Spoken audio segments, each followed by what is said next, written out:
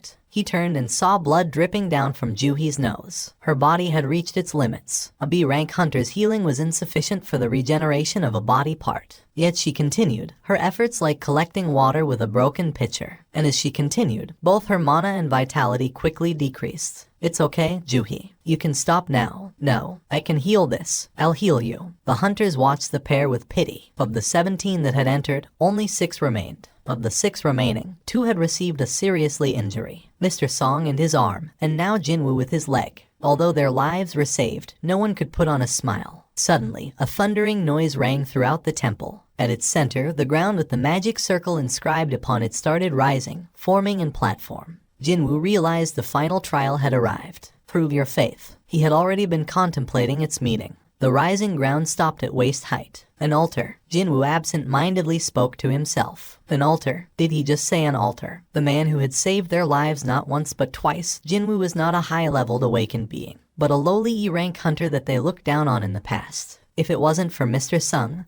we would be. The hunter's thoughts were in union. Jinwoo's words up until now were a lifeline to them. And now this man had uttered the words, altar. The quick-witted Mr. Kim was the first to speak. I think I understand. He unsheathed the sword at his waist. Normally a weapon to be used in slaying magic beasts, its purpose this time was different. Even an idiot like me can understand what you mean by altar. The hunters looked at Mr. Kim's drawn sword, gleaming with sharpness, and gulped. Hey, Mr. Kim, why are you taking that out now? Let's talk about this talk. Mr. Song's C rank was the highest in the party. With him out of commission, there was no one else in the party would could match Mr. Kim, whose skill shone even amongst the other D rankers. Mr. Kim pointed his sword at the altar. The last commandment was, prove your faith, and now this altar appeared in the middle of the room. Mr. Kim's gaze shifted to Jinwoo. We have to sacrifice someone at the altar, right, Mr. Sung? Jinwoo nodded. It was his guess as well. One of the living 6 had to become a sacrifice. That's probably the last rule. As he raised his head, he saw Mr. Kim approaching him with a strange look in his eyes. A streak of sweat fell down the side of Jinwoo's head. What are you going to? Just sit there quietly. Mr. Kim pointed his sword at Mr. Song, who had been sitting next to Jinwoo looking over his injuries. Who is the one who dragged us all here? It's Mr. Song right here. Then shouldn't he be the one to pay the price for all this? Jinwoo yelled and tried to get up, but Mr. Song's hands stopped him. Jinwoo turned and looked at the man. Mr. Song shook his head without a word. His eyes begged Jinwoo to stay quiet. Jinwoo wanted to say something, but swallowed his words. Mr. Song slowly got up. Mr. Kim is right. I have to take responsibility. Then we're in agreement, old man. Mr. Kim gestured towards the altar with his sword. If you're in, then let's hurry up. 11 people died because of you. One of the casualties included Mr. Park, Mr. Kim's friend. Of course, the party had voted on the issue before entering the double dungeon, with a stipulation that no one would argue the result. But to Mr. Kim, who had lost all reason, it was but a faded memory in the back of his mind. I'll go of my own will, so could you put away the sword? Mr. Song asked Mr. Kim. How could I trust you after all this? Stop talking and walk. Sighing, Mr. Song walked to the altar, followed by Mr. Kim and his sword pointed at his back. As he watched, Jinwoo bit his lips. It's not Mr. Song's fault. After all, they all had voted and agreed on the result. To Jinwoo, after everything they went through, putting all the blame on Mr. Song was the height of cowardice. But Jinwoo simply did not have the power to stop Mr. Kim, a D ranker who stood at the height of his rank, and an E ranker who groveled at the lowest of his. The difference in power was too much. On top of that, he was missing one of his legs. If he tried something now, not only him, but Juhi, who was healing him, could become the target of Mr. Kim's anger. Shit. Jinwoo closed his eyes. Out of all the days, he cursed his powerlessness the most in this moment. In the meantime, Mr. Song had gotten on top of the altar. Whoosh. In response, a red flame appeared at the edges of the middle area where the altar was. All those gathered gulped as they cautiously prepared for what would happen next. But nothing happened, except for the appearance of the flame. As no new development occurred after some time, Mr. Kim and the others started feeling anxious. Hey, Mr. Sung, wasn't this it? Mr. Kim asked Jinwoo. I'm not sure. Jinwoo had expected the third commandment to be fulfilled when a person went on top of the altar. Was it not asking for a sacrifice? Well, it was not a bad news to Jinwoo. If his theory of sacrifice was wrong, then there was a chance to save Mr. Song. Jinwoo's face brightened. As he struggled to get up, Jinwoo asked the 2 hunters standing nearby for help. Could you help me get to the altar? Jinwoo, your injury. Juhi also stood up with Jinwoo. Having spent most of her mana, her appearance was pale and weak. Thanks to her help, Jinwoo was at least able to overcome the sense of pain from his injuries. I have to hurry. Juhi's condition. Mr. Kim's anger. The other hunter's terror. He was running out of time. With the other 2 hunters' assistants, Jinwoo arrived at the altar. Let's go up on the altar. His 2 helpers were taken back for a moment, but placed their faith in Jinwoo and got on top of the altar. In response, 3 more flames arose from the edge of the middle area. Whoosh, whoosh, whoosh. Jinwoo's eyes widened, same as the number of people on top. Mr. Song, his 2 helpers and himself. The 4 flames flickered around the middle area, outlining a circle. Looking at their placement, we just need 2 more to complete the circle. And so, it appeared that the remaining people would have to come on top of the altar. Do you think someone will come to rescue us if we wait? Jinwoo asked Mr. Song. Mr. Song shook his head. Today marks the 7th day since this gate opened. Before reinforcements arrive, those things will probably move first. For a D-rank gate, they sure left it alone for too long. Well, it's the association, after all. A gate will undergo a full opening after 7 days. It was the job of the hunter to prevent that from happening. To close the gate by slaying the boss in the dungeon.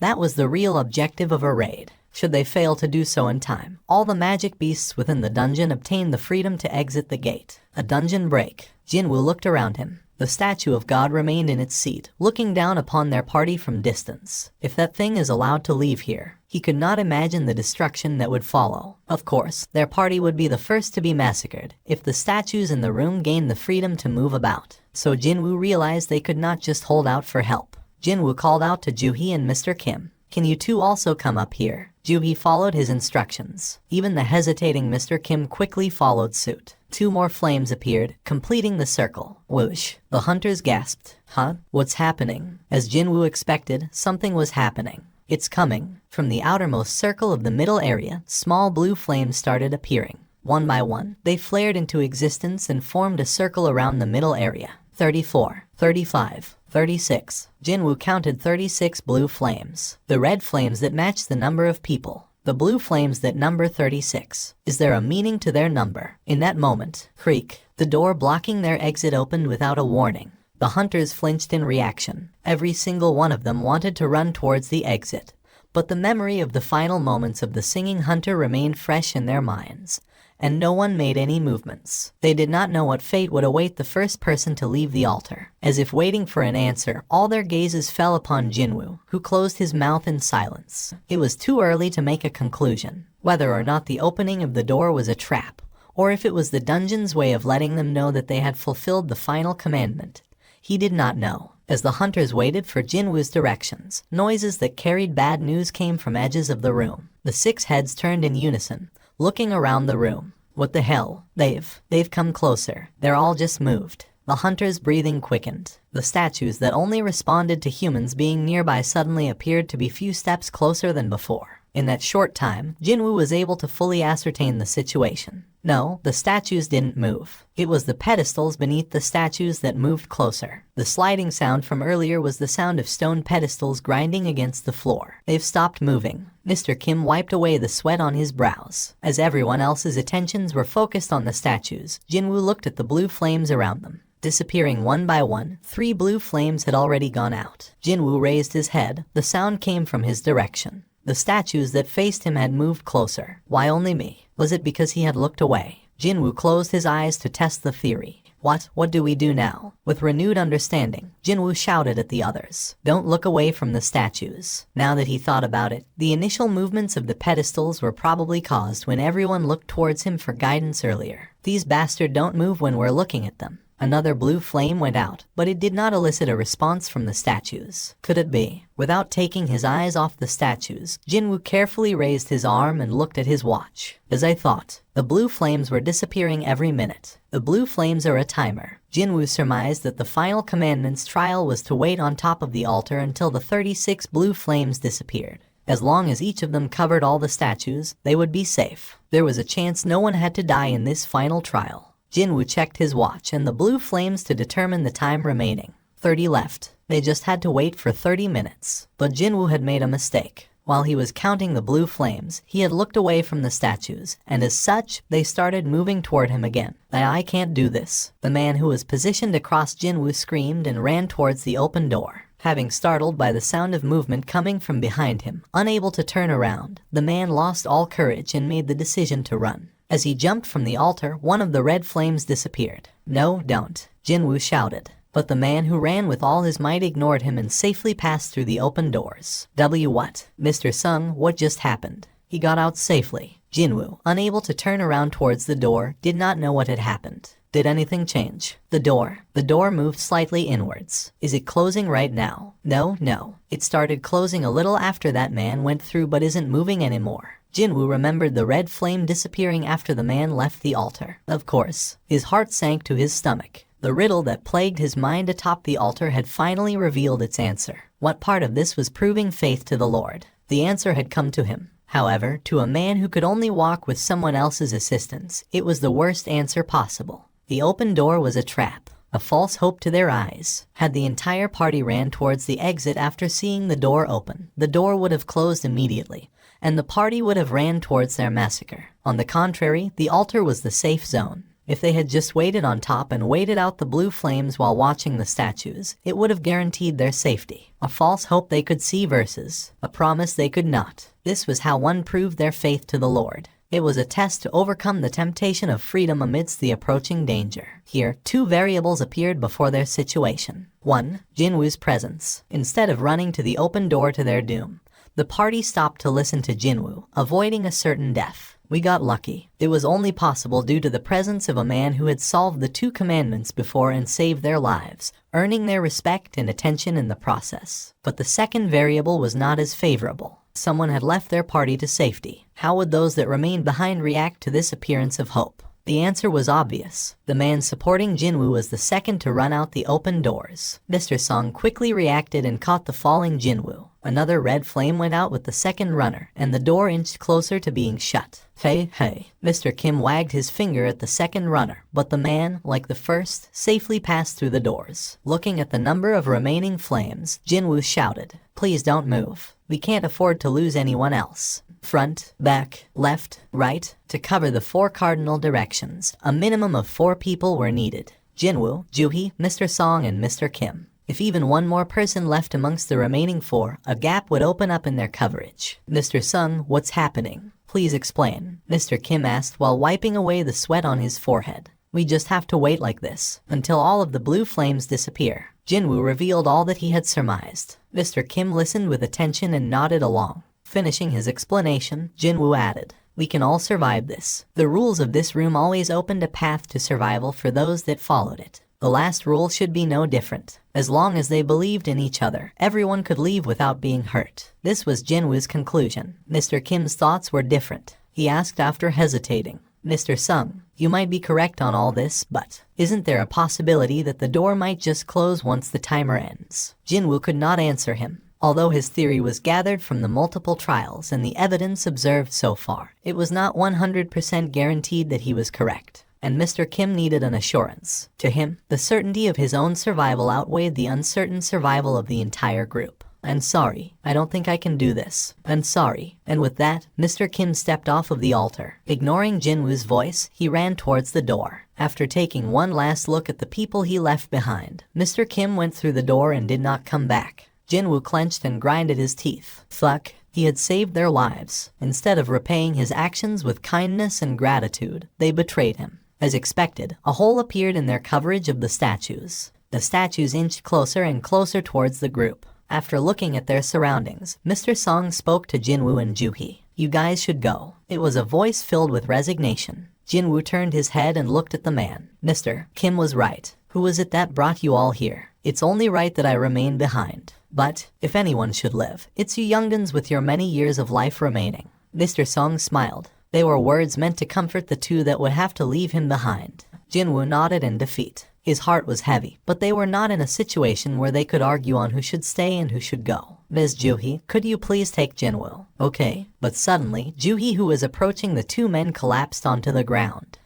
Struggling to get up, tears filled her eyes. I can't move my legs." Jinwoo and Mr. Song's expressions darkened. She was not in a good state. Her lips had turned blue, and her entire body was spasming lightly. It was the side effect of overusing one's mana to near emptiness, made worse in her exhausted state. "Only because she tried to heal my leg." Jinwoo struggled to speak as the guilt weighed heavily upon his heart. But this was not a time to waste away like this. The statues were continuing to move towards the center of the room. Jinwoo pulled away from Mr. Song's arms and collapsed onto the floor of the altar. Mr. Song's eyes widened. "You." Jinwoo spoke to him with a determined look. "Please take Juhee and get out of here. I told you I would remain." "Then who will take Juhee?" Jinwoo wasn't able to walk on his own. It was impossible for him to take Juhee, also incapacitated, to the doors. Of course, there was the option of leaving her behind, but she was someone who had saved his life countless times before, and even her current state was due to spending all her mana in efforts to heal him. He hated the thought of carrying the guilt of leaving such a person behind for the rest of his life. "There's no time. Please go." Mr. Song picked up Juhee with a heavy expression. Juhee cried and shook her head in defiance. "No, we can't. Jinwoo, you can leave, I'll stay behind. I promised to buy you dinner, right?" Jinwoo took out the E-rank magic core from his pocket and placed it in Juhee's hand. "Go ahead first and eat with this. I'll come collect the change later." Juhee flared at his smile. "How could you even joke in a time like this?" Jinwoo nodded toward Mr. Song, who struck the back of Juhee's neck, knocking her out. Mr. Song carried her over his right shoulder. "I'm sorry. It's my decision, after all." Mr. Song bowed his head toward Jinwoo and stepped down from the altar with Juhee. The statues were quickly nearing the altar. Sitting down, Jinwoo took in a deep breath. Noticing the sword that Mr. Kim had left behind, he reached out and grabbed it. "Now that it's like this, I'm going to take at least one of you with me." Turning around, he saw Mr. Song and Juhee safely make it through the open doors. "Thank God, I'm the only one that'll die now." It was not a sentiment born of some noble self-sacrifice, just a matter of simple calculation. Even if he got out somehow, he would have to live the rest of his life as a cripple. Forget being a hunter, it wouldn't be possible for him to even live a normal life. With no special talents or learned skills, he did not see a happy life ahead of him. Then there's mother's hospital bills, and Jinna's education expenses. Since there was no way he'd be able to support them with this injury, he thought to at least provide for them through his death. Let's see, the compensation for death during a raid was 300 million won to the surviving family. Or was it 400 million? Compared to the worthless life of an E-ranker, it was a rather generous compensation. They were here. The first statue to arrive took a step towards the altar. Jinwoo looked towards him and raised his sword. "Come," but the first attack came from behind. Stab. The spear that pierced his back now protruded out of his chest. Jinwoo threw up a large amount of blood. The pain assaulted his senses like hail. If the place you were stabbed in was just a bit higher, it would have pierced your heart. Juhee's words from earlier flashed across his mind. The statue raised its spear and with it, Jinwoo. Still skewered to the weapon, Jinwoo found himself suspended in air. As he flailed his legs in pain, the statue slammed him towards the ground. Bang! Crack, crack, crack. He heard the sound of bones breaking throughout his entire body. There was nowhere he did not feel pain. One by one, the statues gathered around the convulsing Jinwoo, who glared up at them. I don't want to die like this." As death crept closer and closer, tears formed in his eyes. His family appeared in his mind. Juhee, who worried for him until the last minute, also appeared in his mind. I don't want to die. To end his life at a young age of 24. Step. A statue wielding a sword walked towards him with an expressionless face. Even as his entire body shook, Jinwoo did not look away from its gaze. Finally, the statue's raised sword fell down towards him. Just one more, if I had just one more chance. Jinwoo's eyes widened at the falling sword. It was in that moment, as if someone had pressed the pause button on a video, the falling sword stopped before his eyes. No, not stopped. Slowed to a crawl, almost as if it was stopped. Millimeter by millimeter, the sword was definitely still coming down at him. He could not hide his surprise. Then, a female voice he had never heard before in his life rang throughout his head. Secret quest. Fulfilled all conditions. He had no idea what it was saying. No, before that, where is that voice coming from? Ignoring his thoughts, the voice continued. You've obtained the right to become a player. Do you accept? Obtain the right. Accept? It sounds like it's giving me something. Growing up in poverty, he knew there was no such thing as free in life. But I suppose that was in life. What does any of it matter in death? As he waited in hesitation, the voice in his head asked again. You do not have much allowed time remaining. In the case the right is refused, your heart will stop in 0.02 seconds. Do you accept? Whether or not this was a hallucination, one thing was certain, his impending death. On top of the sword slowly coming down on his head, the other statue's weapons were also finding their way towards him. At this point, Jinwoo gave himself up to resignation. Sure, why not? He did not speak the words out loud, merely thought them in his head. But the voice answered his thoughts. Flash, a blinding light surrounded his body, and Jinwoo lost consciousness. He opened his eyes. A bright white ceiling, the stinging smell of disinfectant, feeling of a hard bed behind his back. Jinwoo immediately realized where he had opened his eyes. A hospital. Although he found himself coming less and less after meeting the B-rank healer class hunter Juhi, the hospital was still a place Jinwoo could call a second home in his job. After all, there were even rumors that there was a room reserved just for him here. Jinwoo sat upright. Holding his hand up to his chest, he felt the regular beating of his heart. I'm alive, not just alive. His entire body felt lighter than usual. Compared to the heaviness he felt when he would normally open his eyes here, something was different. It was as if he woke up after a good rest in his own home. When he remembered the scene before he passed out, it was an unthinkable occurrence. The falling sword, the statues that surrounded him. Even if he had somehow dodged the sword, it would take a party composed of S-rank hunters to defeat the enemies in that room. And I came out of there alive. Was it a dream? Thankfully, there was an easy way to find out. Jinwoo looked underneath the blanket covering him. If it was all real, he would be missing a leg. Then, a deep voice interrupted him. Have you regained consciousness?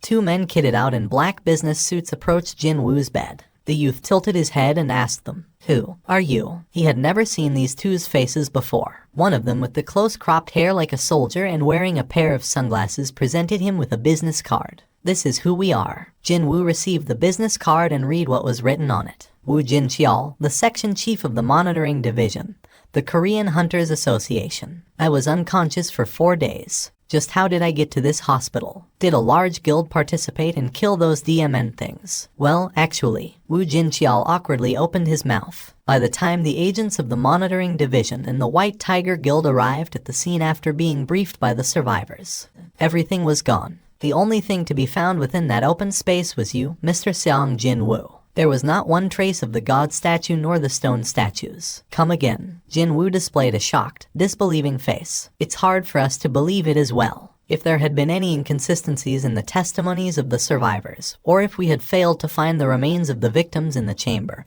we might have suspected something fishy was going on. Woo Jin-cheol carefully studied Jin-woo's reactions as he continued on. We suspect that Hunter Seong Jin-woo Nim might have gone through another awakening. Another awakening. Jin-woo's eyes shot open wide. Although extremely rare, there had been instances of a human who had awakened his or her abilities as a hunter going through yet another awakening.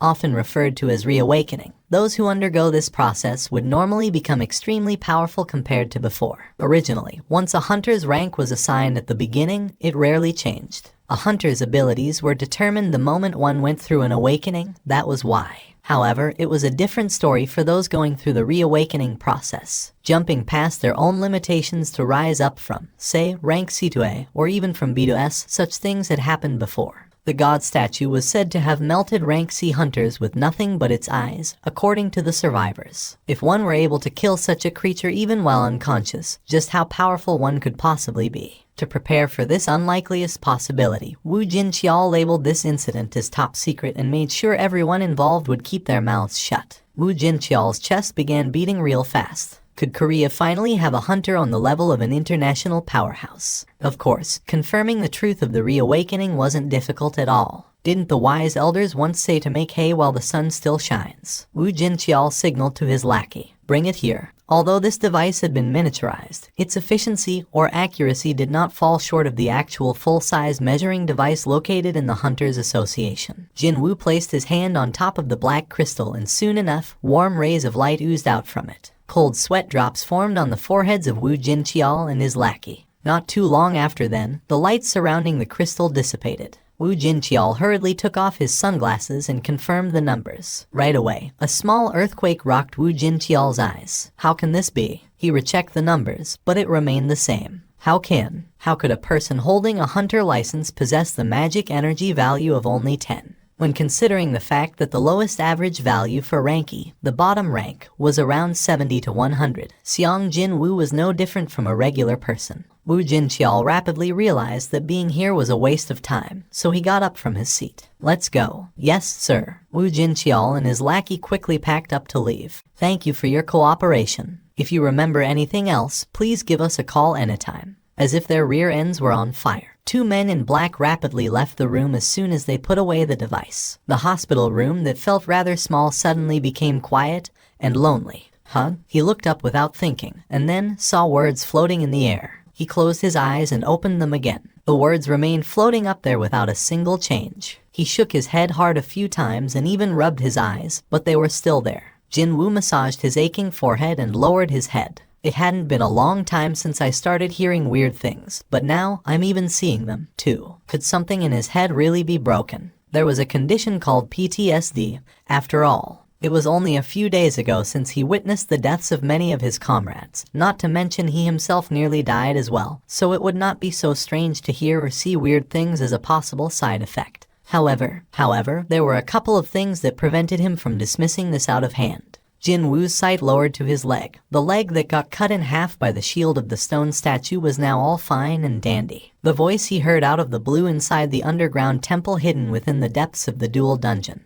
His completely cured leg, and now, those words floating in front of his eyes. Too many weird things were happening all at once. What if there was a chance that all these things were not isolated events but linked to one another? Once the confusion in his heart died down and he felt calmer, he became quite curious about the contents of those so-called unread messages. There might be answers to his questions found within those messages, after all. In order to confirm the messages, he reached out towards the words, and his hand simply went past them. It's not touch-operated. It seemed that he got way too used to how a smartphone worked. Check messages. Reading. I want to read. I want to look. Hey, show me already, will ya? Just what is it that you wish to see that bad? He felt a cold, probing stare coming from the side, so he turned his head to look, and spotted his little sister in her school uniform looking at him from the gap of the half-open door. Boom. Jinwoo became speechless. Maybe you hurt your head really bad. The younger sister stood at a distance away and asked Jinwoo, "Are you really okay?" "Yes, I'm telling you the truth. I told you to stop getting hurt. You have any idea how worried I was?"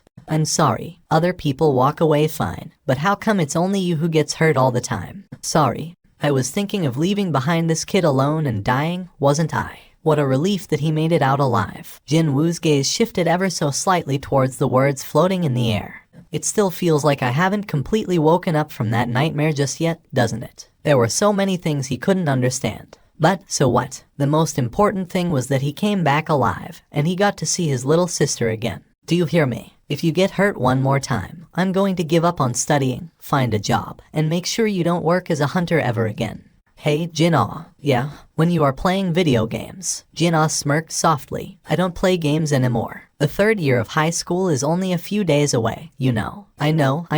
When there are unread messages in a game, what should I do access them? You gotta open the mailbox first. As soon as Jinwoo said the word open, a clear beep entered his head and the hidden messages revealed themselves. Congratulations on becoming a... Jinwoo smiled brightly. Finally, seeing her older brother's complexion suddenly brighten like that, Jin-ah felt something was wrong and quickly asked him, "What's up? What game is it? You need my help." Jinwoo firmly shook his head. "Nope, no need. I'll do it alone." How would his younger sibling react if he told her what had been happening to him right now? I really don't want to be labeled as a loon by her.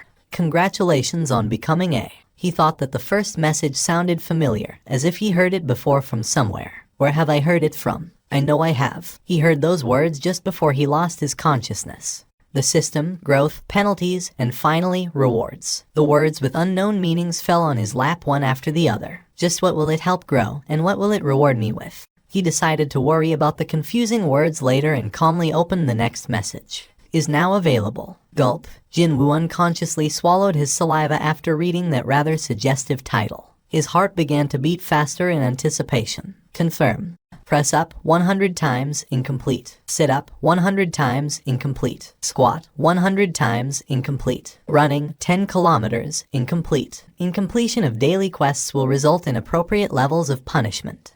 Jinwoo reflexively spat out a dumbfounded chuckle after confirming the contents of the message. Ha ha ha. Seriously, man. Should this be the feelings of disappointment? To think, what the grand-sounding daily quest, the one titled Preparations to Become Strong, was nothing more than a list of physical exercises to train his body. Well, for sure, if he did as the quest said, then his body might get a bit tougher. Jinwoo shook his head. He suddenly thought that he was a fool for searching for answers to his many questions from a DMN hallucination. I'm sure these hallucinations and weird things I hear will eventually go away with time. His eyelids slowly closed shut, and Jin-woo drifted away into a deep slumber. Tick-tock. Even when Jin-woo was softly snoring to himself, the needles of the clock hanging by the wall continued to tick away. The needles spun and spun around until they indicated 11 hours, 59 minutes and 57 seconds p.m. Tick-tock, tick. 58, 59, 60. Jin-woo's eyes shot right open from the violent tremor that shook his entire body. An earthquake. Jin-woo sat right up and grabbed the edges of the bed.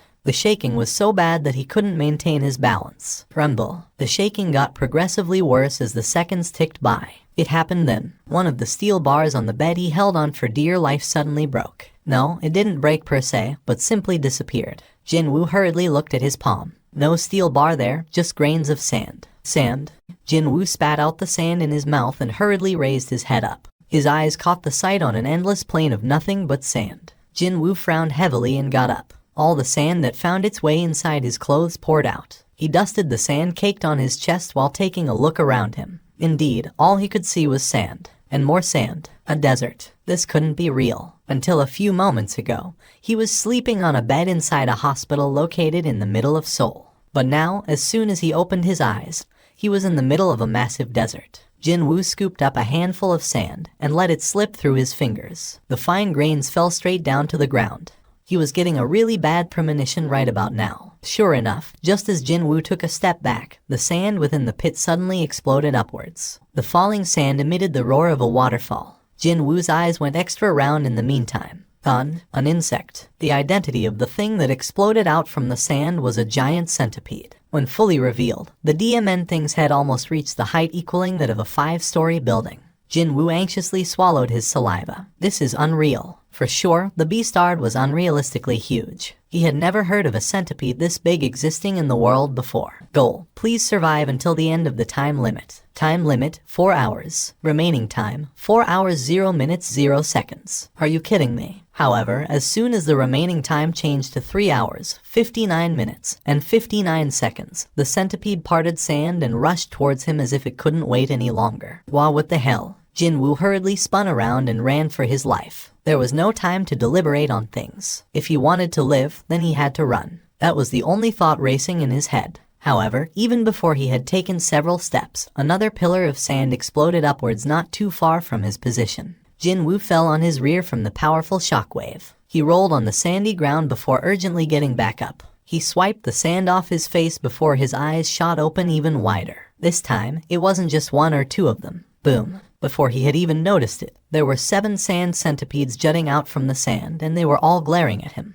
As the centipedes issued shrill cries, Jin-woo's complexion changed for the worse. Jin-woo reappeared in the hospital room exactly 4 hours later. Plop. Jin-woo keeled over on the floor and painfully wheezed out. Cough, cough. His mouth felt full with this coarse, grainy taste. His eyes stung badly too, seemingly like sand particles got in there. Jin-woo whimpered and groaned for a long time, before powerlessly falling flat on his back. He didn't have any energy left to lift even a finger. What was that? Jin-woo continued to pant heavily when a new message appeared before him. Jin-woo's expression crumpled into something unsightly. A penalty quest. Did he do something worthy of being punished? Jin-woo carefully retreaded his memories until he recalled that he abandoned midway yesterday. Could it be? Now that he thought about it, it definitely said that if the quest was not completed, he'd be hit with a corresponding penalty. Jin-woo lapped the outer perimeter of the hospital once and arrived back in front of his room. He was currently bent over and panting out heavily. His heart felt like it might explode at any second, but he couldn't give up yet. I worked so crazy hard until now, so no way I would. He somehow managed to open the door and took a step forward. It was finally over. Pant, pant. Jin-woo fell down to his knees. His breath reeked of something sweet and bitter. His face and back were soaked in sweat. Pant, pant. As Jin-woo tried to regulate his heavy, rough breathing while thick sweat drops continuously dripped down, a familiar message popped up in front of his eyes. Jin-woo momentarily thought about forgetting about everything and simply laying down in defeat, but quickly changed his mind.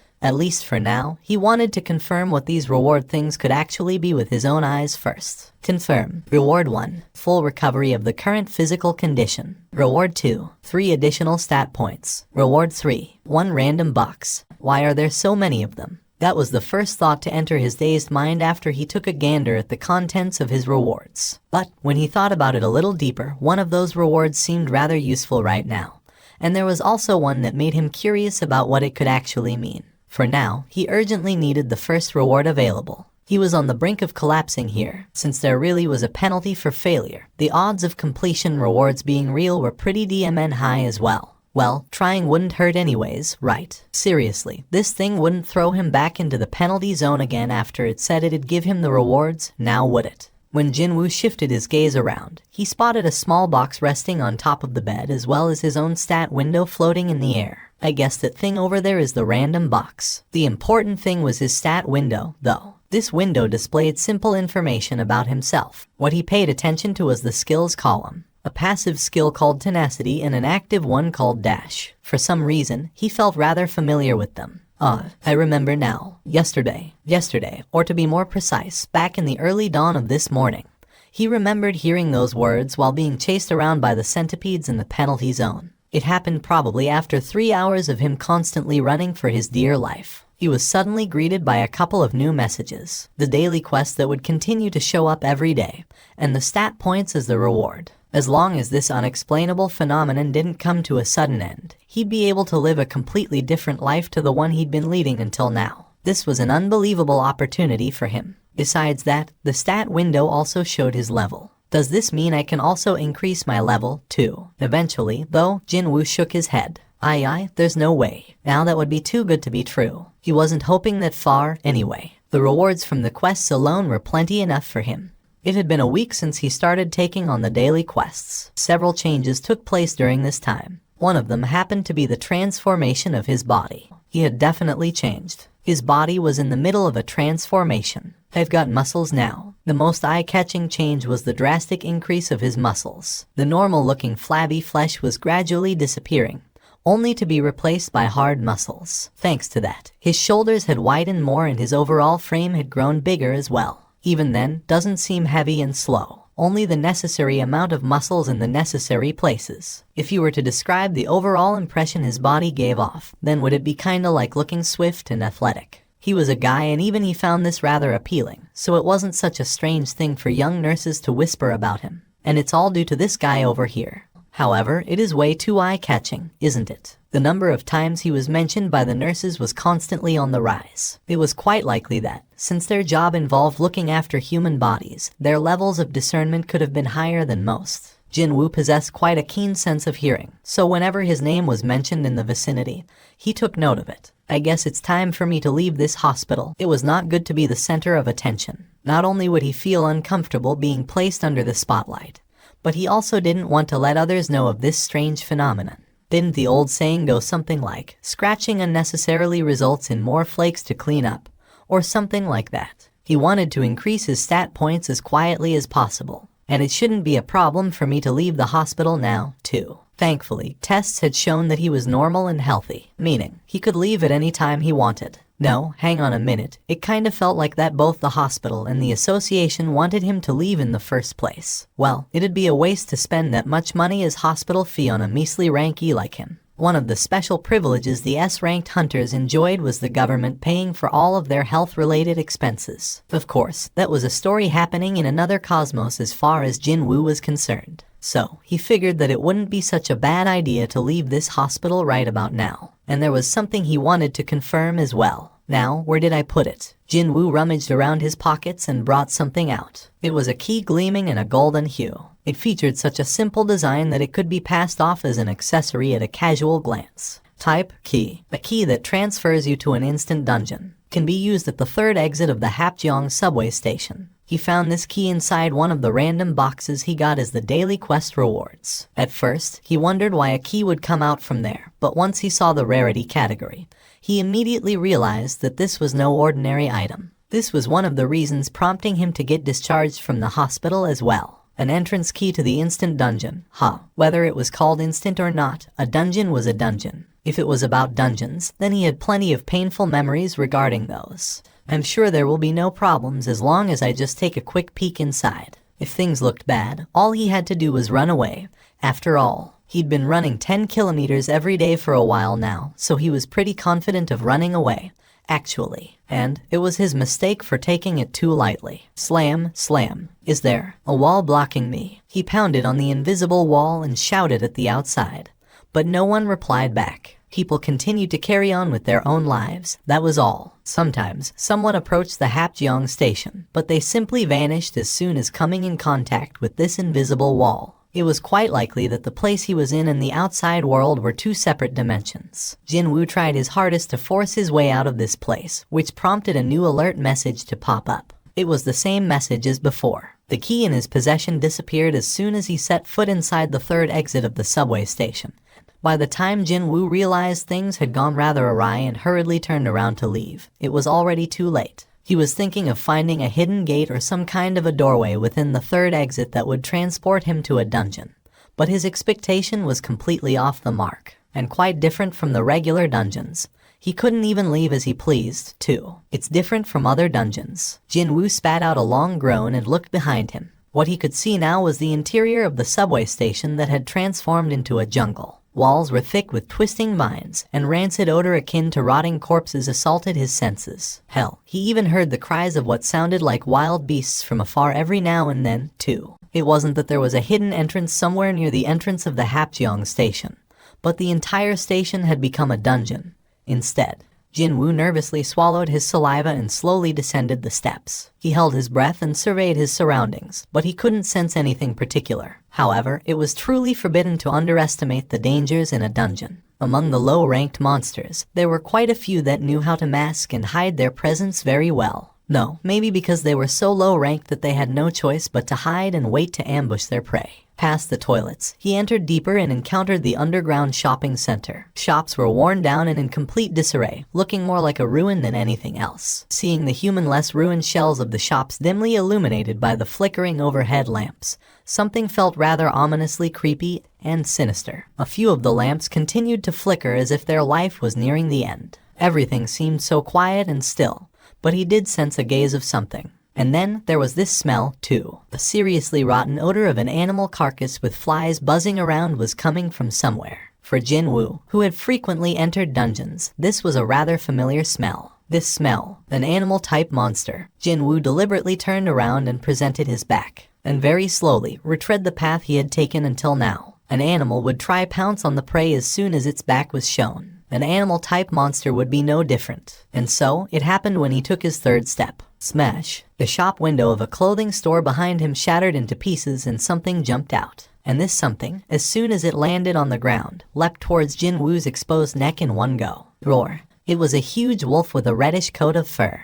When he took a closer look, its name also appeared on top of its head, just like the centipedes from the penalty zone. Iron Fang Lichen. However, unlike before, its name was in white letters, not red. There is no time to waste here. Two more lichens jumped out from their hiding place from behind the shop's darkness. It was in a pack. Jinwoo's eyes grew wider. They bared their big fangs and closed the distance in an instant. It was at this moment that one of the lichens aimed for his face and leapt up. Jinwoo ducked low. The lichen flew over his head and landed face first on the ground after failing to stop in time. Screw this. Whoosh. Accompanied by a bone-chilling sound of wind parting ways, his fist flew straight forward. Pow! It took just one hit and the head of the lichen simply exploded. The corpse of the now headless lichen slammed into the ceiling above, and then powerlessly fell down to the ground. Thud! Jinwoo's eyes opened up very wide and he stared dumbfoundedly at his own fist. What an unexpected destructive power that was.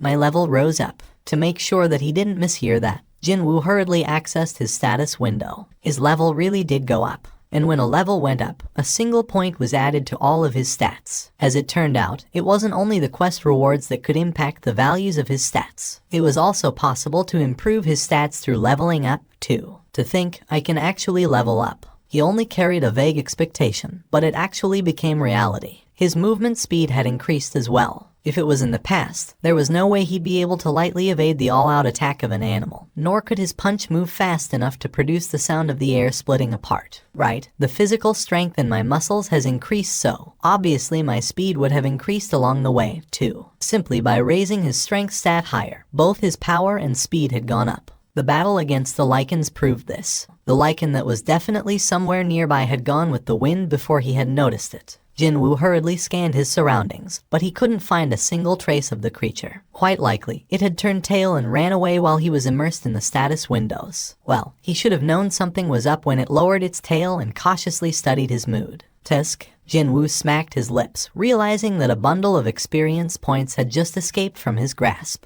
Hang on, do these things give away things like magic crystals, too? The sudden thought popping up in his head stopped him in his tracks. Monsters appearing within the gates all possessed one, or sometimes several, magic crystals in them. Jinwoo was also a hunter. He was successful in killing these monsters, so not being rewarded for his work kind of felt a bit like he was wronged somehow. Feeling a little rueful, he sliced open the lycan's stomach, but it turned out to be a waste of time. It seemed that these creatures were fundamentally different from the regular monsters. Jinwoo dusted his hands and was about to stand back up, but then he spotted something glittering within the dead lycan's mouth. So he opened the creature's maws. One of the lycan's fangs was emitting a beam of light. When Jinwoo reached out, a new message popped up before him. Sure thing. Rarity, none. Type, miscellaneous. A large and sharp canine of a lycan. Can be stored in the inventory or can be sold at the store. Jinwoo got flustered a bit while staring at the canine tooth. There was a store, too. Where would you find a system less friendly than the one he was saddled with? To think, it was designed in such a way that the end user had to personally experience it with his own body before learning about any of its functions. Hell, he wasn't given much of an explanation during the penalty quest and he almost died as a result back then.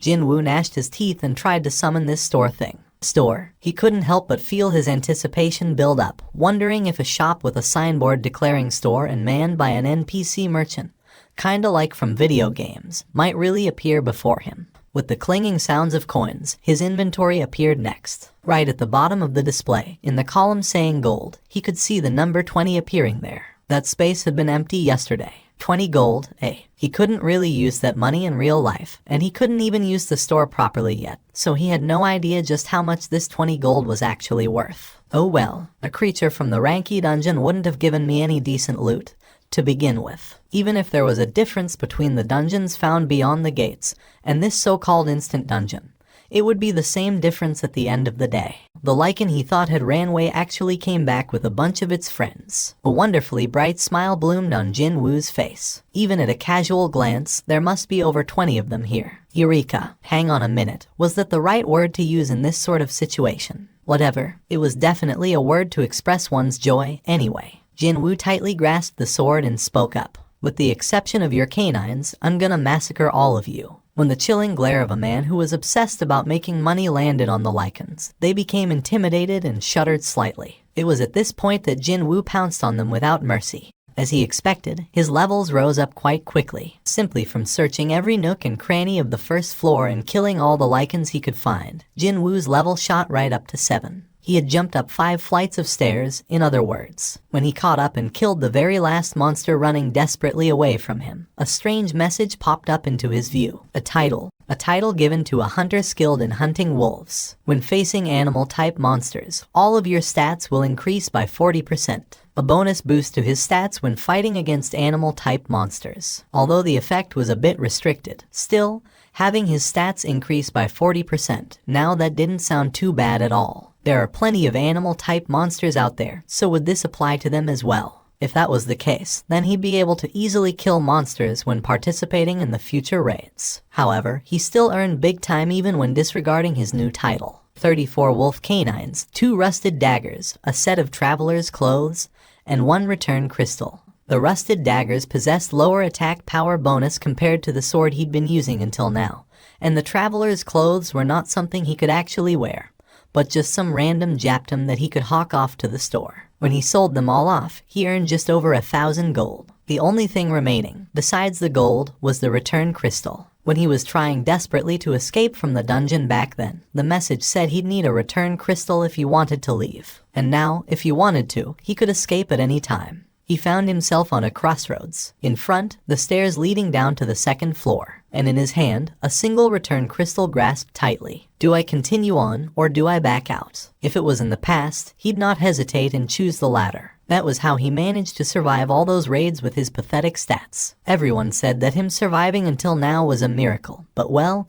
he was trying to be smart about his choices, actually. However, the story was different now. He didn't want to retreat here. He felt that, If he turned away to leave now, then he'd never be able to take another step forward in his life. I've retreated enough times already, right? Wouldn't it be okay for him to jump in headlong, at least once in his life? Jinwoo pocketed the return crystal. His steps climbing down the steps to the second floor was light. Unlike the dungeons of the gates, there was a thing called respawn within the instant dungeon. While he was sweeping away every single monster found on the second floor, all the monsters on the first respawned. While he went back upstairs to deal with them, monsters on the second floor respawned. So on and so forth. Jinwoo hopped between the first and second floor and killed monsters until his level no longer rose up. Who knows when I'll ever run into another opportunity like this one. Along the way, he got so used to this place that he was able to predict from where and how the monsters would try to attack him. A monkey falling from the ceiling. He lightly evaded the claws of the monkey-type monster falling from the ceiling and stabbed it in the chest with his sword.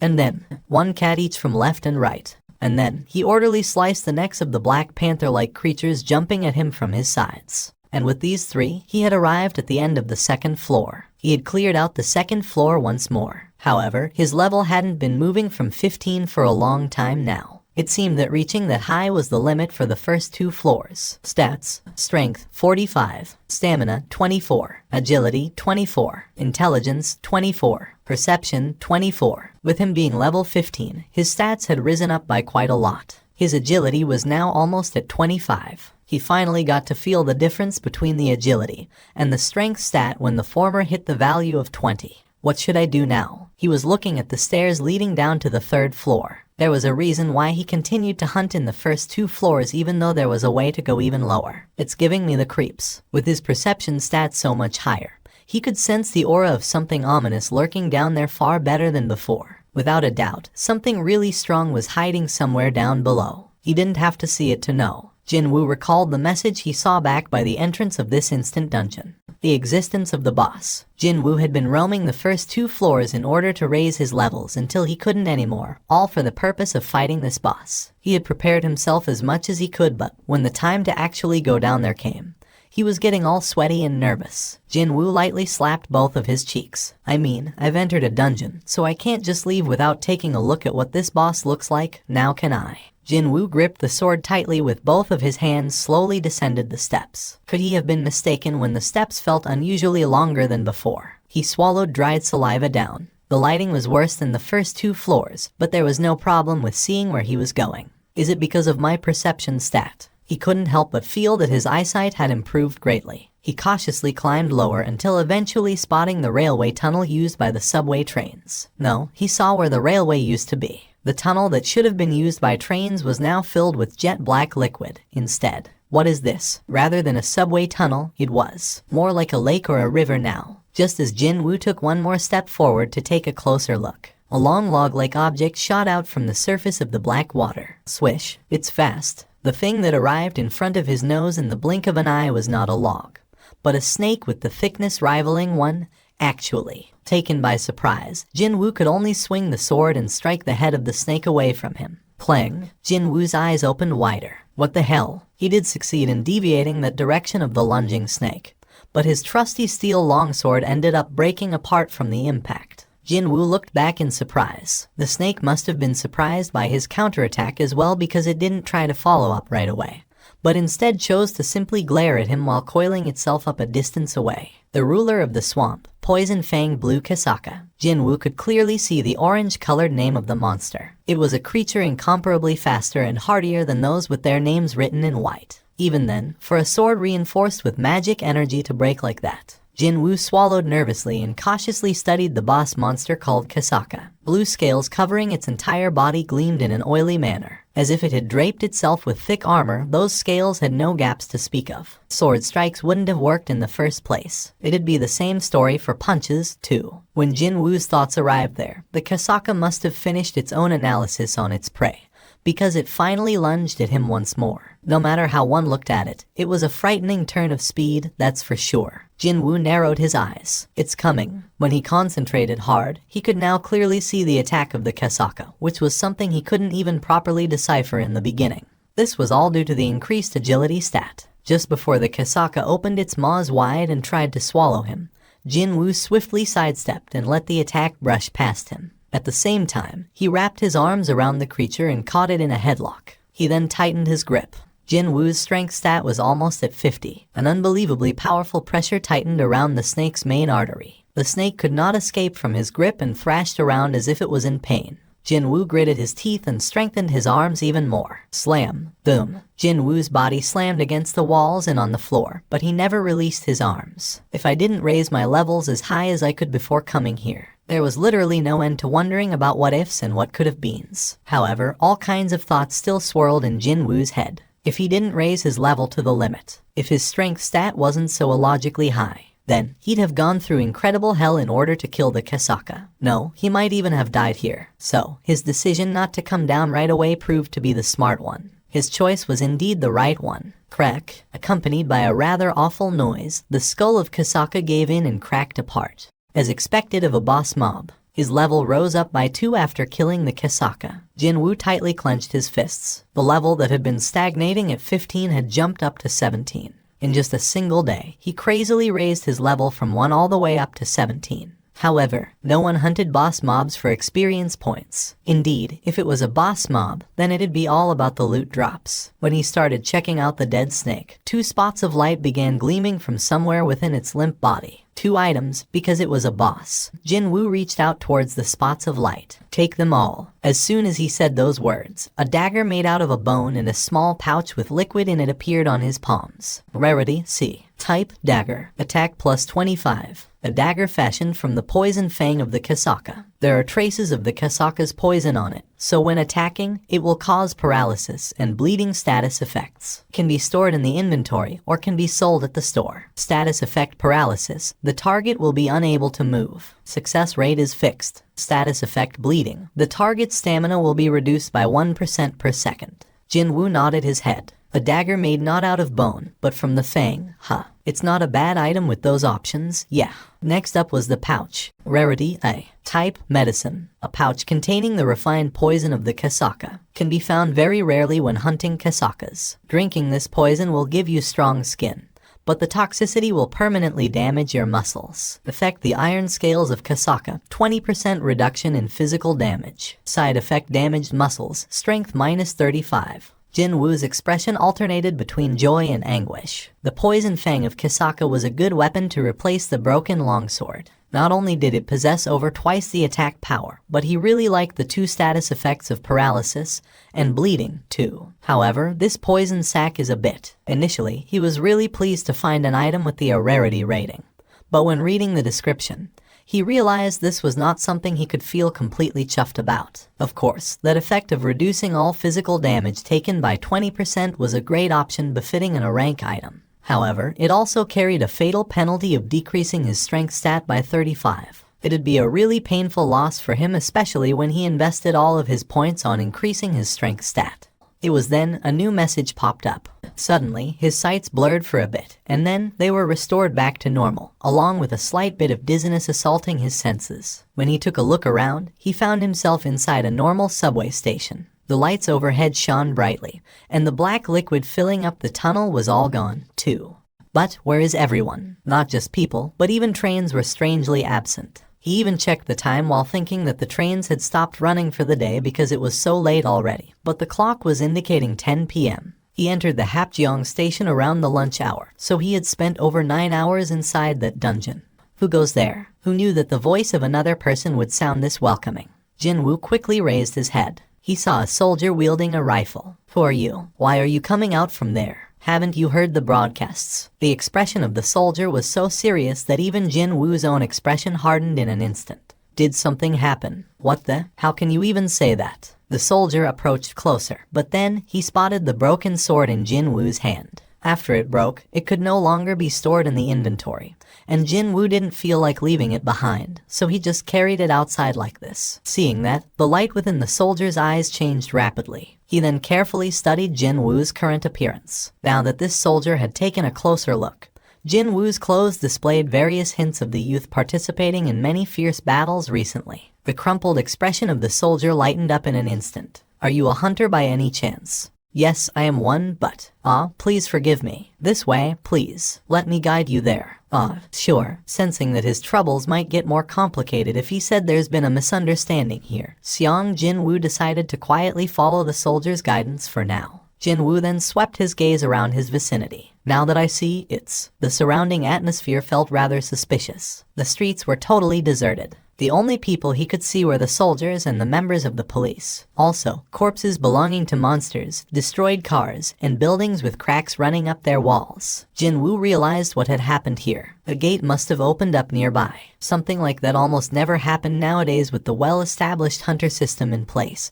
But sometimes, a gate would appear in a remote area, and it'd go unnoticed for a while. As a result, no one would come around to close it in time. When such an event unfolded, soldiers from the nearby bases were dispatched in order to buy some time until hunters could arrive on the scene. Of course, the weapons of soldiers didn't work against the monsters. However, in order to facilitate the evacuation of civilians, someone had to be offered up as sacrifices. In other words, they were to become cannon fodder. A role someone had no choice but to perform had been saddled on the shoulders of this nation's youths. I've received a word that the monsters in the vicinity have been dealt with, and only the biggest one remains. Jinwu nodded his head. He didn't need to hear the soldier's explanation to know. He could actually sense the presence of a powerful life form nearby, and he could even sense several auras of hunters surrounding it, too. The enhanced perception stat was transmitting crucial information in the form of sensations and feelings, and that's how Jinwu got to figure it out almost immediately. That thing is the boss. Soon enough, the creature could be seen in the distance. In the empty, open space not too far from him, a dozen or so hunters were surrounding a giant made out of rock. It was as tall as a telephone pole.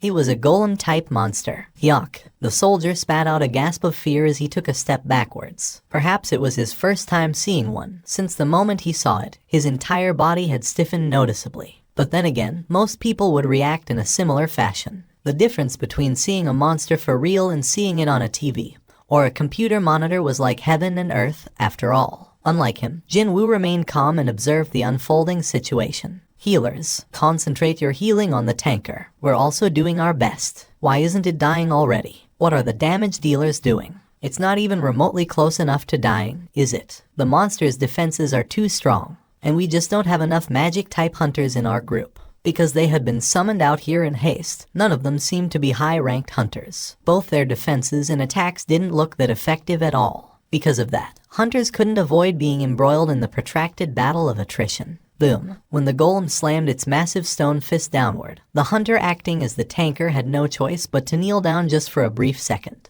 The tanker vomited out a mouthful of blood. The tanker might die at this rate. Jinwu's gaze, as he took all of these in, gleamed quite sharply. If it's only that much, I can do this. Jinwu slowly took several steps back. This golem-type boss might possess the high defense, but its rank was probably lower than its scary outer appearance might suggest. Just from the aura it emitted, it was definitely weaker than the boss of the instant dungeon, the poison fang blue whatever. So, if I could just render its high defenses to nothing. What's needed right now was a powerful strike that could penetrate past that dumb rock giant's defenses. Jinwu got to enough distance away and took a position of throwing something. The muscles in the arm holding the broken sword began swelling up quite violently out of the blue. Thick, pulsing veins even popped up on the back of his hand, too. All of his physical strength was concentrated in his right arm. A short while after that, the arm pulled back taut like the string of a bow was shot forward at the speed of sound. Go. The view of the rank D hunter, Li Hansu, was turning dark. He couldn't continue on anymore. His prized shield had begun developing cracks as well, as if their magic energy had been depleted. The amount of healing magic hitting him from the healers had decreased quite noticeably. At this rate, every single one of them would die for sure. Li Hansu had to make a decision now. The only feasible plan here was for him to buy enough time so the other hunters could safely escape from here. And at a later time, hunters with higher ranks show up to kill this golem. Or we all die together here. Li Hansu shouted out while looking back. Leave this to me and you all gotta.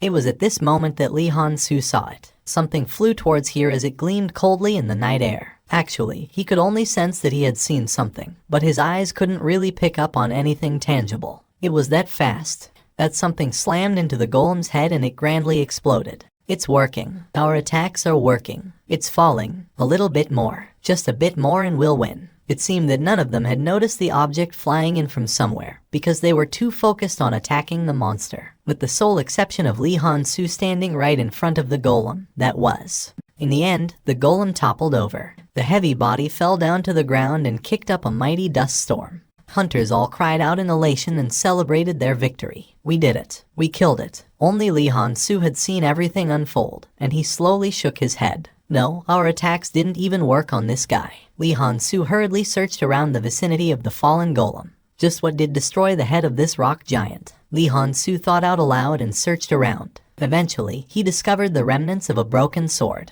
Although there were some traces of magic energy within it, it was basically a cheap, plain steel sword. What? Someone threw something this worthless and destroyed a boss-level golem capable of brushing off the combined attacks of 10+ hunters. Suddenly, he forgot what he wanted to say. Lee Han-soo silently alternated his gaze between the corpse of the golem and the broken sword, before he ran past the cheering hunters and in the direction the sword flew in from. Excuse me. He found a dazed soldier standing there. Pardon? You talking to me? That's right, you. When a hunter with a hulking physique hurriedly rushed towards him, the soldier couldn't help but swallow nervously with a stiff face. That was how great the pressure a hunter gave off to regular people. Lee Han-soo displayed the broken sword and asked, "Did you throw this?" "Oh, that. It's actually." The soldier looked behind him, only for his eyes to go round in surprise. But there was a hunter standing right behind me, though. Of course, there was no one there now. While the flustered soldier was looking around the vicinity, Lee Han-soo scratched the back of his neck and stared at the broken sword. That power, that destructive power. Could it have been a high-rank hunter? He'd never know, since the protagonist had disappeared already. Around the same time, Jin-woo was on his way home. He turned around to leave as soon as the golem began teetering about. Indeed, he was the one who brought down the golem. He was well aware of this fact. Now originally, the loot and the profit arising from a dead monster belonged solely to the hunter who managed to kill it. If he wanted to, he could contest for the rights to the golem.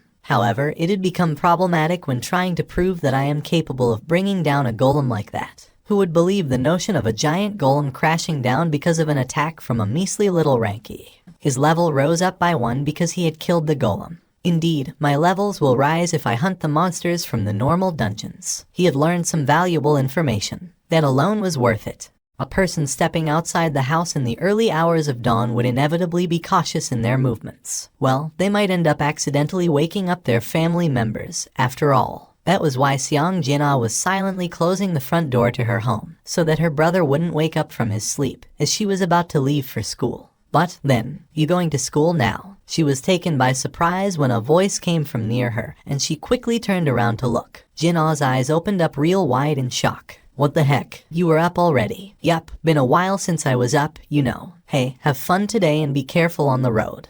Sure." Now that I think about it, her older brother's back seemed broader than before, for some reason.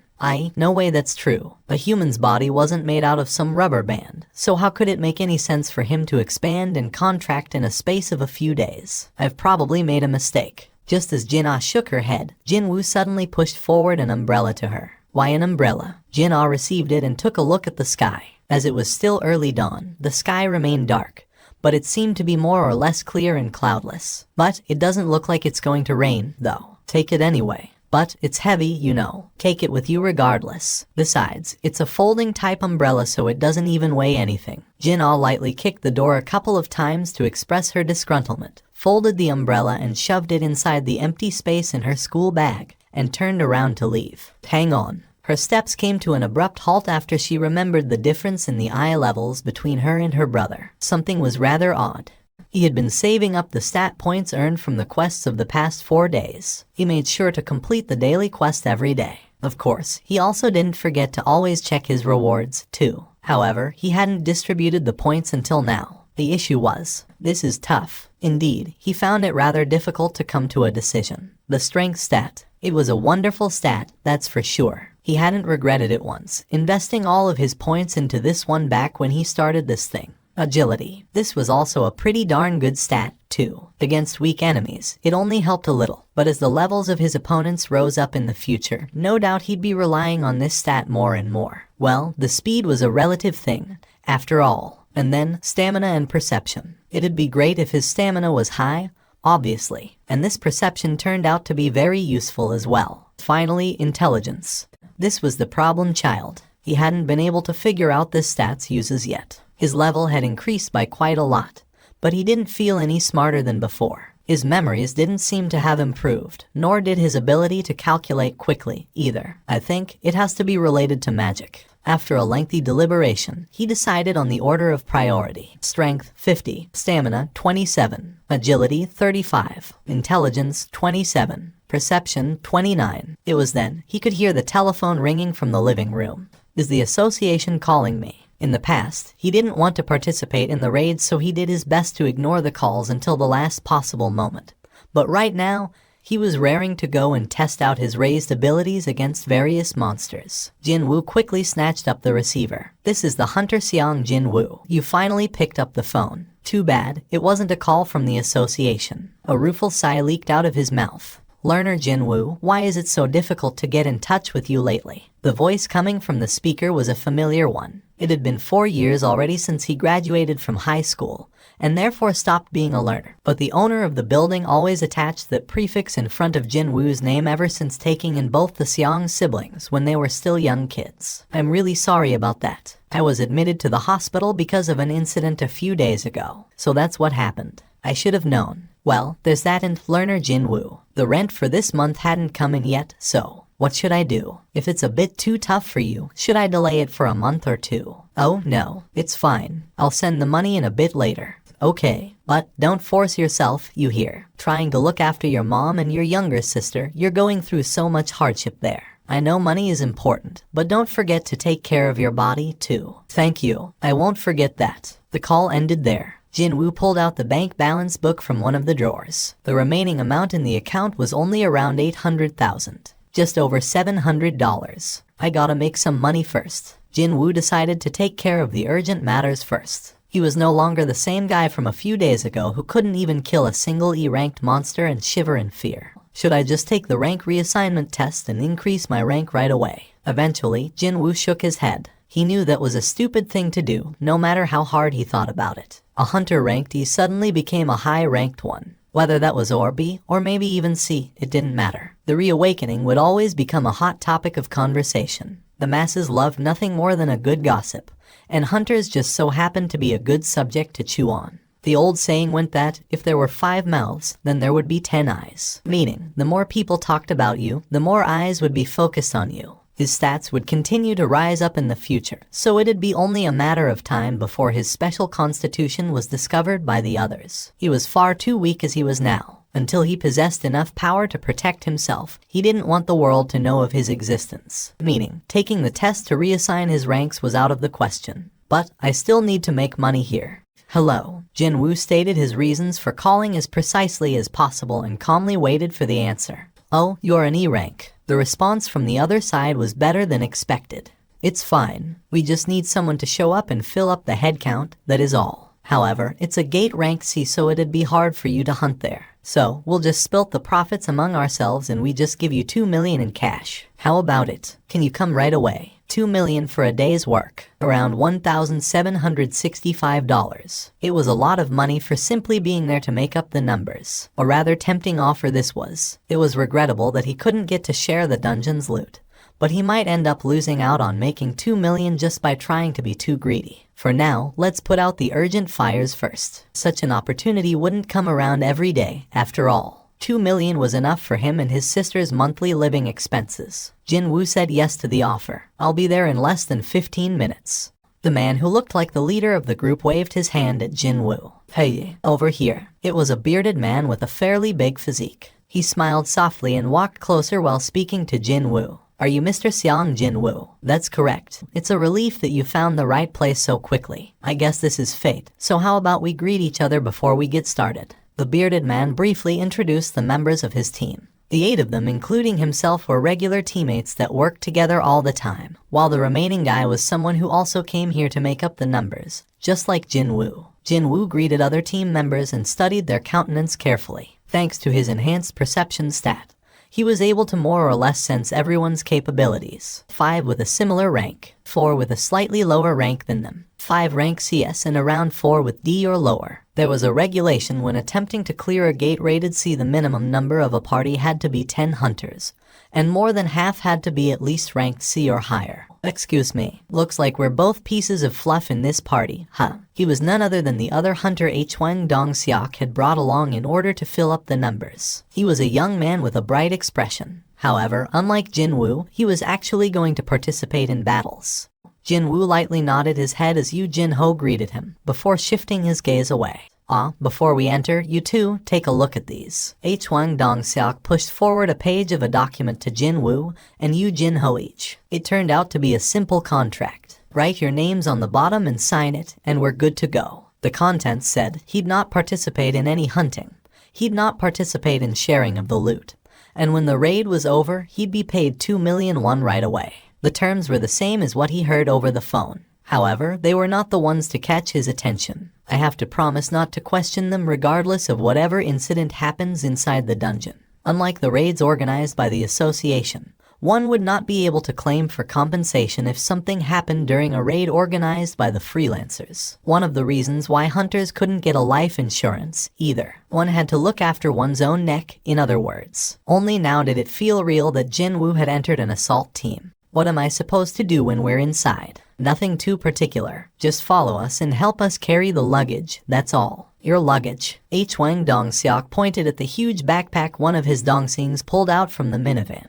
You'll be carrying around lunch boxes to eat when inside, several sets of clothing and equipment, first aid kits and some other stuff. Wait, first aid kits when entering a dungeon? Jin-woo couldn't help but question this. You are not entering with a healer. I'm sure you already know that it's not easy to hire a healer if you're running your own assault party. Well, we've been doing things this way until now, so it'll be fine. Hwang Dong-seok smiled awkwardly. To think, this team just barely met the required minimum number of hunters. One of the additional members mistook a raid as a blind date or something. And the composition of the assault team only happened to feature a tanker and damage dealers, and not one healer. Even after hearing that there was no healer present, that oblivious additional member didn't seem too bothered by the revelation. It was the sure proof that he was a newbie. Jin-woo smirked inwardly. They are a bunch of wannabes. However, he still signed on the contract. Not because he needed that 2 million, but because he knew very well that he could protect himself now. Hwang Dong-seok confirmed the signatures of both men and shouted out in a loud voice as if he was feeling really pleased today. Okay, let's get going, everyone. The party headed straight to the location of the gate. It was in the middle of the halted construction site for an apartment complex. The economy nowadays isn't so good,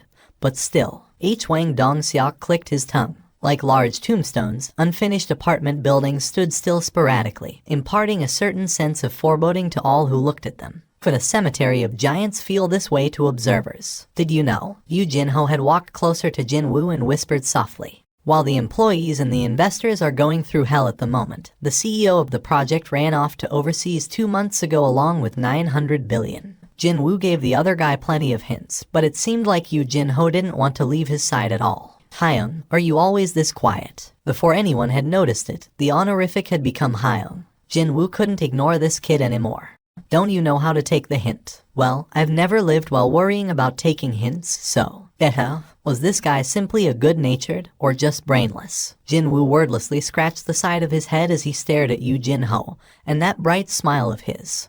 Oh, the hunters all let out a surprised gasp. Hwang Hyung, is this really a gate rated C? But isn't it too big? You think the association was lying to us? They said that investigators came around here twice already. A hole in the air, floating like a black hole. People took to calling it a gate. Its rank was assigned according to the waves of magical energy emission coming from inside. Folks from the association would stop by first to assign a rank to each one. After that, individuals or guilds wanting to clear the gate could follow the procedure and apply for a permit. Gates ranked or B were, most of the time, left to the big guilds. Well, they were too difficult for freelancers to clear, after all. So, assault parties formed by freelancers took care of the gates ranked lower than that, which meant that a gate rank C was effectively the hardest one for hunters not affiliated with anyone to clear. Hwang Dong-seok stood in front of the gate and looked back at his team. I'll be entering first. Do your best to keep up, everyone. The tanker entered first, and the other hunters began entering one by one. Yoo Jin-ho began pulling out his own equipment from his bag. The sword and the shield coming out from his bag gleamed attractively under the light. Even a casual glance could tell that they were very expensive. They were definitely not something a newbie hunter could organize on his own. The interior of the dungeon was eerily quiet. Not only that, but it was also completely dark, too. H1 Dong-seok issued his first order. Hey, Jiu H1, I need a light. Alright. The magic-related hunter Jiu H1 created a ball of a light in midair. The surroundings became bright immediately. H1 Song-seok lowered his shield and tilted his head slightly. What the hell? Where are all the monsters? I wonder. There is no light in here, either. Now normally, there should have been luminous stones found here and there inside cave-like dungeons and emitted some light to illuminate the way forward. However, this dungeon didn't have those. Yu Jin-ho whispered to Jin-woo from the side. Hyung, could there be a dungeon without monsters in it? Shush. Jin-woo gestured the younger man to keep quiet. Because Jin-woo's ears were twitching. He could hear lots of footsteps coming from the distance. Jin-woo spoke up. It's not that there aren't any, they just haven't arrived yet. Yu Jin-ho swallowed nervously after hearing that. Rumble. Soon, the party could hear what Jin-woo had heard earlier on. Only then did H1 Dong-seok realize something was amiss here. A dungeon with no luminous stones could mean what moves around in groups, lives in darkness, and rushes towards a source of light. Oh crap. The complexions of H1 Dong-seok and his Dong-seings became ashen all at the same time. It's bugs. Bugs are coming. FCK it, man. Why the hell did it have to be goddamn bugs? H1 Dong-seok cried out. Get into your positions. They are coming. Out of all the monster types, insects were the most troublesome to deal with. Their shells were quite hardy. They always moved around in large groups, and each individual possessed pretty high combat potential as well. The sounds of the insect legs rustling on the ground noisily reverberated throughout the cave. It meant that they had come pretty close now. H1 Dong-seok raised his shield right up below his chin. However, they couldn't see any insects even then. His Dong-seings began raising a fuss from behind him. What's going on here? Why can't I see them? But they are close by, though. Dong-seok Hyung, can you see anything out in front? It was at this time that Jin-woo shouted out. Above you. What? H1 Dong-seok reflexively looked up. Huge insects were running towards them on the ceiling. If they were discovered late even for a single second, those things would have jumped down on top of their heads. When fighting against monsters such as these insect types that formed large groups, the breaking down of the team's formation would mean death for everyone involved.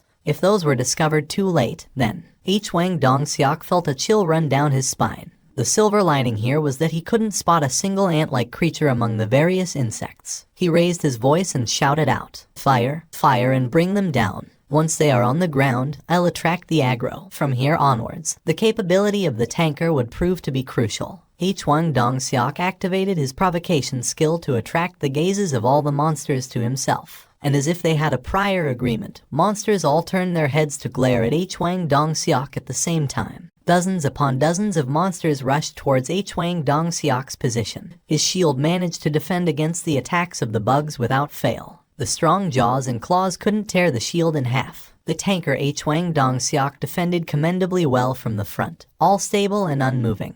Attack. Along with that short but manly shout, all the accumulated firepower of the team poured out on the marauding insect horde. The pained screams of the monsters rose up from here, there, and everywhere. Jin-woo stood at the back and observed this situation as it unfolded. That was the contractual obligation he had to adhere to for this raid. He inwardly simulated how he'd fight alone as his eyes continued to take in the battle happening in front. How frustrating. Jin-woo had to suppress his urges to rush out there several times already. He could see so many open gaps within the ranks of the monsters, and he also spotted the hunters missing those gaps and continue to commit simple errors. So, how could he not feel frustrated when he was not allowed to do anything and simply had to stand around? Even then, the damage to H1 Dong-seok's team proved to be surprisingly non-existent. It was all because their teamwork was rather excellent. It seemed that the relaxed demeanor of H1 Dong-seok before the raid began was not just for a show, after all. Perhaps because they've been working together for so long, they were able to communicate quite smoothly. Being able to communicate quickly like this would inevitably result in an excellent teamwork as well. It was a world apart from the ragtag bunch of hunters brought together by the association.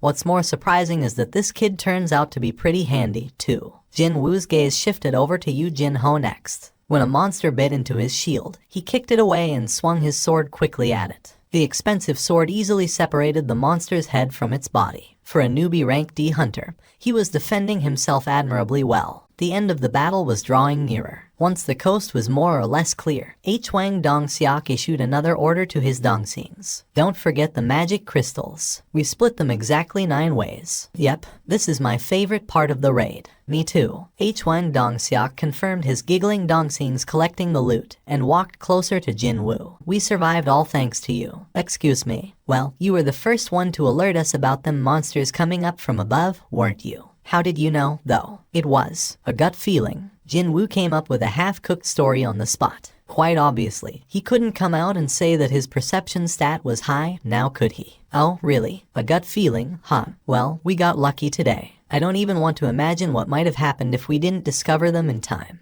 Hwang Dong-seok patted his chest while speaking up. It was then, one of the hunters rummaging through the carcass of the insect gestured at Hwang Dong-seok to come closer. The Dongxings had all gathered in one spot, so Hwang Dong-seok went there to join them as well. Something's a bit off about these crawlies. The hunters parted ways when Hwang Dong-seok arrived, allowing the bearded man to squat down and take a look at the surroundings. He couldn't spot anything out of the ordinary, though. I'm pretty sure that wound didn't come from us. Hwang Dong-seok's expression crumpled slightly. He took a closer look before raising his voice. Looks like something took a big bite out of it, doesn't it? Right? That's not the only one with wounds like that, you see. Looky here. This one, that one over there, and over there, too. Now he realized why the battle went off so smoothly when compared to the number of the monsters they had to fight. Could it be that these things were fighting against something else? It was then. Although it had been for the briefest of all brief moments, Jin-woo still sensed the gazes of the several members of this team landing on him.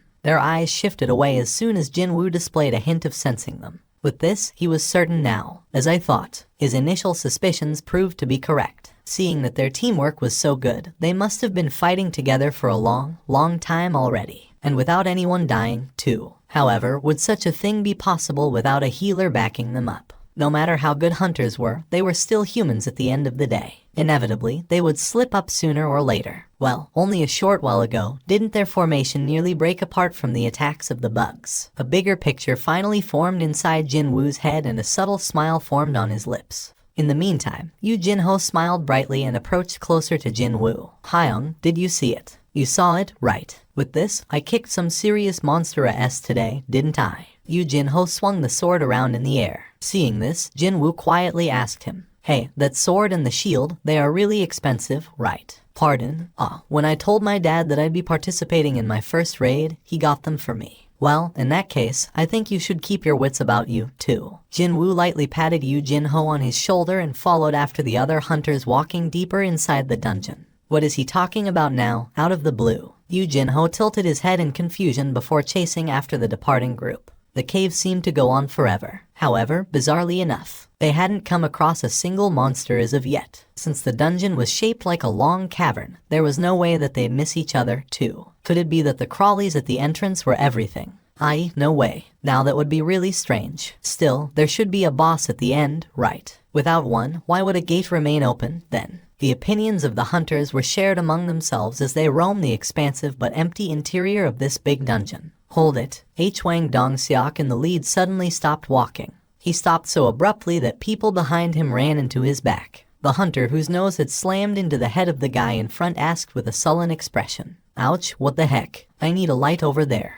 Holy SHT. All the hunters spat out low groans. The torn wings, legs, torsos, and even heads of the bugs, remains of the various dead bugs, were strewn about everywhere as far as the light shone. The further into the cave the light got to, the greater the amount of the remains they could see. And also, a huge chamber located at the end of it all. That's the boss's room, someone muttered out softly. Hwang Dong-seok nodded his head. Everyone, get your equipment ready. The hunters quickly armed themselves. Nervousness was evident on the expressions of everyone present. With Hwang Dong-seok leading them in, the rest of the hunters cautiously and silently entered the boss's room. However, their silence only lasted for a few seconds afterwards. Jackpot. How much could all of these be? It is a real jackpot, isn't it? Everyone was way too busy gasping out in admiration and happiness, that was why. Mana stones. They were one of the treasures that could be found inside dungeons. Although each stone possessed a lower amount of magic energy compared to a magic crystal extracted from a monster, they almost always were found in large quantity, so if one were able to mine them, one could earn a substantial profit.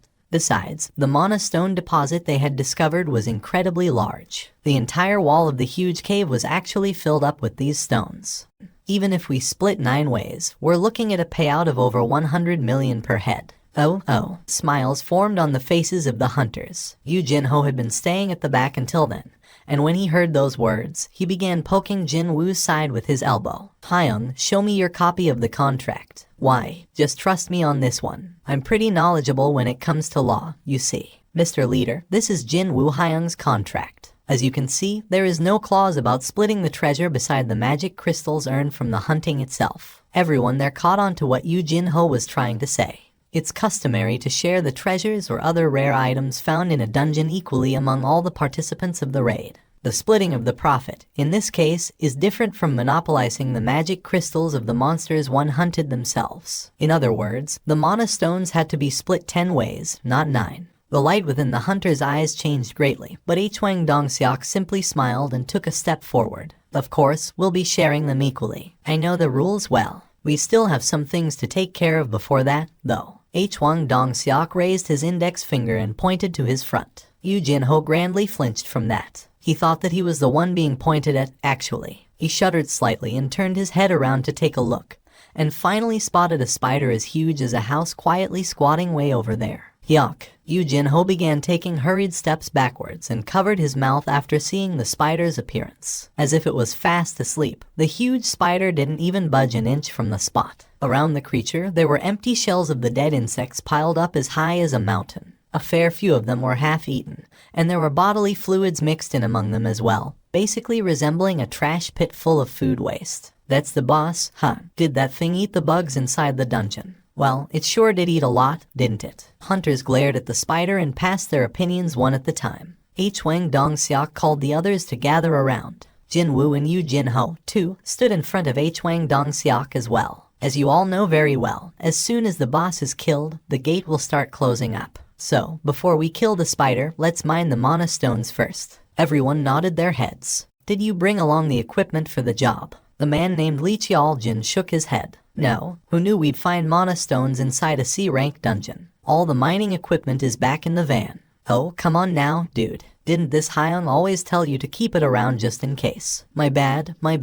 I'm really sorry about this. Lee Cheol-jin grinned brightly and began apologizing to Hwang Dongseok, the rest of his teammates, and even to Jin Woo. What a bother this has become. In that case, why don't you two stay here and wait? We'll go outside and fetch the equipment in the meantime. When the hunters tried to leave all at the same time, Yu Jinho formed a confused expression and quickly asked them, "Are you telling me and Jin Woo Hyung to remain in the boss room?" Hwang Dongseok smiled with his eyes and replied, "The Beastard is yet to wake up even though we've been talking loudly for a while now. So, I'm sure nothing's going to happen here. Well, there are some things I want to speak to my boys, too, so we'll take a short smoke break as well. But, don't worry, it won't take long." Jin Woo listened to Hwang Dongseok's rather detailed explanations and smirked inwardly. "You've finally revealed your true colors, huh?" The regulations stated that in order to enter a gate ranked C, the minimum number of participants had to be 10. Yet, Hwang Dongseok's team only had 8 members. I'm sure you already know that it's not easy to hire a healer if you're running your own assault party. Well, we've been doing things this way until now, so it'll be fine.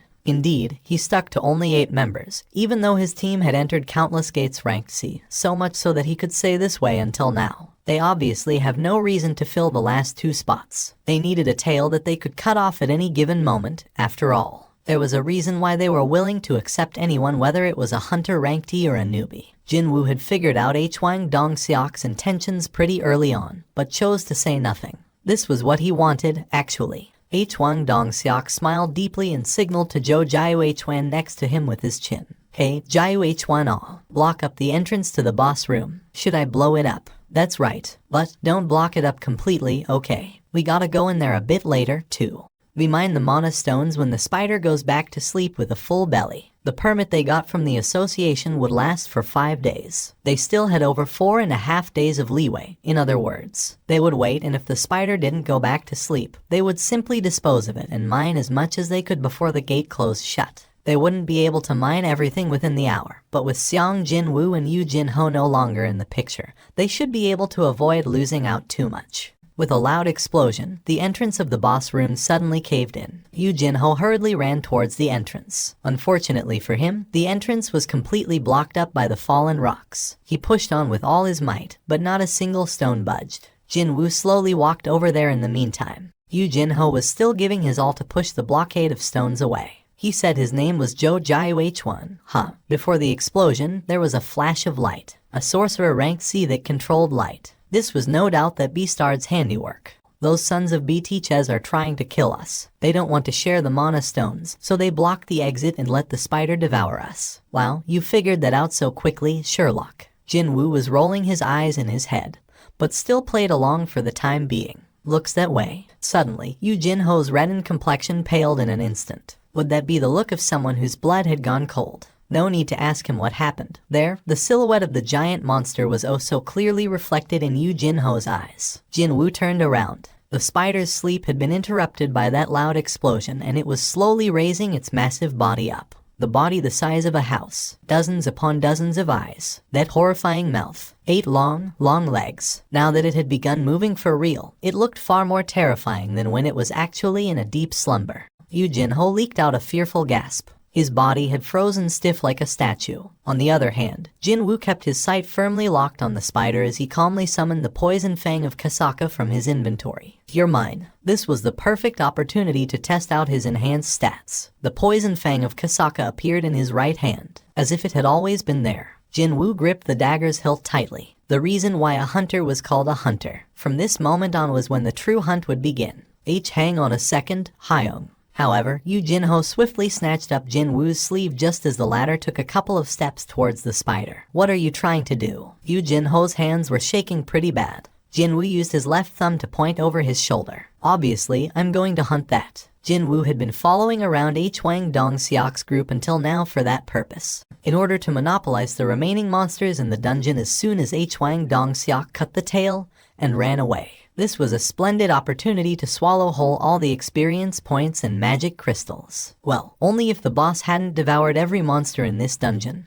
That is, if that hadn't been the case, then he would have profited a lot more, though. What a missed opportunity that was. However, Yu Jinho's facial expression clearly displayed his disbelief, as he had no idea about Jin Woo's special constitution. What is this Hyung rambling on about? There was something he'd heard from someone somewhere before. A person would stop thinking rationally the moment he or she received a mental shock beyond their capability to deal with. The hunter ranked E standing right in front said that he'd hunt the boss of a C-rank dungeon. If this was not an act of irrationality, then what else could it be? Yu Jinho asked again, this time looking rather dumbfounded. Hyung, you want to hunt that thing? For real? Jin Woo scratched the top of his head, looking somewhat troubled, before replying back with a question of his own. What, you want to hunt it, then?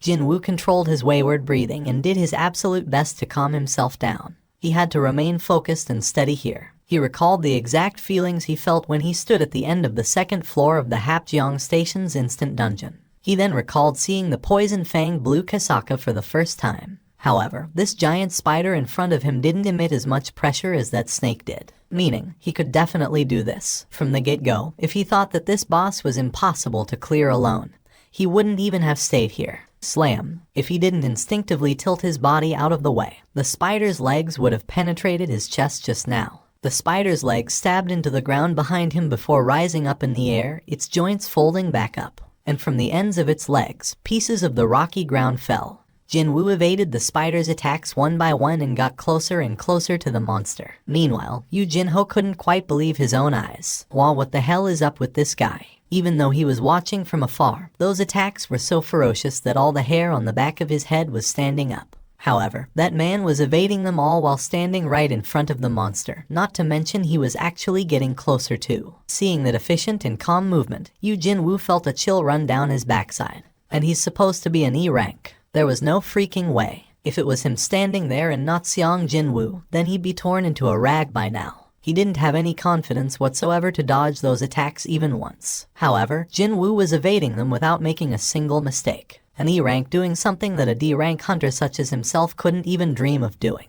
There could only be one explanation for this. He is a fake registrant. Yu Jinho's expression hardened. Out of those highly talented hunters, there were a few who could freely control his or her magical energy. If they felt like it, they could easily fake the results and get a lower ranking. Hunters who got assigned lower ranks than what they should have gotten in the first place simply by hiding a portion of their magic energy. Such people were labeled as fake registrants. And perhaps more alarmingly, most of those fake registrants carried around rather sinister motives for doing so, such as that serial killer whose hobby was to enter low-ranked dungeons and murder all the other lower-ranked hunters, as only those who were present knew what happened inside a dungeon. There was no better place to commit crimes than the world behind the gates. Yu Jin-ho nervously swallowed his saliva. Suddenly, Jin-woo seemed far scarier than the spider. And just why did I have to insist on coming to this place? Yu Jin-ho felt like he'd break out in sobs at any moment now. In the meantime, the spider's attacks poured down without a break. Jin-woo dodged all of those attacks and grew confident of his victory. Having decreased the distance between them little by little, the head of the spider was almost within his reach now. The attack pattern of the spider was rather simple, so he could get close to it pretty easily. For now, I'll aim for its eyes. It was the basics of all basic rules to attack the monster's weak points. So, he decided to attack the eyes of the spider, which looked to be the weakest point in its defenses. As soon as I stabbed my dagger in those eyes, just as Jin-woo made up his mind, he suddenly sensed that the spider's attacks had slowed down for some reason. Was it because his eyes had adjusted fully to the speed of its attacks?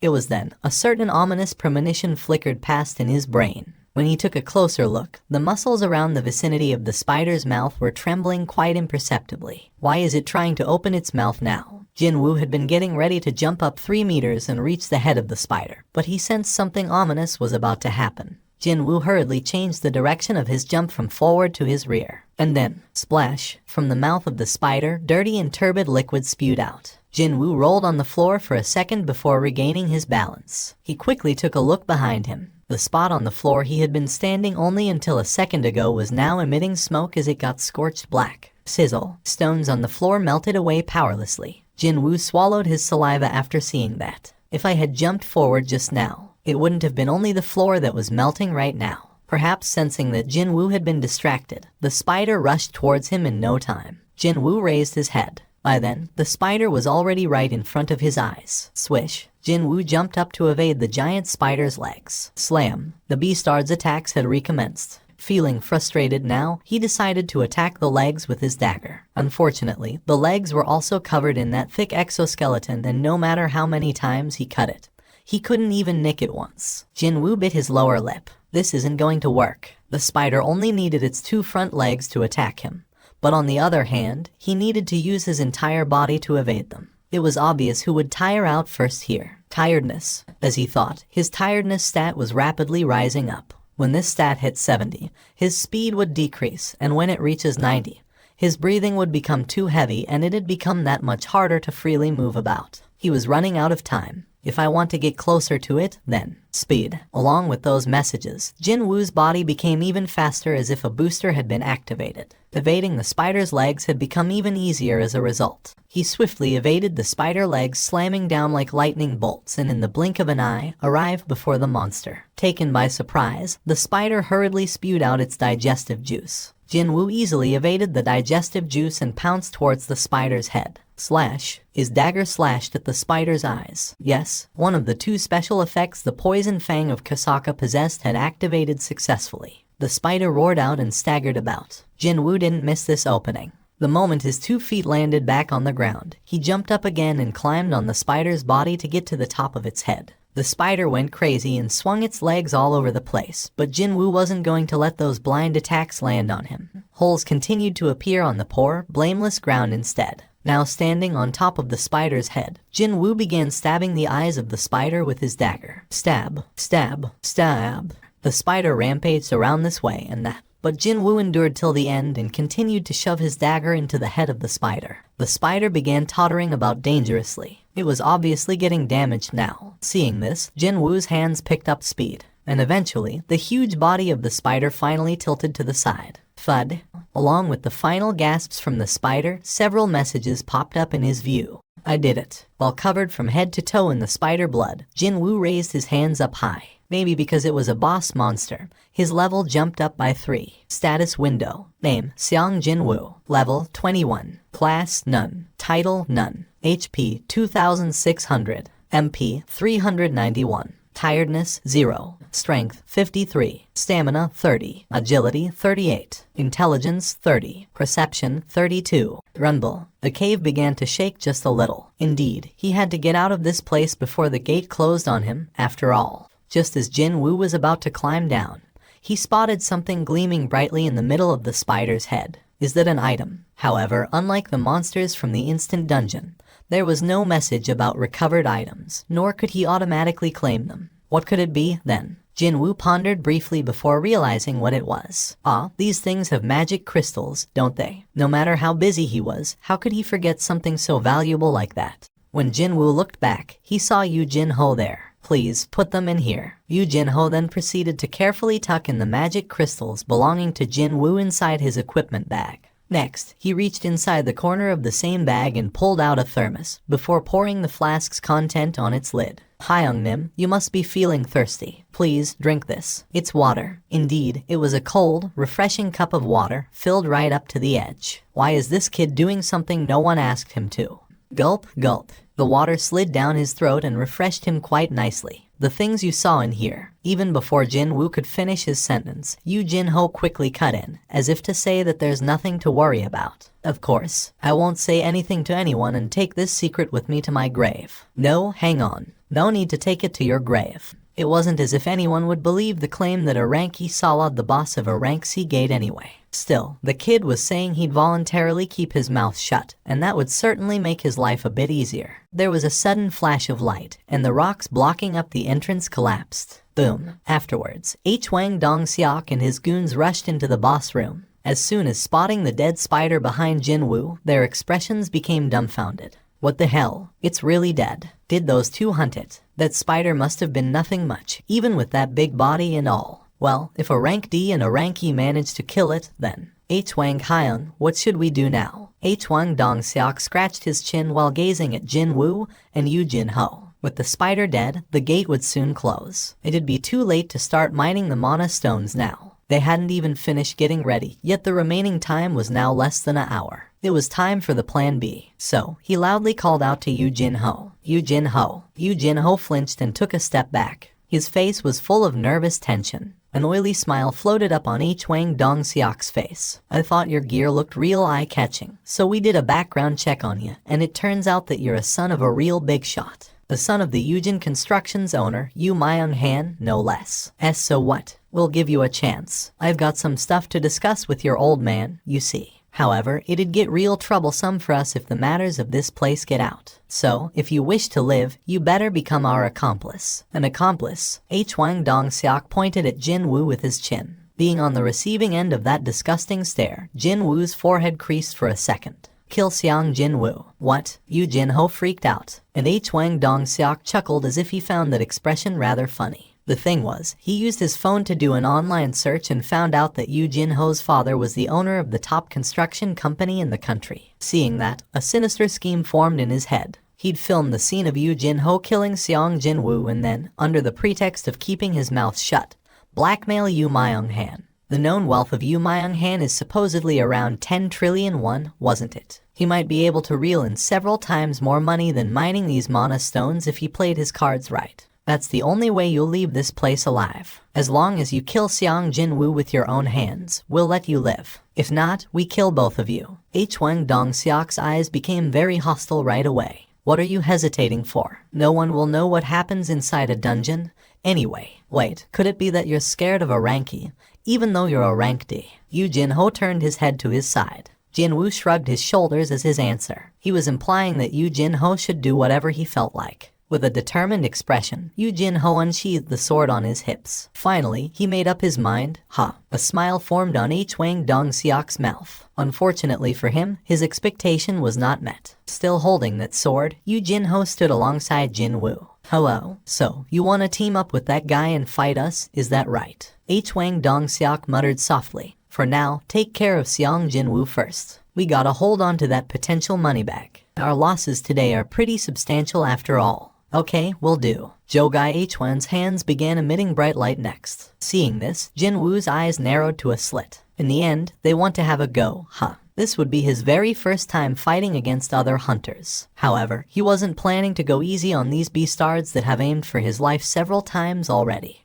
But then this happened. There was that mechanical beep again. An emergency quest. Jinwoo raised his head. He didn't even say anything about wanting to look at the contents, yet the quest window spread out before his eyes without his consent. There are life forms holding murderous intentions towards the player. Kill them all in order to secure your own safety. If you do not follow this instruction, a corresponding penalty will be given. The number of enemies left to kill, 8. The number of killed enemies, 0. Jinwoo's eyes opened wider. In order to complete the quest, Hwang Dong-seok and his teammates must all die. It was then, a beam of light flashed right before his eyes. The light beams left Jo Jae-hwan's hands and flew straight at Jinwoo. Boom, flung away by the explosion. Jinwoo's figure flew at a frightening speed and slammed into the cave wall. Slam. A portion of the wall collapsed and fell on top of Jinwoo.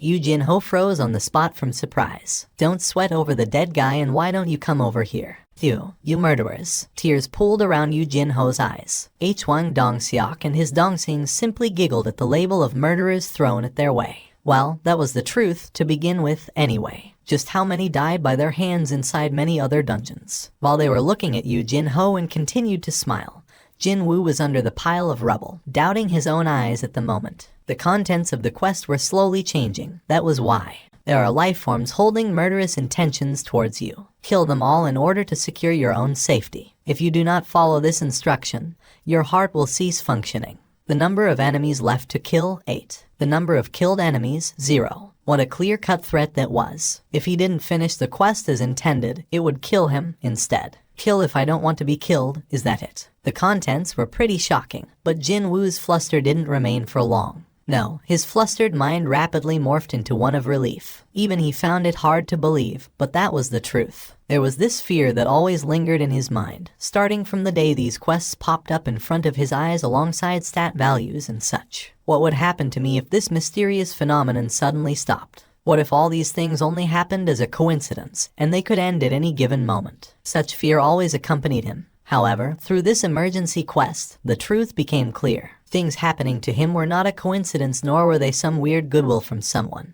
If the quest was generated by something holding some form of goodwill, then it should have just said overcome this danger, and not threaten him to kill him as a penalty. The system had a clear purpose. The system is using me, and I'm using the system. That was all there was to it. Intense malice filled up Jinwoo's eyes. He began walking towards Hwang Dong-seok. What's going on here? He's still alive. What an embarrassment this is. He's a measly ranky, you know. Hey, Jae-hwan, why didn't you finish him properly the first time? Jo Jae-hwan's face reddened somewhat. Yeah, I should've. But this wasn't right. He really did pour his all with that shot. He had spent over a third of his overall magical energy, yet how could this kid stand back up? Since you're playing around with people's lives. Jinwoo spoke with a dry voice. You've all sufficiently resolved yourselves, right? Hwang Dong-seok let off a snort after hearing that. What the hell is this fool even saying? Hyungnim, let me handle this kid. A hunter with tiny little eyes approached Jinwoo and placed his arms around the latter's neck. It looks like you mister hasn't really figured the situation out yet. But the thing is, the expression of the tiny eyes became weirder and weirder as he strengthened his arms. What the hell? Why can't I pull him down? He tried to perform a headlock with his physical strength, but no matter how hard he pulled, Jinwoo's upper body showed no sign of budging. It happened then. Slice. The head of the tiny eyes fell to the ground. Thud. That knife, just when did he? Where did he get that? Hwang Dong-seok and his goons quickly took several steps back and yanked their weapons out. Jinwoo's hand was already holding the poison fang of Kasaka. Blood dripped from the tip of the blade. With the eyes of a predator sizing up prey, Jinwoo moved his gaze from one hunter to the next. Hwang Dong-seok gulped. The fact that a dagger had appeared out of nowhere in his hand was surprising. But what shocked him even more was Park Junti's death. How did an E rank kill a D rank in one hit? Regardless of what trick he used, he could no longer be underestimated. They had to become focused. Hwang Dong-seok cast a glance to his side. Give him another one. Jo Jiwon nodded. He would not make the same mistake. The determined hands once more gathered light in them. But before he could fire the arrow of light, Jinwoo appeared before Jo Jiwon. Huh? Jo Jiwon's mouth opened wide in surprise. Jinwoo's eyes were fierce. First, the mage-class hunter with strong firepower but weak constitution. He had already made all the calculations. The dagger embedded into Jo Jiwon's neck. The man's death signaled the start of the fight. All the hunters came at Jinwoo. Jinwoo sharpened his nerves and focused on each of their movements. Sound disappeared, and time slowed down. The power of the agility stat, raised to 38 points, began to show off. He blocked and dodged the torrent of swords, spears, and arrows that were coming at him. The hunter's eyes widened. How is an E-ranker moving like this? He's too fast. I can't hit him. Their faces became pale. Speed was relative. To their eyes, Jinwoo's movements were terrifyingly swift. Jinwoo weaved between the hunters, stabbing them one by one. Paralysis has been inflicted. Bleeding has been inflicted. Paralysis has been inflicted. Kasaka's poison fang inflicted its debuffs left and right, throwing the hunters into chaos. I can't move my body. Magic? Is this magic? This son of a bitch. Bleeding has been inflicted. Paralysis has been inflicted. All around the room, the hunters' screams spilled forth. 5 of the surrounding enemies had already fallen. Jinwoo faced the last man remaining. The hairy man with a large physique, Hwang Dongseok. With a determined face, he threw aside his shield and gathered his energy. He kicked the ground and charged. Boom, boom, boom, boom. As he ran, he thought to himself. He was a tanker who shone in the upper echelon of C-rankers. His movements were fast, but there was no way that he would have the power to go through his body, reinforced with the strength and skill. You cannot give me a mortal wound with a mere dagger. The one who would be destroyed in their clash will be Sung Jinwoo. He tackled with his shoulder as the distance closed. The room suddenly spun around him, and the dungeon's ceiling appeared before his eyes. Slam! His head shook and he felt a great pain on his neck and back. He tried to rise, but his body did not listen. The struggling Hwang Dongseok sprawled on the ground. Cough. Blood came out of his mouth. Did he just throw me? Hwang Dongseok, just lost in power. In a contest of strength. A mere E-rank trash like you. He realized his mistake. There was no way Jinwoo was an E-ranker. Jinwoo stood next to Hwang Dongseok. Wait. Hwang Dongseok raised a feeble hand. Please, let me live. If you want money, I'll give you money. Plenty of it, just let me live. 3 times. Jinwoo replied with ice in his voice. Aren't you embarrassed to ask someone you tried to kill 3 times for mercy? 1. Through blocking the entrance. 2. Through ordering Yu Jinho. 3. Through Jo Ju-won's magic. Hwang Dongseok had made 3 attempts on Jinwoo's life, discounting the fight just now. Give and take. After returning alive from the temple, Jinwoo had made this creed. To give as much was given, and to take as much was taken. Whether it was good or bad. There would be no compromise. Realizing he could not beg for mercy, Hwang Dongseok opened his eyes wide and foamed at the mouth. You think you'll just get away with this? Do you know who my little brother? Snap. Hwang Dongseok could not continue with his crushed neck. His eyes rolled back to reveal their whites. The quest was finally over. Phew. Jinwoo's lengthy sigh carried many meanings. He took his hand off Hwang Dongseok's throat and looked at it. Although it was a one-sided battle, his hands were shaking at the fact that he had just taken 8 lives. Is this really okay? He placed the hand on his chest and felt his heart. Ba-dum, ba-dum, ba-dum. It was beating normally. I wonder, from the day that he had returned from the underground temple, perhaps the system wasn't the only change within Jinwoo. But his worries were brief, interrupted by the familiar electronic tone. You've completed the emergency quest. Deal with the enemies. The reward for completing the quest has arrived. Would you like to verify? He had expected this. Without delay, he confirmed the rewards. Verify. You've received the below rewards. Reward 1. Status recovery. Reward 2. Stat points plus 10. Reward 3. Skill, Bloodlust, 10 stat points and even a new skill.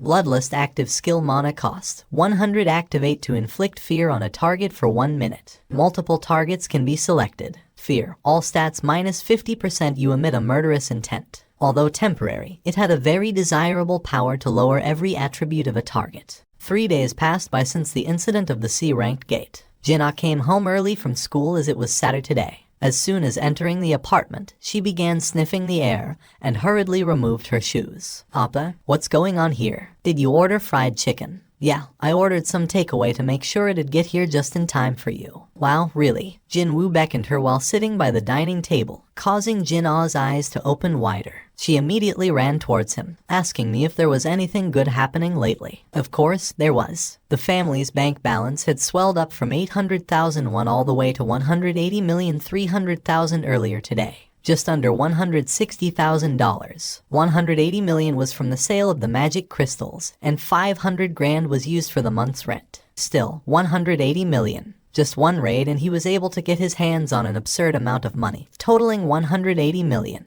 He had been one for a while now, but this was the first time he felt like a real hunter. Well, this was the era where a casual mention of hunters instantly brought up the images of wealth, so that couldn't be helped. just as Jin-ah had implied with her question. The chicken and beer meal was to celebrate the big earnings sitting pretty in the family bank account right at this moment. Thank you for this meal. Jin-ah sneakily reached towards the beer can, but then Jin-woo's finger powerfully flicked her forehead. Ouch, for you, this. He then placed a can of cola in front of her. I was only joking, you know. Not minding Jin-ah and her hands busy rubbing her reddened forehead, Jin-woo popped the lid open on the refreshingly cold can of beer and poured the contents down his throat. But then this happened. Jin-woo couldn't help but react nervously when he heard the familiar beep. Why, a system message, all of a sudden. You detoxed harmful substances. Are you talking about alcohol? Jin-woo drank up the remaining beer in the can and popped open another just to make sure. Gulp, gulp, and the exact same messages appeared again. He had drank up 2 cans of beer in one go, but he couldn't feel one hint of drunkenness come over. Whatever this buff thing was, it was definitely working as intended. In that case, there could only be 2 possibilities. Either he received the buff while he was unconscious, or got it before the system was active. Personally, he was more inclined towards the latter. Appa, what's wrong? Is it indigestion? You should have been more careful, you know. When Jin-woo's expression became serious, Jin-ah asked him with a worried voice. No, it's just that I remembered something pretty urgent, that's all. Eat without me while I take care of this, okay? Jin-woo headed back into his room. He then began rummaging through every nook and cranny of his memories, trying to figure out if he had missed anything, even if it was small. Suddenly, he recalled something. Every quest has rewards, even penalty quests. But there was one quest that I never got around to confirming the rewards, no. Jin-woo hurriedly opened the mailbox. At the time, he had no clue what the system was nor what rewards could mean, so glossed over them. But he definitely remembered reading the message that said he had met the conditions to clear the quest. The voice he heard back inside the underground temple clearly said these words. A secret quest or not, it was still a quest, wasn't it? However, he hadn't checked what kind of rewards he had received until now. The blessings from the Grand Sorcerer, Kandairu. The Grand Sorcerer Kandairu has been deeply moved by your courage, and has gifted you with a special spell. When accompanied by the blessings of Kandairu, you'll get to enjoy a healthy and fulfilling life every day. One-time effect will to recover, all your damaged body parts will be recovered to their original state. Continuous effect good health and long life, you'll be immune to all types of diseases, poisonous substances, as well as all forms of status debuffs. During sleep, your recovery rate will increase exponentially. Only now puzzle pieces fell to their places. That's why my leg was. It was all due to the quest reward that his sliced off leg had reverted back to how it was before. Same thing for why he couldn't get drunk from a couple of cans of beer. Hang on, I'm immune to all types of poison, too. Jin-woo's eyes abruptly shot open real wide. If that was the case, then could it be? Jin-woo hurriedly extracted a certain item out from his inventory. Rarity A. Type, medicine. A pouch containing the refined poison of the Kasaka. Can be found very rarely when hunting Kasakas. Drinking this poison will give you strong skin, but the toxicity will permanently damage your muscles. Effect the iron scales of Kasaka, 20% reduction in physical damage. Side effect damaged muscles, strength -35. My muscles are supposed to get damaged because of the toxin, but wouldn't this detox buff resist that? There was only one way to find out. Jin-woo squeezed his eyes shut and drank the liquid contained within the pouch. Gulp, gulp. Sticky, yucky liquid slid down his throat. The taste was oily and terrible, but he endured it. And they say what's good for you usually tastes bitter. When he finished drinking all of the poisoned liquid, messages popped up in his view. Yes, Jin-woo clenched his fists real tightly. Still, he couldn't celebrate just yet, so he quickly summoned his status window. Reduction in physical damage, 20%. As he expected, there was no decrease in his strength stat. It still remained as 53 points, and then he saw the new stat called reduction in physical damage, too. Sure, it might be limited in the category, but it still was a marvelous stat that reduced all physical damage by 20%. Just as Jin-woo began celebrating the emergence of this new stat. Papa, you know a guy called Yu Jin-ho. He's looking for you. No way, he can't be the same Yu Jin-ho. The meeting place was a franchise cafe located not too far from Jin-woo's home. Even though it was a weekday, there were quite a few people inside the cafe, perhaps because they chose to meet right after the lunch hour. Hyung-nim, over here. Yu Jin-ho greeted him rather enthusiastically. Before entering the cafe, Jin-woo focused his perception to the max, but he couldn't sense any other hunters inside the shop. At the bare minimum, this meeting wasn't for the purpose of revenge, it seemed. Jin-woo sat down on the other side of the table. Didn't think we'd meet again. There was a half-eaten ice cream on top of the table belonging to Yu Jin-ho. Yu Jin-ho spoke as he stood up. What would you like to order? Should I go and get you some coffee? No, it's fine. Why did you ask me for a meeting? Well, Hyung-nim, I gave this matter a lot of thought. I mean, lots and lots of thought, you know. But I think I really, seriously, must ask you. Jin-woo tilted his head. What are you talking about now? Hyung-nim, actually. Yu Jin-ho's face reddened as if he was embarrassed about something. Before he summoned up his courage and spoke up. Actually, I was thinking of forming my own tea. Jin-woo didn't even hesitate 1 second and replied. I'm not interested. Yu Jin-ho's expression became dumbfounded. Already, Hyung-nim. I don't need to hear the rest to figure it out. Jin-woo was quite decisive in saying no. Just as Jin-woo got up to leave, Yu Jin-ho hurriedly reached out and held on to him. Hyung-nim, only for 20. No, wait. Please partner up with me for the next 19 times. For what? To clear dungeons. Yes, I'll definitely compensate you properly. Yu Jin-ho's voice sounded rather desperate. Jin-woo tilted his head slightly. There were 2 reasons why people became hunters. Either it was for money or for their sense of duty. But Yu Jin-ho didn't belong to either camp. Maybe it was possible that he thought of being a hunter was a slightly more dangerous form of extreme sports or some such. That was what Jin-woo had been believing until now. True, he was taken aback slightly when the kid declared that he wanted to form his own private raid team, even after going through that ordeal the last time. There are all sorts of people in this world, that's for sure. It wouldn't be too strange to find a scion of a wealthy family who had become numb to the safe environment he had grown up in. Let's say that last time was his first raid, and when he completes 19 more raids, then could this kid be aiming for? It didn't take long for Jin-woo to realize the truth. Are you perhaps thinking of getting the guild master license? That's correct, Hyung-nim. What a smart decision it was not to order coffee. Otherwise, he might have sprayed the bitter liquid all over the table by now while trying to drink it. You want to become a guild master? Well, the story's a bit complicated there, Hyung-nim. Yu Jin-ho's face reddened considerably compared to before as he spoke. Hyung-nim, please listen to my story. As you've correctly guessed, I want to acquire the guild master license. Acquiring that license was not that difficult, actually. You had to be a hunter who participated in at least 20 raids. As long as you met this base requirement, all you had to do was to pass a written test and you'd get the license. Of course, nobody would join the guild created by a rubbish hunter, and if a guild failed to maintain the minimum number of members, it'd be disbanded as well. Yu Jin-ho continued on. It's not public knowledge yet, but actually, my father is trying to establish a guild of his own. A guild created by Yujin Construction. Yes, Yujin Construction was one of the biggest corporations in South Korea. It had expanded its business well beyond the fields of construction and into other sectors and had been making a killing there. Jin-woo had heard that recently. They reap huge profit after jumping into the hunter-related businesses as well, and they want to form a guild of their own. When Jin-woo displayed a hint of interest, Yu Jin-ho became excited and added more explanations. He'd scout strong hunters and build a massive guild, and place all our hunter-related business interests under it. That's his plan. With the financial wherewithal of Yujin Construction,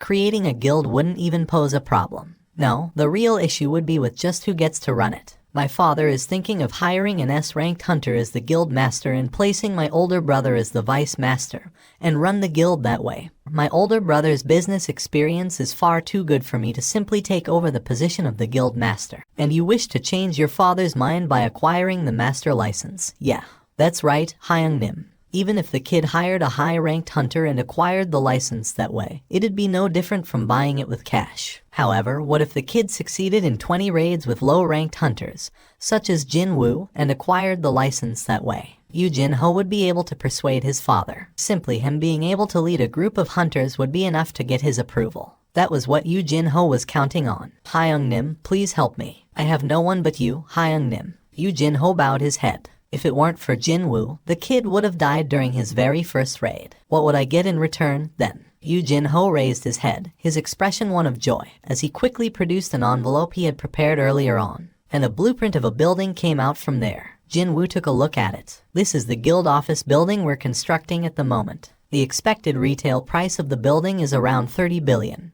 But it'll definitely rise up in the future. Although the association was doing their best to manage them, there would always be that fear of monsters escaping from the dungeons. That was why the land price near the association headquarters or around large guilds always rose up higher as time went by.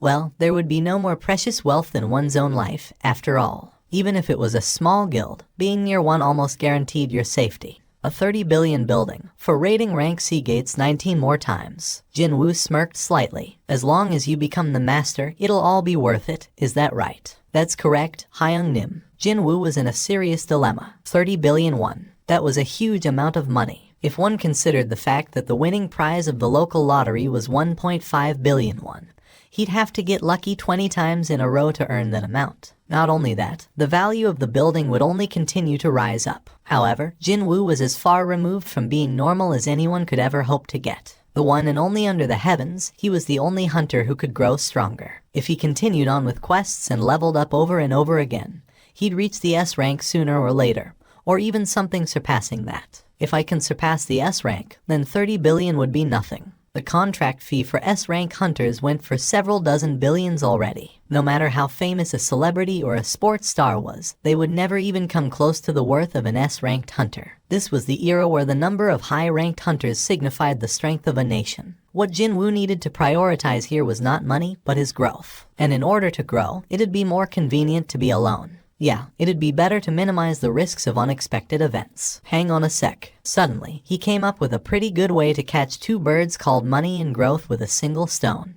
If it's in this manner. When he finally raised his head, he spotted Yu Jin-ho and his nervous face. Jinwoo slowly opened his mouth. I only have one condition. Yu Jin-ho's expression brightened up instantly. Whatever it is, please tell me, Hyung Nim. I wonder, would you be able to smile even after I told you what it is? Jinwoo smiled inwardly and spoke up. You and I, only two of us will enter the dungeons. Pardon? Yu Jin-ho gasped out in pure shock. If I didn't make a mistake here, then, are you saying that Hyung Nim and I, just us two, will clear C-ranked gates? Only us two. You didn't make a mistake, then. Yu Jin-ho's face was drained of all color. Hyung Nim, you need at least 10 people if we want to enter a C-raw. I'm pretty sure you'd find plenty of willing people when you say you'd pay them just for showing up to fill up the head count. Time to put to good use what he had learned from Hwang Dong-seok.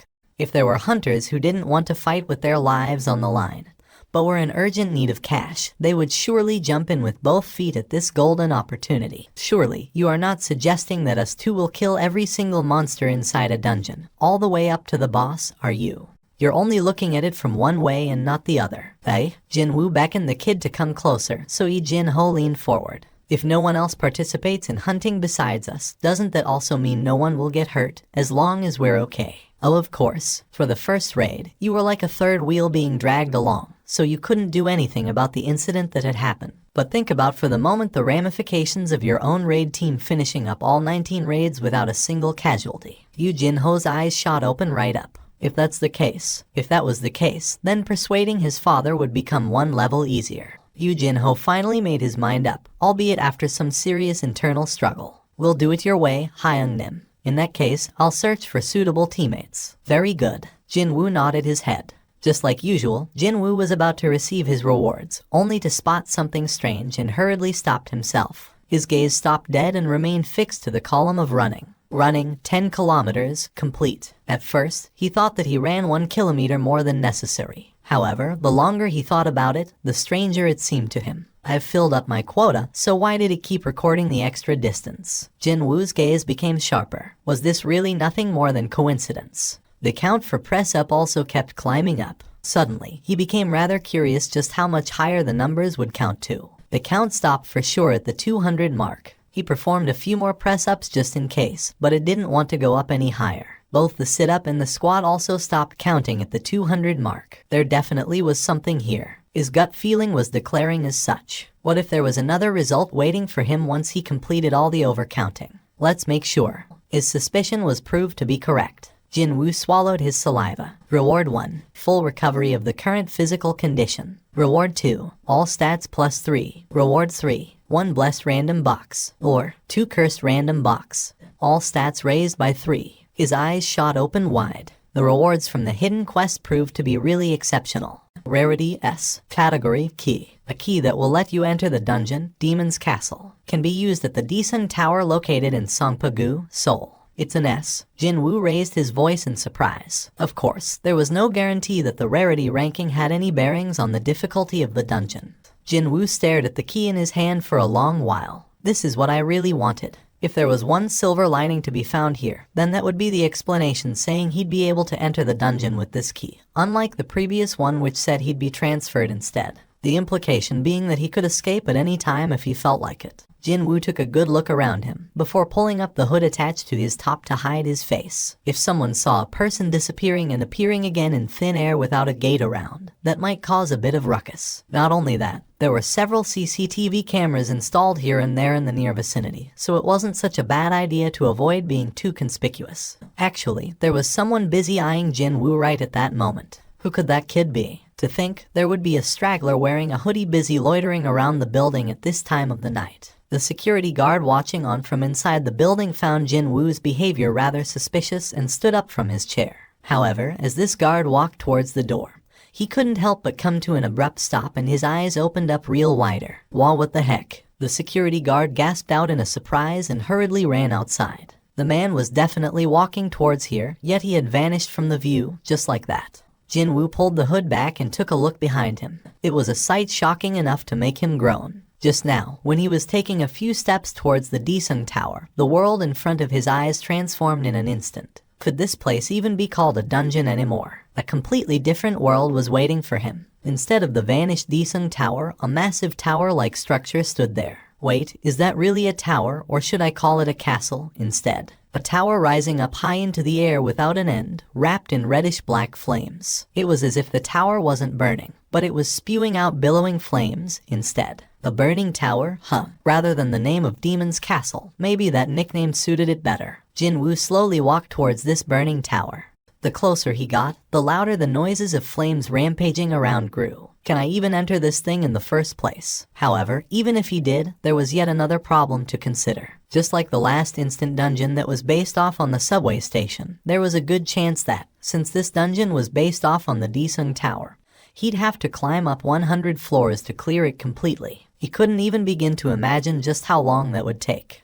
Jinwoo's steps came to a halt. He sensed a strong aura near the entrance. He slowly surveyed the surroundings and spotted a black life form the size of a bull huddled in slumber right in front of the doorway. Jinwoo carefully summoned the poison fang of Kasaka. It'd be nice if the paralysis works and I get to kill it easily. Jinwoo walked as quietly as possible while approaching that creature. However, it was impossible to fool the olfactory senses of a monster. Soon enough, the creature sniffed the air and raised its body up. Jinwoo clicked his tongue. The creature stood up completely and all three of its heads turned in Jinwoo's direction. It was a huge dog possessing 3 heads. The name written in red letters floating on top of its heads immediately drew his attention. It was proof that the monster's level was very high. Since it's red, does that mean it's around the same level as those centipedes from the penalty zone? Back then, he managed to barely run away from the centipedes. Well, he was only a level 1 back then, so it couldn't be helped. But it's different this time. He had grown stronger quite quickly during the short space of time. Without a doubt, that black creature was strong, but still, it didn't come across as truly overwhelming. His enhanced, alert perception was telling him that he could do this. The monster attacked him. Roar. Jinwoo's eyes opened much wider. Too fast.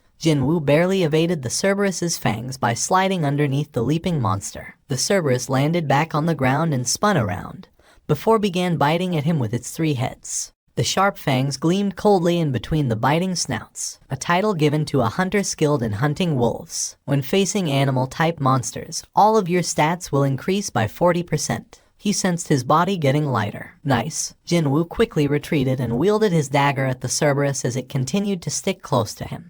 The dagger collided with the fangs and issued loud noises. The blade moved at a blinding pace, yet all he could do at the moment was to deflect the Cerberus's attacks and nothing else. Even after I buffed up, it's still this strong. The Cerberus's agility had easily exceeded his imaginations. In order to overturn this situation, Jinwoo activated his intimidation skill. Jinwoo's eyes widened. It didn't work. It was at that moment that the long tail of Cerberus flew in like a whip. Whoosh. Jinwoo reflexively ducked his head lower and evaded the tail. But that caused his legs to stop moving for a second. And the monster didn't miss this opportunity. One of its heads powerfully bit into Jinwoo's left shoulder. Jinwoo summoned all of his strength and stabbed the dagger into the middle of the biting head. The Cerberus cried out and let go of him. Thankfully, he was able to minimize the damage done before other heads had the chance to join in on the attack.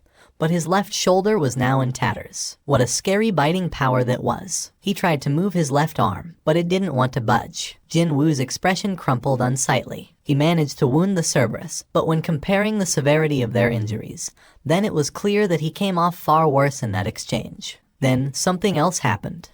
The eyes of the Cerberus were being dyed in a crimson color all of a sudden. Inexplicably, Jin Woo sensed something ominous was about to happen. What could it be? Jin Woo cried out. What did you just say? A monster just used a skill. In that instant, the Cerberus leaped off the ground. FCK. Even before he could react, the Cerberus appeared right before his eyes. He hurriedly swung his dagger, but it only managed to graze the side of one of its heads, and all three heads bit into Jin Woo simultaneously. The Cerberus ran at its top speed and slammed Jin Woo against the castle's gate. Slam. Jin Woo's HP hit the rock bottom in an instant. Thanks to the damage reduction and the tenacity passive, he was able to avoid getting killed in one hit. Jin Woo's eyebrows shot up in anger. It'd be easy to go mad from pain and wildly thrash about, but he'd lose this great opportunity, which would most likely never happen again. Losing his consciousness now would mean his end. He immediately collected the first reward from the daily quest he had saved up until now. A blue light enveloped him and all depleted health reverted back to full.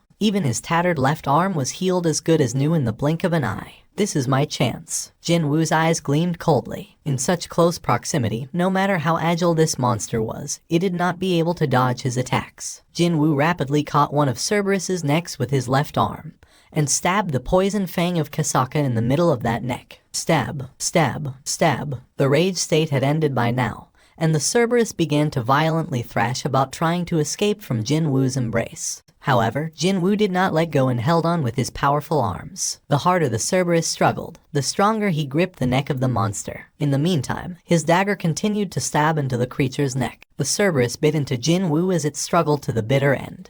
But the battle had already been decided by then. In the end, the heads of the Cerberus fell to the side, lifeless. In one breath, his level rose up by 4. That was how difficult this battle was. Jin Woo only let go of the Cerberus's neck after confirming its body going limp with his own eyes. The heavy body sprawled to the floor without any resistance whatsoever. Only now could he breathe a sigh of relief. A monster that could use a skill, if he didn't prepare a hidden trump card, then he'd have been killed for sure. A chill crawled down his spine just from thinking about it. After calming himself down, Jin Woo reached out towards the Cerberus. A steel necklace originally found around one of the Cerberus's necks, a gray key, and 3 molars of a monster appeared in his hand. Rarity A. Type necklace. Agility plus 20, perception plus 20. Rarity A. Type key. The key to unlock the gates of the demon's castle. Can only be acquired after killing the gatekeeper. Rarity none. Type miscellaneous. Oh, Jin Woo's eyes went round. This necklace can boost both my agility and perception by 20 points. A necklace with eye-spinningly good options came out. Its rarity was also ranked out of all the items he'd seen so far. This one featured the highest rarity ranking yet. It was a rather nice baseline to judge the overall difficulty of this dungeon. In other words, the difficulty of clearing the demon's castle would be incredibly high. Jin Woo stared up at the burning tower. Crackle, pop. The very top of the structure was completely shrouded in some kind of blurry fog. He had to actually enter the tower if he wanted to see what was going on inside. But Jin Woo shook his head. Now's not the time. He only barely managed to hunt down a single sentry standing guard by the door, even with his title buffing him up and resorting to using up the quest reward, too. He couldn't even guess just what kind of danger would be waiting for him beyond that gate. Although he was slightly unwilling, he stored the gray key inside his inventory. I'll return. Definitely, very soon. Jin Woo smiled as he turned around to leave. Pardon me, young man. I see that you're feeling much better now. A rather friendly voice came from behind him and Jin Woo turned around to look who it was. Who is he? Because of his high perception stat, he knew that there was a hunter nearby. But this was a supermarket where lots of people came and went, and hunters also had to go shopping too, so he didn't dwell on the matter for long. However, he didn't expect that hunter to engage him in conversation. Not only that, a hunter he actually knew, too. Jin Woo's expression brightened in an instant. Mr. Song. Song Kai-yol looked at Seong Jin Woo with an expression half in disbelief and the other half in delight. I did hear the news that you were fine, but I still can't believe it, even after running into you like this. Song Kai-yol's gaze naturally headed lower, and then his eyes grew extra wide in shock. Your leg. Jin Woo calmly made his reply. When I came to, my leg had been all healed up. Even I'm not sure what happened to me. A healer ranked S could reputedly heal a person who was ripped to shreds back to normal, as long as the victim was still alive. What if a high-ranking healer healed Jin Woo's injuries while he was unconscious? If that was the case, then his severed leg being reattached didn't even qualify as a miracle. It'd do no good to see a young man such as yourself become disabled like that. What a relief this is. What a relief. Song Kai-yeol lightly patted his chest as if a big weight of his had been lifted off his shoulders now. It was then Jin Woo's gaze drifted towards Song Kai-yeol's left arm. The older man's sleeve was empty. Song Kai-yeol chuckled and massaged his left shoulder. Don't you worry about it. A hunter getting injured during a raid is a normal occurrence, after all. No, I've been lucky for not running into an accident until then. Song Kai-yeol spoke as if it wasn't much to fret over, but the gazes of other people walking by weren't like that. Song Kai-yeol came to a stop where it was quiet and isolated. Jin Woo also stopped there. Song Kai-yeol turned to look at Jin Woo and before the youth could stop him, bowed his head 90 degrees. Mr. Seong, thank you. If you say 11 people died because of me, then you are responsible for saving 6 lives that day. My share of the blame in that matter is the biggest, so on the behalf of all the hunters who were there, let me say thank you. Song Kai-yeol meant every word he spoke, and Jin Woo could feel the older man's sincerity as well. The situation had become somewhat awkward, but it didn't feel so bad. How should he go about describing it? He was feeling proud. Of course, that didn't mean he should let an elder remain in that bowing position. The two men arrived at the meeting place. The gate had formed in the middle of the road pretty close to residential areas, so the police officers called in to control the access to the location. However, there were almost no onlookers present here to begin with. The majority of gates the association took on were those dangerous ones that had been left alone for too long after their initial discovery. Besides, even if one were to stick around a gate, one would still not get to see how hunters fought. Anyway, it was only a couple of curious, naughty kids loitering around who got chased away by the officers every now and then. When Jin Woo and Song Kai-yeol approached closer, the two hunters awkwardly averted their gazes. Jin Woo narrowed his eyes. But, of course, these two happened to be Kim Sang-sik, who ran off trying to save only himself, and the other male hunter who had discarded the injured Jin Woo. Of course, they would find it rather awkward to face him. Excuse me, Mr. Seong. Kim Sang-sik was thinking of at least greeting the youth, but when he was subjected to Jin Woo's cold glare, he eventually shifted his gaze away. There she is. Jin Woo also turned his head in the direction Song Kai-yeol was looking at. But before he had the chance to completely turn around to look, Mr. Jin Woo, something rather soft suddenly hugged him tightly. Miss Ju Huey. While Jin Woo was getting flustered, Ju Huey was too busy making sure he was fine with a tearful face. Are you all right? You are not hurt anywhere, right? Your leg. Mr. Jin Woo, how come your leg is? Ju Huey's eyes went extra round as she alternated her gaze between his face and his leg. Oh, that. Just as Jin Woo was about to reply. How steamy, eh? It's steamy, I say. Both the gazes of Jin Woo and Ju Huey shifted over in the direction of that voice. From afar, an unknown man was whistling loudly at them. Is there a film shoot going on around nearby or something? While Jin Woo was tilting his head in confusion, a man wearing a business suit climbed down from the front seat of a certain minivan. Shut your mouth. He quickly threw an oily wink at Ju Huey when the business suit looked back inside the van. Immediately, Jin Woo's expression crumpled. 2 more people climbed out of the van right away. Both of them were men, and particularly worthy of note was the fact that they all wore prison overalls and had been cuffed as well. The employee called for the hunters to gather around. These folks are the replacement convicts who will participate in the raid alongside you, hunters. And so, the expressions of the hunters hardened considerably. Kim Sang-sik was the first to step forward. What? Replacement convicts? Are you telling us to go on a raid along with a bunch of criminals? Hunters who had committed crimes had 2 choices. Either spend their allotted time behind the bars, or cooperate with the association and reduce their sentences. Most chose the latter option, and they were referred to as the replacement convicts. The association employee repeatedly lowered her head. I'm really sorry about this. It's only because the number of hunters active in our district has declined so much that the association has no choice but to do this. However, they will be accompanied by a hunter from the monitoring division, so you don't have to worry too much. Kim Sang-sik asked, still full of suspicion. A hunter from the monitoring division, you say? Yes, all the convicts are rank CS, but the hunter from the monitoring division is actually a rank B, so there is nothing for you to worry about. Kim Sang-sik nodded his head. The popular opinion stated that you'd need around 10 C-rank hunters in order to contend against a single hunter ranked B. Well, a B rank was personally coming to monitor the troublemakers, not to mention participating in the raid itself, so there was no reason to say no here. Something's off here. He could sense a minute trace of murderous intent flowing between those four. Was this also one of the facets of the enhanced perception stat? Or was he simply being overly cautious? In any case, he was overcome with this unexplainable anxiety all of a sudden. So, Jinwoo whispered in Ju Hui's ear, "Miss Ju Hui, please don't participate in this raid." Ju Hui looked up at Jinwoo's eyes and asked back, "What about you, Mr. Jinwoo?" Rather than answering her, he too asked back, "If I say I'll be going, well, in that case, I'm going too." She looked like she'd follow him, no matter what. "I'm sure she's only doing this because she's concerned about me." And he learned through prior experience that whenever Ju Hui's face was forming that expression, she'd suddenly become a very stubborn young lady, and she'd never change her mind.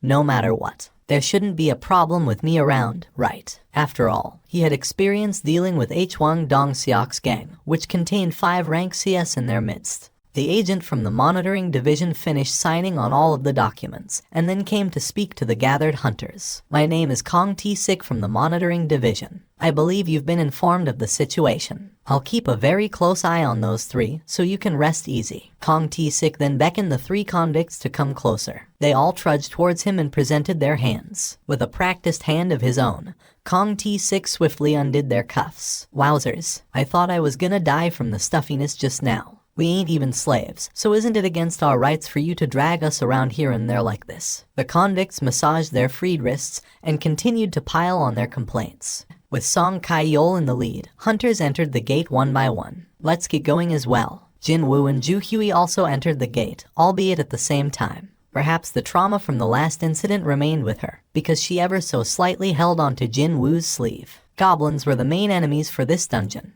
They were the weakest of all man-type monsters out there, so clearing the dungeon itself wasn't hard at all. These strange-looking creatures were weak enough for Jinwoo to fight evenly one-on-one even before he got his power boost. Still, Jinwoo did his utmost best to carefully hunt goblins with his bare hands. The C-ranked convicts must have been really excited by the taste of freedom because they were wildly swinging their weapons and energetically ripped goblins to shreds. From that scene alone, it was difficult to tell apart just who were the monsters and who were the humans there. A forked road with 3 paths appeared before them. Kong T-Sik made a suggestion to Song Kai-yeol. "Since the difficulty of the dungeon is low, how about splitting up from here onwards?" "Yes, let's do that." Song Kai-yeol readily agreed to that idea. Jinwoo closed his eyes and extended his perception to the max. Now, which path leads to the boss? He was hoping that maybe the boss would give him a few experience points, at the very least. Soon enough, he could pick up on the auras of all living creatures inside the dungeon. Jinwoo opened his eyes and spoke to Song Kai-yeol. "Let's go left." "Okay." Jinwoo, Song Kai-yeol,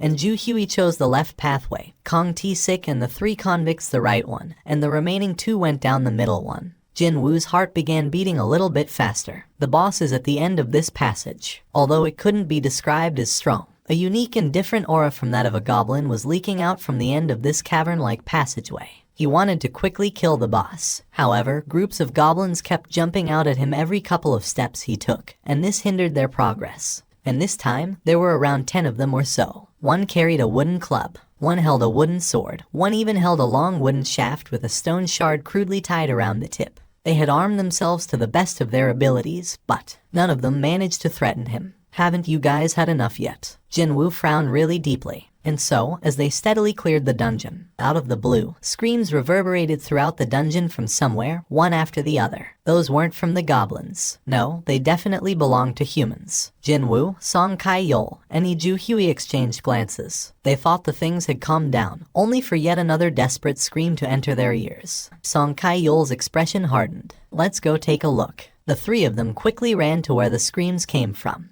Jinwoo could have run faster than his 2 companions, but for the sake of their safety, matched their speeds. Just how long did they have to run? Ju Hui cried out in alarm after finding a person. There's a person there, and it just so happened to be the hunter from the monitoring division, Kong T-Sik. Ju Hui couldn't watch on anymore and hurriedly ran towards Kong T-Sik. "Hold on, I'll heal you right now." Kong T-Sik rapidly raised his upper body up and took aim at the center of Ju Hui's neck with his hand full of magical energy. Swish. Just before his fingertip could touch Ju Hui's Adam's apple, someone managed to grab Kong T-Sik's wrist just in time. Kong T6's gaze followed the hand grabbing his wrist and to its owner, and Jin Woo's face was at the end. Jin Woo's eyes were emitting a very strong light of murderous intent. Kong T6 frowned deeply. How dare you, a FC King Association bottom feeder. Kong T6 hurriedly yanked his arm loose from Jin Woo's grasp. Now that both of his hands were freed, Kong T6 began pouring out attacks without a rest. However, Jin Woo also moved at the speed that didn't lose out to Kong T6 and went on the offensive of his own, too. Fists and arms belonging two men endlessly collided and traded countless blows. None of them showed any signs of backing off. Seizing this opportunity, Song Kai-yeol quickly dragged Ju Hui away from the area. However, there was one person here who was even more shocked than Ju Hui,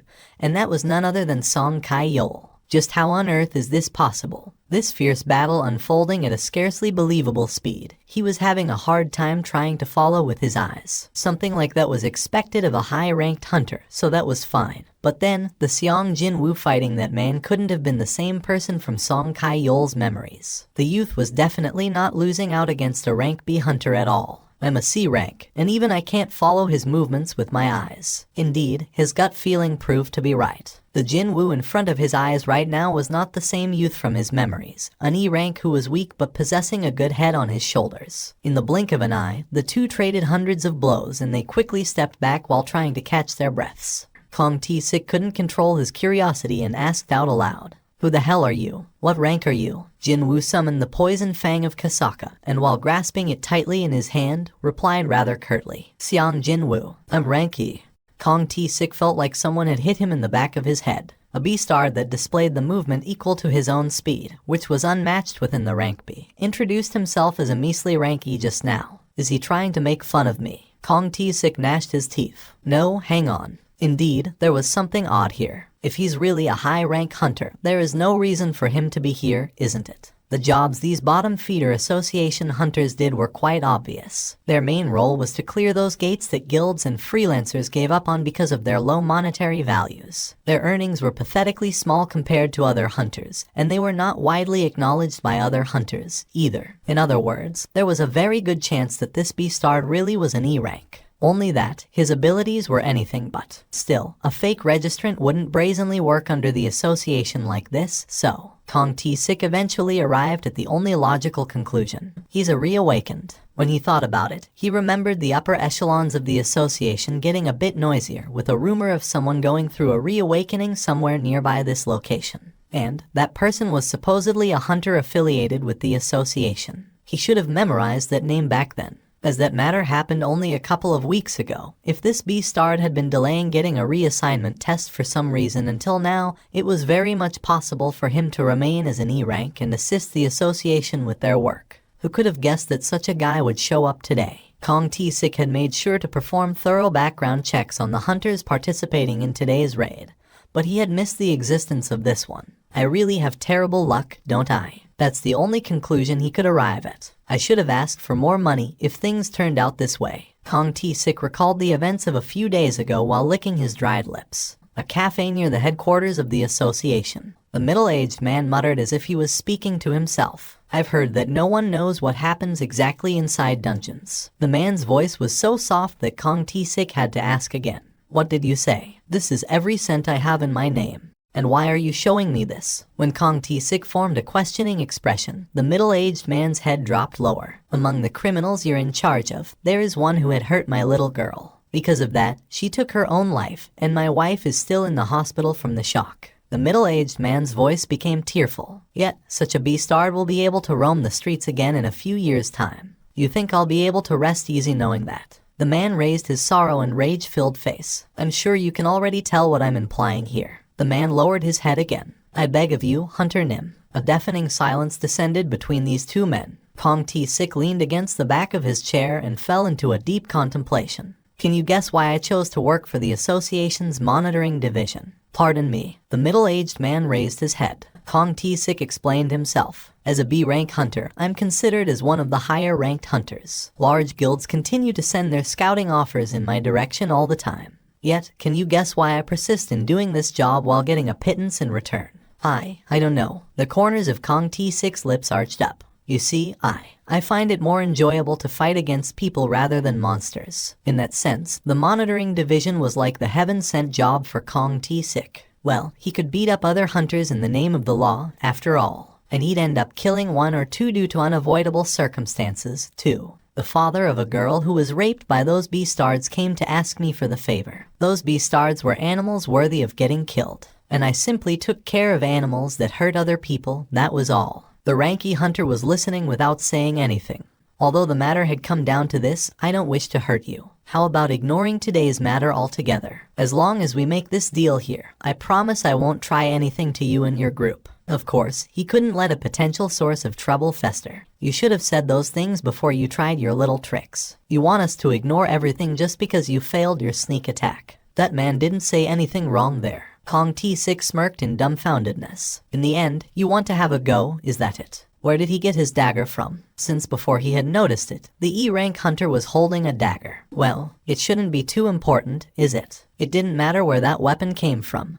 Indeed. What's important here, though, was the type of the weapon. Kong T6 quickly concluded his assessment. The class that used daggers and utilized quick movements. His opponent was a super close type damage dealer. Most likely, his specialty was assassination. What a coincidence that their specialities happened to be the same. However, this guy only underwent his reawakening not too long ago. The difference in experience should be absolutely massive. He might not even be able to properly utilize the skills at his disposal. Let me teach you a thing or two as your senior. Kong T6 extracted a knife from his hips and smirked derisively at the Ranky hunter. Can you do something like this? And then Kong T6 activated his stealth skill, thereby disappearing from the spot. That caused the Ranky hunter to get flustered and he hurriedly looked around his vicinity. Kong T6 could see his naked panic and confusion quite clearly. But that's so obvious. The stealth skill didn't only make one's body go transparent. The body, the sound, and even the smell. The skill that cloaked everything about the person activating it. That was the stealth skill in a nutshell. There were only a handful of assassin-type hunters who could use this skill in the entire world. Clang, two daggers collided in the air and sparks flew off. With his stealth skill deactivated, one could now see Kong T6 wide open eyes. What? But how? The E-rank hunter's dagger had accurately blocked off his own dagger. There are life forms holding murderous intentions towards the player. Kill them all in order to secure your own safety. If you do not follow this instruction, a corresponding penalty will be given.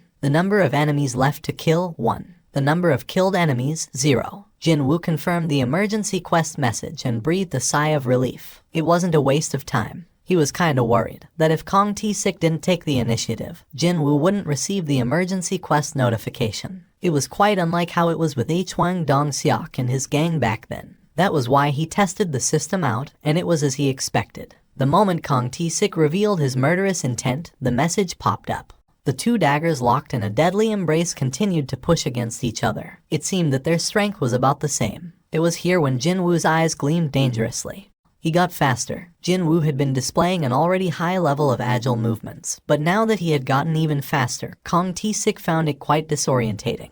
Jinwoo closed the distance in the blink of an eye and sank his poison fang of Kasaka down on Kong T6's thigh. Nice. The added effects of the Kasaka dagger kicked in as well. It was a bit regretful that the paralysis didn't work, but still, this fight had become just a tad easier now. However, Kong T6 was a high-ranked hunter himself, so his resistance was nothing to scoff about. His dagger aimed at Jinwoo's vitals and continued to fly in. Swish, swish. Jinwoo evaded the blade with only a hair's breadth and also attacked Kong T6's vital spots. Cold sweat drops formed on the foreheads of both men. Our speeds are about the same. We're moving at the same speed. Two men were inwardly admiring each other's agile movements and continued to clash in a dazzling display of super close proximity knife fighting. I gotta break this stalemate somehow. Jinwoo gathered strength in his eyes. The moment his eyes met Jinwoo's, Kong T6 flinched slightly for some reason. What was that? It worked. Jinwoo knew that he had won now. On the other hand, a small earthquake erupted in Kong T6's eyes. How come my body is? After he had met Jinwoo's gaze, his body felt as heavy as if he was floundering in deep water or some such. His trusty speed began decreasing as well. Wounds on Kong T6's body increased quickly one by one. This isn't possible. Kong T6's thoughts became confused and messy. This was, without a doubt, a debuffing effect. But he had never, ever heard of a case where an assassin class was able to use a debuff magic. Assassination was not his speciality then. If that was the case, then what was up with his crazy speed? However, Kong T6 had stopped his train of thoughts there. His confusion had rapidly morphed into panic. Instead, Jin Woo succeeded in getting close to Kong T6's chest and stabbed down on the latter with the poison fang of Kasaka. Kong T6's eyes shot open wider. Both men knew right away at that moment. The victor had been truly decided with that one move. Crimson red blood pooled in Kong T6's mouth. It was gushing up from his chest. As blood leaked out from the side of his lips, Kong T6 formed a smirk. To actually run into a reawakened hunter inside a lowly rank D dungeon. The dagger in Kong T6's hand fell to the floor. He continued to pant heavily as he leaned his head closer and whispered something in Jin Woo's ear. Jin Woo silently listened to those last words before pulling the dagger out from Kong T6's chest. Just like a dress slipping off a clothes hanger, Kong T6 crumpled to the floor, lifeless. The expected messages did pop up, but Jin Woo's expression wasn't so good. Just like the last time, the aftertaste of killing someone remained bitter and nothing to feel too happy about, even though the other guy attacked first and initiated this fight. If there were no rewards, then this would be one hell of a loss-loss situation. Reward 1. 5 additional stat points. Huh? Jin Woo formed a confused expression. The reward on offer was far less than when compared to fighting Hwang Dong-seok and his goons. But it was a far harder opponent this time, though. It was here that Jin Woo lowered his gaze and ended up spotting something rather odd. There was a spot of flickering light about as big as a coin gleaming on the corpse of Kong T6. Jin Woo's eyes grew wider and wider. Jin Woo calmed his trembling heart and quietly reached out towards the chest area of Kong T6 where that flickering light was coming from. Indeed, he wasn't seeing things just now. A rune stone. Are you talking about that rune stone? His heart began pounding even harder than before. The skill Kong T6 used had now become a rune stone and was waiting to be discovered on his body. Stealth was a rare skill that only a select few hunters could use. Jin Woo looked back at Song Kai-yeol. With what has happened here, I think it's impossible to continue on with this raid anymore. For the time being, you two should leave the dungeon and contact the association. I'll remain here and search for other survivors. Song Kai-yeol instantly realized what Jin Woo was trying to do. He's going to close the gate all by himself. On the way, he discovered the cold corpses of Kim Sang-sik and the other hunter. This was the power of a high-ranked hunter. If such a hunter really wanted to, then killing a few lower-ranked hunters could be done in the blink of an eye. Jin Woo's expression hardened as he walked past them. Jin Woo discovered a lone convict struggling on the ground not too far from him. That crazy beastard, Kong T6 killed everyone. He killed everyone. What the FCK happened? Did he leave? There's blood on your clothes. Did you get done in by him, too? Jin Woo didn't reply and simply raised his head to stare straight ahead, towards where the boss was. A confused, questioning expression floated up on the face of the convict. Feels like it's a bit stronger than a regular rank D dungeon boss, too. I'm getting really curious about its attack patterns, you see. The convict listened to those words and lost his cool, roaring out at the top of his voice. What the FCK are you even talking about? Jin Woo calmly continued on with what he wanted to say. Before all that, though, I gotta ask you about something. You remember the girl you raped before? What? Which one are you talking about? You a family member of the victim? Jin Woo's brows quivered. Just now, this man asked which one, rather than answering with yes or no, meaning he had hurt well more than 1 or 2 girls. Hunters possessed extraordinary strength, so if they wanted to, they could become a horrifying monster at any time. And this beastard used that strength to violate women until now. With that, Jin Woo's mind was made up. The convict finally realized what Jin Woo was planning to do here. He cried out and shook his head around wildly after seeing the group of hobgoblins. The blue convict's pants began dyeing in a yellow color as well. Jin Woo took a deep breath, and he chucked the convict among the waiting hobgoblins. Picking up on the smell of a fresh, living prey, hobgoblins pounced on the convict all at once and began tearing into his stomach. As the convict desperately struggled on and thrashed about, the vessels in his eyes burst open one by one, dyeing his eyes utterly crimson red. Even though the convict gradually lost his consciousness, hobgoblins greedily and restlessly tore into him. Just what would it feel like to be devoured alive by the disgusting monsters? There it is, a huge hobgoblin, definitely the boss of this dungeon, sat arrogantly over yonder on the other side of the boss room. With its subordinates all too preoccupied with the fresh prey, there was not one guard around the boss itself, which meant that this was the perfect opportunity. Jin Woo immediately dashed past the hobgoblins in the blink of an eye and arrived before the boss. The surprised hobgoblin boss quickly stood up, but before it could complete the action, its head fell and rolled on the ground. The expressions of the agents hardened in an instant. 9 people entered it, yet only 3 walked out alive. This undoubtedly qualified as a huge incident. What with several similarly bad incidents occurring within a single district, it was little wonder why these association agents felt like they had stepped on an almighty pile of dog poo at this very moment. They wanted to make sure there were no other survivors, but the gate closed on them, so that was no longer possible, too. This was precisely the reason why Jin-woo waited around until the time limit was almost up, however. With this, the testimonies of the 3 survivors would have to suffice. One of the agents spoke with a complicated tone of voice. Just now, the investigation department has received a telephone call from the chairman of the Joomgang Industries, wishing to hand himself over. It was here that Song Kai-yeol entered into the conversation. The chairman of the Joomgang Industries, you say. He's the father of the victim, and he allegedly has paid off the hunter Kong Tae-sik from the monitoring division to murder the convicts. Oh, the chairman had confessed to everything after he heard that Kong Tae-sik was indeed successful in killing the rapist. There was nothing here that could be seen as problematic, except for one thing. One of the agents asked the part that felt the most suspicious to him. Just who delivered the final killing blow to Mr. Kong Tae-sik, who was a rank B hunter. Just before Jin-woo was about to speak the truth, he recalled the face of Yoo Jin-ho. What a missed opportunity this is, but looks like I won't be helping the kid out with his raid quota after all. By making an excuse of him being a reawakened hunter and going ahead with the reassignment test, he'd not be able to humor Yoo Jin-ho's plan anymore. Sure, Jin-woo was kind of bummed out about the promised building, but oh well. Well, naught I can do here now. Jin-woo thought as such and was about to open his mouth, but then, it was me. I'm the one who killed Kong Tae-sik. The questioning agent still didn't look convinced, however. Song Kai-yeol Hunter Nim, are you saying that you brought down Kong Tae-sik Hunter Nim?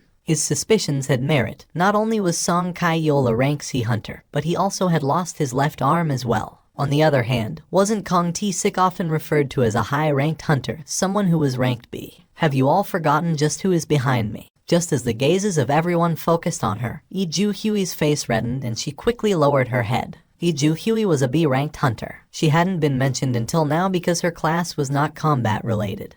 But when looking only at her rank, then she was a high-ranked hunter, just like Kong Tae-sik had been. Why wouldn't a rank C hunter be able to defeat a rank B hunter when a rank B healer was lending her aid from the side? Why are you lying to them? Song Kai-yeol replied back in a whisper as well. I thought that there must be a good reason why you were trying to conceal your abilities. Did I overstep my boundaries? Of course, he didn't. I've received a lot of your help until now, so I'm glad to hear that I was able to help out you now, even if it's just a small thing. Meanwhile, one of the agents walked closer to the two men. Mr. Song Kai-yeol, why don't you come with us? Help us for a minute or two with writing up the report. All right, let's get going, then. Would you like to walk with me for a little while? Is she talking about that dinner date? He was starving after moving around for a bit today, so he found her suggestion to his liking. Jin-woo agreed with a welcoming expression. Okay, let's. As if they had made a promise earlier, the two young people began quietly walking side by side under the soft lights of the street lamps. Joo-hye's eyes remained fixed to her toes, because if she tried to raise her head, her gaze automatically drifted towards to her side. She tried very hard not to think about it, but it was of no use. In the past, she found him comfortable to talk to, but now, the current Jin-woo was overflowing with this certain sense of power. She found it much harder to talk to him now as a result. Just what happened? He was strong enough to subdue a rank B hunter without too much trouble. He had changed so drastically. Joo-hye stopped walking first and with some difficulty broke the ice. Actually, I think it'll be impossible for me to eat anything today. Let me return this to you in the meantime. Joo-hye handed over a magic crystal to Jin-woo. It was none other than the same crystal he entrusted to her back in the underground temple. But today isn't the only day, you know. There's no need to return this to me now. Joo-hye shook her head slowly. I'm going back home next week. He heard that she was quitting the life of a hunter, but now it seemed that she was leaving the city altogether. Jin-woo formed a rueful expression. Is it because of that incident back then? Well, it's not simply because of that, but perhaps she ended up recalling the events of that day. Joo-hye's complexion darkened. Back then, when everyone else was trembling from despair, only Jin-woo's eyes burned fiercely with a strong resolve. Joo-hye was nearest to him, so she got to see those eyes. It was like they were shouting out to the rest of the world so they can hear his will to survive. She had no regrets over quitting the life of a hunter, since it didn't even suit her personality to begin with. However, she couldn't help but feel really bad after realizing that it'd be tough to meet Jin-woo ever again. Will he think of me as a weird person if I ask him about meeting each other again? It was rather unfortunate, but there were some things in this world that she couldn't really do anything about. If you come down to Busan one day, please give me a call. I'll buy you really good sushi. Sounds good. When Jinwoo formed a smile, Ju Hui smiled back at him. And so, Ju Hui didn't get to say the words she truly wanted to say. She simply performed a short goodbye and turned around to leave. The way back home never felt this long to her before. After sending Ju Hui home, Jinwoo also returned to his place. The east of the United States. Late at night, Hwang Dong-soo was the main hunter of the guild, Scavenger, one of the top guilds in the entire USA. Not only that, but he was also an S rank as well. And just before he went to sleep, he received a phone call informing him of a shocking matter. My older brother is dead. I want you to speak slowly and tell me everything in detail. Got that? The name of his older brother was Hwang Dong-seok. My older brother and his 8 teammates all died, and only 2 others escaped unhurt. And the 2 who survived were only a rank D and a bloody E. Something smelled fishy here. The older brother Hwang Dong-soo knew would never sacrifice his own life for a far weaker teammate. Also, what if that said teammate happened to be a temp? There was no need to even mention it. However, only the ranks D and E walked away alive, while his older brother and other C-ranked hunters all perished in that dungeon. Right now, he was in a far-off foreign nation after being scouted away by one of America's top guilds. But back when he was still in Korea, his brother did everything possible to look after him and be a good brother. He might not have been a good human being, but he was a great, precious brother. I was planning to invite him here once I've secured my foothold. But now, to think he'd meet an accident before that happened. Hwang Dong-soo bit his lower lip. Fax me all the information on the 2 surviving members. My number is. Hwang Dong-soo ended the phone call and then called his manager next. On the white pages, photos of 2 hunters, their names, and their brief bio could be seen. The rank D hunter, Yoo Jin-ho, and a rank E, Seong Jin-woo. Hwang Dong-soo alternated his gaze on the 2 men's photos and gritted his teeth in determination. I'm sure I'll get some answers from either one if I ask them personally. Laura, what would happen if I were to kill some people in Korea? Do you really mean that? Yes. There was a bout of silence before the woman's voice continued on. The states have yet to sign an agreement to exchange hunter criminals with South Korea. Mr. Hwang, you are now an American citizen, so you'll get a hearing in a US court instead. Good to hear that. Looks like I'll have to make a trip to Korea for a while. Something happened there. Can you clear up my schedule for a bit? However, Mr. Hwang, if you leave so suddenly like this, the operations in the guild will grind to a halt. Tell me just how far my schedule's been booked for. You're fully booked out for the next 2 months. 2 months, is it? Fine. After that, I will need some free time, so don't schedule anything. I don't need a long time, either. Just 2 weeks. I'll only need 2 weeks to pop in and out of Korea. Understood. What should I tell the upper management? Tell them I'm going to my brother's funeral. After Jin-woo and Yoo Jin-ho exited from the van, the waiting hunters quickly gathered around them. For some reason, there was almost no normal person in this group. Most of them seemed to have some difficulty with their mobility. There was one person who looked to be suffering from an illness, while another was clearly an alcoholic. Not only that, there was an underage girl too, someone that neither the association nor the guild would admit to their ranks. From a casual glance, she looked to be a high schooler. Is it okay to bring a child here? I asked for a professional advice, and apparently there is no problem according to the law. Hyun-nim. Actually, the only reason why people don't hire underage hunters is that there would be hell to pay if something went sideways. Jin-woo nodded his head. In that case, it should be fine. Really now, only Jin-woo and Yoo Jin-ho were going to enter the gates anyway, so the odds of something going wrong were as good as 0%.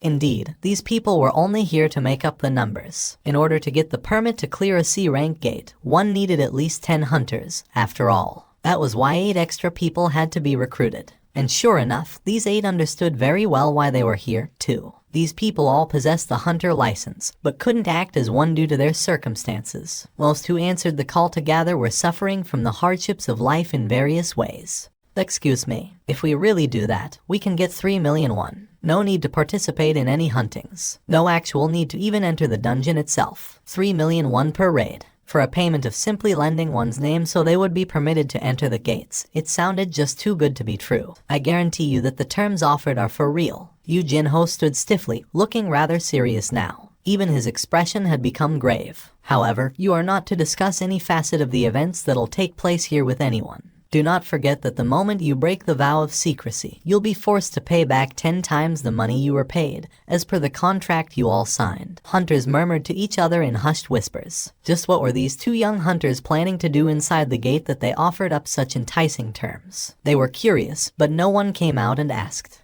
We should get started. Understood, Hyung Nim.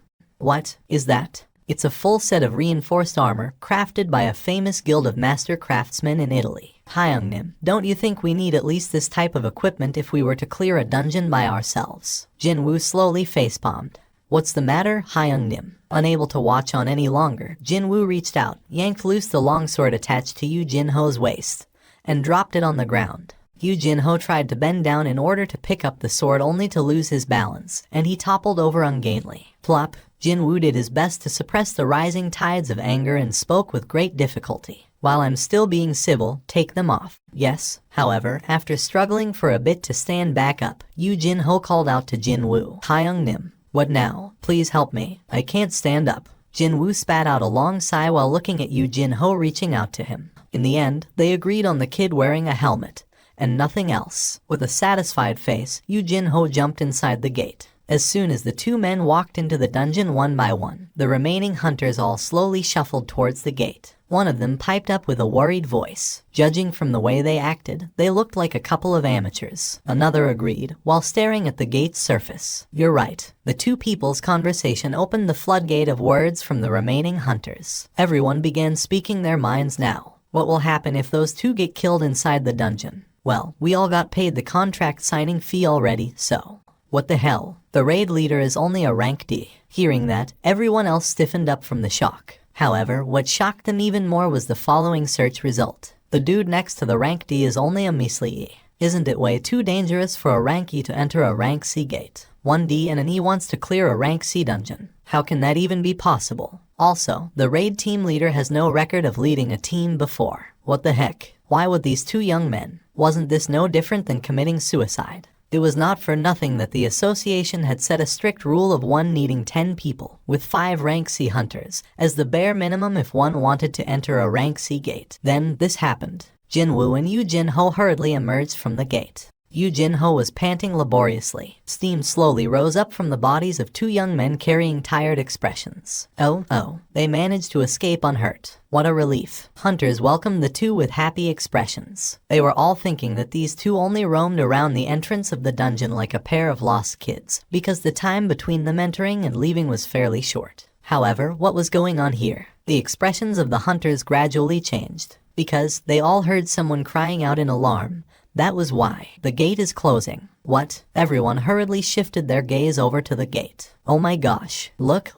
They killed the B-boss. The gate is turning blurry and illusory, just as it would when the boss of the dungeon was killed. While the hunters couldn't hide their shocked disbelief, Jinwoo utterly disregarded their gazes and quietly asked Yu Jinho, "Where is the next one?" "It's about an hour's drive from here, Hyung Nim." "Okay, let's go." Jinwoo and Yu Jinho headed straight to the van. Meanwhile, the 8 hunters stared at the duo's backs with completely dumbfounded faces. Realizing that they weren't following him, Yu Jinho turned his head and called out to them. "Let's hurry up, everyone. We barely have enough time to go to 2 more gates today." The jaws of the hunters all dropped to the floor from that declaration.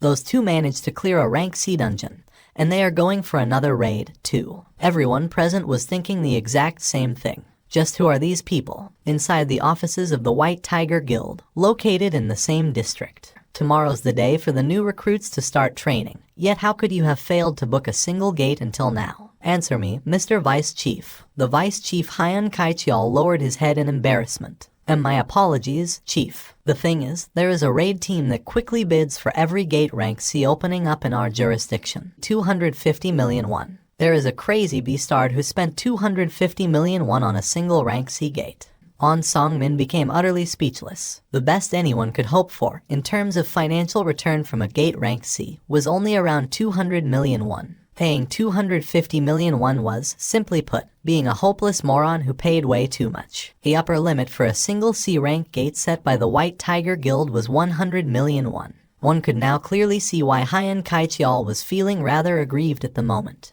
Who are these beastards? On Song-min swallowed his saliva and accessed the information on this strange raid team and its members. The leader's name was apparently Yu Jin-ho. First time I hear that name. It was On Song-min's job to scout new recruits for the guild. That was why he had remembered the names of freelancer hunters who had at least displayed a modicum of excellence in the past. One name kind of stood out. Xiang Jinwoo. Xiang Jinwoo. Where have I heard this name before? On Song-min did his best to dig through his memory, until he finally recalled the incident of the dual dungeon from 2 months ago that had been the topic of a rather lively discussion among those who went there. Indeed, it was none other than the White Tiger Guild that went to assist the association during that event. Hey, Kaichiala, do you remember that dual dungeon incident 2 months ago? The one where our hunters had to go and take a look. Yes, Chief, I remember. What was the name of that survivor? You remember it? It's Xiang Jinwoo, a ranky hunter. I knew it. He wasn't sure of it. But well, he was proven right once more. On Song-min instinctively realized it. There was something fishy going on here. Not once did his instincts that activated only in these sorts of situations let him down.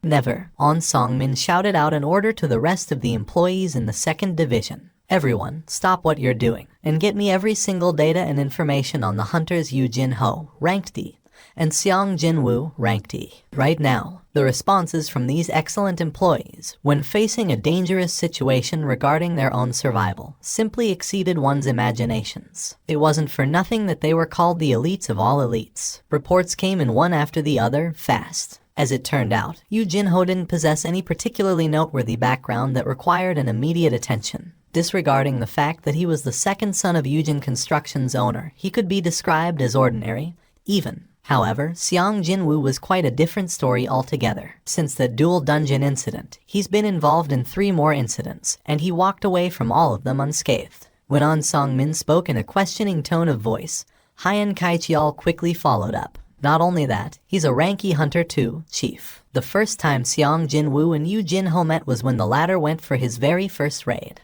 Only the 2 of them walked away alive. And now, these 2 had formed a raid team and were going around like a pair of madmen, clearing 2, 3 dungeons in a single day. This definitely stinks. What could they possibly be doing in the dungeons? I wonder. Hold on. I remember now. There was a rumor about a really influential owner of a big company busy wooing S-ranked hunters in private doing the rounds, wasn't there?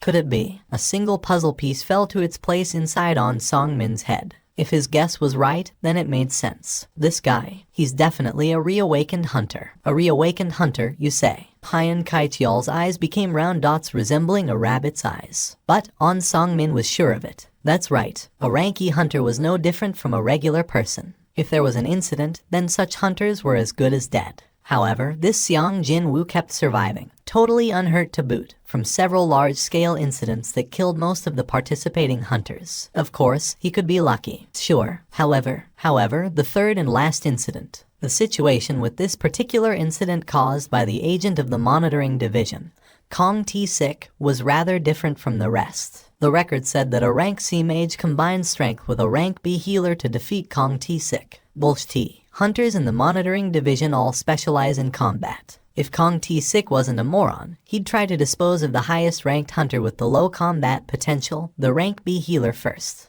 There was no physical evidence, but he was getting more and more sure of his guesses being right. Xiang Jinwoo now possessed abilities matching that of a high-ranking hunter after going through a reawakening process. Yu Jin-ho coincidentally took part in the raid and saw the abilities of Xiang Jinwoo. And now, Yu Jin-ho was testing out this and that in preparation to scout Xiang Jinwoo to his father's new guild. When he thought like that, everything seemed to click. On Song-min picked up his coat hanging on the back of his chair and quickly put it on. Kaichiala, let's go. He also didn't forget to mobilize his right-hand man, of course. Pardon me, where are we going, Chief? What do you mean, where? We're going to scout a new talent, that's what. And you have to personally go to scout this new guy. Why not? Is there a law against doing that? On Song-min retorted and hurriedly left the office, causing Hyan Kaichial to tilt his head this way and that, but still, he chased after the senior officer. Now this is so strange. It had been over 2 years since he became the vice chief, yet it was his first time seeing On Song-min personally go out on a job. Hyung Nim, is there some other business you need to attend to later? No, not really. Why do you ask? I haven't seen you hurrying up this much with hunting before. Yu Jin-ho was feeling truly astonished today. He already knew very well that Jinwoo was strong, but today, He seemed to be on another dimension altogether. But that was par for the course, really. Jinwoo inwardly laughed out. Well, monsters in this dungeon were werewolves, after all. A title given to a hunter skilled in hunting wolves. When facing animal-type monsters, all of your stats will increase by 40%. The buff given by the title Slaughterer of Wolves of course came into effect against the werewolves as well. How could the monsters from a rank C dungeon contend with him, when his level was already so high to begin with? Never mind the effect of that buff helping him out, too. Thanks to that, Yu Jinho had been kept real busy while trying to extract all those magic crystals from the dead monsters. He even had to drink 5 vials of the HP potion, too. He shook his head several times, complaining that he wouldn't be able to eat lunch now, after the potions filled him up completely. One couldn't find the addresses of hunters on the association's website. The only things appearing there were the names of hunters and their ranks. A hunter could provide the relevant information themselves, but Jinwoo didn't even leave behind his contact number there. But not only had this guy known his phone number, he was waiting near Jinwoo's home, so without a doubt, he must have gathered enough information before showing up here. Now that I think about it, he abruptly remembered something. I sensed a gaze on me earlier today, so I'm guessing that belonged to one of your people. The Hunters, the Reapers, the Night Order, the Shining Star, and then us, the White Tiger. I'm sure you've heard of these names before. On Songmin read off the names of the top 5 guilds in South Korea, one by one. On Songmin presented his business card.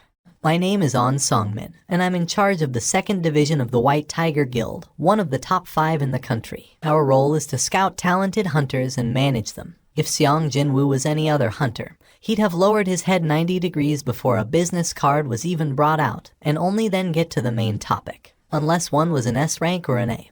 Pretty much all hunters dreamed of entering the White Tiger. Honestly, On Songmin was hoping for that kind of reaction as well. Unfortunately, Jinwoo was different, not showing much reaction at all. He calmly asked what he wanted to ask first. Why does an officer of the White Tiger Guild perform background checks on someone like me? On Songmin inwardly flinched. We wish to scout you, Mr. Seong Jinwoo. We promise to offer you double the amount of terms as offered by the Yujin Construction. No strings attached. On Songmin smiled deeply. Yujin Construction was still in the middle of testing Seong Jinwoo out. They are being stupid. The speed at which he could clear a rank C dungeon, the publicity value of a reawakened hunter, and the calmness he was displaying in the current situation, etc. No matter which side it was, there was no need to test this man out at all. There's no way that they have offered anything good, since they wouldn't have figured out what his true worth is. That was why On Songmin was confident of doubling whatever terms Yujin offered this man. No, he was confident of offering something even better. However, Jinwoo's stare became even colder. How did you find out about me? If Seong Jinwoo's voice actually had any physical weight, then that sentence would have crushed him to death, thought On Songmin. What is this? This incredible pressure. It was almost as if the other party was considering him as an enemy. Well, it was true that he had Jinwoo followed, and one-sidedly demanded to meet like this. From Jinwoo's perspective, it would be perfectly reasonable to consider On Songmin as his enemy. On Songmin hurriedly explained himself.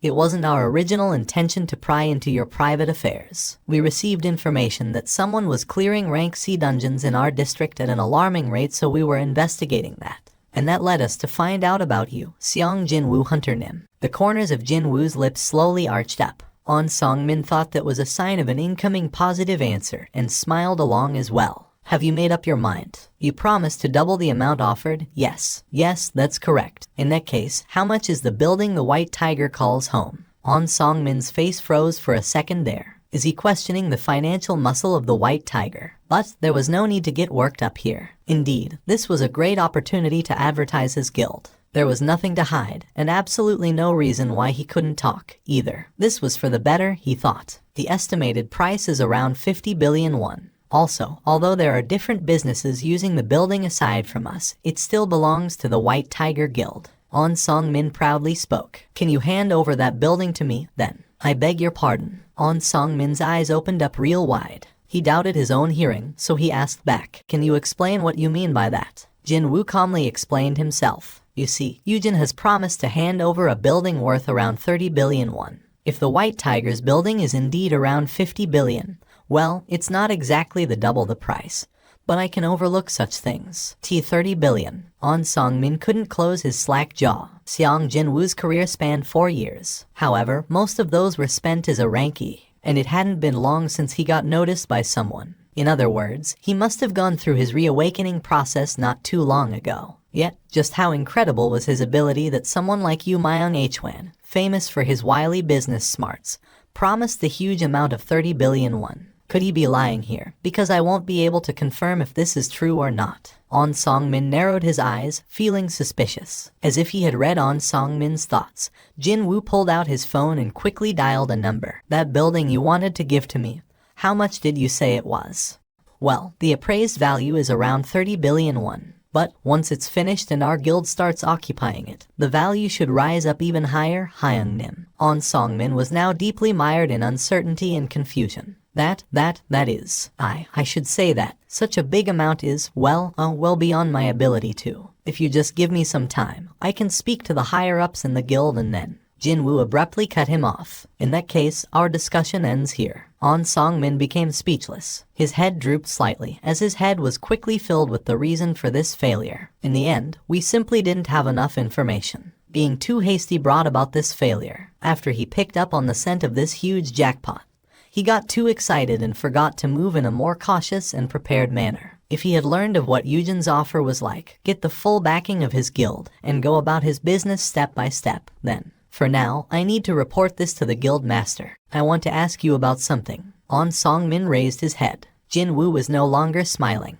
Gulp. Just as On Song-min swallowed some dry saliva, Jin-woo asked him a question with a low, heavy voice. How many people know about me? It's only me for the time being. I was too anxious to scout you, so I didn't even stop to report to my superiors yet. Actually, there was one more person. Hyun Kai-cheol, his subordinate but also his right-hand man. On Song-min concealed the presence of Hyun Kai-cheol for the time being. He was worried that Jin-woo might get real unhappy if he learned that there were two people instead of one. All the hair on his back stood up at once. Don't turn around. A cold voice came from his side. Jin-woo, who had been sitting across him until then, had vanished without making a sound and was now standing right next to him, still not visible to the naked eye. As stealth, cold sweat drops formed on Song-min's forehead. Could he be angry at me? Hunters were, in general, monsters. He knew this well, because he got to observe them from a close vantage point every single day. That was why he was always super respectful towards them. Did me spying on him and following him around cause an issue here? Should I have requested protection from the guild before coming here? I don't want to see the number of people who know about me increase. So, if I start hearing things about me, can I assume that it came from you, Chief On Sang-min, or your subordinate? It had been a while since Jin-woo stopped grabbing his shoulder, yet On Song-min felt like he was being crushed by the younger man's words. He's not putting on airs, either. Why did he feel this way? On Song-min was so sure of the fact that Jin-woo was fully capable of harming him. My gut instinct when evaluating people is almost always right. A thick strand of cold sweat rolled down the side of On Song-min's forehead. Who knew he could use stealth? Excellent abilities, and even a rare skill, too. It was not for nothing that Yujin came up with an offer of 30 billion. They aren't ones to start a losing business deal. Indeed.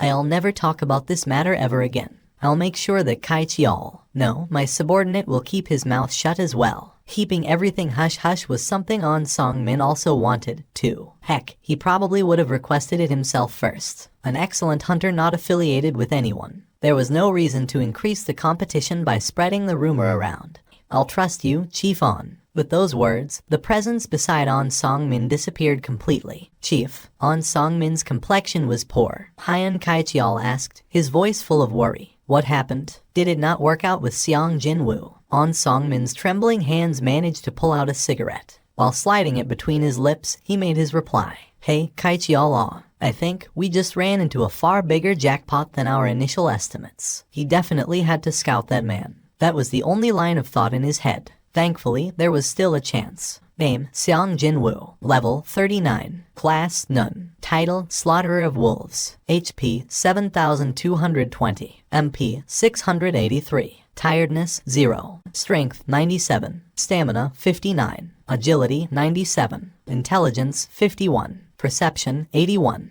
Reduction in physical damage, 20%. Passive skills, LV. Max, Tenacity LV. 1. High-grade dagger technique LV. 1. Active skills, Dash LV. 2. Intimidation LV. 1. Vital points targeting LV. 1. Stealth LV. 1. Well, no wonder people are beginning to notice me. A strange message followed right after the familiar one. Required level. Having only heard this simple message, he couldn't figure out what was going on here. But by the time the following mechanical beep rang, Jin-woo ended up expending a huge amount of willpower just to calm his heart that beat so hard to the point of causing him pain. Class change quest. He was so focused on raising his levels and his stats that he had been forgetting all about a certain column in his status window. Indeed, that was the third column in his status window, the class. And now, he was given an opportunity to replace that none with another word. He'd be given a class. In most video games, a character would receive many benefits after getting a class. It'd be no different with the system, since it operated almost the same as a game.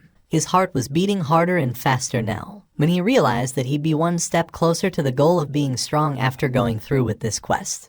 He simply could not calm himself down anymore. Yes and no continued to flicker in front of his eyes. Jin-woo was about to choose yes and take on the quest to change his class. However, he stopped almost instinctively. No, hang on a sec. Who knew just what kind of a quest might show up here? Following right after the notice from his instincts, the warning bells from his brain rang true and clear inside his head. I'm inside a dungeon. A dungeon was one of the most dangerous places in the world. Even though he was fully accustomed to the rank C dungeons by now, a dungeon was still a dungeon after all. There was no reason for him to increase the risk even more. Besides, Yoo Jin-ho was standing next to him as well. It wasn't as if he didn't trust the kid, no. Still, he didn't have any particular reason to let the kid in on the existence of the system, or explain the weird phenomenon that might occur when he changed his class. There was absolutely no one here. Only the dense forest greeted his searching eyes. In order to make sure he'd get to enjoy a relatively safe quest, he searched for a mountainside with almost no human presence and found the most suitable candidate.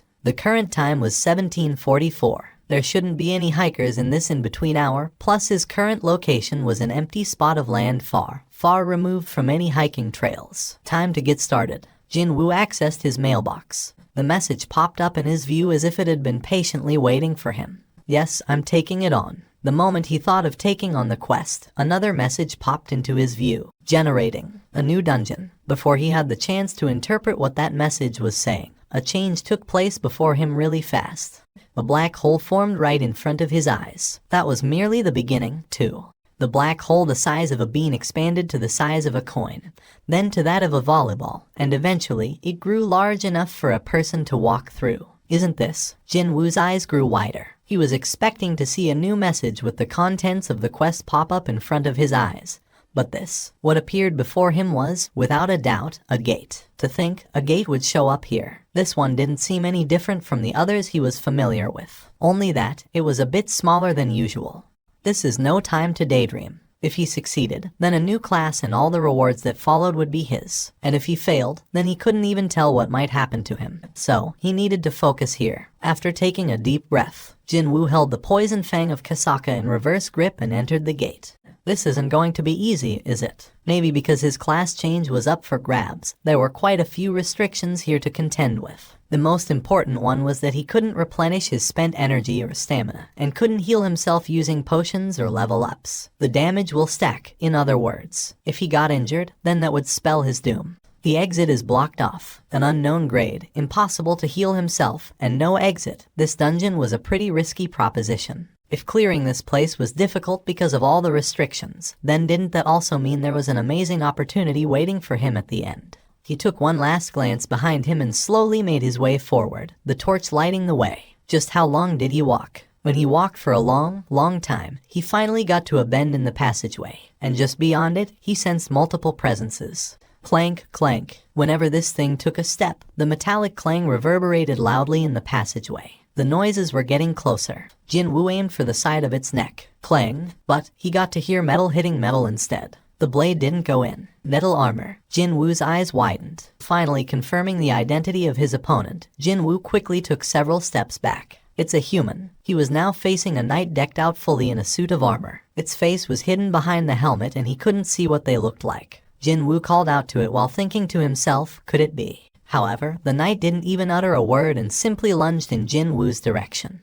He couldn't sense the beating heart that a normal person should possess. So, most likely, it was not a human. He was now facing off against a type of monster he'd never even heard of before. The first one to strike wins. Before the enemy made its move, Jinwoo dashed in first. Swish. Jinwoo evaded the hurried swing of the knight's longsword and stabbed his dagger at various points in its amour. Unfortunately, he couldn't damage it. The armor's too thick. Not only was it thick, the surface was smooth as well, so when he landed a straight blow, the blade didn't go in but simply slid off to the side. It was at this point that the knight swung its sword in a huge arc. Vital points targeting. Crack. The tip of the dagger penetrated past the armor. Did it work? However, it must have not suffered any damage, since it swung its sword down vertically with great force, not caring at all about the dagger stuck to its side. It's not really that strong, is it? That was his earnest assessment. Probably because of all that heavy armor, its movement was dull, and its attack pattern was also rather simple, too. Only that, its defense against bladed weapons was truly exceptional. Jinwoo rolled up his sleeves. Well, I've already fought against an enemy with thick armor that blades can't penetrate. The boss monster, Poison Fanged Blue Kasaka that broke a steel sword infused with magical energy in one hit. He had experienced killing such a snake before. Compared to the Kasaka, that thing is nothing. A thin smile slowly formed on Jinwoo's lips, since that was a pretty good memory to recall. Jinwoo easily evaded the knight's attack aimed at his shoulder, slid to its back, and caught it in a headlock. Crack. Along with a pretty sickening noise, the helmet was ripped off. This was the moment when his strength stat exceeding 100 points had begun shining ever so brightly. A simple but concise message announcing the end of the battle popped up. A flickering light indicating the presence of loot came from somewhere on the armor, but Jinwoo's attention was elsewhere. What the heck? There's nothing inside. The helmet he held in his hands was totally empty. He quickly checked inside the armor to make sure, but it was the same story, empty. Does that mean I was fighting against a suit of armor that was moving by itself? Just as he arrived at his conclusion, two more knights rushed into view from around the bend. It seemed that they had belatedly sensed the unfolding battle. The knights discovered Jinwoo, and as if they had made a prior arrangement, they unsheathed their long swords in unison. Jinwoo tossed the empty helmet away and loosened the muscles on his neck and shoulders. He now knew how to fight these things. So, this is the real beginning, huh? Jinwoo's lips formed a slight grin as he stared at the knights rushing towards him. His first step in clearing this dungeon proved to be on the right track. Was it because of all the restrictions? The loot drop rate turned out to be rather excellent. Jinwoo only defeated 3 knights, yet 2 of them dropped an item each. As far as percentages go, that was 66.6%. It was an unimaginably high drop rate compared to other instant dungeons. Rarity B. Type Armor. Reduction in physical damage, plus 7%. Jinwoo picked up the breastplate. As expected, a message regarding equipping the armor popped up in his view. The breastplate disappeared from the view. Jinwoo summoned the status window and confirmed his stats. So, it really went up. Jinwoo felt around his chest area. He couldn't feel anything weird. I got 30,000 gold in one go. Was it because knights were supposed to be wealthy or some such? He abruptly remembered that most humanoid-type monsters usually gave out more loot than any other types in video games. During the past 2 hours of hunting inside the dungeon, he met 4 different types of monsters: knights, mages, assassins, and archers. Is it stealth this time? An assassin type suddenly vanished from his senses. Jinwoo didn't panic and extended his perception to its fullest, and soon enough picked up on the presence sneaking up on him from behind. Swish. The assassin received a fatal wound and turned into a wisp of black smoke before disappearing from his view with nary a scream. Jinwoo turned around to continue on his journey. But then, a flash of blinding light exploded right in front of his eyes. A mage had hidden itself and quietly completed a light magic spell. Kaboom. However, Jinwoo was already well behind the mage by the time that happened. Jinwoo didn't miss this opening and swung his dagger diagonally. The mage, too, turned into a wisp of smoke and disappeared. I got hit by one of those way back when I got too careless. The thing was, he was already ready to react as soon as he began sensing mana gathering around in a single point. Jojiu H1's light magic. Jinwoo wasn't dumb enough to get hit by a similar magic to that dead guy's. This was one of the reasons why he thought that all these battles were like him studying and revisiting his past fights. That's not all, is it? In order to defeat different types of monsters, he needed different stats. For knights, it was strength. For assassins, perception. Archers, agility. And finally, for mages, it was stamina. The whole thing was set up in a way that if any of the corresponding stats weren't high enough, he'd have a real hard time trying to deal with the individual monsters. If his strength was lacking, then he wouldn't have been able to cause enough damage to the knights, and if his perception was too low, he'd have gone through hell in order to locate the assassins. Me raising stats evenly has really paid off dividends here. His intelligence stat was still on the low side, but all he had to do there was to economize his MP usage.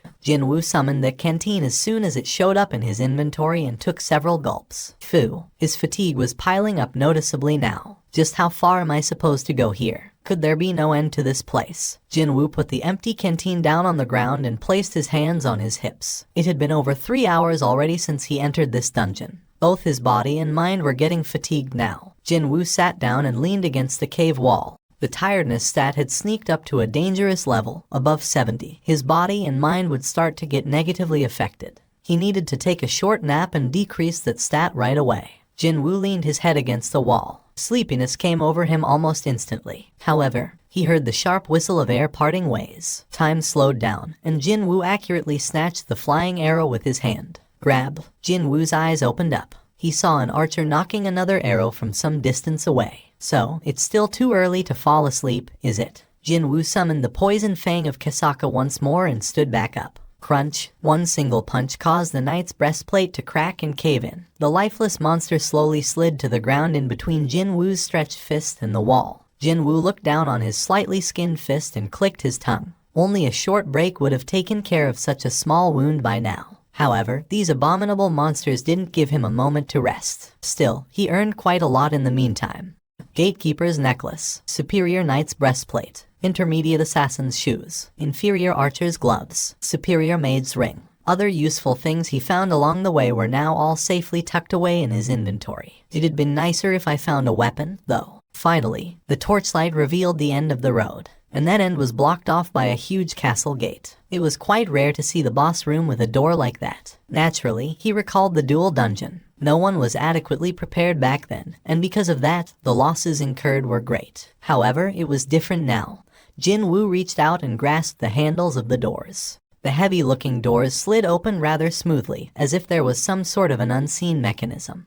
Boom. The door to the boss room finally opened. As soon as he set foot on this floor, countless torches lining up the walls lit up all at once and illuminated the interior. As I thought, it's almost the same as back in that underground temple. Jinwoo maintained his vigilance. He scanned his vicinity and cautiously stepped forward. Several giant stone pillars stood erect to his left and right. At the far end of this room, he could see a tall throne. It's as if this place reminded him of the king's audience chamber from a fantasy movie. Of course, the scale was noticeably larger, though. A few steps later, the door issued a loud bang and closed shut behind him. Slam. Jinwoo glanced back, but he didn't panic. He already expected something like that to happen. Jinwoo swallowed his dry saliva. He only had to take one look at the creature's red name floating just above its head to know that the boss had finally made its entrance. It was a knight wearing a suit of blood-red armor. The way it was kitted out from head to toe in metal armor was similar to other knights he fought so far, but quite unlike those that looked dull and slow. This thing looked incredibly agile. What caught his eyes next was its helm. The red-colored mane extending rearwards from the top of the helm reminded him of a stallion's tail, and it left a rather deep impression. While he studied its helm, Jinwoo discovered one more difference between it and the other knights. This guy has eyes, but were they eyes or irises? Whatever the case may be, the pair of silvery lights oozed out from where one's eyes should be. They felt so cold and uncaring, utterly mechanical and lifeless. Jinwoo observed the movements of this egret while slowly raising his clenched fists. My dagger won't work on it anyway. What was needed in defeating a knight was blunt force. He needed strength to overwhelm him. Higrit quietly observed Jinwoo for a while, before it abruptly took off its red cape. Plop, the cape fell to the floor. What's it doing? The beastard's strange actions didn't end there. It proceeded to take off the long sword on its hips, and the 2 daggers hidden behind its back, and dropped them all to the ground. Not only that, it showed them to him, before dropping them one at a time. Clang, clang. The interior of the boss room had been quiet until then. The loud clangs of the metal hitting the stone tiles reverberated noisily throughout this vast chamber. Ygritte finished discarding all of its weapons, and as if to imitate Jinwoo, clenched its fists and got into a fighting stance. Jinwoo's eyes grew wider. Could this be Stard be thinking of? Was this thing going to fight him bare-handed because he was also bare-handed? Jinwoo bit his lower lip.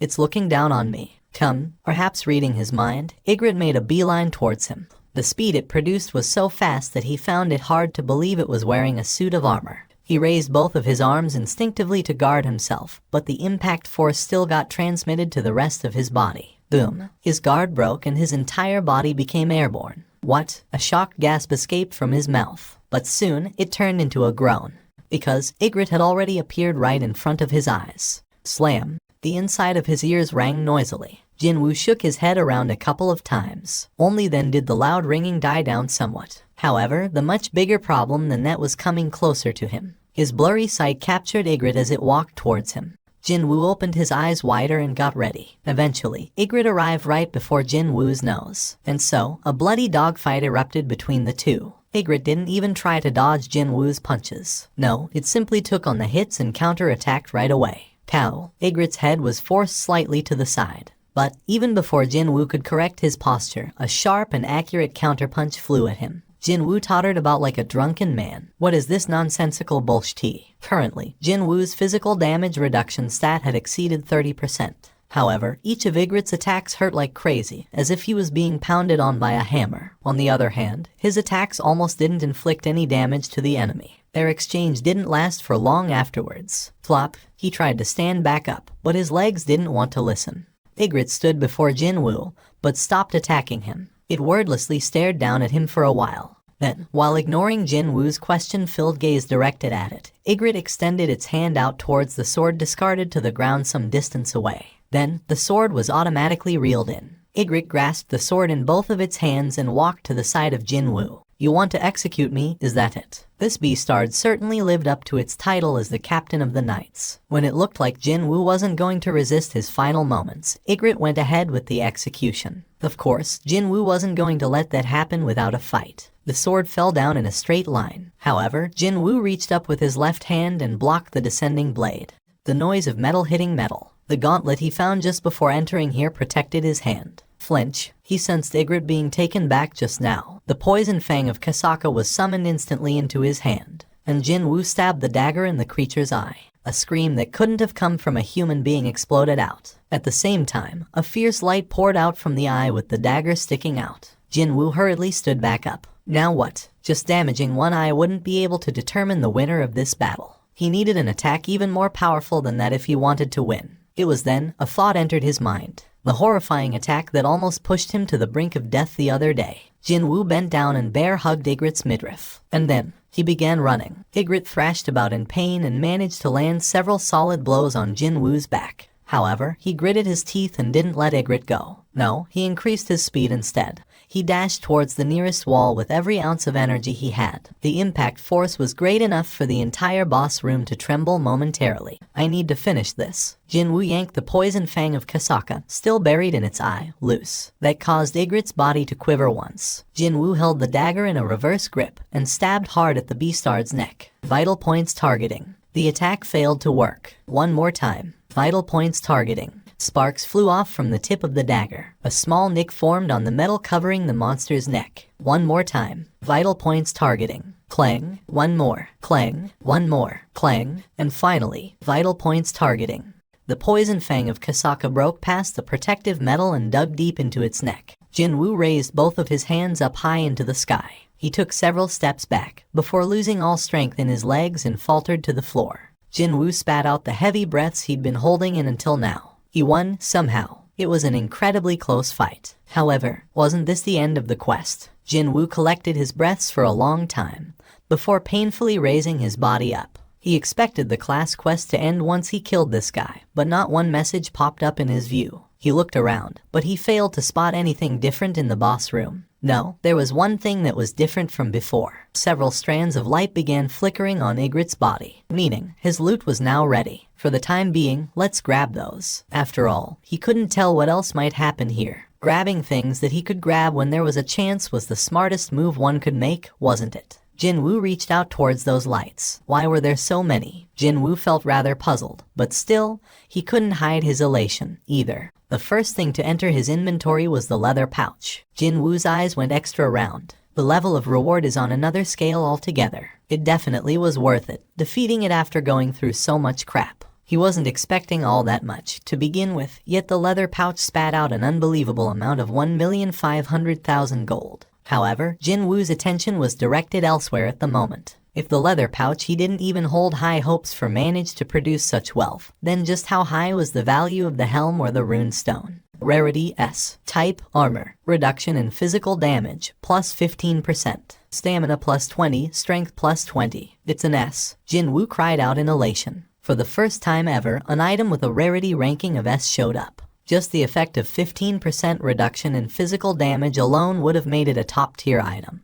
Yet it even possessed two more remarkable additional attributes of raising the stamina and strength stats by 20 points each. Just seeing those options alone made his heart palpitate so much faster. The rarity items can't even compare to it. He was fully aware of the fact that he was standing in the middle of the dungeon's boss room, yet the smile on his face didn't want to go away. And if he were to add in one more unnecessary point here, he even liked the helm's design. It's a bit of a pity to hide this thing, though. The crimson helm that immediately reminded all onlookers of the flowing blood, and the mane connected to the helm itself, made him feel like he was holding an artistic masterpiece. It was only for a brief moment, but he even felt compelled to put on the full set of this armor if it existed somewhere. However, what a waste. Ygritte's other armor pieces weren't considered to be loot, as there were no lights coming off from them. Only the helm could be taken away. With the trace of excitement still lingering in his mind, Jin Woo shifted his gaze to the other two items. Two pieces of stones. Out of the two walnut-sized stones, the first one to grab his curious gaze was the immediate return stone.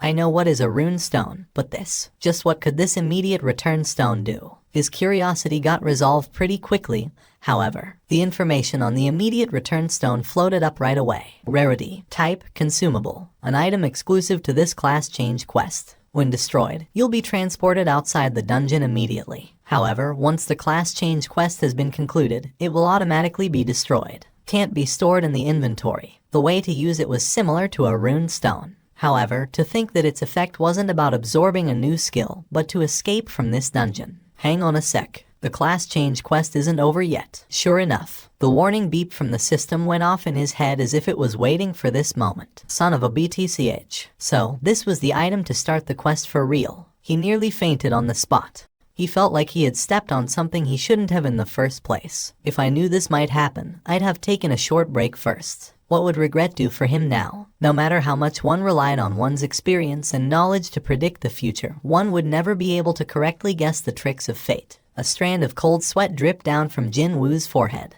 Just as he swallowed a bit of dry spit and his Adam's apple bobbed up and down, the system's new message popped up in his view. Endure. Endure what exactly? He ended up shouting out loudly as his frustration mounted. For the first time ever, the system expressed emotion. Too bad, he had no time to stew inside his shock. The moment the timer hit 0, several gates began forming all around him.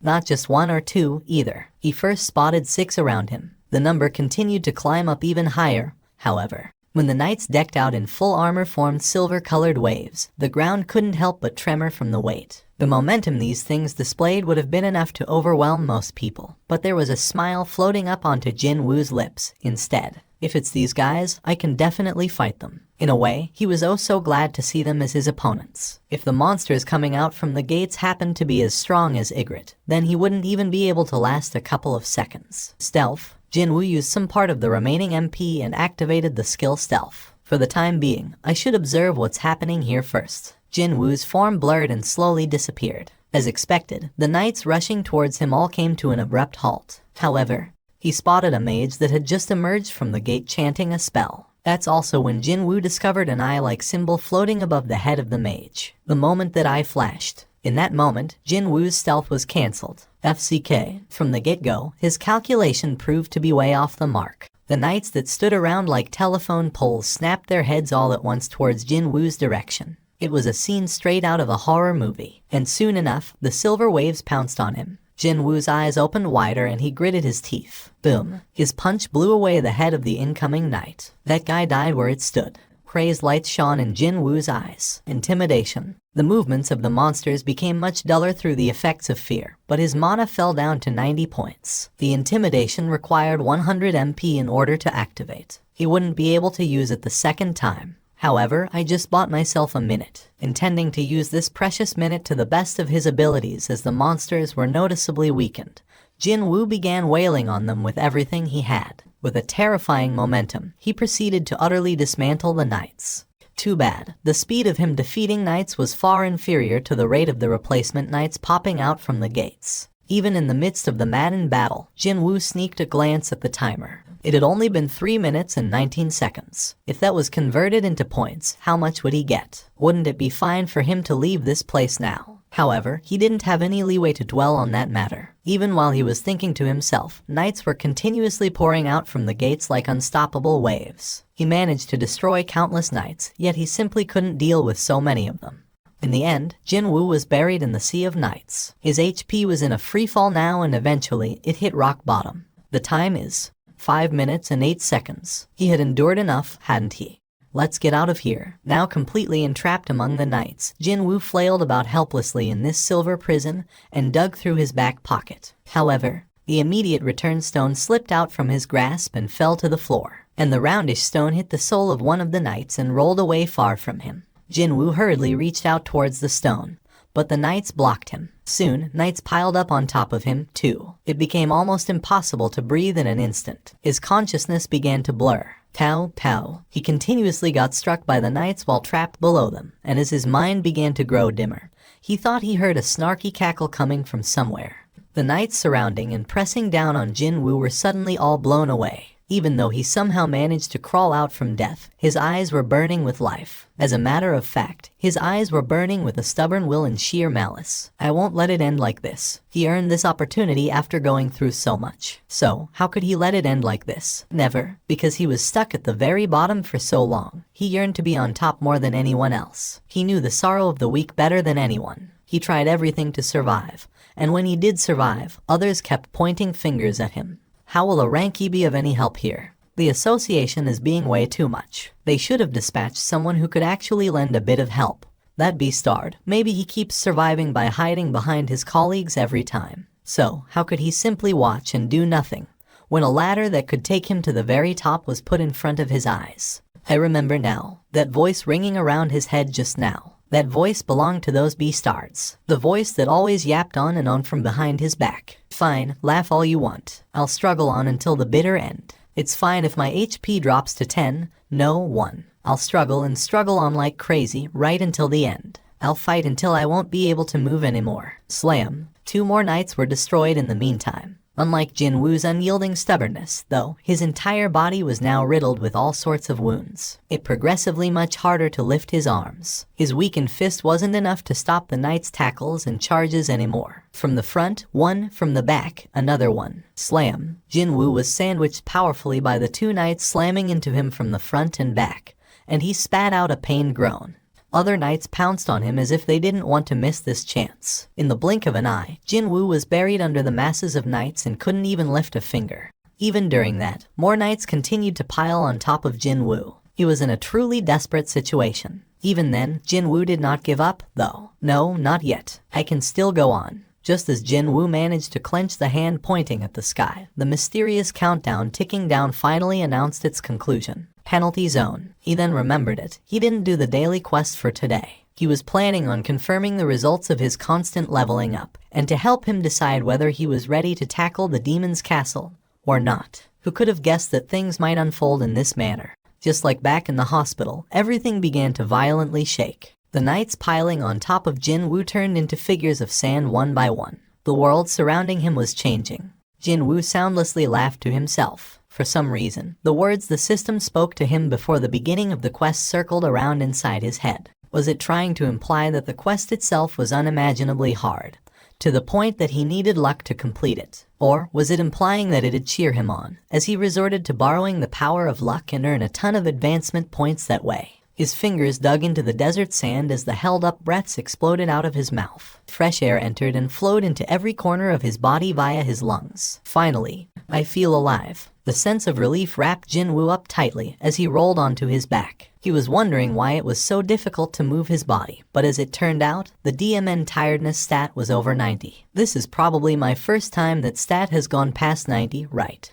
2 words, buy and sell, popped up in the air. Although the layout of this store imparted not one hint of sincerity, no matter how kind he looked at it, he found it such a welcoming sight right now. He picked out the most expensive healing potion on sale. As soon as he confirmed the purchase, the glass bottle containing red liquid appeared on his wide-open palm. Jinwoo laboriously popped the cork open and poured the potion down his mouth. Just one bottle was enough to lower the tiredness value at a visible rate. However, for some reason, his HP value didn't change at all. Even after he finished the whole bottle, his HP didn't recover. It was such a noticeable contrast to his tiredness stat hitting 0. Why is it doing this? Only after he completely drained the bottle did he finally get to understand the reason for this anomaly. What a simple reason, that his remaining HP was too low. And sure, they should pop up right about now. And just as he expected, he sensed the presence of life forms beneath the surface. Jinwoo tightly shrunk his body for a second before springing up to his feet. His entire body felt as light as feather. His strength had returned in full thanks to the potion. The sand exploded up like a pillar and the huge centipede revealed itself. Everything matched up to his memories so far. And I found this thing so terrifying to look at back then, too. But now, he couldn't help feeling like he was looking at some video footage being played in slow motion. Jinwoo raised his eyes a bit higher, and he got to clearly confirm those red letters floating above the centipede's head. Its name was in red letters, the same color as the Cerberus from the demon's castle. It was then, the quest message appeared before his eyes. Please survive until the end of the time limit. Time limit, 4 hours. Remaining time, 4 hours 0 minutes 0 seconds. Confirming the details of the message, Jinwoo clenched his fist tightly. I can buy myself time with this. Since he hadn't used the immediate return stone to escape from the dungeon, he still had a shot here. I'm pretty sure that, as soon as the penalty quest is over, I will be sent back to that place. What if time spent inside the penalty zone was acknowledged as the time he endured during the quest? His advancement points tally would be enormous. There was one issue he still had to resolve first, however, and that would be whether he could get out of this place unscathed with only 100 or so HP remaining. As it was impossible to heal himself using potions, he had to do his best to cautiously kill these centipedes until he leveled up. As the result of wrestling around with these centipedes for the past 4 hours, his level rose up 4 times and now it sat at 51. Before he knew it, the penalty quest was coming to an end. Jinwoo took a sweeping look around him. The corpses of centipedes filled up his view everywhere he looked. Thanks to them, he got to recover his HP back to full. It's a bit of waste that these things don't give any loot or gold. Well, it'd be strange that loot would come out when he was supposed to get punished in this place. He stopped worrying about that and got ready instead. Store. Humanoid-type monsters dropped the gold-containing leather pouch really often. And also, Ygritte also gave him 1.5 million gold in one go. So, he now had enough funds to spend. Jinwoo spent all that gold to buy one single weapon. As a matter of fact, there was this one dagger that caught his eye. Rarity B. Type dagger. Attack plus 75. A sharp and sturdy dagger designed to cut through the armor worn by the knights. The edges of the blade are shaped like the teeth of a saw blade, thus it won't slide off the armor's surface easily. Effect killing knights, plus 25% additional damage when attacking heavily armored opponents. It was a specially crafted weapon to deal with armor-wearing enemies, and it cost 2.8 million gold. He had to spend almost every gold he had in reserve to buy this weapon,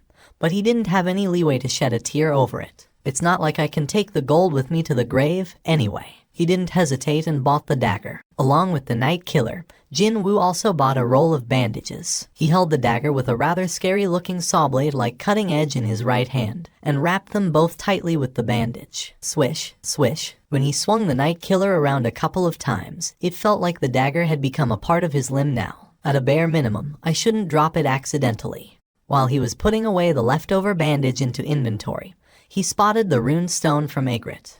There was this thing, too. You can absorb the skill by breaking this rune stone. Right now, he needed to grasp at everything, even if that was a piece of straw. Whether that was an item or a skill, he needed to obtain whatever that could become his combat strength. Jinwoo didn't hesitate and broke the rune stone. Active skill. Required mana to activate, none. Even without touching, you can physically influence an object. As soon as he read that description, he recalled a certain scene. It was when Ygritte extended its hand towards its longsword that was discarded on the floor, far away. So, this is the skill that made the sword move back then. A skill that could move objects around from a distance with nothing but his will. On top of that, he didn't even have to spend any mana. either. If I am able to move any object I see just like the description says, then this would be one hell of a skill to possess. Jinwoo immediately tried to experiment with the skill on the corpse of the centipede next to him. If he wanted to move something heavy, then it was likely that his proficiency with the skill had to be much higher. From here onwards, it's back to the class change quest. Inside that boss room, hundreds of monsters were waiting for his return. Or, the number could be even higher now. If he was being kind here, he was returning to that place, but truthfully, it was more like him being thrown back in there. HP, MP, tiredness, equipment, and even a new skill. And his renewed resolve. His current condition was so much better than when he first set foot in that place, but when he thought about going back there, he couldn't help but get tense and nervous. The knights all began rushing violently towards him. Where are the mages? Not too far from him, he spotted a lone mage. As I thought, what he witnessed back then was right. Indeed, he didn't see wrong. Back then, when he was being squeezed tight by the group of knights and only his arm could flail about helplessly, Jinwoo spotted something through the narrow gaps he couldn't quite understand at the time. And that was a mage continuously chanting a spell. A mage busy chanting a spell. At a casual glance, that wouldn't be something out of place. However, Jinwoo still felt a strong sense of discord from that. If that's the case, then how come? How come he saw not one single spell flying at him? Mages busy chanting but not casting any spells. Knights that apparently didn't give out any experience points. When he took these actions of the two separate groups that puzzled him so much and combined them into one singular puzzle, a new possibility formed in Jinwoo's head. It could be. It was possible that all of the knights there were fake. He sensed the mage panicking after spotting his approach, and its casting speed had increased. Suddenly, the knights no longer attacked him without a plan and tried to gather around the mage to protect it. With that, Jinwoo was convinced now. Stab. The mage soundlessly turned into a wisp of black smoke and disappeared from the view. And at the same time, hundreds of knights rushing in to attack Jinwoo all collapsed at the same time. It was as if they were puppets with their strings cut. The knights collapsed on the floor were now, more or less, empty suits of armor. This was my answer. Jinwoo cried out inwardly in elation. He had to go through several near-death situations just to get to this conclusion. Stealth. Jinwoo's form blurred in an instant. Of course, he wasn't trying to hide via stealth. What he was aiming for was. The ear-piercing mechanical beeps rang out from several directions. Jinwoo ran on top of the knights and quickly confirmed the positions of the eye-like symbols. There are a total of 5 mages. Jinwoo targeted the closest mage to him. The mage hurriedly gathered knights around it the moment Jinwoo turned to stare at it. But, swish, the poison fang of Kasaka flew out of his left hand in a straight line and stabbed accurately in the middle of the mage's forehead. Once more, hundreds of knights tumbled to the ground. He sneaked a glance towards the poison fang of Kasaka he hadn't recovered yet. It was time to use his new skill, Ruler's Reach. Jinwoo extended his left hand towards the dagger, and as if a magnet was pulling it in, the weapon flew back in. Yes, Jinwoo snatched the dagger off the air. Now that he didn't have to personally retrieve his dagger, he could take the most efficient route to his target. In the next second, he arrived before the next mage, and, even before the knights could try anything, he cut the beastard up in half. More knights collapsed again. The initiative was clearly with him now. Jinwoo's glare became harsher. There are 3 left. Perhaps sensing the threat, the remaining mages all gathered in one spot. It wasn't only them, either. The knights they controlled also gathered around them. And then, the mages all chanted a certain spell together. Their ominous and creepy voices reverberated throughout the boss room and soon, they finished their spell. The knights guarding the mages were suddenly pulled into one lump and got compressed as if they were thrown into an industrial crusher. And then, they were reborn as one huge metal golem which began glaring at Jinwoo right away. Wow, this is no joke, huh? Jinwoo leaked out a gasp of pure admiration after sensing the overwhelming pressure emitted from this giant monster. However, he wasn't scared by its appearance at all. Perhaps because he had encountered several life or death situations already. He was feeling expectant rather than nervous. Jinwoo ducked lower and dodged the golem's fist. The stone pillar behind Jinwoo shattered into pieces after its metallic fist grazed it. Well, that is pretty serious power. Jinwoo grinned slyly. If he hadn't yet figured out what was going on here, he would have been racking his brain trying to figure out how to deal with this monster. However, there was no need for him to worry about that now. No need at all. Just as the golem locked its hands together and raised them high to smash down, Jinwoo didn't back away, but used his skill, dash, and pounced forward. And then, he slid on the floor. In the blink of an eye, he had slid in between the legs of the golem and shot right past it. While the lumbering golem was hastily turning around, Jinwoo had already arrived before the three completely defenseless mages, still busy chanting their spell. It was far easier to kill them off because they had gathered in one place. Jinwoo freely swung his daggers about, and the remaining three mages also became smoke and joined their already departed comrades. And the golem that was trying to hurriedly grab Jinwoo shattered into pieces of armor and scattered all over the place. Jinwoo didn't let his guard down, however. Is this the end? Or is there something more? He remained alert and ready just in case something else might happen.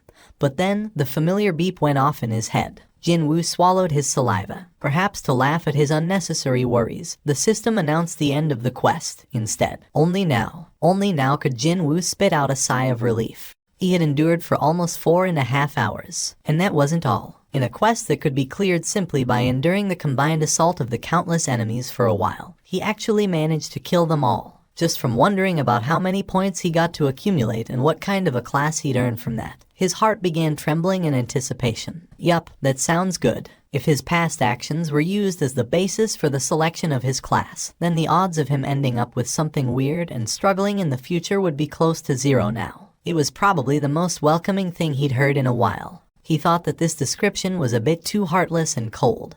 But after looking back, he couldn't come up with anything to rebut those words. I only did those in order to raise my level, though. After entering an instant dungeon, he kept hunting monsters down until his level would not rise anymore. And while inside a regular dungeon, he made sure to find every single hidden monster there and slew them all, too. Also, although it wasn't his intention, he ended up fighting other hunters a couple of times, too. Assassin, corpses, and the scent of blood, no matter how you look at it. Just as he suspected from the beginning, it seemed that his class would be set at assassin now. Nod.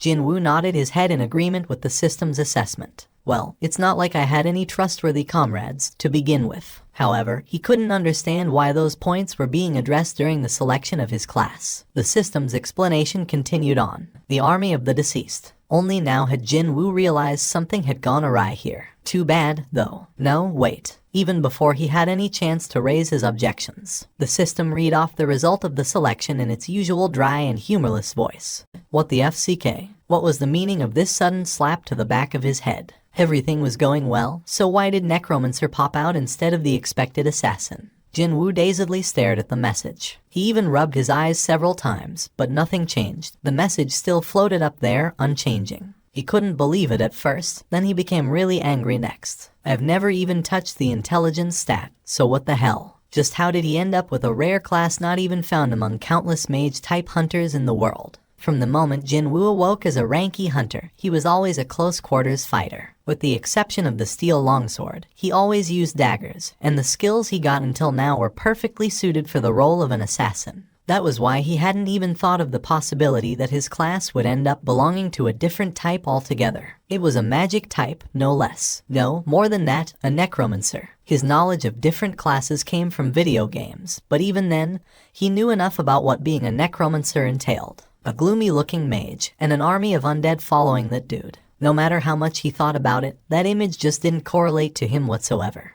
If you were to think about the advantages of being a necromancer, then, just as the system alluded to, he could create his own army. About that much. Well, the problem here is that army will consist of skeletons and rotting corpses. If he walked around with such an army, the whole world would be up in arms in no time. The system demanded his answer. What a relief that was. I can still say yes or no. Jinwoo spat out a sigh. If the class wasn't forced down his throat, then that meant there was another opportunity for him. If he still had another shot, then there was no reason to sweat so much right now. Jinwoo gladly refused the suggestion. No way. When he did that, the message asked him again.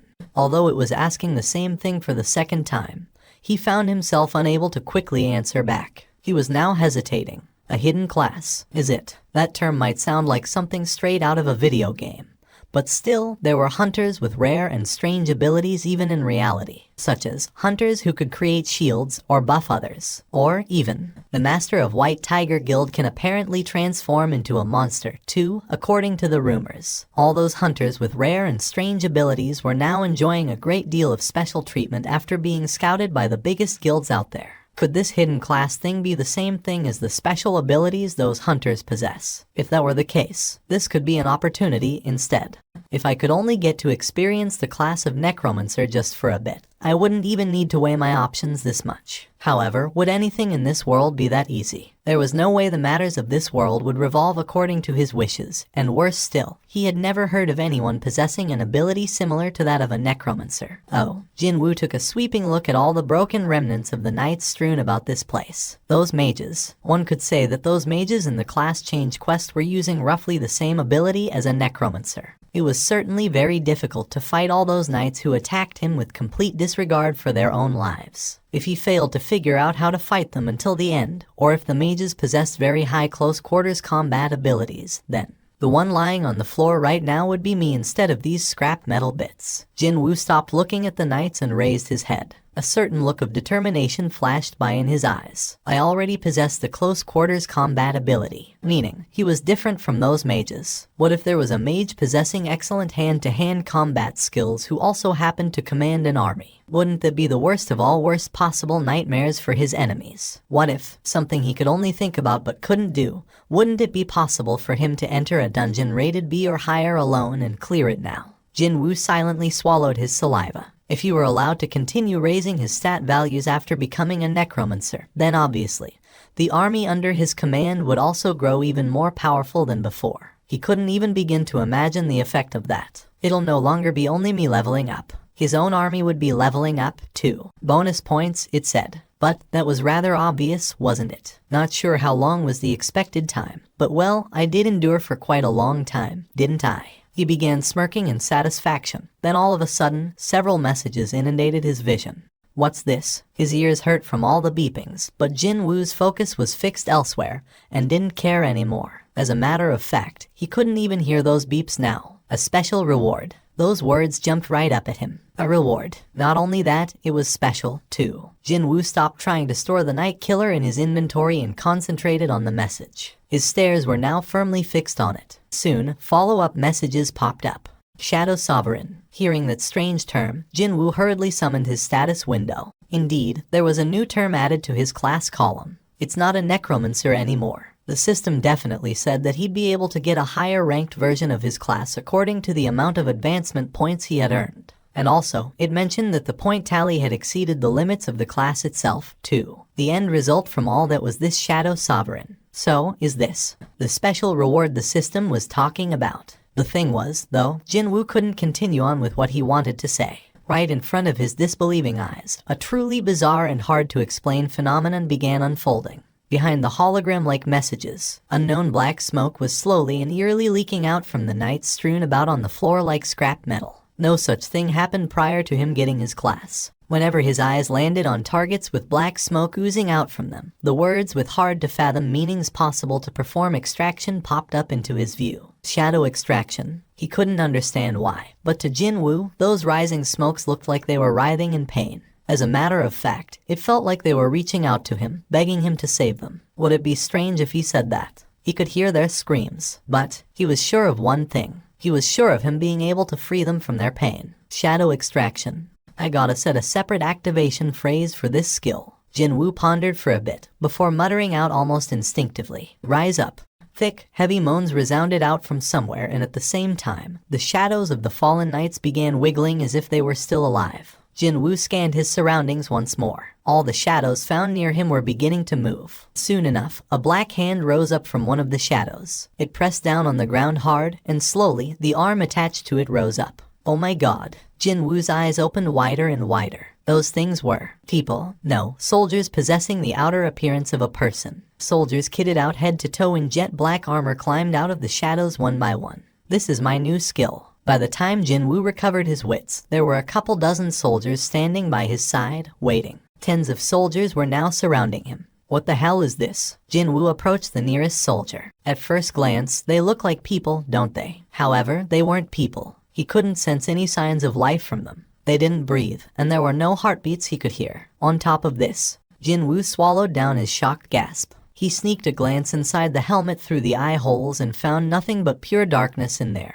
Jinwoo slowly took several steps back after feeling like he was being sucked in. These things came out from the shadows. He immediately checked his skill window. Just as the system informed him, new class-specific skills could be found there now. Active skills. Shadow Extraction LV. 1. Shadow Storage LV. 1. He checked the details of the first skill. Class-specific skill. Required mana to activate, none. Creates a shadow soldier by extracting mana from the recently deceased life form. The odds of extraction failure will rise higher depending on the target's original stat values, as well as the length of time since its death. Number of shadows that can be extracted, 30/30. Oops, a thought flashed by in Jin Woo's head. I shouldn't be wasting time like this. He had witnessed the power of his new skill. He could now turn the defeated monsters into his soldiers. If that was the case, then wasn't there a monster nearby that he just had to turn into his lackey right away?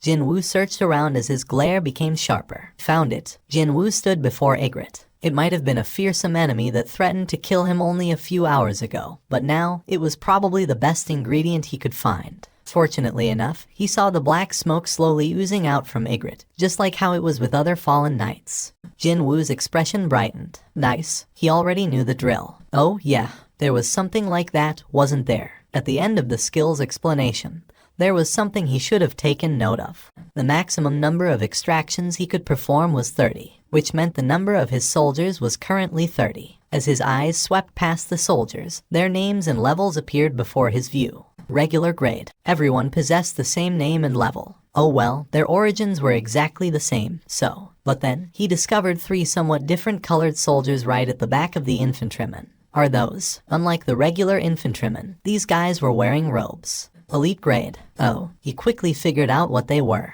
The 3 mages that were controlling the Iron Golem must have been revived as undeads as well when he gave out his Rise Up command just now. So, 27 infantrymen and 3 mages, This was why being rare was a good thing. He excluded the low-numbered mages and selected the closest infantryman from him to cancel the extraction. And he was really sorry about this. Extraction cancellation. The soldier turned into black smoke and scattered in the air. Not even a trace remained of it. Jin Woo gazed at the spot of the disappeared soldier for a little while with an apologetic expression, before shifting his attention back to Ygritte. His preparation was complete. He even had to sacrifice one of his wonderful soldiers just so he could turn Ygritte into a shadow. So, he simply had to see some results here. Time to act while the sun still shone. Jin Woo tried the extraction right away. Rise up. When he did that, the shadow cast beneath Ygritte began to wiggle as if it came to life. It was the same reaction as when he extracted the shadows from the knights just now. Okay, good. Jin Woo clenched his fists tightly. He had a good feeling about this. What would Ygritte look like after its extraction? Jin Woo's hands became slick with the sweat of anticipation. Unfortunately, ting, a mechanical beep akin to a metal plate breaking in half rang inside his head. Hearing that he still had more chances remaining, Jin Woo spat out a long sigh of relief. Hang on, now that I think about it. The skill's explanation definitely said that the odds of extraction failure would rise up depending on the target's stat values. But having experienced it personally,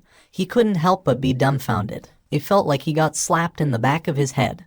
This taste of his first failure. Not only that, there was a restriction on the number of attempts he could try, too. Jin Woo attempted the extraction for the second time. Rise up. Too bad. His expectation was shot down grandly once more. Ting. This guy gave him so much trouble while it was still alive, and even in death, it was managing to give him some serious headaches. Jin Woo closed his eyes and reorganized his thoughts. Well, it could be nothing more than percentages and odds, but it was possible that his desire to possess Ygritte's shadow wasn't earnest or strong enough. Jin Woo slowly reopened his eyes. He sensed the black smoke rising up from Ygritte reaching out to him, pleading with him to save it. Jin Woo became a lot more serious than before, and he reached out with his right hand as if to grab that pleading hand of the smoke. Rise up. He didn't do it deliberately. He himself didn't quite realize it then.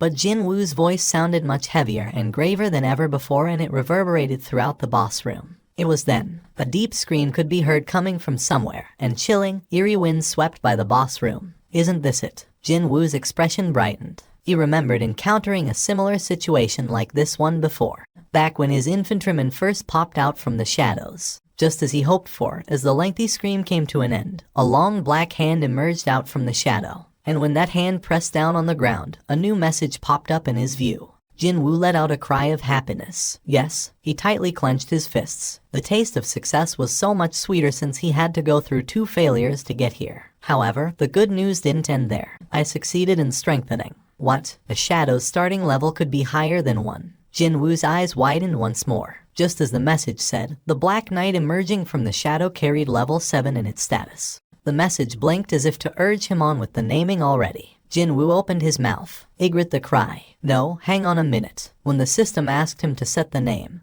it meant that he'd have to use that name to call this guy from here onwards. So, didn't that also mean that he'd have to call it Igrit the blah blah all the time from now on? Just thinking about that gave him a nasty case of goosebumps. That's way too cringy. In the end, he decided to shorten the name somewhat. Igrit. That's right. As soon as Jinwoo spoke, the question marks on the guy's head disappeared and the name Igrit appeared there. Night grade. All he did was to simply give it its original name, yet Jinwoo still felt like he had accomplished something pretty amazing. He was filled with contentment, knowing that this guy was his loyal soldier now. My own loyal soldier, eh? Jinwoo took a look behind him. 29 shadow soldiers were still there, waiting for his orders. For now, the number was too small. Only 30, huh? Either this was because the skill level of shadow extraction was too low, or because his intelligence stat hadn't been raised high enough yet. But he was sure of one thing, and that was the number of his soldiers would gradually swell up. When he took a step outside, the surroundings changed in an instant,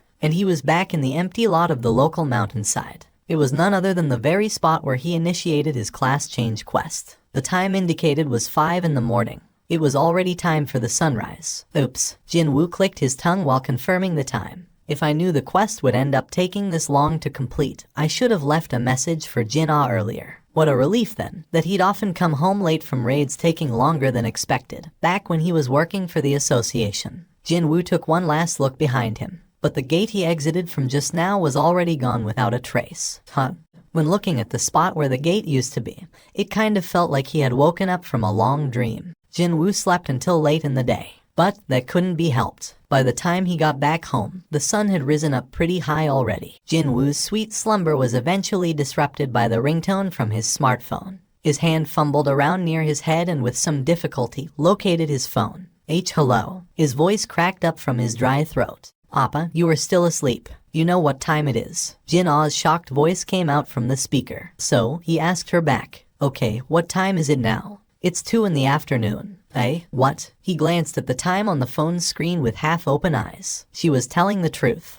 Appa, you haven't forgotten that you're supposed to come to my school today, have you? Her voice sounded anxious. What time should I get there at the latest? Before 5. I won't be late, so don't worry. When you're near the school, give me a call first, okay? He didn't have a lot of time left if he were to get ready. Well, I'm going to meet my sister's homeroom teacher after all. Not only that, this teacher would be in charge of her 3rd year in high school, one of the most important periods in a person's life. So, I can't just wear whatever now, right? He opened the closet and rummaged through the clothes in there. However, he was greeted by a rather dusty, moldy odor. Of course, it was not something pleasant to smell at all. Jinwoo's frown deepened. He continued to dig around, but all he could find was an old business suit he wore once during his own high school graduation. Will it even fit me now? Been a while, but should I go on a shopping spree then? Before that, though, there was this small thing he had to confirm first. Actually, it was a bit bigger than that, but still. Jinwoo took off the old business suit and while sitting on the edge of the bed, summoned his status window. Stats. With that, a long board full of letters and numbers appeared before his eyes. Jinwoo could only chuckle wryly as his status window seemed to go on forever and ever. It was only a short while ago that there was nothing on this section over here. Indeed, there had been a time like that once. But now, just from looking at his skills and equipped items, his head grew fuzzy. Jinwoo lowered his gaze slightly while feeling rather pleased with himself. Then he spotted something else in the status window. Jinwoo checked out the hidden title's description, a title only given to those who have splendidly overcome their adversity. Your stat values will rise as your HP decreases. After reading the description, he thought that this title's effect would match up quite nicely with his passive, tenacity. The title Slaughterer of Wolves was a wonderful title as well that would give him a 40% stats increase against any and all beast-type monsters. However, because there was a strict activation condition attached to it, he often had to do without receiving the stat buff. He got his number in the queue, waited for his turn, before eventually sitting down in front of a bank teller. Hello there. A female teller with a bob-cut hair reaching just below her ears and a refreshing smile asked him politely, "How may I be of service today? I'd like to see the amount currently in the bank account, please." "I understand." With a smile, the female teller took the bank book Jinwoo presented to her. The female teller got to confirm the amount resting in Jin Woo's account and her eyes shot open super wide. She checked the number of digits again, but without a doubt, it started from 1 billion. Not only that, he hadn't even accumulated this amount over a long period of time. For the past week or so, the records showed that over 100 million won had been deposited every single day. He looked so young, so how could he? The female teller asked him, her voice containing just a sliver of ulterior motive. Oh my goodness, may I ask what you do for a living? Perhaps she herself was embarrassed by her own ulterior motive. The female bank teller's cheeks blushed softly as she cautiously studied Jin Woo's reactions. He replied as if it was nothing. I'm a hunter. The female teller slowly nodded her head almost instinctively. The popular rumor she heard was indeed true. I heard that hunters made lots of money, but to think it'd be on this level. All of a sudden, her life as a normal working-class employee came across as rather pathetic. Only until a minute ago, this man was a regular customer, just like everyone else. But now, Jin Woo looked like a person from another galaxy altogether. Our bank has launched brand new products and services especially catered for VIP customers such as yourself. Her smile was no longer the business one, but a real one, too. The female bank teller's gaze was now firmly fixed on Jin Woo. This product has proven really popular with our customers lately, so how about taking a closer look at the benefits it offers, sir? Too bad for her, Jin Woo refused right away. No, thank you, I'm fine. Is that so? The female bank teller's voice was thickly laden with regrets over missed chances. Now that he was done confirming his financial status, Jin Woo splurged on a nice-looking business suit at a department store. He still found himself with more than enough free time, so he stopped by a hair salon nearby and got a much-needed haircut as well. He had transformed into someone completely different compared to when leaving the apartment. This is why having money is way better than not having any. And they said that good clothes would become one's wings, too. Discovering her older brother belatedly, she gasped out in pure shock. Papa, Jin-Ah's eyes became extra round like a rabbit's as she asked cautiously. Are you really Mr. Seong Jin Woo? Can't you recognize your own brother? Jin-Ah swept her gaze all over Jin Woo with a stunned expression still etched on her face, her voice naturally rising higher. It's because you've changed so much, you know. What? So you wanted me to show up in my tracksuit and slippers when meeting your new homeroom teacher? Wow. Jin-Ah still couldn't close her slack jaw. Hey, your chin might fall off at this rate. 5 years ago, Jin Woo too was a student in this very school. He already knew its layout like the back of his hand. Hello there, Teacher Nim. Yes. Hello to you too. While on his way, Jin Woo greeted several teachers he ran into. All of them stopped in their tracks without exception, and took a look behind them at the departing back of Jin Woo. Who was that? Is he a graduate from this school? But there's no way I'd have forgotten about such an eye-catching student like that. Is he a new teacher? It wasn't only the teachers who were looking at him, though. Wow, he's good looking, isn't he? Who is he? Wait, isn't that Jin-Ah next to him? He must be Jin-Ah's appa. Wow, he's pretty cool. A well-built frame and a stylish business suit. Although his facial features were on the plain side, the synergy between those 2 points were powerful enough to attract the attention of the female students. Too bad, the guy in question wasn't interested at all, though.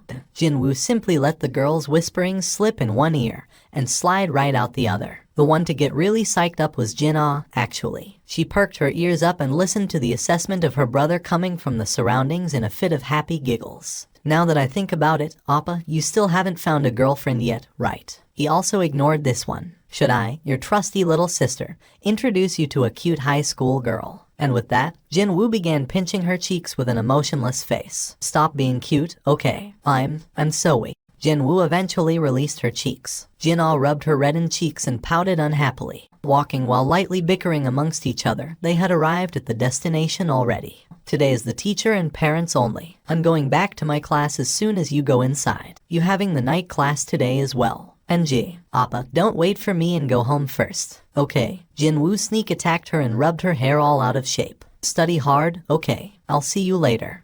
Stop it. See you later at home. Jin Woo grinned and disappeared into the counseling office. Jin-Ah's cheeks puffed up as she smoothed her hair. Still treating me like a little kid. Of course, she didn't display any hint of disliking that. You must be Jin-Ah's appa. She was a middle-aged teacher with a wizened look about her. The overall impression she gave off was someone who could make other people feel better with a gentle and warm smile on her face. She perhaps knew his story, because she wasn't surprised in the slightest to see Jin Woo being here as Jin-Ah's guardian. How do you do? I'm Jin-Ah's homeroom teacher. I didn't quite expect Jin-Ah to be hiding someone this cool as her brother, to be honest. Please, take a seat over here. She showed him to a chair. Jin-Woo settled down on the opposite side to Jin-Ah's homeroom teacher across a large desk. We can rest easy about Jin-Ah now. They conversed for a while with typical topics that a homeroom teacher and parents would normally share, the atmosphere remaining cordial and rather cheery throughout the chat. Since Jin-Ah was a model student, there was no reason for either Jin-Woo or the teacher to raise their voices at each other. Are you aware that Jin-Ah has set her sights on entering a medical school? Yes, I am. The lady teacher began reading the prepared information. Her scores in the mock test are excellent, and her regular grades are very good as well, so she should get in without too much problem. Still, please make sure that you don't pressure her too much at home. Jin-Woo silently nodded his head. From the teacher's excited face, one could easily spy her high expectations of Jin-Ah's future. Maybe 15 minutes had passed by.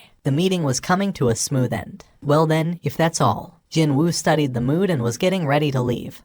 But then, the teacher cautiously spoke to him. I heard that you're a hunter. Suddenly, the teacher became quite serious. There was something going on here. Jin-Woo immediately sensed it. Yes, I am. If Jin-Ah is adjudged to be an awakened, will you let her do hunter's work as well? Never. He'd never allow her. Jin-Woo decisively stated his position. There was no need to even reconsider this. Exactly as he had suspected. There was something here, and as proof, the teacher's expression became heavier still. If it's not too much trouble, may I ask you for a favor? Jin-Woo nodded his head. One of my students is thinking of quitting school to become a hunter full-time after she went through the awakening process. She's not even coming to school anymore, as a matter of fact. Such things were fairly common. If she continues to miss school this way, then the management won't have any choice but to act, you see. Even if she wishes to become a hunter, wouldn't it be better if she at least graduated from a high school first? Jin-Woo nodded his head in agreement. Can you help me persuade that child so she gets to graduate safe and sound? The teacher did her best to smile. Jin-Woo was curious about one thing here. That student, what was her awakened rank? From what I hear, it's the lowest rank. In other words, a rank E. She won't get to live long, then. Jin-Woo inwardly clicked his tongue. That was the rank where one had to be especially careful about entering a dungeon. If one entered with an overly hyped mindset and without much preparation to boot, then one would become a cripple or dead almost without an exception. Such a thing happening to a kid around the same age as his little sister was a sad thing. Unfortunately, at the end of the day, that choice was that girl's to make. No one could say otherwise. It was a rather lamentable thing indeed. But he didn't feel like taking time out of his busy schedule to interfere in someone else's life choices. When the girl's name came out from the teacher's mouth, Jin-Woo realized that he couldn't easily get up from his spot now. Yep, the Republic of Korea was indeed a tiny place. Jin-Woo became rather speechless. The female student who declared that she'd become a hunter, she was none other than the underage kid, the lone female in the raiding team Yoo Jin-ho had assembled. The one that briefly caused Jin-Woo to worry slightly since she was still so young and all. Is it okay to bring a child here? Han Song-yi. When he heard that name from Jin-Ah's homeroom teacher, a flood of emotions briefly inundated him. So, he just had to confirm it for himself. And sure enough, the date Han Song-yi began missing school coincided with the day Yoo Jin-ho's team began its raiding missions. With that, it kinda became a bit harder to think of this matter as someone else's mess. What's going on? Han Song-yi's eyes opened wider as she stared up at Jin-Woo. And then, her expression became rather unimpressed. Wait, could it be that the hunter my teacher wanted to introduce me to was you? I don't know what my teacher told you, but I'm not interested in going back to school anymore. And I'm definitely not gonna give up being a hunter. Han Song-yi curtly stated her position.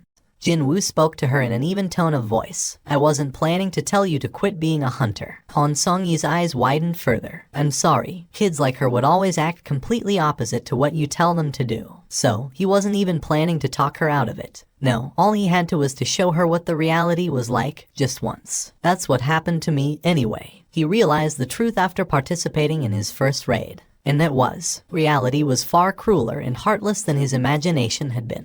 Jin-Woo took a step closer. Han Song-yi flinched noticeably and was about to retreat a step back, but upon realizing that such an action would make her look weak, she forcibly stopped her body from moving. Jin-Woo now stood before Han Song-yi, although he didn't mean to, and no one would understand the meaning behind it. An ominous smile still found its way to Jin-Woo's lips. I'm here to mold you into a better hunter. There was no need to persuade her to accompany him to a dungeon. She said, okay, I'm coming. as soon as he told her that she now had an indelible opportunity to witness how the White Tiger Guild conducted its new recruit training exercise. She didn't even suspect that Jinwoo had any ulterior motives. As they walked to the van, Han Song-yi asked him how he knew her teacher, and he simply showed her the photo of him and Jin-ah stored on the phone. "You were Jin-ah's appa." Jinwoo drove Han Song-yi to the location where the White Tiger Guild was holding its evening training. The area they were in was designated as a location where gates frequently appeared. Almost no human beings dared to live around here anymore, so it was quite convenient to park the van.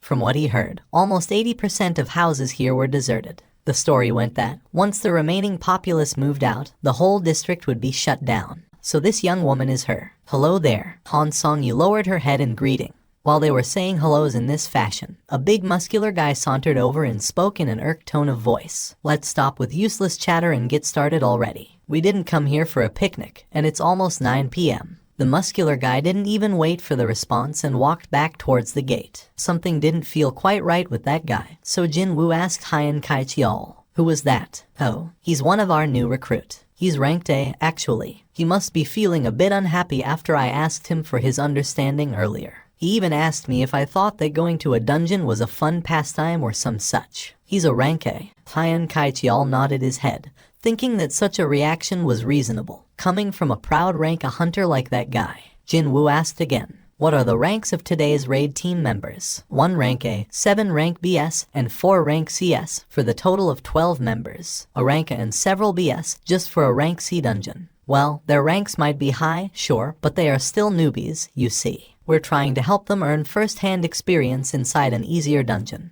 Hyan Kai-cheol spoke with some pride in his voice. He then added quickly that after today, these guys would immediately be inserted into high-ranked dungeons. Jinwoo's expression subtly changed. The gate was rated at C. Compared to that, the members of the raiding team were simply too brilliant to the point that they were even blinding the onlookers with their auras. If the raid is too easy, the shock factor will lessen, though. That was what his main worry was about. But he slowly shook his head. No, wait. If she sees it with her own eyes, she should still be able to feel it. Feel how weak and powerless a rank E would become inside a dungeon.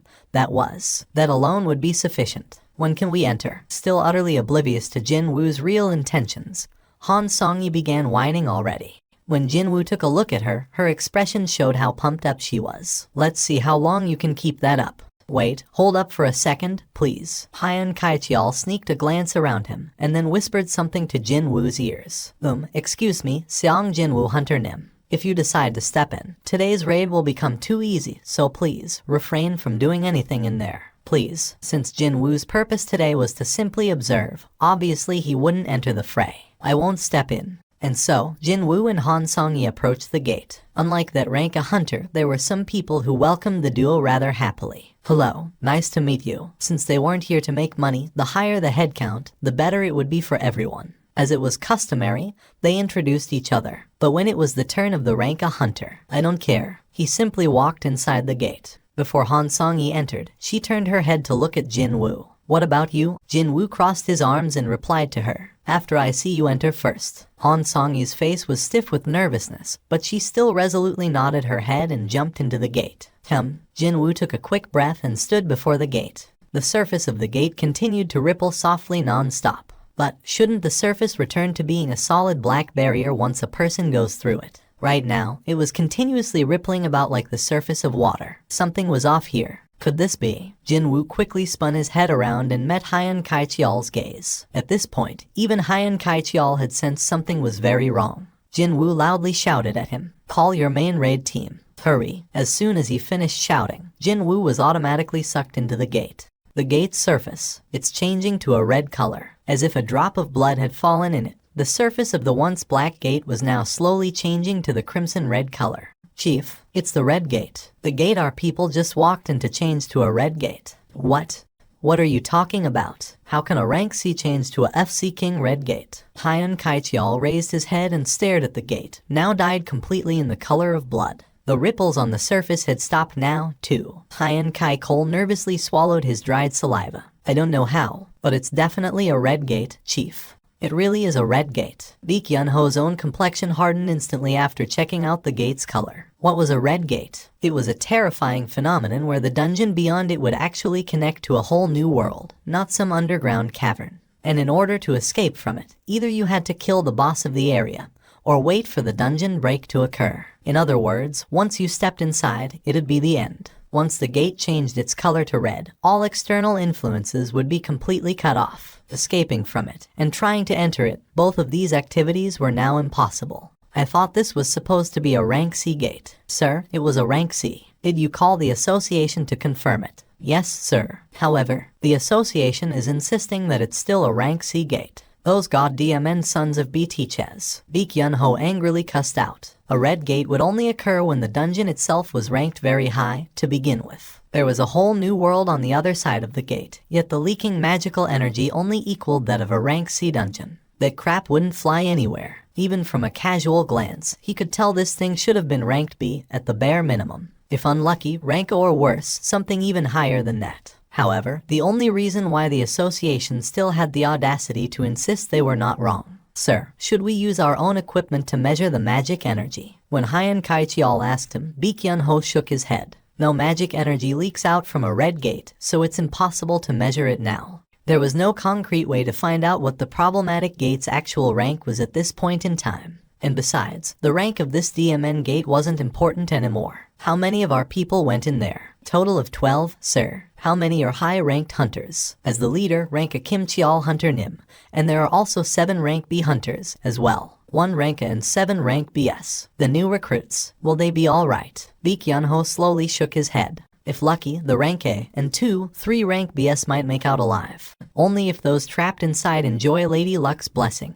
That was how lacking these numbers were. With the current composition of the raid team, they should only be enough to barely conquer the weakest of rank B dungeons. Anything tougher than that, and you'd be asking for way too much. Without some kind of a miracle, the odds of their new recruits returning alive was as good as none. Baek Yun-ho's complexion darkened even further. Hyan Kaichial studied the mood of his boss and cautiously opened his mouth. Sir, actually, there was someone else who also entered the gate along with our recruits. Baek Yun-ho shifted his gaze to his subordinate, his expression changing slightly. Could it be that a high-ranking hunter was in the vicinity and entered along with the team after getting curious about the training process? What else could qualify as a miracle? He's the hunter I've been trying to scout for the last few days, sir. Are you saying that the hunter you've been keeping an eye on is in there, too? Is that it? Yes, sir. Shifan's instincts were almost always never wrong. What if a spark of hope was lit in Baek Yun-ho's heart? What is his rank? Is it I? Or maybe a B? If this hunter was ranked S, then Baek Yun-ho would have known the identity of this mystery hunter. There were less than 10 rank S hunters in the whole of South Korea, after all. However, On Song-min was shaking his head.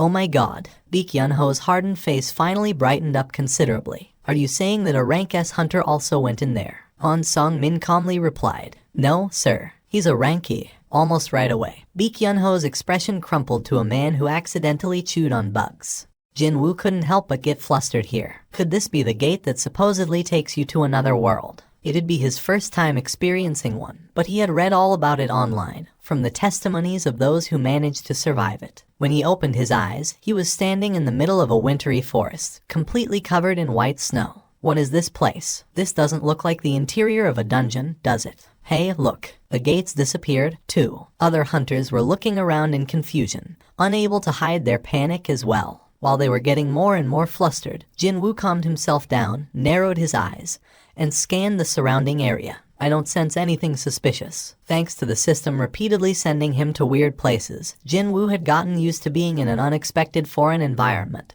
which also meant that he could gain his calmness quickly. Han Song-yi had approached him and began tugging at his clothes in the meantime. Excuse me. Something bad happened just now, right? She looked really scared. Her previous self-confidence was nowhere to be found. But then, Jin-woo's hand suddenly shot out towards Han Song-yi's face. Han Song-yi's eyes opened super wide. The arrow caught in Jin-woo's hand trembled continuously as if it lamented missing its target. And that would be the middle of Han Song-yi's forehead. Finally realizing what just happened, her face paled in an instant. However, the expected scream came from somewhere else. A male hunter fell to the snowy ground with blood bubbling out of his mouth, an arrow lodged deep in his temple. The snowy ground was soon dyed in his blood. Hunters began gasping out in shock. 2 arrows flew in at the same time, one aimed at Han Song-yi, while the other one hit its mark. Because of that, though, no one saw Jin Woo catching the other arrow. Over there, it's those beastards. One of the rank B hunters pointed towards the top of a tree located far away. But even before he had begun pointing his finger, both the gazes of Jin Woo and Kim Cheol were fixed there. They could see two life forms standing over there on the snow-covered branches. Two people. No, I should say two creatures.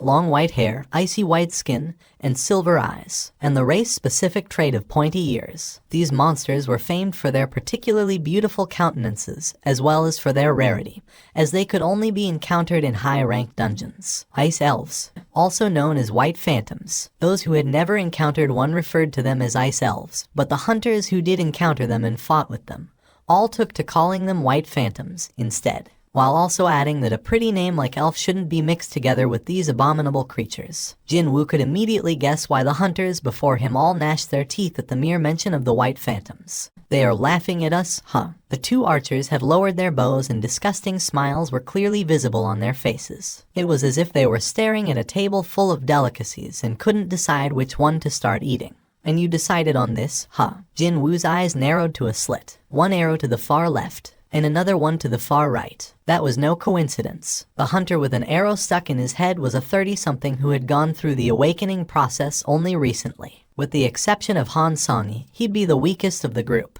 As for the other arrow, it was aimed at Han Songi. Indeed, the arrows were meant for the two weakest members of the team. If it weren't for the system, I'd be the one with an arrow stuck in my head instead. He raised the caught arrow so the creatures could see, and broke it in half. Crack, perhaps taking that as a challenge. The white phantom who shot that arrow pointed at Jin Woo and drew a line under his chin. Seeing that, Jin Woo simply smirked. However, his eyes were definitely not laughing. I'll kill you with my own hands. Receiving the trivial provocation of the monster, Jin Woo simply glared coldly as his reply. Soon, the pair of white phantoms disappeared below the tree. Looks like this is their way of welcoming us. Finally, Kim Cheol opened his mouth. The lone rank of the group opened his mouth, prompting everyone to focus their gazes on him as if they had made an agreement prior to coming here. Actually, he was the leader of this raid team, so that might have been it, though. I'm sure some of you have realized it by now. This is inside the Red Gate. Kim Cheol spoke as if it was the most obvious thing in the whole world. Of course, no one complained about that, which means no one will be able to enter here after us, until either we all die, or there is a dungeon break. The group all gasped out softly. The fact that they could no longer hope for a rescue came across as a big mental shock. Meanwhile, Kim Cheol continued on. If we remain here, we'll all die from this freezing cold, or from those beastards ambushing us. However, I'm going to clear this place and get out of here by myself if necessary. Are there any of you who wish to join me? Kim Cheol's powerful, confident stare and his broad shoulders imparted a certain sense of trust. Hunters glanced at each other for a bit, before unanimously voicing their desire to travel together with him. Let us move together. I'd like to join you. Let's go back together alive. I want to help, too. However, Kim Cheol shoved away the chest of the male hunter who said he wanted to help. Even though he controlled his physical strength, at the end of the day, he was still a rank of the male hunter retreated several steps back, a deep frown etched on his face from the immense pain coming from his chest. Excluding you, excuse me, and also you, and you. Kim Cheol pointed to a few more others, not just that male hunter. Of course, both Jin Woo and Han Songi were included in that. It was here that Jin Woo's own forehead creased up ever so slightly. All in all, 5 people in total. They were all either rank C or lower. It's unfortunate, but I won't be taking you along. What did you say? Do you know anything about red gates? The male hunter shook his head at Kim Cheol's question. In here, 1 day equates to 1 hour outside. The worst case scenario, it'll take several months for the dungeon break to occur, or I kill the boss. Under that kind of situation, I can't walk around with baggage like you. We're baggage to you. The hunters who were pointed out by Kim Cheol got all riled up. But once the rank a hunter glared at them, they all shut their mouths close. Kim Cheol continued on, now sounding as if he was being considerate and all. Don't feel too bad, however. If all of you manage to survive until we kill the boss, then all of you will go back home alive, too. Even still, the singled-out hunters sent out desperate, pleading stares to the hunters near Kim Cheol, but not a single one stepped forward. No, they were far too busy avoiding meeting the gazes. It was then, excuse me, a rank B female hunter from Kim Cheol's group raised her hand. Kim Cheol turned to look at her, and she pointed at Jin Woo. It's fine to go over there from here, right? Do what you want. She didn't even look back once and walked straight to Jin Woo's side. Kim Cheol alternated his gaze between the woman and Jin Woo and smirked derisively, before declaring out loudly, "We've got an opening this side, so I'll accept one more person." Me. The male hunter who got shoved away by Kim Cheol just now hurriedly ran over, fearing that the lone ranka in the group, and the leader, might change his mind. Jin Woo stared at the woman now standing next to him with a puzzled expression on his face. Her gaze met with Jin Woo's, and she whispered in a low voice so no one else could hear. "That man Kim Cheol, well, he couldn't see the arrow flying in, you see. Even if one was a high-ranked hunter, there was no way every stat of his would be developed equally. For instance, he might be a rank A, but his agility could be low. Jin Woo knew how stats worked, so he didn't think too much about that. So, what are you saying?" Then, the woman smiled refreshingly. "I'm guessing you're not a rank E, am I right?" Baek Yun-ho's expression remained gloomy. On Song-min provided a short summary on who Seong Jin Woo was, but his anxiety level hadn't decreased by one bit. "In the end, that's all speculation, isn't it?" "Yes, sir, you're right." On Song-min readily accepted that assessment. It was true that he didn't know anything about Seong Jin Woo, after all. But if the boss checked Hunter Seong Jin Woo out with his own eyes, he'd have changed his mind right away. There was something different about Seong Jin Woo, and the fact that he couldn't adequately describe that with words frustrated on Song-min to no end. Baek Yun-ho's gaze shifted back to the red gate. "In the end, the only person I can believe in is Kim Cheol." It was then, "Sir, there won't be any problems with Hunter Kim Cheol, I assure you." It was Ju Seong-chan, chief of the 1st Division of the White Tiger Guild. He scanned the three people in front and spoke in a proud voice. "I've been training Hunter Kim Cheol quite strictly, so he could be ready for all contingencies. Originally, the initial training of new recruits was left to the 2nd Division, but the 1st Division would be in charge of the awakened ranked or higher. Those promising individuals who were scheduled to enter the ranks of the main combat force soon got to enjoy a different starting point from everyone else." Seeing Ju Seong-chan's confidence, Baek Yun-ho's expression softened slightly. "How are Hunter Kim Cheol's grades?" "They are excellent, sir. Just his combat capabilities alone. He'd not fall behind anyone from the current members of the guild's main combat force." "Is that so?" A smile managed to return to Baek Yun-ho's lips. Kim Cheol was a rank even among high-ranked hunters. He was a talent that must be held onto. Ju Seong-chan managed to calm the boss man down and narrowed his eyes at On Song-min, clearly in derision. "From what I heard just now, a rank E hunter who might have gone through a reawakening process, was it? You were saying something about that." Ju Seong-chan snorted dismissively. "My Hunter Kim Cheol should prove to be more effective than someone like that, a hunter with no proven qualities." On Song-min's expression hardened. He was being looked down on here. However, he didn't raise his voice and let anger take over him. "Let's just wait and see who's correct at the end of the day." The four men shifted their gazes at the same time over to the red gate that had trapped their hunters. "I'm guessing you're not a rank E, am I right?" the female hunter asked Jin Woo quite openly. Jin Woo opened his mouth in response. "Well, then, let me ask you something as well." "Of course." Jin Woo shifted his gaze over to Kim Cheol and the hunters gathering around him. They were busy planning their next move before they got going. "You guys, you're supposed to be new recruits, yet how can you be this calm? The first thing we've been taught is that anything can happen inside a dungeon, you see." "Anything could happen inside a dungeon," she said. Jin Woo knew this fact better than anyone here, actually. Every one of us has been trained properly, especially that Kim Cheol over there. He even received a special training regime, too. He's scheduled to join up with the White Tiger's main combat force. They didn't fear dungeons because they had received prior training. Knowing something and experiencing it are two different things. More so, when your fragile belief of you knowing everything about dungeons develops just a tiny little crack, it'd all come crashing down like a dam with a hole getting swept away by the deluge of water. Building up one's confidence took a long time, but breaking it down only took a single moment. He could see the fate in store for Kim Cheol's team already. "My question, you haven't answered it yet. The question about whether he was a rank E or not." She seemed to be a rather tenacious customer, this woman. "Why should I tell you that?" He replied in a blunt and a bit curt manner, but the female hunter, Park Hye-jin, was now crying out in elation and clenched her fists. Inwardly, of course, Park Hye-jin had met many people in her life and she immediately knew what Jin Woo's response meant. And that would be his unbridled confidence. Jin Woo's eyes and Kim Cheol's met. "We will." Kim Cheol's voice was harsh, low. Didn't matter what he was trying to convey here. He sounded threatening and menacing.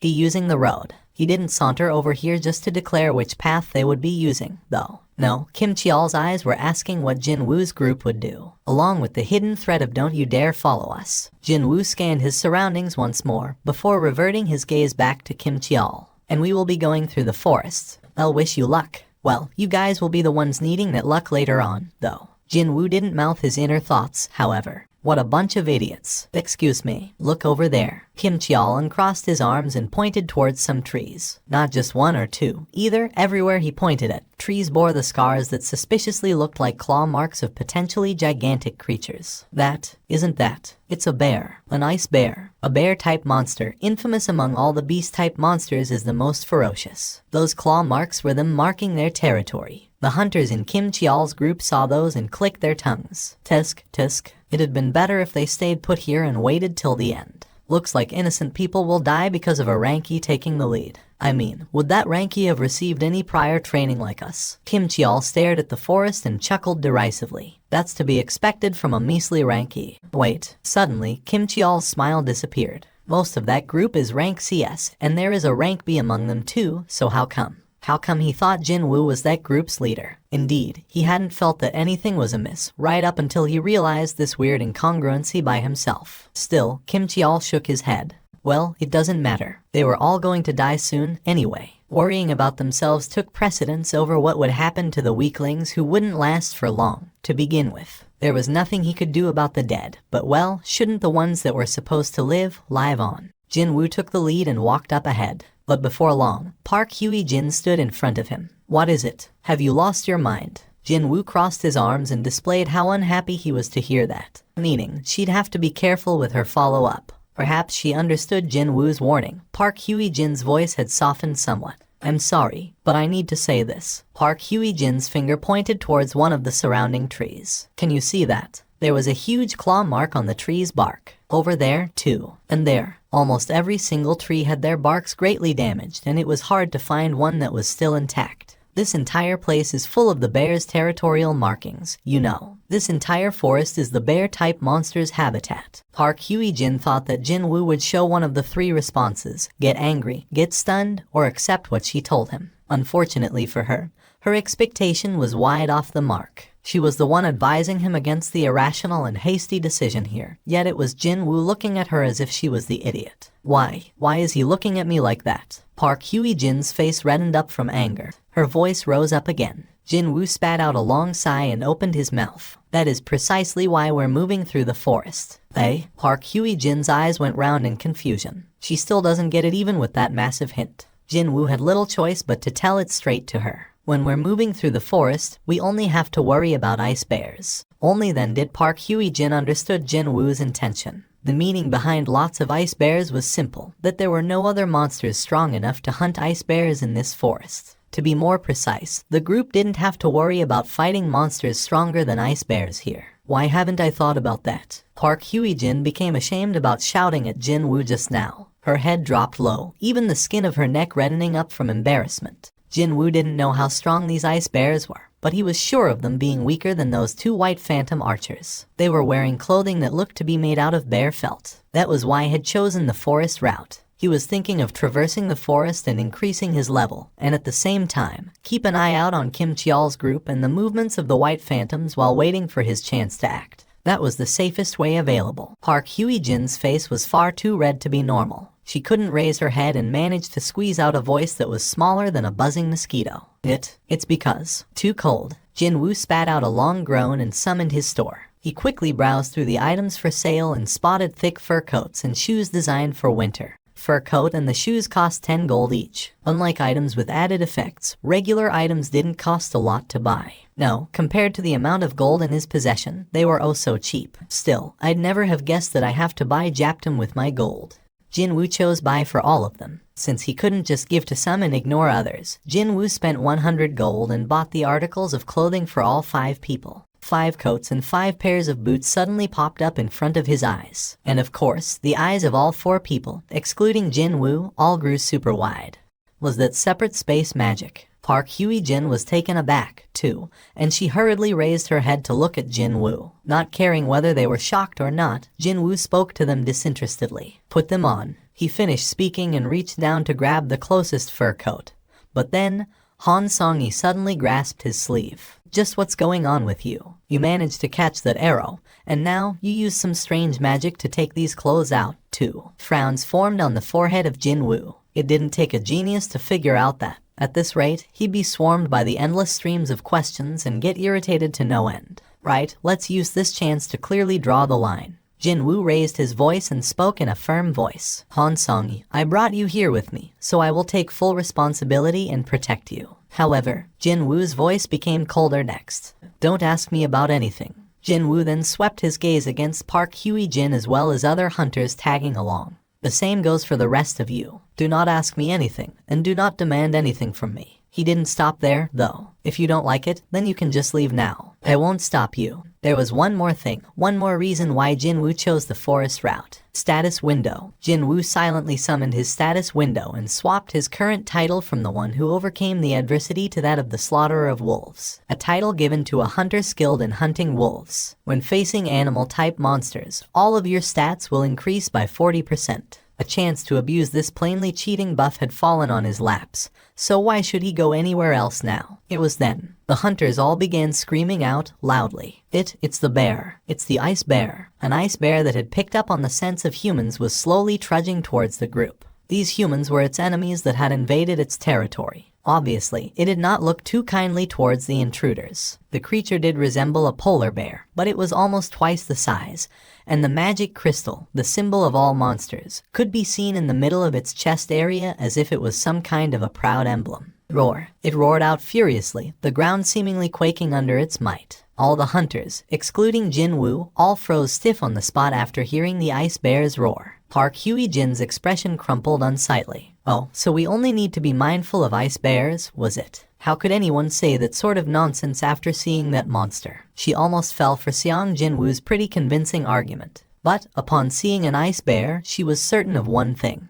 We definitely shouldn't have chosen the forest route. Sensing the approaching danger to the group, Park Hye-jin stepped out in front of the group and shouted out, I'll draw its attention towards me, so everyone must. The scruff of Park Hye-jin's neck was yanked back by a considerable force, and she had to backstep several times to make sure that she didn't end up on her butt. After somehow regaining her balance, she raised her head only to find Jin Woo standing before her. Hey, what was that all about? I'm telling you this right now. I'll be killing all the monsters from now on. Obviously, he couldn't let anyone steal his experience points, now could he? For Jin Woo, these bears were perfect health tonics to buff him up for his inevitable showdown with the true enemies of this place, the White Phantoms. Park Hye-jin couldn't hide her astonishment. No matter how strong you think you are, that thing is a monster of a high-rank dungeon. Completely ignoring Park Hye-jin's furious voice coming from behind him, Jin Woo walked right towards the ice bear. Well, it's not going to be okay to use daggers for this one. The blood splatter would make a mess of things, wouldn't it? Jin Woo had already summoned his 2 daggers almost out of reflex, but stored them back in his inventory. Instead, he clenched his fists tightly. Well, I promised to just observe, but this is an emergency, so I'm sure they'll understand. Right? Jin Woo's glare collided mid-air with the ice bear's. Roar. Jin Woo was already above the ice bear's head. It was here that he kind of understood the reason for this monster's infamy. Even then, he also sensed that all his level-ups until now weren't in vain. Before the ice bear could lift its head up, Jin Woo punched with all his might right in the middle of the monster's forehead. Kaboom! The head of the ice bear slammed down on the snowy ground with an explosive force. Its skull was completely obliterated. With its limp tongue hanging outside the slack maw, the ice bear stopped moving completely. Hell yeah! He was thinking that his level up was just around the corner, and now, he was glad to have stopped Park Hye-jin from taking any action. You, just what are you? Jin Woo heard that trembling voice and looked behind him, only to spot 4 speechless faces staring back at him. Jin Woo sheepishly scratched the side of his head. I warned them earlier because I didn't want to run into this sort of situation. It seemed that a person would become rather forgetful whenever he or she witnessed something utterly beyond their capacity to understand. Left with little choice, Jin Woo had to state his position once more. I told you, I'll not tolerate anyone asking me questions. If you're unhappy with my methods, then. Jin Woo pointed his finger in the direction of Kim Cheol's team. With a complicated expression, Baek Yun-ho recalled his experiences. Once you cross the gate, the place you end up could be a desert with temperatures soaring past 60 degrees Celsius, or it could be a dense jungle full of poisonous insects and snakes. Or it could be the middle of a snow-covered field where it's so cold that you'd immediately develop frostbites. Even when you're in such a perilous situation, you still have to fight monsters as well. Let's say that you've somehow adapted to your new environments. From then on, you will have to procure food. Indeed, one would have to secure enough food to last a few weeks at a minimum, or at worst, for several months. In Baek Yun-ho's mind, the hunters ranked C and below were already as good as dead by now. Evening. Large chunks of meat were nicely sizzling on top of a campfire. You know, this bear meat, it's a bit chewy but not as bad as I thought. Would you like some more? Thank you kindly. Do Myung H1 expertly sliced the meat of the ice bear and placed them on a plate pushed forward by Yun Kai-jung. These two men were the rank C hunters following Jin Woo. Both Park Hye-jin and Han Sung-hee were also slowly chewing on the bear meat, although their portions weren't as large as the men's. Please pass me the pepper. What about salt? The seasoning's just about fine, so it's okay. They all look to, more or less, have adapted to the living conditions of the dungeon. Don't you think the attacks of the ice bears have lessened lately? Park Hye-jin replied to that question. Well, that's because the team leader has annihilated their numbers, that's why. That man, it's like he has some sort of unresolved vendetta against these bears from his previous life or something. His eyes go all crazy when he spots an ice bear. He's so scary whenever he does that. Really, really scary. Now that I think about it, where did the team leader disappear to? Yun Kai-jung had his head almost buried in the plate as he chomped down on the meat, but still raised his head to make his reply. He went out a little while ago, saying that he's going to take a look around here. Park Hye-jin formed a helpless expression, roaming inside a high-ranked dungeon all alone. Isn't he scared at all? Yun Kai-jung formed a sly grin. If it's him, it's not going to be a problem. Jin Woo searched through the forest and made his exit as he brushed past some thickets. It must be somewhere nearby. Found you. Just a quick head count and he found over 30 bears. In other words, this was literally a bear farm. The corners of Jin Woo's lips arched up. He deliberately came here alone to eliminate the possibility of eyewitnesses. This would be the perfect opportunity to utilize his shadow soldiers. Indeed, he had been waiting for a moment like this. Come out. When he inwardly called out, the soldiers wearing black armor soundlessly materialized and surrounded him. You all understand that this is your first sortie, right? What he meant by that was, just as one's impression was decided upon through the first encounter, these guys would have to impress him with their first battle, too. The shadow soldiers stood at attention in eerie silence, with nary a hint of disorder. Nice. Jin Woo smirked deeply, seeing them like that. Meanwhile, more and more ice bears began emerging from the caves after detecting Jin Woo's scent. Looks like the other side is done preparing, too. Jin Woo pointed at the ice bears. Go. As soon as his order was issued, the shadow soldiers rushed forward as if they were sliding on ice. The shadow soldiers rapidly closed in on their targets. Unfortunately, the angry swipes of the ice bears' front paws were faster than their movements. A single hit, and one shadow soldier was obliterated. If it wasn't a shadow underneath the armors but an actual human being, that attack would surely have ripped him apart into several pieces. Jin Woo frowned deeply. As I thought, did I ask for too much? Whether it was their physical strength or their body sizes, these ice bears were difficult enemies for the shadow soldiers to fight against. However, something quite surprising happened next. Jin Woo's eyes opened wider. The soldier with its chest torn open by the ice bear's attack suddenly transformed into a clump of black smoke just before it fell to the ground. The black smoke coagulated in a spot a couple of steps away, and it reverted back to its original appearance. And so, as the infantrymen bought time out in front, the magic soldiers standing at the back had completed their spells. Boom. The balls of flames leaving the ends of the magic soldiers' hands exploded here, there, and everywhere. The shadow soldiers swept up and the explosions regenerated right away. But on the other hand, the ice bears could only roll around screaming in sheer pain and agony as their bodies caught on fire. Meanwhile, the shadow soldiers didn't waste time and swiftly approached the defenseless bears before stabbing down on them with their blades. Jin Woo continued to spectate on the proceedings with an expression filled with great interest and happiness. The infantrymen and their quick regenerative abilities, the magic soldiers and their superb firepower. The overall combat prowess of the shadow soldiers had far exceeded his initial expectations. Soon, the ice bears were forced into retreat by the might of the shadow soldiers and were pushed back towards the entrance of the caves. Accompanied by the eardrum-shaking roar, a huge shadow slowly emerged from one of the caves. Isn't that? Even Jin Woo's eyes grew extra round and super large. The bear that came out was at least a head taller and double the body size compared to others around it. Just a single swipe from this huge bear, and multiple soldiers were blown away. The regeneration rate of the soldiers could not keep up with the huge ice bear's relentless attacks. Jin Woo could only leak out a groan after seeing that. So, it's the leader of the pack, is it? He kind of suspected that, since there was a pack, there should be a leader leading it, too. Once his MP had been drained, the obliterated shadow soldiers didn't regenerate and simply entered back into Jin Woo's shadow. In other words, in order to regenerate the lost soldiers, he needed lots more mana. With the appearance of the ice bear leader, the flow of the battle had reversed completely. However, Jin Woo still had plenty of leeway. Since their boss has shown up, this side should also step up. Jin Woo summoned the boss of the shadow soldiers, Ygritte. One more shadow escaped from Jin Woo's shadow, and from that shadow, a knight wearing a helm with decorative mane rose up soundlessly. Jin Woo pointed forward with his chin. Ygritte bowed to Jin Woo before rushing towards the ice bear leader. Ygritte unsheathed his longsword and deftly evaded the bear's enraged attacks, all the while shaving away at the giant monster's body with his blade. Tendons, claws, front paw, legs, torso, bits and chunks of meat from various areas of the monster sheared off and fell to the ground piece by piece. Jin Woo could only gasp out in admiration at Ygritte's crafty and elaborate movements. The last place Ygritte hit was the bear's head. Slice. The giant ice bear's head separated from its body and flew away. Before it landed on the ground, though, Ygritte easily snatched it. He trod proudly towards Jin Woo and knelt before him.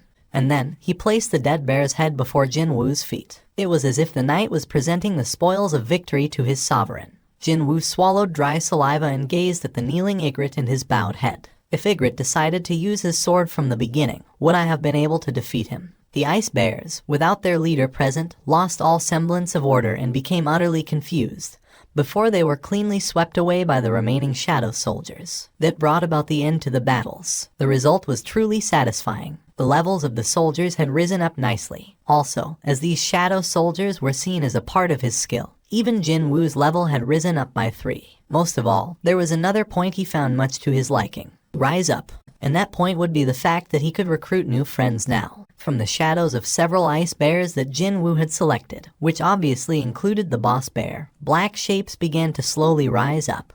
These creatures came with the name tag that said Shadow Beast Soldier. At a casual glance, they kind of resembled bears, but it was still difficult to tell whether these monsters were actually corporeal or not. They might not look that great, but they are definitely the shadows of the ice bears. That explosive strength, that destructive power. Without a doubt, they would prove to be useful. His comrades screamed in despair. Kim Cheol's bloodshot eyes shot open wide. No, this can't be. How can this Kim Cheol fail? He was supposed to become the elite of the White Tiger Guild. They even trained him with the special program so he'd enter the guild's main combat force right away. However, to fail like this, he could not acknowledge it. While enduring against the biting cold and starvation, they fought off against a group of snowmen. Then, they encountered snow giants. They lost 2 of their numbers, but in the end, emerged victorious against the giants. He thought that the conquest of this dungeon was going according to plan. However, as soon as the desperate struggle against the snow giants ended, the white phantoms sneak attacked from the rear as if they were waiting for this chance. These wicked, treacherous beastards had been in hiding, waiting for the raid team to exhaust all their stamina first. What happened next was a one-sided massacre. In the blink of an eye, the hunters were annihilated. See Captain. A fallen hunter reached out towards Kim Cheol with his bloodied hand. Kim Cheol could only retreat in faltering steps. Suddenly, a white phantom appeared on top of this fallen hunter. It pulled out a dagger and swiped it under the hunter's neck.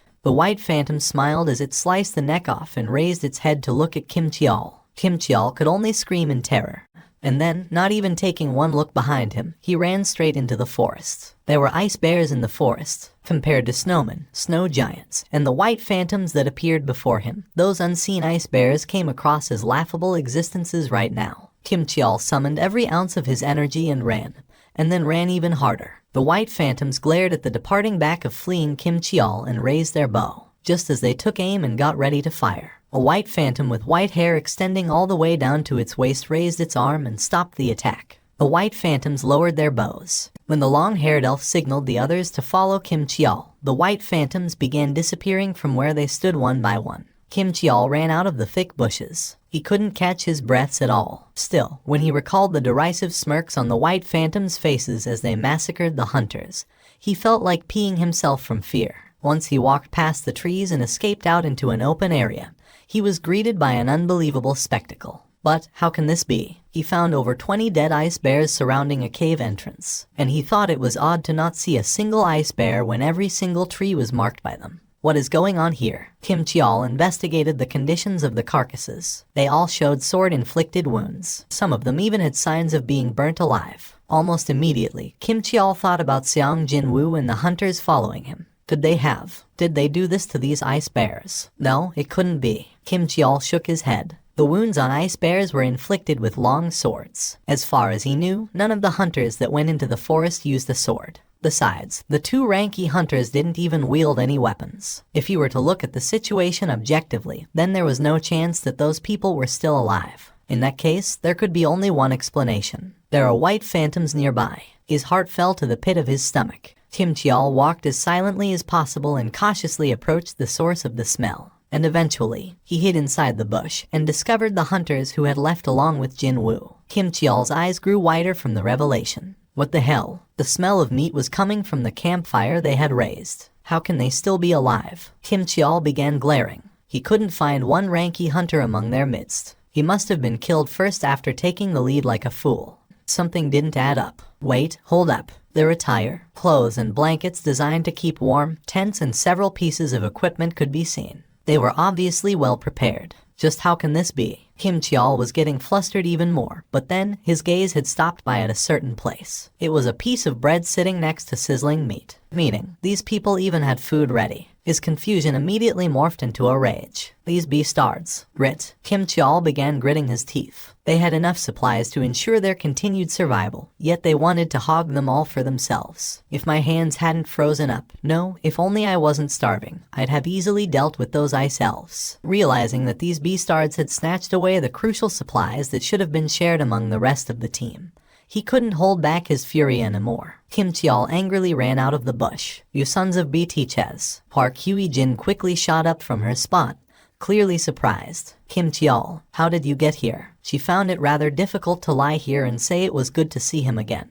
Because Kim Cheol's glare was full of murderous intent. Indeed, he didn't even bother to mask his hostility. My raid team failed to conquer this dungeon because of the lack of supplies, yet how can all of you find yourselves with this much food and this type of equipment? That is, Park Hye-jin couldn't continue on. If she mentioned Jin-woo here, then Kim Cheol's rage would be directed towards the youth. To her, Jin-woo was her savior. Also, that man always looked at Jin-woo in a suspicious manner. Park Hye-jin shut her mouth immediately. That prompted Kim Cheol's eyes to open even wider in anger. Even I don't think all of you are complicit in this crime. So, who had hidden these? Tell me the truth, and I will ignore everything else. A thick vein popped up on Kim Cheol's neck. Tell me who monopolized all the gear and drove his comrades to death. His angry roar reverberated throughout the forest. Kim Cheol was planning to shed blood here if it would appease the sin of betraying his comrades. I'll count to 3. If you don't reveal who it was by then, I'll take it as the sign of all of you being complicit in this matter. Han Song-yi tugged at Park Hye-jin's sleeve. Park Hye-jin hugged Han Song-yi. Both Go Myung H-wan and Yun Kai-jung swallowed their saliva as cold sweat soaked their backs. Kim Cheol was a rank. Even if everyone present worked together, they wouldn't be able to win against him. However, none of them still mentioned Jin-woo's name. 1. Kim Cheol yanked loose his sword from the scabbard attached to his waist. 2. Even then, the lower-ranked hunters showed not one sign of opening their mouths. How dare lower-ranked hunters ignore his order? That point alone stoked the flames of Kim Cheol's anger even higher. Just what these beastards think of me as. Murderous intent burned brightly in his eyes. He'd kill that woman first. He'd kill Park Hye-jin before anyone else, the one who betrayed the raid team and left along with these lower-ranked hunters. That's right, she left the raid team because she must have been scheming something. He could only think that way. Kim Cheol stood before Park Hye-jin and spat out the last countdown. 3. Park Hye-jin squeezed her eyes shut. It was then. 4. Cow. Kim Cheol was struck super hard by something in the back of his head and kissed the ground as his entire body slid across the snowy ground for several meters. The eyes of the hunters grew wider. Team leader. Jin-woo had hit Kim Cheol so hard that steam was still rising up from his palm. Jin-woo spoke in a dumbfounded voice. How dare you speak rubbish when it was you who drove your friends to death? Jinwoo Appa. Han Song-yi displayed her happiness as tears formed in her eyes. Team leader. It wasn't as much as Han Song-yi, but still, the two male hunters' expressions also brightened up considerably. Jinwoo placed his finger on his lips and gestured them to keep quiet. The four people, seemingly getting ready to embrace Jinwoo at any moment now, all froze up like ice statues. Looks like Kim Cheol brought along unwanted visitors. He sensed countless presences hiding in the forest. After sensing Jinwoo's glare, the white phantoms undid their stealth and revealed themselves one by one. At a quick count, there were around 20 of them, and among them, Jinwoo's glare was fixed on a long-haired white phantom riding on horseback. That has to be the boss. An overwhelmingly mighty aura was coming from that creature, incomparably heavier than any ice bears and the white phantoms near it. If that guy wasn't the boss of this dungeon, then just who else could be? For the first time in a long while, Jinwoo's skin broke out in goosebumps. Just as Jinwoo was shivering ever so softly from its powerful aura, the boss also recognized Jinwoo's strength in one go. So, there really was one. A truly worthy being among all the human trash. What did you just say? When Jinwoo spat out a response purely out of reflex, the boss displayed an expression of pure surprise.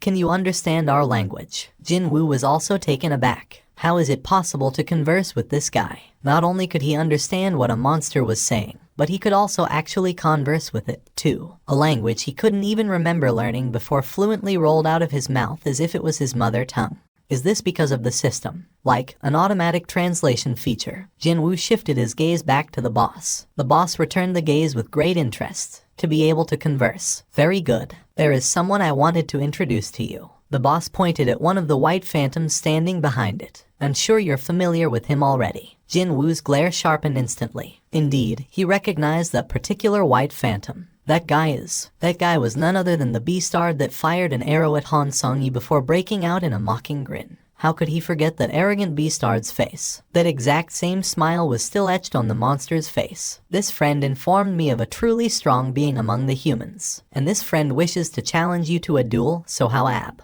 Even before the boss finished his words, the night killer Jinwoo flew in a straight line. Stab. The white phantom collapsed on the ground. Anything else you want to say? The boss spoke up in admiration. You are indeed very strong. Then, it climbed off the horse. However, as if it wasn't planning to fight yet, it didn't draw its weapons nor showed any willingness to engage in battles. So, I shall make a simple suggestion. A suggestion. That's right. It won't be such a bad suggestion for yourself. Jinwoo was inwardly surprised. It was a well-known fact that humanoid-type monsters possessed intelligence. But he never expected to see a monster trying to negotiate with a human. I'll hear it. The boss smiled as if it had expected that answer and opened its mouth. Before that, I want to ask you something. Why are you among these humans when you're not one of them? Jinwoo's expression crumpled deeply. What nonsense are you talking about? It seems that you have no idea. The boss guffawed out loudly, before pointing to its temple. Every one of us can hear a certain voice repeating itself in our heads. It tells us to kill humans. However, I can't hear that voice when I'm looking at you.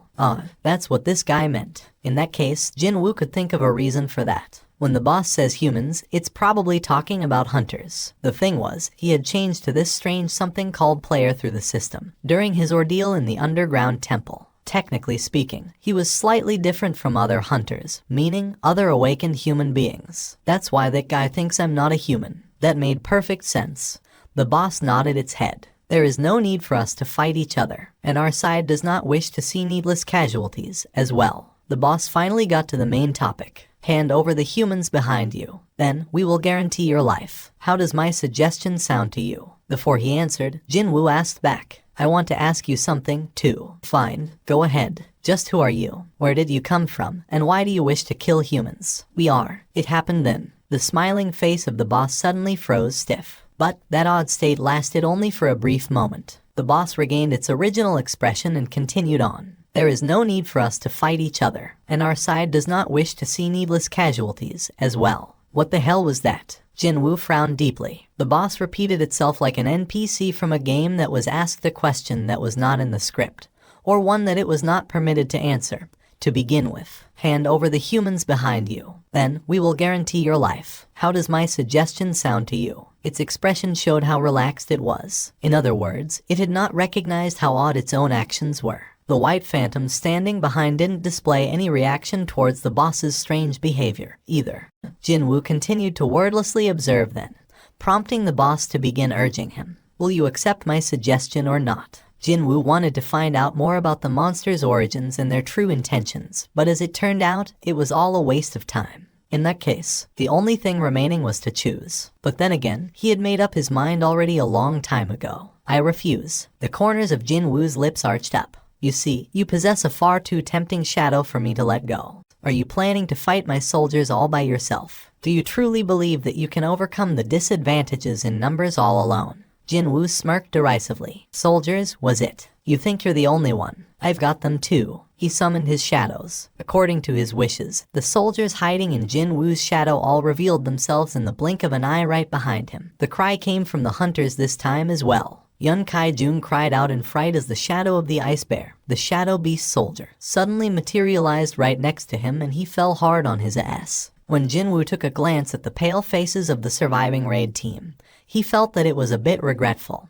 But this was an emergency situation. There was no time to explain things to them here. Well, I wouldn't explain things to them even if this wasn't an emergency, though. After summoning 29 shadow soldiers, Jinwoo stood before them and glared at the boss. So, who's disadvantaged now? Finally, the boss displayed its hostility. You seem to know some petty tricks, don't you? Fine. If it's your wish, I shall grant your death. The boss unsheathed 2 daggers from his sides. Petty tricks, is it? The boss had a point there. Jinwoo might hold an advantage in numbers, but his army was slightly lacking if he wanted to hunt the boss down. Jinwoo knew this very well. The boss's self-confidence could have come from this fact. Indeed, he now needed more comrades. Powerful comrades. If it's a powerful comrade, then there was one candidate here. Jinwoo sneaked a glance to his side. The still unconscious Kim Cheol was lying there, unmoving. Attack. When the boss issued the order, the white phantoms pulled on their bowstrings. Bears. Jinwoo placed the beast soldiers at the front.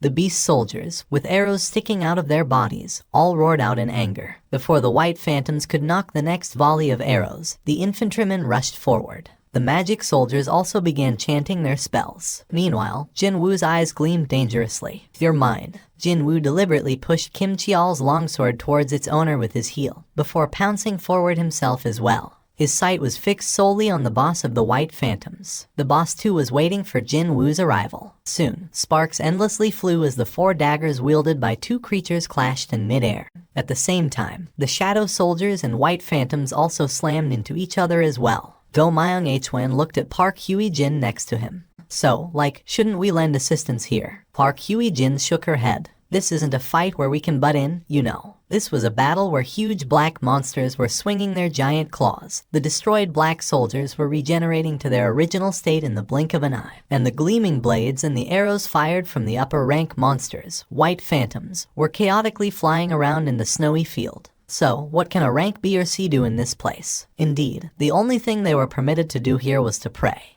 Jinwoo gasped out, as expected of a boss from the high-ranking dungeon. The fight looked to be even from the side, but Jinwoo was getting cut and sliced constantly all over his body. Would he be able to last 3 minutes at this rate? His MP was also rapidly depleting away as his soldiers constantly regenerated. Finally, the magic soldiers managed to finish their chants. A ball of flames larger than a volleyball flew in the midst of the White Phantoms. Kaboom! That was the power of the leveled-up magic soldiers in full display. Awakened by the resounding eardrum-shaking explosion, Kim Cheol regained his consciousness and opened his eyes. Kim Cheol raised his head to look. Clang, clang. His blurry vision picked up on the sight of White Phantoms fighting against the unknown black soldiers. What the hell is going on here? He couldn't figure out what happened while he blacked out, but at least he knew very well why he was lying on the ground like this. The hand that slapped him in the back of his head, and the voice that came from behind him. That voice definitely belonged to Seong Jinwoo. Now that he had regained his bearing, the sense of shame and rage bubbled over like crazy,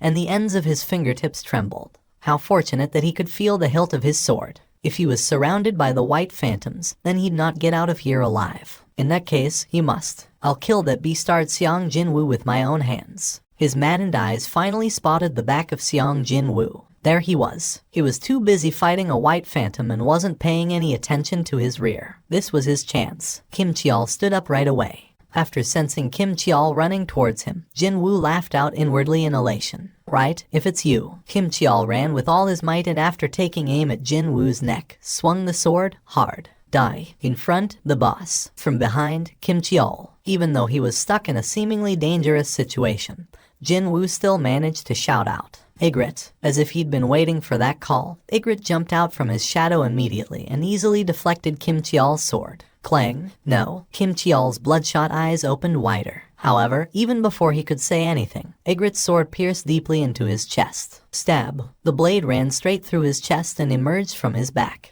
I knew Kim Cheol would act this way. This fool was someone who didn't think about anything in depth and only acted according to his emotions. They had been together only for a short while, but that was enough for Jin Woo to figure this guy out. Kim Cheol glared at Jin Woo, and with that, Kim Cheol breathed his last. As Ygritte stepped up to delay the boss, Jin Woo issued an order to the shadow of the dead Kim Cheol. Rise up. When that happened, accompanied by a heavy, somber cry, a huge hand emerged from the shadow. The Black Knight that emerged from Kim Cheol's shadow was far bigger and sturdier than the original version, and it even carried a huge war hammer in one hand as well. The other hand held a shield as tall as a grown man, and the overall impression this guy gave off was truly oppressive and threatening. Kim Cheol was a muscular man, but this shadow is just too over the top. Even though it was an urgent situation, Jin Woo couldn't help but leak out a gasp of admiration. Ah, right. The name. Jin Woo sneaked a glance to his side. Perhaps finding the battle quite tough, Ygritte was having a hard time right now, being pushed around by the boss. Currently, he was barely buying enough time by relying on his cheat-like regenerative ability. Slice. Ygritte's arm was sliced off, then. I don't have much time to waste here. A name was it. Should he go with whatever? Maybe Kim Cheol. Jin Woo immediately shook his head.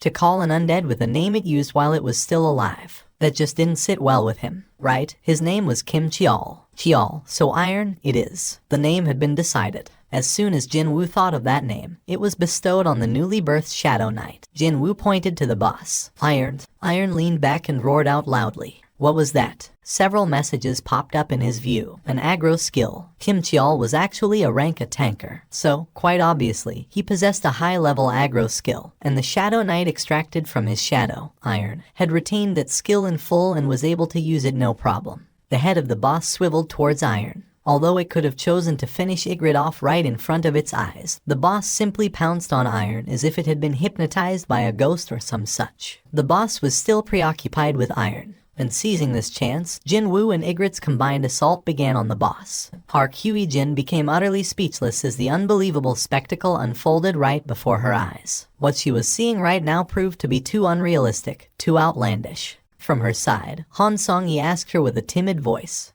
"Do all fights of hunters look like that?" She must have been frightened silly, because Han Song-yi's voice was trembling noticeably. Park Hye-jin replied to her, sounding helpless as well. "If that were the case, then I'd never have earned my license, you know." Do Myung-hwan asked next, looking utterly dazed out of his mind. Could it be that we are dreaming right now? Park Hye-jin looked back at the battlefield where the monsters and the black somethings were having a chaotic throwdown, and spat out a long sigh. The poison fang of Kasaka stabbed into the boss's shoulder. With the increased levels of the enemies he'd been facing lately, the additional effects of the poison fang of Kasaka failed to activate properly more often than not. Still, inflicting injuries was a good thing in a fight. Nice. The boss's agile movements were being hampered gradually due to the increasing number of wounds being inflicted on its body. The smile had disappeared from the boss's face a long time ago. The boss had been dodging the combined attacks of Jin Woo, Ygritte, and Iron rather freely until then. But now, it was quite obviously running out of breath. Just a little bit more. Iron suddenly bear-hugged the boss. Now, when Jin Woo gave the signal, Ygritte rapidly retreated. Jin Woo too quickly stepped back. The boss's eyes widened in confusion. "What are you trying?" Before he could finish, the magic soldiers completed the explosion spells and they rained down on Iron's position. For the first time ever, the boss spat out a sharp cry of pain. The beastard twisted its body around, and Iron's arms fell off. Grit. The boss's enraged, murderous eyes were now firmly fixed on Jin Woo. Seeing this, Jin Woo could only feel admiration towards the boss once more. Even with such a heavy wound, it can still exhibit that much strength, as expected of a high-level dungeon's boss. Unfortunately for it, the scale had tilted away from it some time ago. Jin Woo used stealth and dash skills to close the distance to the boss and stabbed the poison fang of Kasaka deeply into the beastard's waist. The boss's eyes widened considerably. However, the boss still managed to grab Jin Woo's wrist even in the midst of all this. It was not that hard to see the boss's desire to not go down without a fight from its crazed eyes.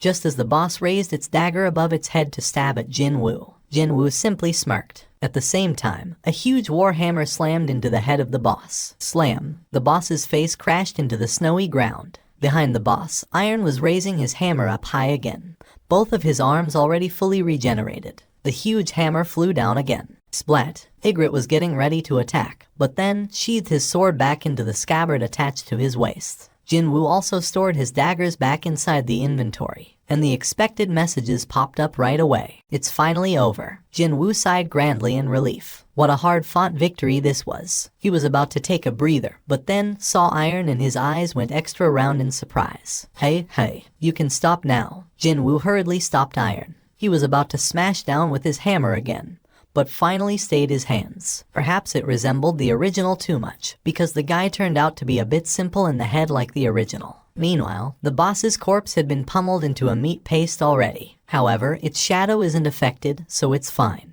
Jinwoo smirked deeply. Finally, the reward for this incredibly hard battle, the one he'd been salivating over, was right by his feet, waiting to be taken. Jinwoo issued his order. Rise up. It was now 3 a.m. The facial expressions of 4 men waiting around the red gate were, as expected, not so good. Unable to endure any longer, Hien Kaichial finally opened his mouth. Guildmaster, we'll remain here and wait, so how about going home first, sir? My guild members are trapped in there, so how can I even think about going home to relax now? It was here that On Songmin's eye widened. Huh? Look, the red gate. Hien Kaichial and Ju Sung Chan also discovered an oddity with the red gate. The red gate is opening up. The dungeon's been cleared. There are people coming out. Baek Yun-ho clenched his fists tightly. That Kim Cheol. Did he manage to pull it off? Everyone waiting there hurriedly rushed towards the front of the gate. Baek Yun-ho, unable to hide his excitement, began searching for the leader of this team, Kim Cheol. However, even though all of the survivors came out, the big guy couldn't be seen.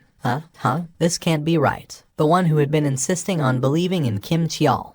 Ju Sung Chan's previously confident attitude was gone now, and his expression was getting warped as well. After spotting Jinwoo walking along with Han Song-yi right behind the others, On Song-min's face was quickly filled up with a huge smile. I thought as much. It was such a noticeable contrast from the face of Ju Sung Chan. However, his smile also faded away quickly. When 5 people, including Seong Jinwoo, walked out from the gate, the portal to another world slowly disappeared from their view. It can't be. Is this everyone? Jinwoo nodded his head, looking rather exhausted. Hien Kaichiol had asked that question, and after getting that silent answer, his expression hardened instantly. How can this be? Hien Kaichiol's eyes teared up, and he reluctantly began crossing out the names of the deceased off the member list. This was a terrible job, but it had to be done regardless. Baek Yun-ho had been staring at this in a daze, before gasping out in sheer shock and disbelief. Only the lower-ranked hunters returned. Never mind the A rank, only a single rank B survived. Such a thing should not happen. Just what on earth happened inside that dungeon? Let's go. I'll take you home. Jinwoo was about to lead Han Song-yi and leave the location, but Baek Yun-ho reached out and grabbed his wrist first. Excuse me. Wait. Slap. Jinwoo fiercely shook off that hand. Baek Yun-ho's eyes sharpened immediately. We need to talk for a second here. Jinwoo turned around. I'm too tired. If you have questions, you should ask your own guild members. Baek Yun-ho couldn't hold back and revealed his identity. I'm Baek Yun-ho, the guild master of the White Tiger. Jinwoo's eyes remained cold, however. So what? Being on the receiving end of Jinwoo's cold response, Baek Yun-ho's eyes suddenly transformed to that of a monster's. No, they completely resembled a beast now, instead. We lost 9 guild members through this incident. As the master, I have the right to ask you a couple of questions regarding this matter. This was no longer a request. It was an order, or even a threat. Didn't matter what anyone thought of his words. He was not planning to let Jinwoo go that easily here. But then, Jinwoo too angrily glared back. He was not being cowered by the intense hostile aura oozing out in full force from the rank S hunter. Baek Yun-ho, I rescued 3 of your people. If you're really their leader, shouldn't you be saying thanks to me first? It was Baek Yun-ho who had to withdraw his threatening aura first, as he was bombarded with this incredible pressure emanating from Jinwoo. Besides that, what he said was logical as well. Baek Yun-ho couldn't argue against the point raised. I apologize. Baek Yun-ho lowered his head. Seeing this, Jinwoo turned around once more to leave. Han Song-yi, let's get going. Okay. Han Song-yi carefully studied the mood of this place and followed after Jinwoo. The 2 of them got on the van and not too long after, left the location. This doesn't make any sense. Lee Kyun-ho's thoughts were now in complete disarray. He quickly ran towards the sole surviving upper-rank hunter, Park Hye-jin. Excuse me, Miss Park Hye-jin. She had been trying to warm herself up with the cup of hot tea Hyun Kai-cheol had handed over. She raised her head to meet Lee Kyun-ho's gaze. What is the matter with that guy? Why was he so downbeat like that? Indeed, that man had probably gone through an unimaginable hell and finally managed to escape from the Red Gate. Yet why was his attitude so murderous? Park Hye-jin shook her head, displaying her own confusion. I also don't know, sir. After killing the boss, he stood in front of the dead body and shouted something out 3 times, and after that, he's been like that. He was okay until then. Park Hye-jin looked at Go Myeon-hwan and Yun Kai-ju. The 2 men nodded their heads simultaneously. What a strange man, Lee Kyun-ho muttered to himself as he stared helplessly at the street Jin-woo had disappeared in.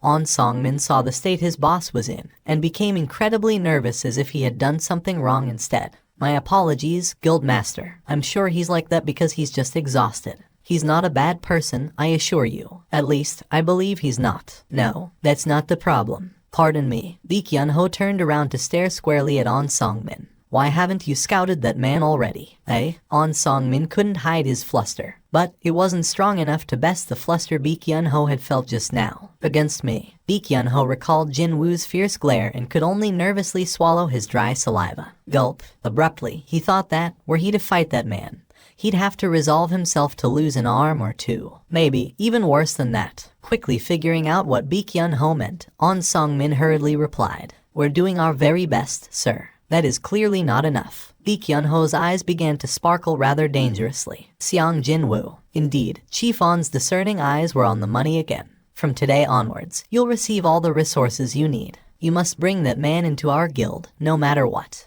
On the way home, Jin-woo was busy licking his lips in unhappiness as he drove the van. Tisk, was it because the gap between his stat values and the extraction targets were too great? What a disappointment it was, but his extraction attempts ended in failure. What a waste, but there's nothing I can do now. Jin-woo's hand left the steering wheel for a little while, as a dagger with an elegant, flowing, arched blade appeared in his grip. Rarity A. Type Dagger. A dagger used by the great warrior Baruka. Weight reduction magic has been applied to it, allowing the wielder's movements to become even more agile than before. Attack, plus 110. Agility, plus 10. Well, he didn't walk away completely empty-handed. This was the dagger the boss had been using. There were 2, but one of them was broken, so he threw that away and took the remaining dagger. The Baruka's dagger, A. Not only did it feature high attacking power, but it also raised his agility, too. On that front alone, there was no need to compare it to Night Killer, a dagger ranked B he paid handsomely for. Never mind the rank C Poison Fang of Kasaka. Its rarity alone was at a 2. This was probably one of the best weapons to replace the Poison Fang of Kasaka that had been losing its effectiveness lately. I like the way it feels in my hand, too. While he was mulling over the things that happened inside the Red Gate, they had arrived before Han Song-yi's home. Screech. She had been sitting in the passenger seat without saying a word, as if she wasn't even there in the first place. As soon as the van came to a stop, she climbed out of the seat and bowed her head.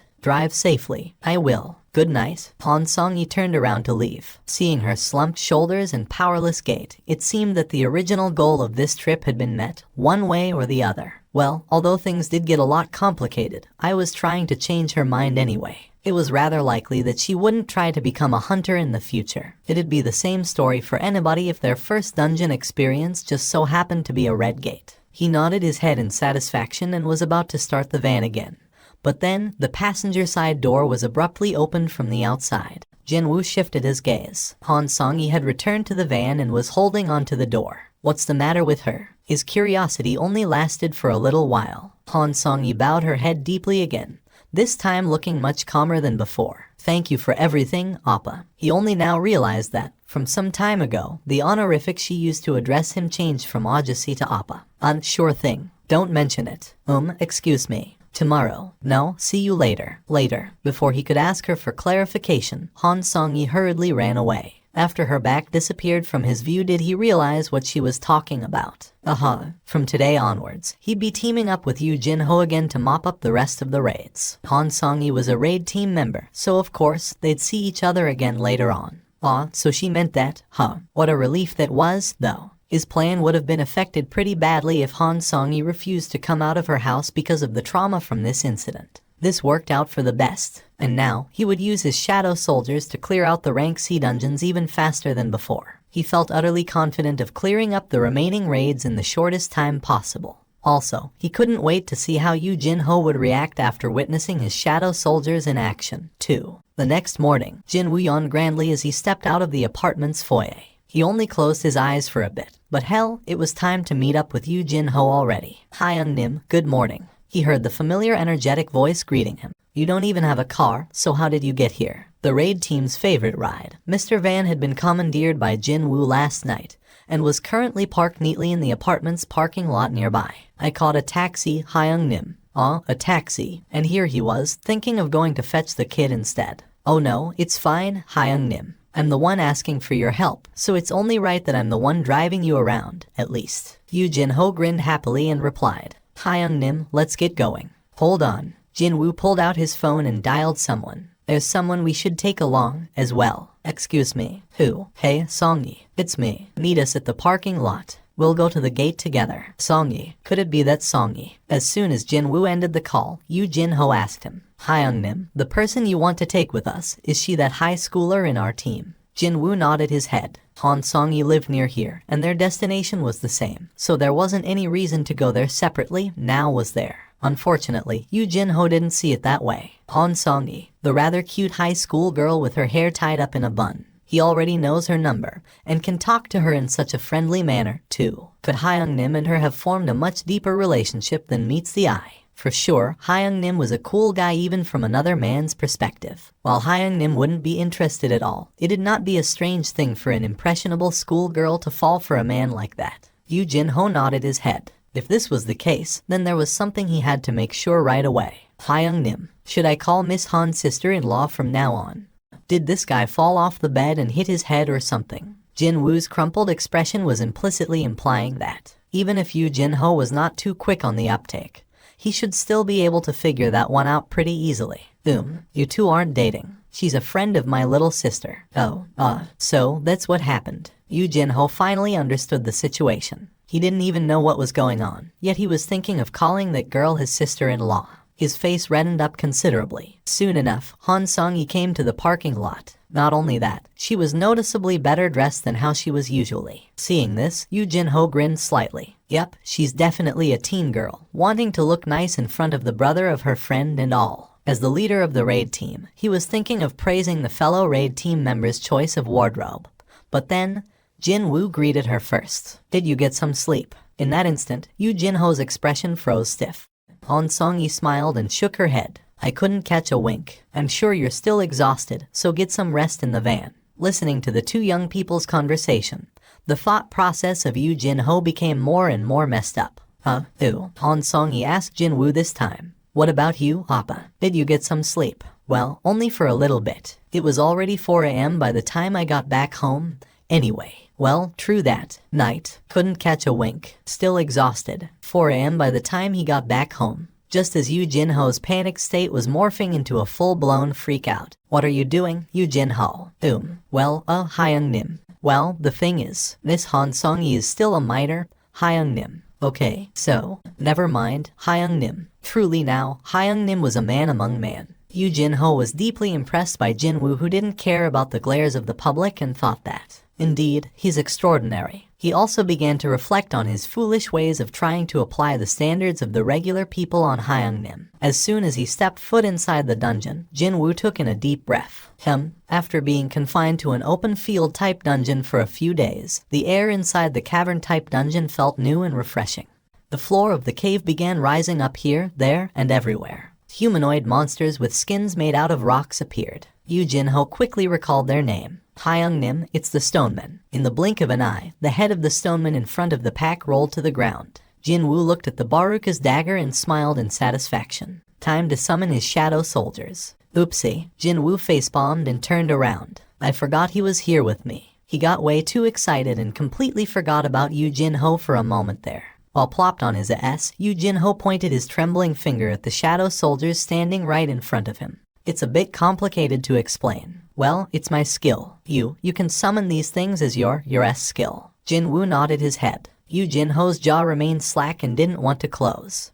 Him and Hyung-nim had entered dungeons together 11 times already. He thought that he wouldn't get shocked anymore, but he was proven wrong once more. A rank C dungeon was destroyed in no time at all, in other words. Ho! Jin-woo exclaimed in admiration. At this rate, we might get to mop up the rest of the raids pretty quickly. As soon as the battle ended, the shadow soldiers retrieved the magic crystals and stood before Jin-woo in orderly columns. Yu Jinho hesitated slightly, before opening his mouth with some difficulty. Can I be the one to retrieve the magic stones? Why, I'm kinda upset because it feels like my role's been stolen by these guys, Hyung-nim. Jin-woo burst out into a soft chuckle. Yup, this kid really is a weird one. And a day later, Jin-woo finished the 19 raids he had promised Yu Jinho.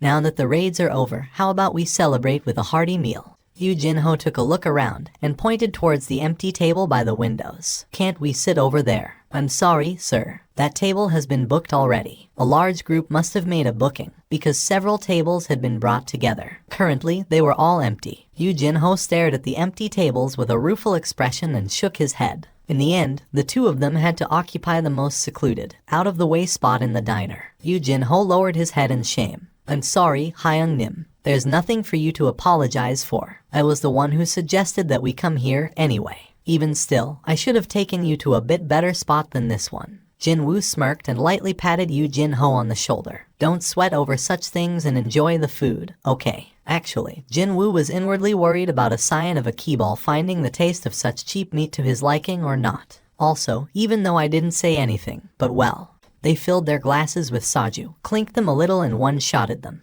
Unlike Yu Jinho, who was immensely enjoying the bitter taste of soju, Jin-woo could only frown deeply in unhappiness. Hyung-nim, is something wrong? No, it's nothing. Jin-woo could only stare at the empty glass with a bitter expression on his face. He had forgotten one crucial fact about his body, what with him being so busy lately and all. What are you planning to do from now on? When Jin-woo asked in a serious voice, Yu Jinho sat upright like a job seeker waiting for his job interview to start. As soon as I complete a simple written test at the Hunters Association, they should issue my guild master license right away.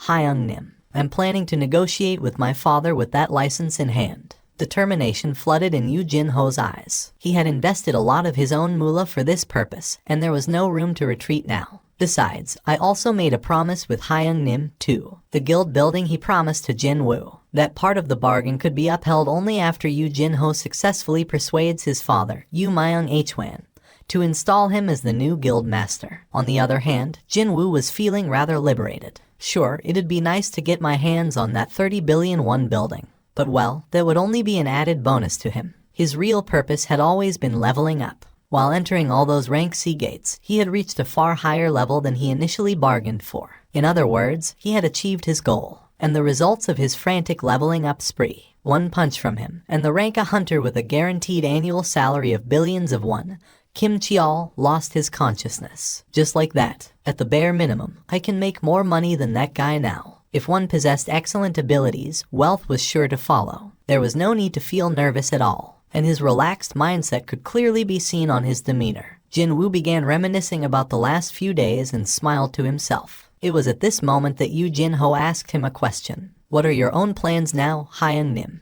Oh, me. Did I ask something that I shouldn't? Yu Jinho thought like this and flinched slightly, but he breathed a sigh of relief after spotting Jin-woo's relaxed expression. I'll be out of reach for a while, actually. There's this place I have to go to, you see. That one sentence caused Yu Jinho's face to harden visibly. After forming an expression of an abandoned puppy, Yu Jinho emptied the soju glass in one go. Tap. He then placed the empty glass on the table, filling it up back to the brim. After knocking back another glass, he began to open his mouth with some difficulty. Hyung-nim, please tell me straight if I've been bothering you. If that's been the case, I shall make sure never to bother you again in the future. This idiot. The moment Jin-woo said that he'd be out of reach, this idiot must have misunderstood his words again. Jin-woo scratched the side of his head and asked a question instead of a proper reply. Hey, Jin-ho. Yes, Hyung-nim. What do you think of me as? Well, Yu Jinho's eyes rolled around this way, and that as if he couldn't come up with a good enough answer before he raised his head. Hyung-nim, I have a brother who's over 10 years older than me. Jin-woo remembered hearing that from somewhere. My brother doesn't really like me, so I think the time I spent with him is far shorter than what I've spent with you, Hyung-nim.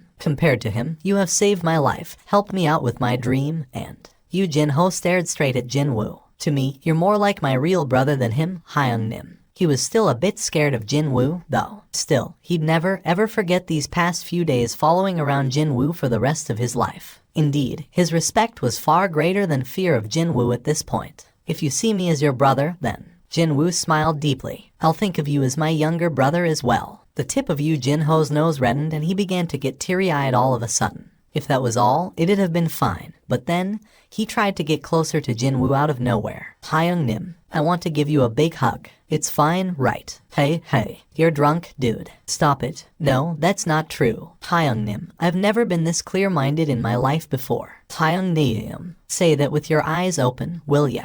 Soon enough, Yu Jin-ho fell asleep and the table had quietened down now. What a helpless kid. Jin-woo leaned back on his seat and lightly clicked his tongue. A TV mounted on the wall of the diner was showing a news bulletin. Is it 9 in the evening already? He thought like that and stared the screen, only to spot someone rather familiar appearing there. Is it true that there was a huge incident during the training of your new recruits? Is it also true that only the lower-ranked hunters returned alive while all the higher-ranked ones had perished? What do you think about the rumor of a mystery person allegedly aiding the survivors during this incident? Baek Hyun-ho was doing his best to ignore the reporters, but in the end, he had no choice but to respond. This incident has been investigated by the association already. It was true that there was an incident, but there was no mystery helper at the scene. No, the White Tiger Guild's proud hunters combined their powers and managed to clear the upper rank dungeon. And many hunters lost their lives or got injured during the process. That is all. Another reporter quickly fired in a follow-up question. If that's the case, why are you forbidding us from interviewing the survivors? Those folks managed to avoid death's doorstep by a hair's breadth. So, why do you wish to speak to those people regarding this deeply traumatic event? That's as far as I'm prepared to answer you people. Baek Hyun-ho made a quick getaway from there after climbing into a car. Jin-woo's eyes remained wide open.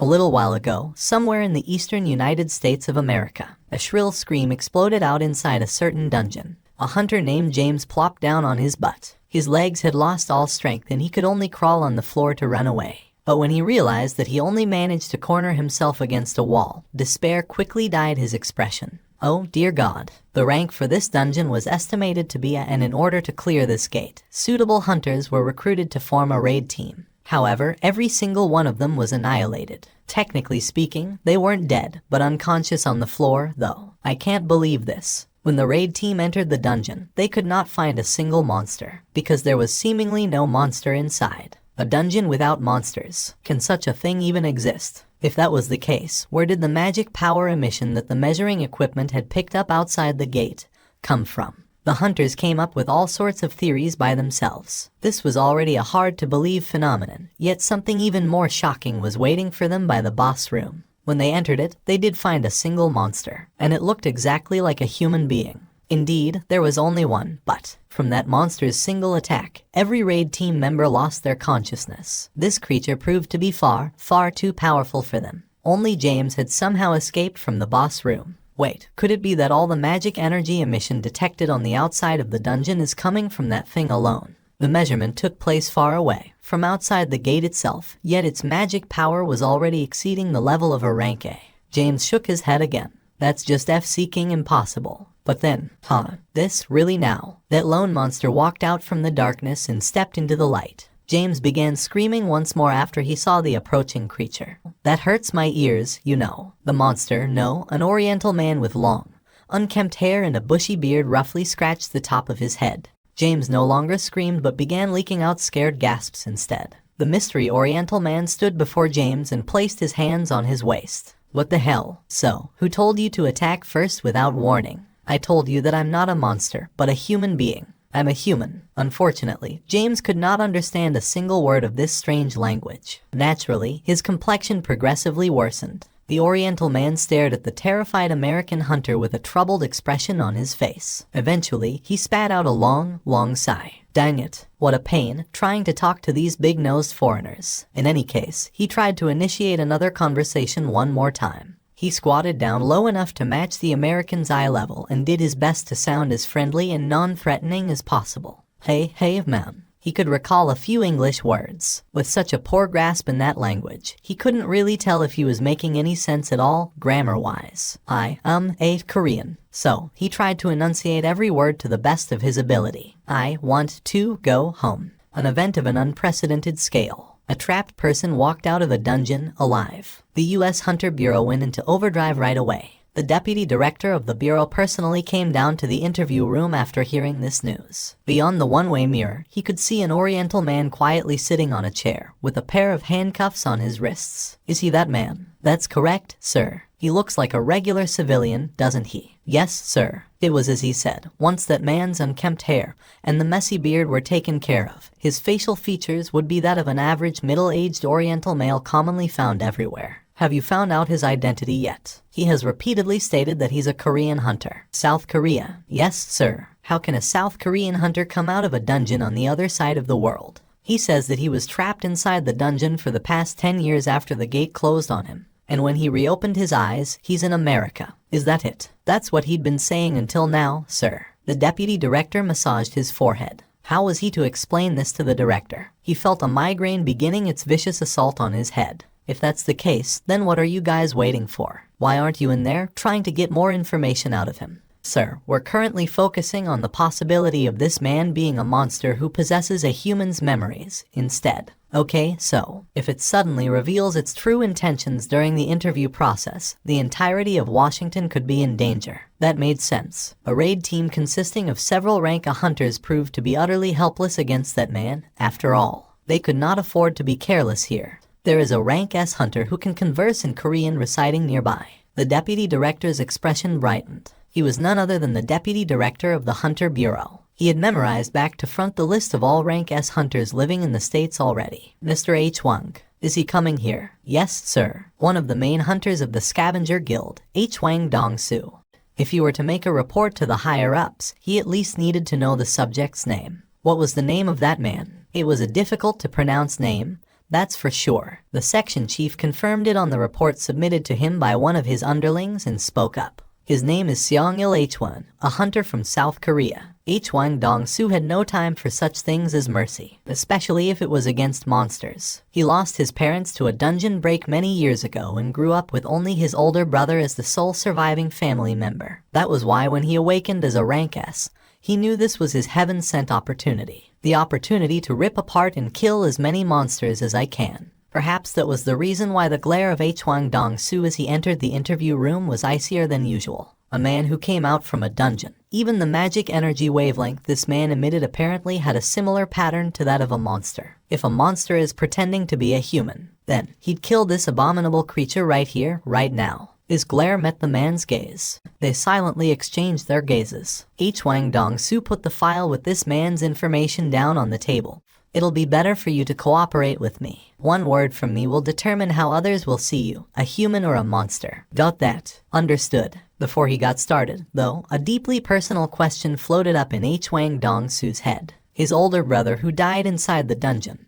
Was there any possibility that H. Wang Dong-seok could return alive? He wanted to know about that first. Is there any chance of other hunters returning from a dungeon, just as you have? The man shook his head. H. Wang Dong-soo's brows quivered just then. How can you be so sure? Because I'm well aware of the reason why I came back. The reason? What is it? Let me ask you something before I answer that. I'll be the one asking questions here. H. Wang Dong-soo's eyes narrowed to a slit. However, the man continued on with what he wanted to say regardless. The gates, monsters, and dungeon breaks. How much do you know about them?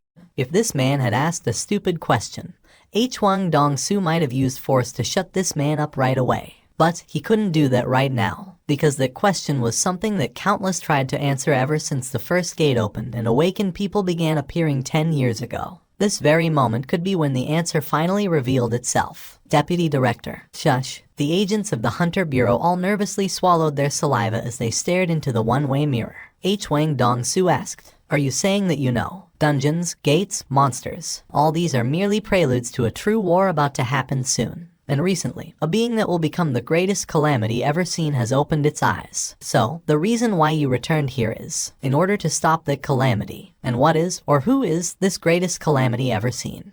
That, I can't tell you. Hwang Dong-su smirked derisively. A man who came here to stop a calamity can't talk about what it is. I don't know what that thing could be. But surely, rather than trying to stop it all by yourself, wouldn't it be better to work together with others? The man shook his head. The number of people means nothing when facing this being. Doesn't matter whether lots of amateurs decide to work together or not. They will only become its prey and become its pawns instead. So, you are saying that only you can stop it. The man nodded his head. Hwang Dong-su inwardly clicked his tongue. This guy's gone off the deep end. It wasn't that hard to understand, though, if this man had been truly trapped inside a dungeon for 10 years. Or, alternatively, there had been some kind of an error, a mistake, during the process of the monster trying to copy a human's memories and consequently, its brain had melted somewhat. He opened the man's case file. Your name is Seong-il H1. The photo supplied certainly matched the man's face. Rather than 10 years, though, it's like only a couple of weeks, maybe months, have passed by instead. However, Hwang Dong-su decided not to mind it. He heard that high-ranked hunters could even skirt past the aging process. Your records as a hunter look pretty good.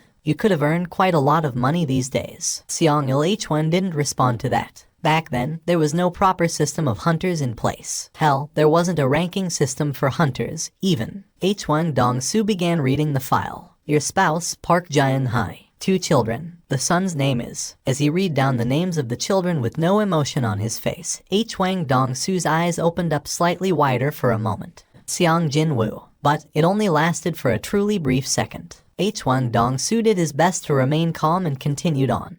Seong Jin-woo. And the name of your daughter is Seong Jin-ah. Okay, next. It happened, then. Wait. Before Hwang Dong-su could flip to the next page, Seong-il Hwan stopped him. Hwang Dong-su raised his head, and he found Seong-il Hwan's glare had become as cold as his own. Why did you emit a murderous intent when mentioning the name of my son?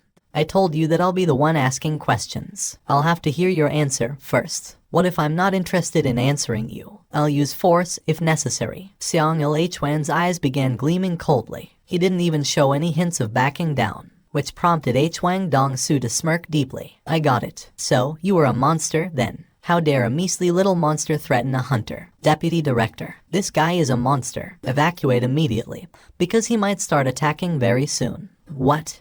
Hold on. Deep. People panicking beyond the one-way mirror quickly ran out of the room. And soon, a loud wail of a siren resounded within the building. Meanwhile, a silver light began emanating from Hwang Dong-su's hands. I'm planning to visit South Korea soon. After getting ready, Hwang Dong-su threw an insidious smile at Seong-il Hwan. So, what last words from his father should I deliver to your son? Jin-woo headed to the Daesung Tower. It sure is really big. Trying to look up at the top of this 100-floor tall skyscraper from nearby made his neck hurt. He made his way to an area with not much foot traffic and pulled out the key to the demon's castle from his inventory. It was a long, slender, golden key. At a casual glance, it even resembled a fancy decorative item. No one's around me, right? After scanning his surroundings, Jin-woo nodded his head. Let's enter from here. The giant tower enveloped in flames, the demon's castle, replacing the Daesung Tower, filled up his entire view. The thing was, though, humans were supposedly capable of quickly adapting to their situations. Well, it's not as bad as the first time. For sure, he didn't feel as nervous as the first time he saw the demon's castle. No, maybe.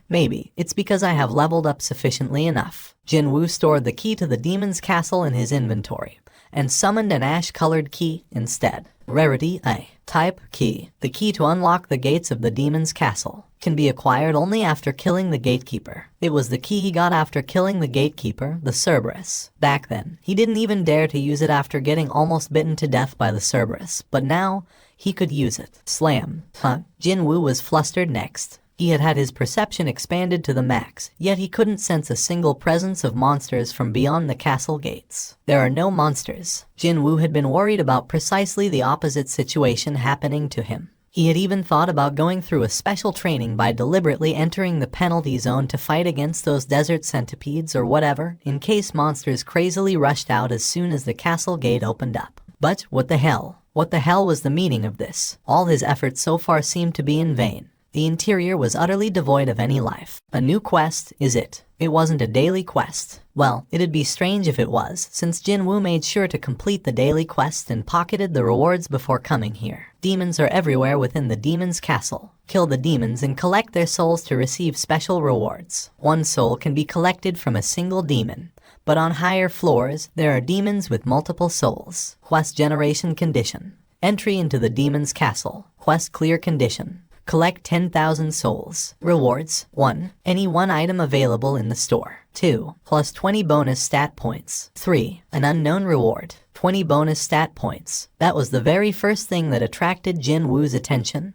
The stat points. I can raise my intelligence by 20 points. A smile instinctively formed on his face. He'd been feeling his lack of MP for quite some time now. I need lots of mana if the shadow soldiers need to regenerate. Gulp. He was salivating already. Not only that, can I really choose anything? Jinwoo recalled those ultra-expensive items he saw in the store's menu. I definitely saw. There were some S-rarity items that cost billions, hell, even tens of billions there. Well, those billions weren't the real-world currency but gold that only existed within the system, though. Still, just how amazing was this? The night killer he'd been using so nicely until now cost only 3 million gold. A 3 million B rarity item already possesses this high quality and attack power, so just what will those costing billions be like? His curiosity had been stoked for sure. Never mind the mystery third reward. Just from looking at those 2 rewards alone, he knew right away that he couldn't let this quest slip through his fingers. Inside of the castle was a ruined city. Quite unexpectedly,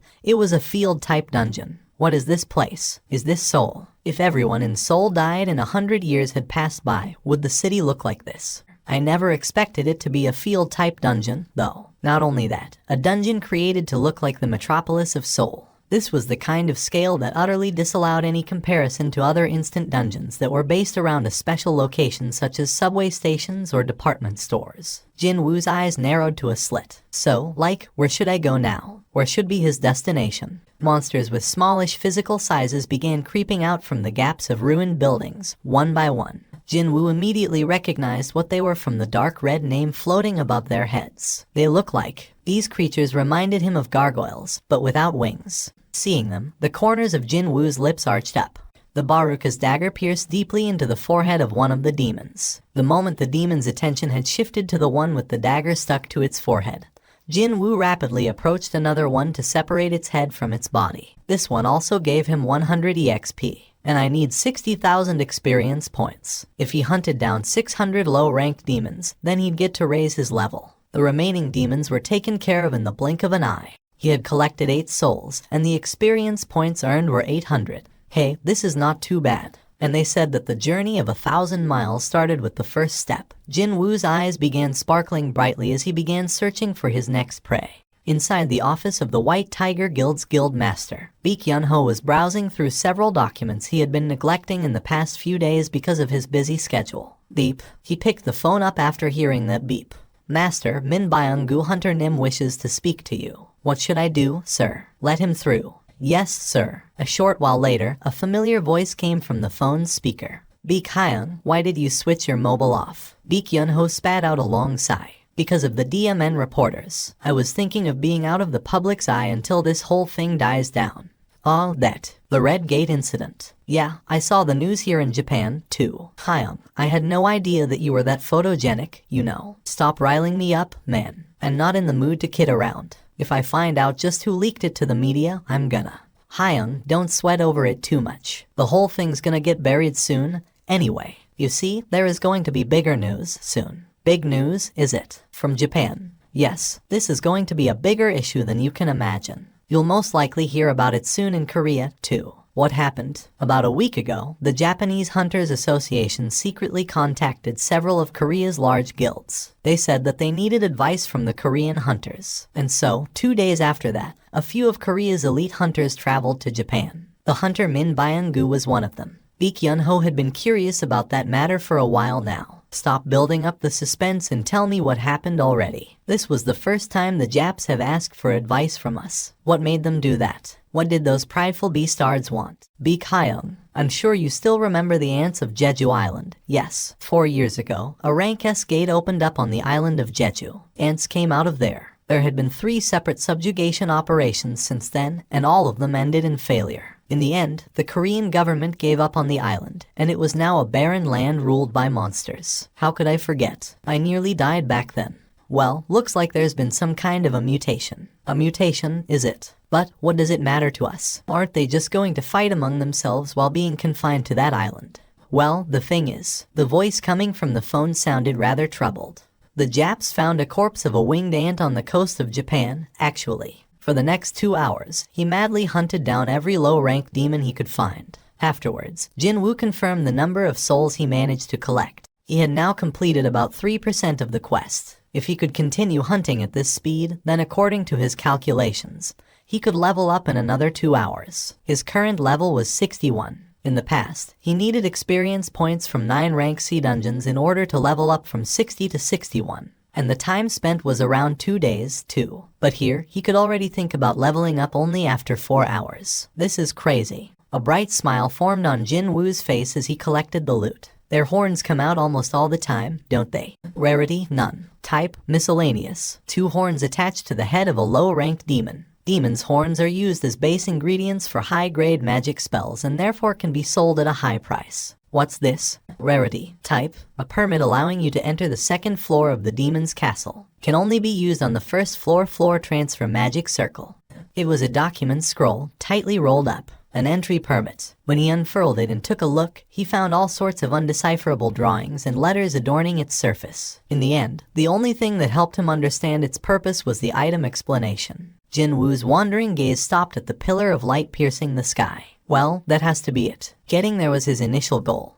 But his attention got robbed by the hunting of the low-ranked demons, and before he knew it, he had moved further away from his destination than before. Should I head there now? He thought that this might be a good time to think about heading there. Also, he had hunted down all of the low-ranked demons nearby, too. Jinwoo grinned brightly. Summon. The shadow soldiers stored inside his shadows via the shadow storage skill didn't require any chanting or whatever to summon them, unlike when he was trying to extract shadows. In front of Jinwoo, the giant beast soldier extracted from the leader of the ice bear pack appeared silently. Growl, and it was a giant monsterish bear standing on its hind legs. It was as large as a house, but to Jinwoo, it was not much different from a mild-mannered lovable puppy. Get down. Growl. When the shadow beast soldier laid down on the ground, Jinwoo lightly jumped on top of its back. Giddy up. As soon as Jinwoo lightly tapped the side of the beast with his leg, the shadow creature rushed towards the pillar of light with a frightening turn of speed. Thud, thud, thud, thud. The massive creature also possessed incredible agility as well, and before long,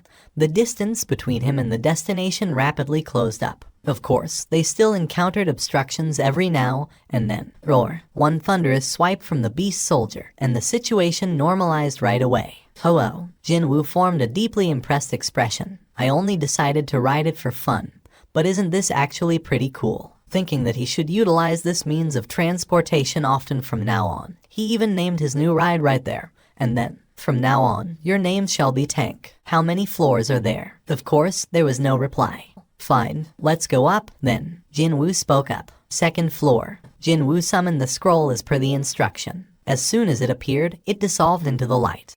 So that's how it works. As it turned out, this whole thing was just an elevator. The moment he realized what this pillar of light actually was, Jinwoo was immediately transferred to the 2nd floor, along with the blinding explosion of light. 2nd floor, 3rd, 4th, and eventually the 27th floor. That was the result of grinding for 2 days straight. He told Jin-ah, his little sister, that he'd be on a week-long trip. I have 5 more days. Considering his gradually increasing clearing speed, he began to think that it might be doable to get to what he assumed to be the last floor, the 100th floor, within the next 5 days. Maybe even sooner than that. Jinwoo took a look at his surroundings. It was still a ruined city. I can't tell which city this floor is based on anymore. Every floor was modeled off on a different city. However, the higher he climbed, the state of destruction the city was in got worse and worse.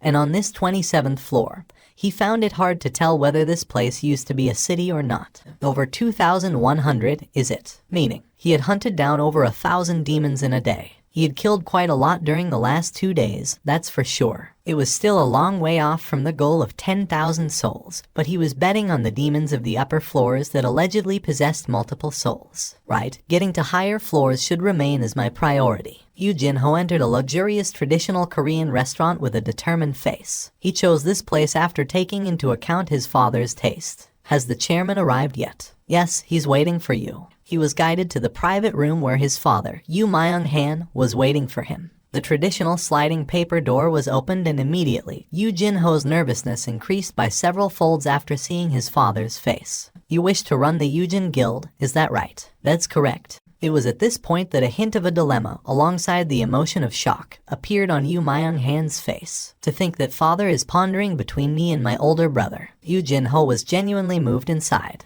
The fact that his father was thinking about this matter was a big win for Yu Jin-ho. If it was in the past, he'd be satisfied with this much. However, he had no desire whatsoever to back off now. As you know already, father, giving the position of the guild master to an outsider carries too much risk. Enough. Yu Myung-han raised his hand. At the same time, Yu Jin-ho's mouth stopped moving. Father's enough was one of the most absolute commands that no one in the Yu household could go against. There is someone I want you to meet. Pardon me. Yu Jin-ho's eyes went round at that. He was the one who called and asked for this meeting, yet his father wanted to introduce him to someone. Who could it be? Just as Yu Jin-ho's curiosity piqued, the door opposite to the one he used to enter the room slid open. Hello there. Was he in the late 20s or early 30s? A man around that age group awkwardly greeted Yu Jin-ho as he entered the room. Who was this man? Yu Jin-ho couldn't recognize this man at all. When Yu Myung-han signaled with his chin, this unknown man settled down next to him. This here is Hunter Go Myung-hwan. Go Myung-hwan. Yu Jin-ho tilted his head. He had never heard of this name before. Father nodded his head as if he had expected this already and continued on. He is one of the survivors from the White Tiger Guild's Red Gate incident, the one that's been making so much noise lately. The Red Gate. Why was the story of the Red Gate brought up here, out of the blue? Since the incident had been talked about non-stop in mass media, even Yu Jin-ho knew what had happened. But this timing was suspiciously coincidental, and so he found it difficult to figure out where his father was going with this. And this man here, a man who was supposed to be a survivor of that incident. Why did the survivor that the media was madly scrambling over to find appear here? Yu Jin-ho's curiosity continued to balloon greatly. Mr. Hunter. Yes, Chairman. Please inform my son who was there besides the White Tiger Guild's new recruits on that day.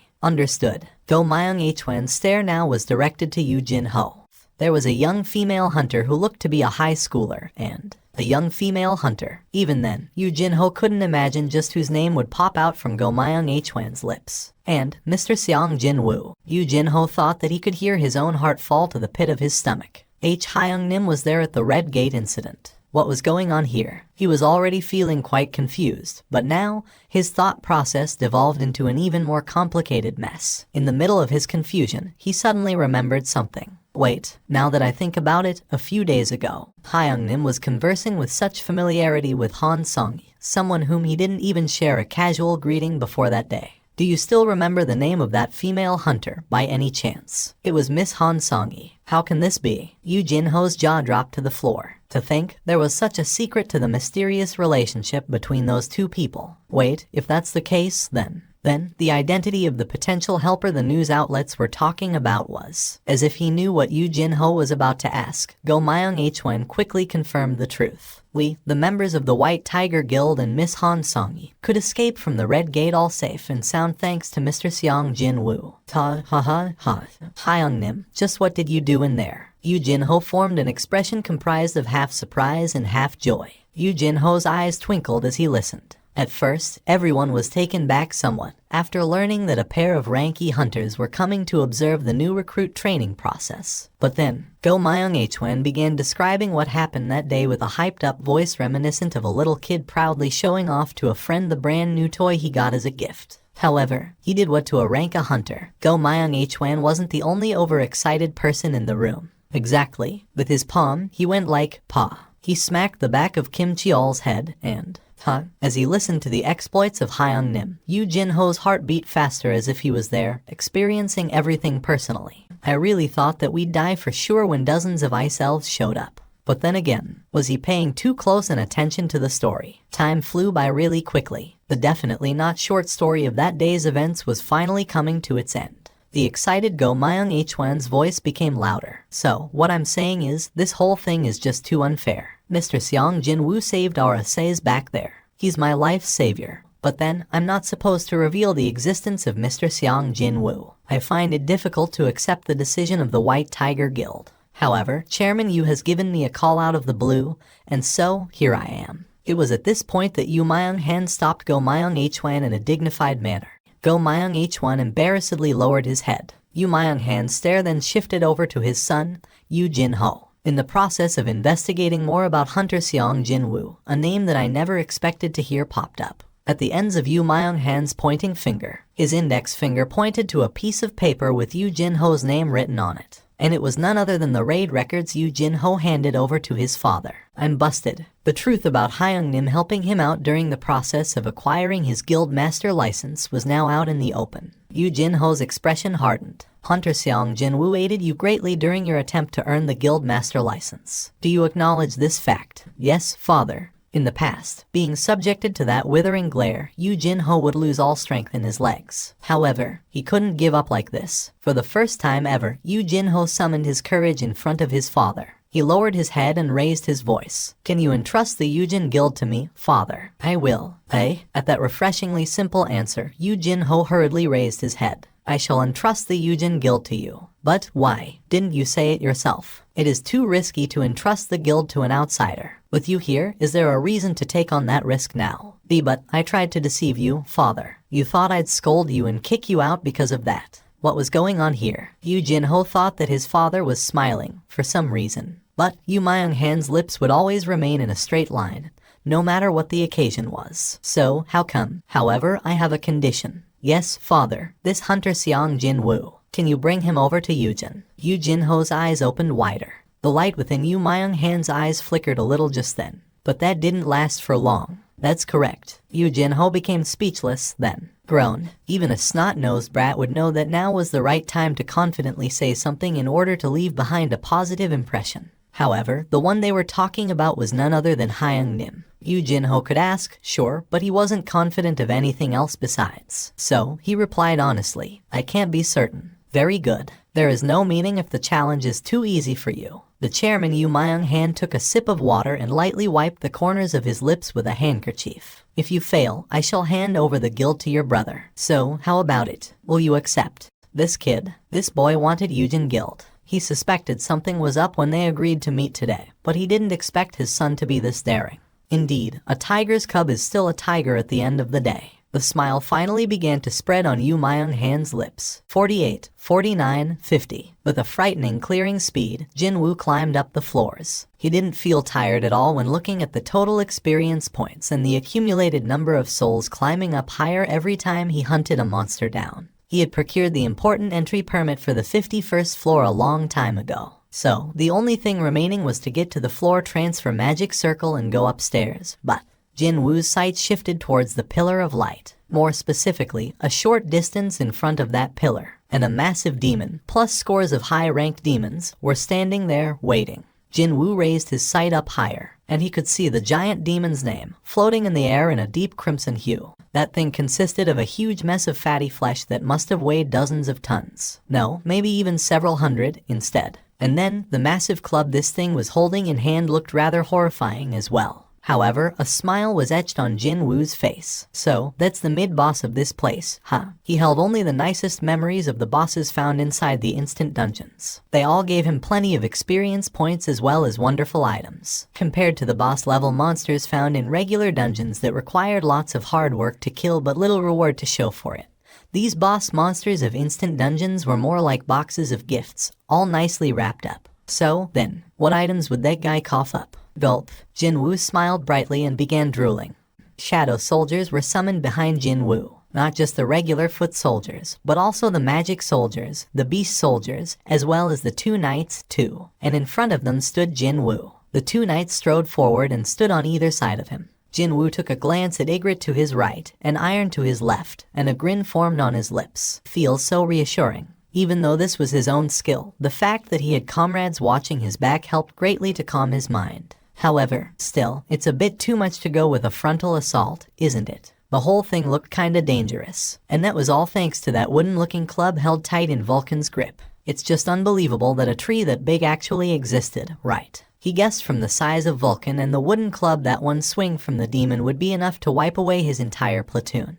Jinwoo ordered his magic soldiers to initiate the assault first. Use the ranged attacks to summon Vulcan's lackeys over here first, and I'll fight that big guy lumbering along at the rear. It was a simple enough plan to carry out. Now, when Jinwoo gave his signal, flames flew out from the hands of the magic soldiers. The flames exploded near the subordinates of Vulcan, signaling the beginning of the operation. The warning beeps resounded out in his head at a frightening pace, and at the same time, Vulcan and its lackeys all turned their heads towards Jinwoo and his army. All right, he succeeded in drawing their attention. In order to hit Vulcan coming up from the lackey's rear without getting discovered, Jinwoo activated stealth and hid himself. Everything seemed to be unfolding according to plan. That's what he thought. But then, thud, thud, thud, thud, thud, thud.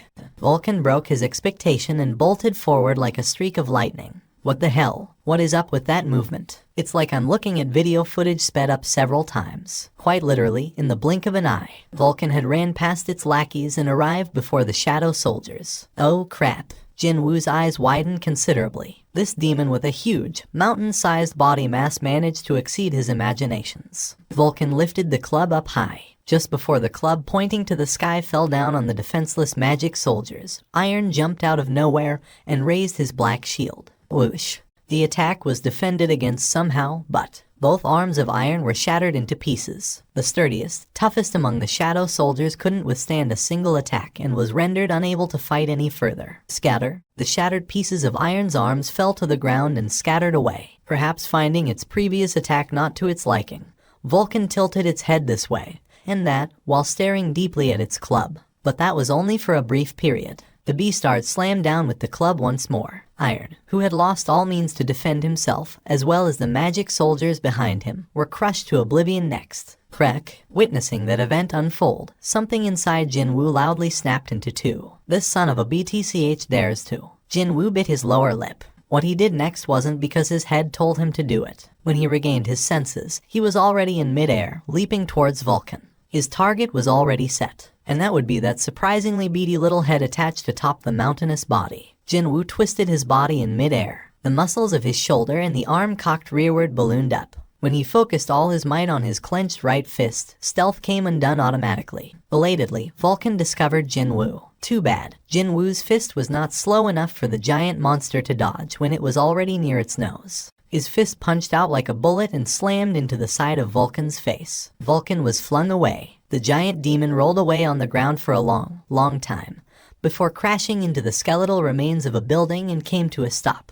Jinwoo lightly landed back on the ground, his eyes quite wide open. Why did it fly away that easily? Unable to comprehend what just happened, he stared at his own fist in disbelief. He couldn't even spot a single nick or a scratch on his fist that managed to blow away such a huge creature. Then, he suddenly recalled something. Now that I think about it. Jinwoo raised his head. He summoned the stat window, and it quickly floated up there. Strength 150, Endurance 109, Agility 139, Intelligence 109, Perception 111. He may have learned several assassin-related skills, and his class was set as a magic type, so he had been forgetting about a crucial part until now. He had been using up all the spare bonus stat points on intelligence, yet strength was still ahead by 1.5 times. Well, I really did invest in strength blindly, didn't I? Jinwoo raised his head. The fallen Vulcan used the club to prop itself and stood up from the rubble. Did the warning chime go off because the monster is getting up? Was his system that friendly to begin with? As Jinwoo tilted his head, the culprit for that beep popped up in front of his eyes. Isn't that skill from? Even before Jinwoo managed to recall the memories of Cerberus, Vulcan, with its two reddened eyes, rushed towards him like an unstoppable tidal wave. The ground rumbled, accompanied with the loud rumbling footsteps. Iron, Jinwoo called out. Iron quickly threw his shield to Jinwoo. After catching the shield, Jinwoo shifted his glance away to find Vulcan standing right before him. If I back off here, my soldiers will get wiped away. Without his soldiers, it had become far too difficult to hunt down Vulcan and its subordinates. So, Jinwoo chose the method that could ensure the safety of his soldiers. He raised the shield, and his arm muscles tensed up. Shortly thereafter, Vulcan slammed down with its club. Slam. Fearsome attacks that rocked the earth landed several times in a row without rest, but Jinwoo patiently endured them all. His high physical defense and endurance stat allowed him to block these attacks. When its attacks did not work, Vulcan became even more frenzied and pounded away with that massive club. However, Jinwoo was steadfast and his knees buckled not even once. Still, standing around like this blocking all the time wouldn't let him hunt the boss down. Deep frowns formed on Jinwoo's forehead. The thing was, unlike how it was with Cerberus, Vulcan's rage skill didn't have a time limit, the trade-off being the skill not as overpowered as the Gatekeeper's version, meaning he couldn't remain passively defending forever like this. Jinwoo gritted his teeth. Constantly getting pounded on isn't my thing either. Clang! Just as the club bounced off of the shield for the last time, Jinwoo had been getting ready to counterattack and took the opening to leap towards Vulcan's head. However, he wasn't the only one waiting for an opening. Matching the timing of Jinwoo's jump, Vulcan quickly leaned its upper torso back. What? And then, the club flew in towards him from the side while drawing an arc in the air. He got me. If there were places where his hands or feet could touch, the story might have been different, but there was no way he'd be able to dodge the attack in the middle of air. Jinwoo activated the skill ruler's reach and pushed at Vulcan. Of course, the power behind the skill ruler's reach was far too low to move the massive body of Vulcan. However, the rebound meant that it was Jinwoo who was pushed back, instead. The tip of the club missed him by a hair's breadth. I did it. Jinwoo was flung away some distance and rolled on the ground a few times, but compared to what might have happened when hit by that club, his landing this time should be seen as far, far gentler. Phew. Jinwoo managed to find his balance and sighed in relief. On the other hand, Vulcan's expression had crumpled quite unsightly. It attacked, feeling proud and all, but in the end, it was all for nothing. That fact caused its fury to reach the peak. Jinwoo scratched the side of his head while staring at Vulcan's reddened face. Now what should I do about this? If he jumped to its front, the DMN thing would evade him with not much difficulty. But then, attacking other body parts instead of its head didn't look like he'd be able to critically wound it. What with all those layers of flesh getting in the way? Is there a way to make it impossible to dodge? It was at this point that yet another, and an arguably excellent, idea popped up in his head.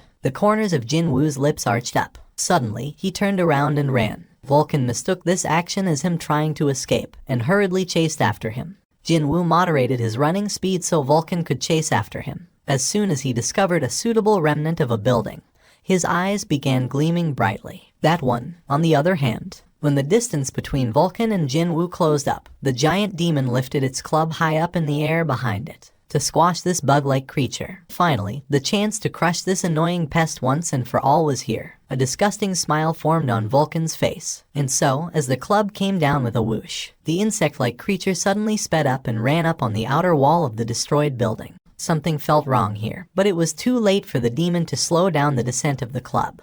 In an instant, the insect had run up high enough to be at the demon's eye line, before he powerfully kicked the wall. Crack! As the spiderweb-like cracks spread on the wall, something shot towards this demon with never-before-seen speed. It was none other than that insect. Vulcan's eyes grew wider. A smile spread on Jinwoo's face as he looked into those large eyes. The Baruka's dagger gripped tightly in his right hand sliced past the bulging artery of Vulcan's neck. Slice. From the blood vessel as thick as a grown man, blood spurted out like an overflowing fountain. Vulcan hurriedly discarded the club and tried to stem the loss of blood with both of its hands. Unfortunately, it was insufficient to block the overflowing of blood. At that moment, there was a visible tremor shaking Vulcan's eyes. Before it had the time to notice it, Jinwoo had climbed up the demon's back and buried the blades of his daggers deeply into that thick neck. I guess once isn't enough, huh? Jinwoo tilted his head and pulled the daggers out before activating his skill once more. Vital points targeting. 2 daggers stabbed deeply into Vulcan's neck again. Stab, stab. Only then did the messages he was waiting for pop up.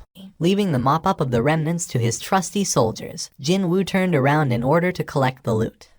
Was this feeling similar to unwrapping a gift? Seeing the dead body of Vulcan, a smile automatically formed on his lips. I wonder what'll come out this time. He could spy several lights sparkling on the body. He had been feeling rather optimistic about fighting Vulcan, even before the battle started. And as he expected, items were quite literally pouring out from the dead demon. Having checked the list only once, Jinwoo's face was brightening up considerably already. I can pretty much tell that Vulcan's horns should be Japtum. From its name to the total number he found, it wasn't that hard to guess that Vulcan's horns were Japtum only good for additional gold.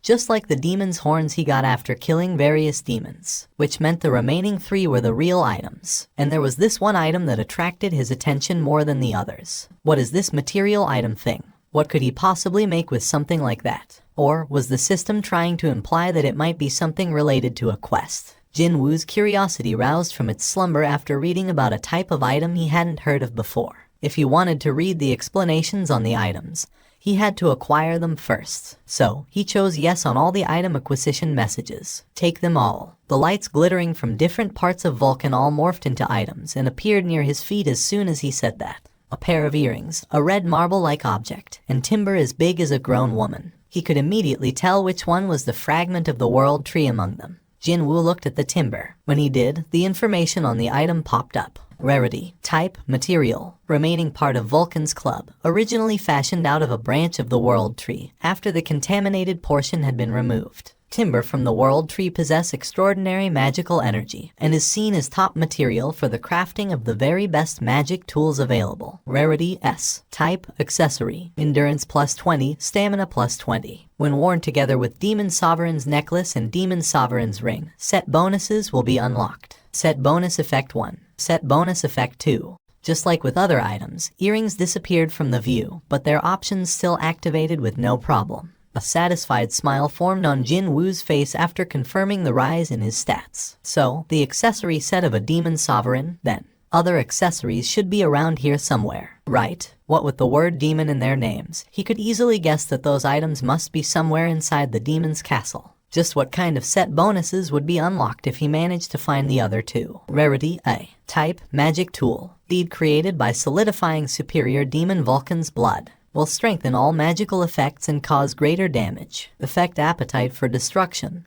X2 magic damage. It was a spherical red object the size of a billiard ball. Jin Woo tightly grasped the bead of avarice, but there was no change to his stats. He then summoned and checked the class-related skill windows, since those were the only things that could be called magic in his repertoire. But he saw no change to the number of shadows he could extract nor the number that could be stored. Meanwhile, his soldiers arrived near him one by one after taking down Vulcan's remaining underlings. The first one to arrive was Ygritte. In the right hand, 3 and another 3 in the left. He carried a total of 6 demon heads and placed them before Jin Woo. Jin Woo looked at Ygritte kneeling before him and scratched the side of his head. Hey man, can't you stop doing that? Of course, Ygritte and his gravely lowered head didn't reply. Because of you. Jin Woo's gaze slowly shifted over to Iron. Nobody could tell just when he did it, but Iron had cut Vulcan's head off and dragged it all the way to Jin Woo, before kneeling on the ground. This guy is starting to imitate you, you know. More importantly, Jin Woo hunted Vulcan down, not Iron. Jin Woo spat out a long groan while keeping his stare fixed to Iron. It was at this point that an amusing idea popped up in his head. Just like how I used Iron's shield. Maybe should I try and let these guys use this bead of avarice? What a good timing it was, since he spotted the magic soldiers slowly walking behind the regular infantrymen. They were far slower compared to normal shadow soldiers, never mind the 2 knights. Jin Woo summoned the first of the 3 magic soldiers to arrive in the vicinity. When he beckoned with his hand, the magic soldier decked out in the black robe hurriedly walked towards him. Since all shadow soldiers could be controlled via his will, he didn't really need to issue any particular commands here. Jin Woo simply gave the signal. Fire. Right at that moment, a ball of flames that was double the size of the usual attack suddenly materialized at the tip of the magic soldier's raised hand. Jin Woo's eyes opened super wide. Without giving him enough time to get shocked, the ball of flames quickly flew out from the magic soldier's hand. Jin Woo's jaw dropped to the floor. The building was swept up in the grand explosion and collapsed like a house of cards. And the ferocity of the burning flames didn't show any signs of weakening at all afterwards. Jin Woo stared in pure shock at the roaring flames, before he hurriedly took the bead of avarice back from the magic soldier. He then quickly checked the item information once more. It's not there. It's definitely not there. He went through the explanation several times to make sure, but without a doubt, there was nothing about him being prevented from lending this bead of avarice to someone else. Didn't this mean he could potentially sell this item? Gulp. Jin Woo swallowed his dry saliva before his gaze shifted back to the burning building. In the middle of a sunny afternoon, the young man from the apartment 902, you say. An auntie tilted her head and replied a short while later. I'm not sure. I haven't seen him lately. Ah, is that so? Thank you for your help. Hyun Kaicheol lowered his head and said thanks. It had been 4 days since he began waiting for Hunter Seong Jin Woo near the youth's old apartment building. However, he hadn't run into his target until now. At this point, Hyun Kaicheol was beginning to feel that making veggie juice every morning was a bit of waste now. Apparently, he told his little sister that he'd be going on a trip with his friend for a week or so. You mean Seong Jinwoo Hunter Nim said that? Yes. In that case, he's probably not on Earth anymore. Pardon? Park Hye-jin's eyes opened wide. On Song-min quickly explained himself. We haven't found any evidence of him going overseas, and there is no record of him drawing money from his bank or using his credit card either. You can even find out things like that. Well, it's our job to follow around various hunters, after all. Oh my god. Anyways, on top of this, according to the association's last known location records, the communication with his phone was cut off in the middle of the city as well. And that happened about 5 days ago. Doesn't all this sound too mysterious to you? He couldn't have been kidnapped, right? Park Hye-jin inadvertently voiced her worry in the ensuing confusion. However, the gazes of the two people soon met, and they began chuckling almost at the same time. It was hard to tell who started first. By the way, how did you find out about him going on a trip? Oh, that. It's from Han Song-yi. I talk to her often, you see. She goes to the same school with Mr. Seong Jin-woo's little sister, so I asked her for a favor. With On Song-min's reply, their conversation came to an abrupt end. And then, they began thinking the exact same thing. Just where did that guy disappear to? 75th floor. An army of undead suddenly rose up from the ground, and they numbered several thousand. A normal person would have been left breathless by the sight of this horrifying army, but when he found himself surrounded by so many enemies, Jin-woo didn't even panic for a second. As I thought, just as he expected, there were endless streams of black smoke rising up all around the boss monster. Seeing that, it wasn't all that difficult to guess what kind of monster this Metis happened to be. The Guide of the Departed Souls, is it? And the monster's title only helped to further confirm his suspicion. Sure enough, Metis summoned a powerful undead army. Too bad, Jin-woo just so happened to possess the best type of class within this field.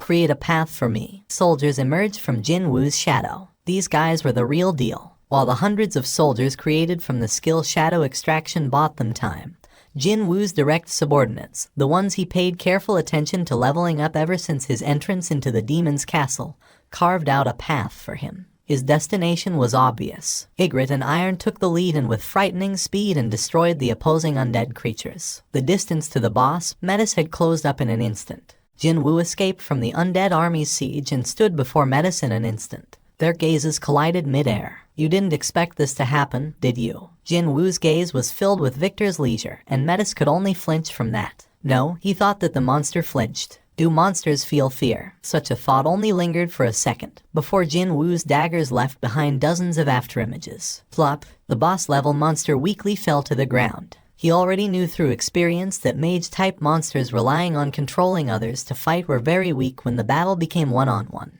The moment he saw Metis in the distance, he had envisioned this end. Jin-woo returned the daggers to his inventory. Soon, the expected message popped up. Jin-woo clenched his fists tightly. 220 souls in one go. Now that was an unexpected windfall. A thick smile floated up on Jin-woo's lips. Not much remaining now. He only needed to collect less than 30 now. It was a small enough amount to quickly fill up by hunting down a handful more demons. Jin-woo really wanted to quickly finish this quest, and so he hurriedly retrieved all the loot and entered the floor transfer magic circle. The eastern United States. H-Wang Dong-soo writhed this way, and that as if he was having a nightmare, before he shot up from the bed.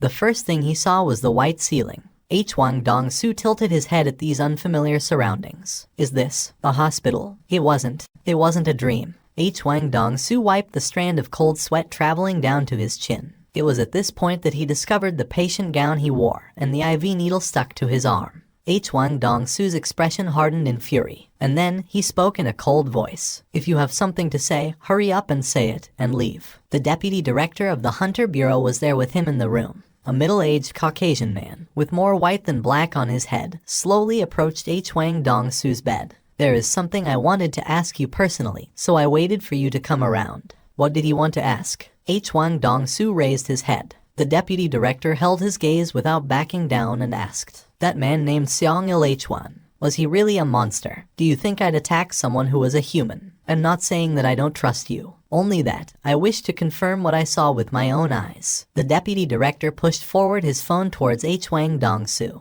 A certain video footage was playing on its screen, and this is footage captured by CCTV cameras nearby on that day. In the footage, one could see an Oriental man rescuing employees from the collapsing Hunter Bureau building. There was no need to ask who that man was. How could Hwang Dong-soo forget? That face was the last thing he saw before he blacked out. That man was Seong-il Hwan. The deputy director's complexion darkened. I have never heard of a monster rescuing humans before. Is there no change to your opinion that this man is a monster? He's definitely a monster. Understood. The deputy director pocketed the phone. Once you're discharged from here, stop by the bureau. There are a couple of documents you need to sign. Hwang Dong-soo asked the deputy director as the latter was about to turn around and leave. What happened to that man? He disappeared after fighting you. We're in the midst of tracking him down, but he's powerful enough to knock you down easily, so whether he could be caught or not is, well. Just before he stepped out of the hospital room, the deputy director opened his mouth again, sounding more troubled than before. By any chance, do you have any idea where that man might head off to? Seeing Hwang Dong-soo resolutely keep his mouth shut as if he had nothing more to say, the deputy director quietly left the room.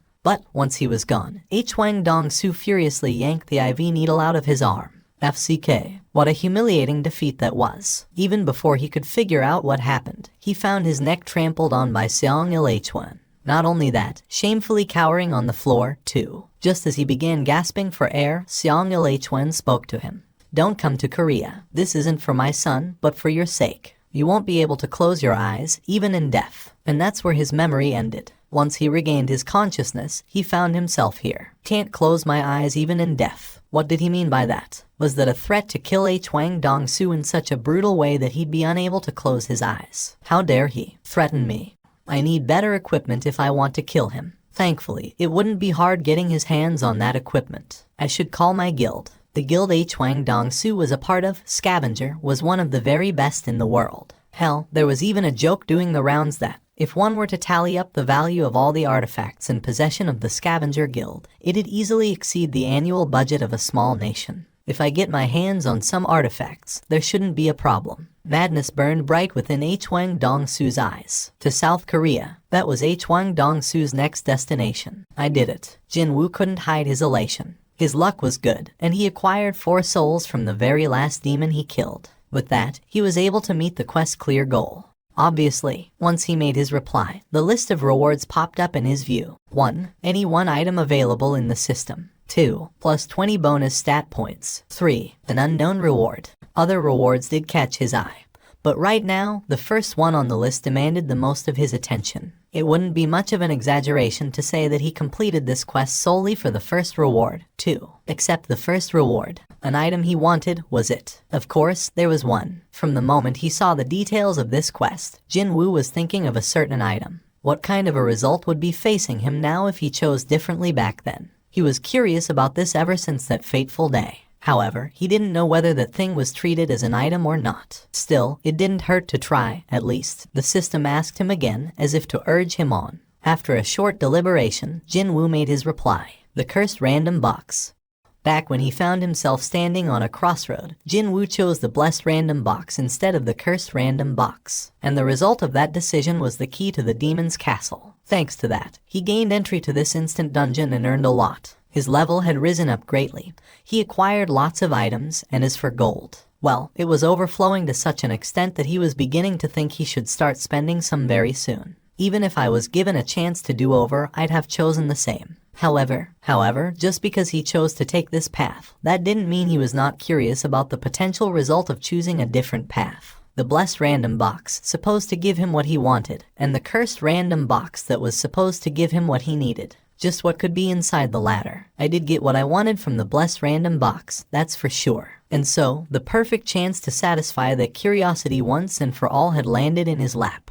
A small box slowly materialized in front of his feet. Yes, his heart beating much quicker now, Jin-woo hurriedly picked the box up. However, he was suddenly overcome with this feeling that the weight of this box was rather familiar to him. Could it be? He quickly ripped the lid open and confirmed what was inside, only for his eyes to grow very large. Isn't this the additional stat points he earned as the quest completion reward were still waiting for him? And of course, he put them all in intelligence. Strength 178, Endurance 137, Agility 147, Intelligence 149, Perception 119. Finally, intelligence had exceeded other stats. It was still some ways off strength, but when considering the fact that he didn't even pay attention to the intelligence stat until recently, this growth could only be called lightning fast. Along with that message, a scroll similar in size to the entry permit appeared in his hands. What's this? Jin Woo's eyes opened wider at this unexpected type of reward, and he unfurled the scroll right away. You can learn the crafting methods of divine water of life. Jin Woo's eyes widened even further. I can craft an item with this, and here he was, thinking that only those who had awakened as mage types could craft weapons containing magical energy. Now that he thought about it, though, he was also a mage type, wasn't he? Rarity S. Type, consumable. A mysterious liquid medicine that cures any and all illnesses through the powerful magic contained within. The effect will only manifest after one whole bottle has been consumed. Cures any and all illnesses. The moment he read that information, he thought about his mother, still confined to the hospital. He had already confirmed through Yu Jinho multiple times that effects of various potions still worked on other people. If he could truly make this divine water of life, then it meant that he'd be able to save his mother. His hands holding the scroll trembled from excitement. The ingredients were also on the simpler side, so to speak. Fragment of the world tree. He earned that after killing Vulcan on the 50th floor. Spring water from the Forest of Echoes. He got that after killing Menace the Necromancer on the 75th floor. And finally, purified blood of the Demon King. This item hadn't shown up yet. However, thinking back to the 2 ingredients that had come out so far, he could easily guess where he might find some of this purified blood of the Demon King from. The upper floors. I'm sure it's with the final boss of the Demon's Castle, probably on the top floor. In other words, simply by clearing the Demon's Castle dungeon, the ingredients to craft the divine water of life would fall into his lap one by one. It happened then.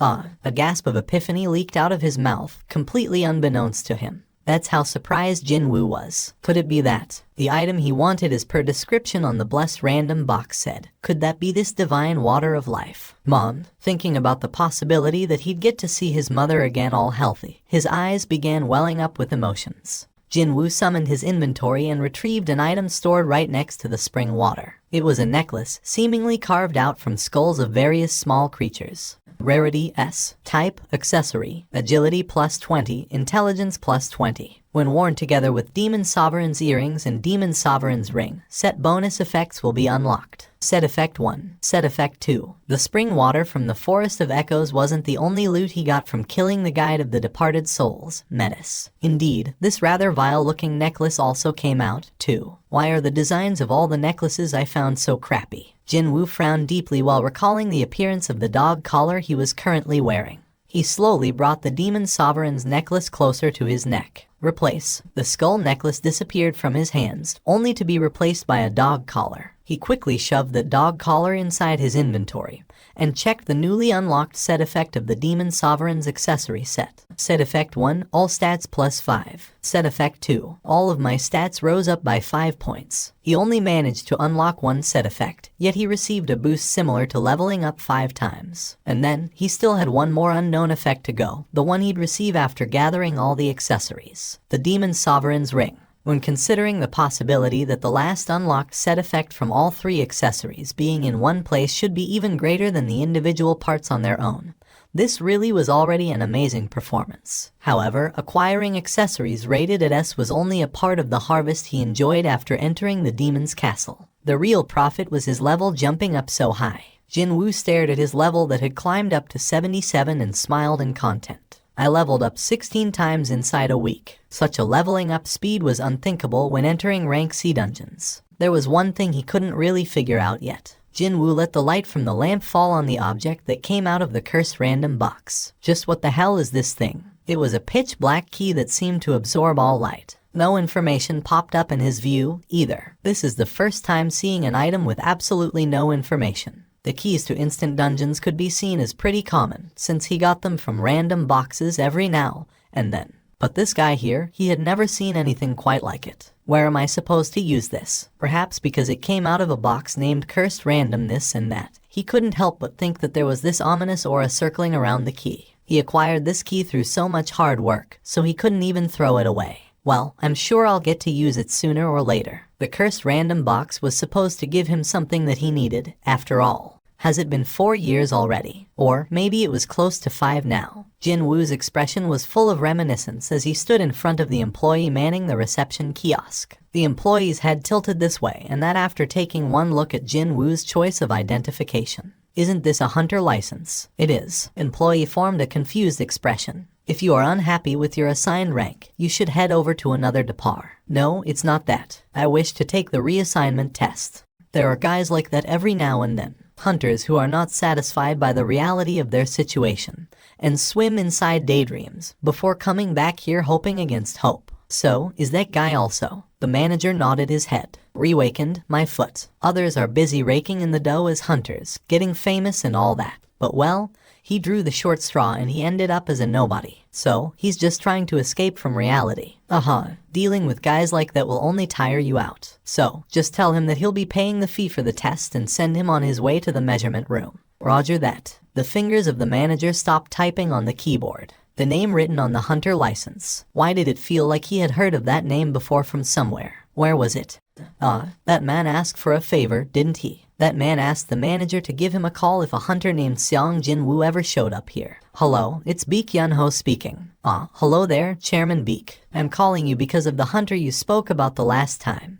The man named Seong Jin Woo. He really came here today. But how did you know that he might appear here? Did you just say that Mr. Seong Jin Woo came there? Yes, he was here just now, applying to get a reassignment test. The conversation came to an abrupt halt and an awkward silence pervaded the line. However, only a short while later, an urgent voice came out from the phone's speaker. Even if it's only for a short while, can you somehow delay the measurement process? I'm on my way over there right now. The manager began tilting his head. Did he just mishear that? The master of the one and only White Tiger Guild was speaking with an anxious voice. Well, I'll be. Besides all that, though, the evaluation process was out of his hands already. The manager could only sheepishly reply while scratching the side of his head. That man must have entered the measurement building by now. Jin Woo parked his butt on the very last spot available of the waiting room's bench. Currently, there were 3 people waiting for their turn here. All of them looked quite tense, nervous. Jin Woo could sympathize with what these people were going through inwardly at this moment. Well, the directions of their lives would be decided with the results of today's evaluation, after all. The first time Jin Woo came here, he was thinking about the exact same things as these people. What if I was a rank A? No, even a rank B. Or could it be I'm a rank S, swimming in a happy daydream, only to be shocked to the core after receiving the evaluation of rank E. Thinking back to that day 4 years ago, Jin Woo couldn't help but smirk slightly. They are all from various guilds, apparently. Various guilds, is it? Yes, well, hunters don't usually seek out smaller guilds, so they resorted to sending people over here and set up camp just so they can sweet talk awakened like us after we're done with the evaluation. Indeed, there was a certain chilly, unfriendly and competitive air circulating among those folks. And the way they are looking in this direction is pretty predatory, too. Well, there was a reason for that, of course. I'm telling you this because it might help you. But you see, it's better not to sign up with guilds like theirs. Why not? From what I hear, smaller guilds take on lots of dangerous raids, and their hunter fatality rate is far higher than average, too. Jin Woo nodded his head in agreement. At the end of the day, the circumstances of smaller guilds would always remain a bit ambiguous. Unlike privately organized freelancer-led raid parties, clearing low-ranked dungeons wouldn't satisfy them financially. But then again, the skills of the hunters signed up with them wasn't quite good enough to clear higher-ranked dungeons. So, accidents happen frequently during their raids, which means recruiting new hunters becomes doubly important for them. And so, they arrived at a point where they had to follow the potential newbies right into the association building and prey on them. Next, please, since the location for the evaluation itself was wide open. One could easily read the expressions on those who finished the test, as well as the employees performing the said test. And the expression of the guy who had taken his test just now didn't look so good. I'd guess it's either a D or an E. Those folks from the smaller guilds must have thought about the same thing as Jin Woo, because they showed no interest whatsoever even when an awakened walked right past them. Wasn't that too honest a reaction from them? Well, if high-ranked hunters appeared frequently, they wouldn't be paid big bucks anyway. For regular citizens, even being a rank C would be a huge jackpot. One could still earn a fair bit of money by entering freelancer raid parties, or if one's luck was good, then entering large guilds was a viable option, too. Indeed, there were 4 rank CS among the White Tiger Guild's new recruits, weren't there? If one successfully managed to enter a large guild, then it was pretty much guaranteed that you'd earn an annual salary similar to what doctors or lawyers made. I heard that you'd get a ton of money upfront when signing with a large guild.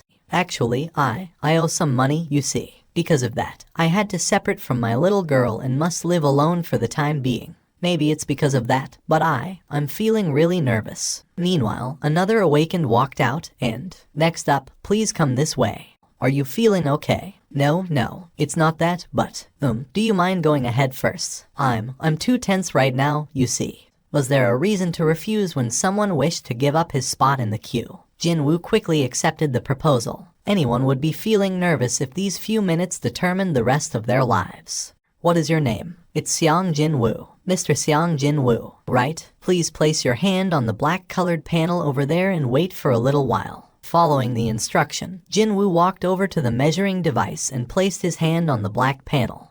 This guy's already been evaluated as an awakened rank T. The employee took a look at the documentation and glanced at Jinwoo with a mystified expression. Just why were almost all the hunters coming here to retake tests all rank E? The employee's expression changed to that of apathy as he activated the measuring device. The magic energy measuring device buzzed noisily, and a short while later it stopped its operation. The results appeared on the display monitor. What's going on here? The employee tilted his head this way and that, before speaking to Jinwoo, as the latter was about to take his hand off the panel. Hold up, please. Yes, I'd like to run the test one more time. Okay, Jinwoo placed his hand back on the panel. But something like this never happened before. The expression of the employee gradually hardened. Why was the measuring device malfunctioning all of a sudden? The employee asked for Jinwoo's cooperation once more. I'm truly sorry, but one more time, please. Even before he was asked to take the test again, Jinwoo had already decided to wait and thus didn't bother to lift his hand away from the panel. Why is the device behaving like this? Cold sweat drops formed on the employee's forehead. Where is Chang-sik? Why are you alone here? The employee quickly looked behind him, and he found manager Jeong Kai-soo from the rank evaluation application department standing there. Manager Jeong. Relief formed on the employee's face after an unexpected reinforcement made his entrance. The senior officer went to the bathroom just now. That fool, how dare he vacate his position in the middle of office who? Jeong Kai-soo couldn't bring himself to finish that sentence. The measuring device is acting a little weird. The device is what now? Please, take a look. This error message keeps popping up. Once the employee took a step back, Jeong Kai-soo stood in his stead in front of the monitor that displayed the result of Jinwoo's measurement. And right away, Jeong Kai-soo's expression froze up. How long have you been working here? It's been around 6 months, sir. Did I press the wrong button? Nope. Just call Chang-sik and tell him to get over here right now. Excuse me, I'm saying. His toilet break or whatever isn't important anymore, so tell him to get his ass over here right away. Jeong Kai-soo raised his voice. The employee flinched and asked, what's the matter, manager? This isn't an error message, but it's saying impossible to measure. Don't you understand what that means? But that wasn't an error message. Why was every single newbie employee such a dumbass? Jeong Kai-soo's gaze left the employee and landed on the person taking the evaluation test. This message means that this device can't measure that person's magic power. Did this newbie say it had been around 6 months since he started working here? Forget about 6 months, something like this had not happened in the past 2 years, so of course, it wasn't surprising at all to see a newbie employee being completely oblivious. Jeong Kai-soo's voice trembled as he replied, right, he's a rank S. Rank S special. This rank had been in wide use so people mistook it for an actual official rank.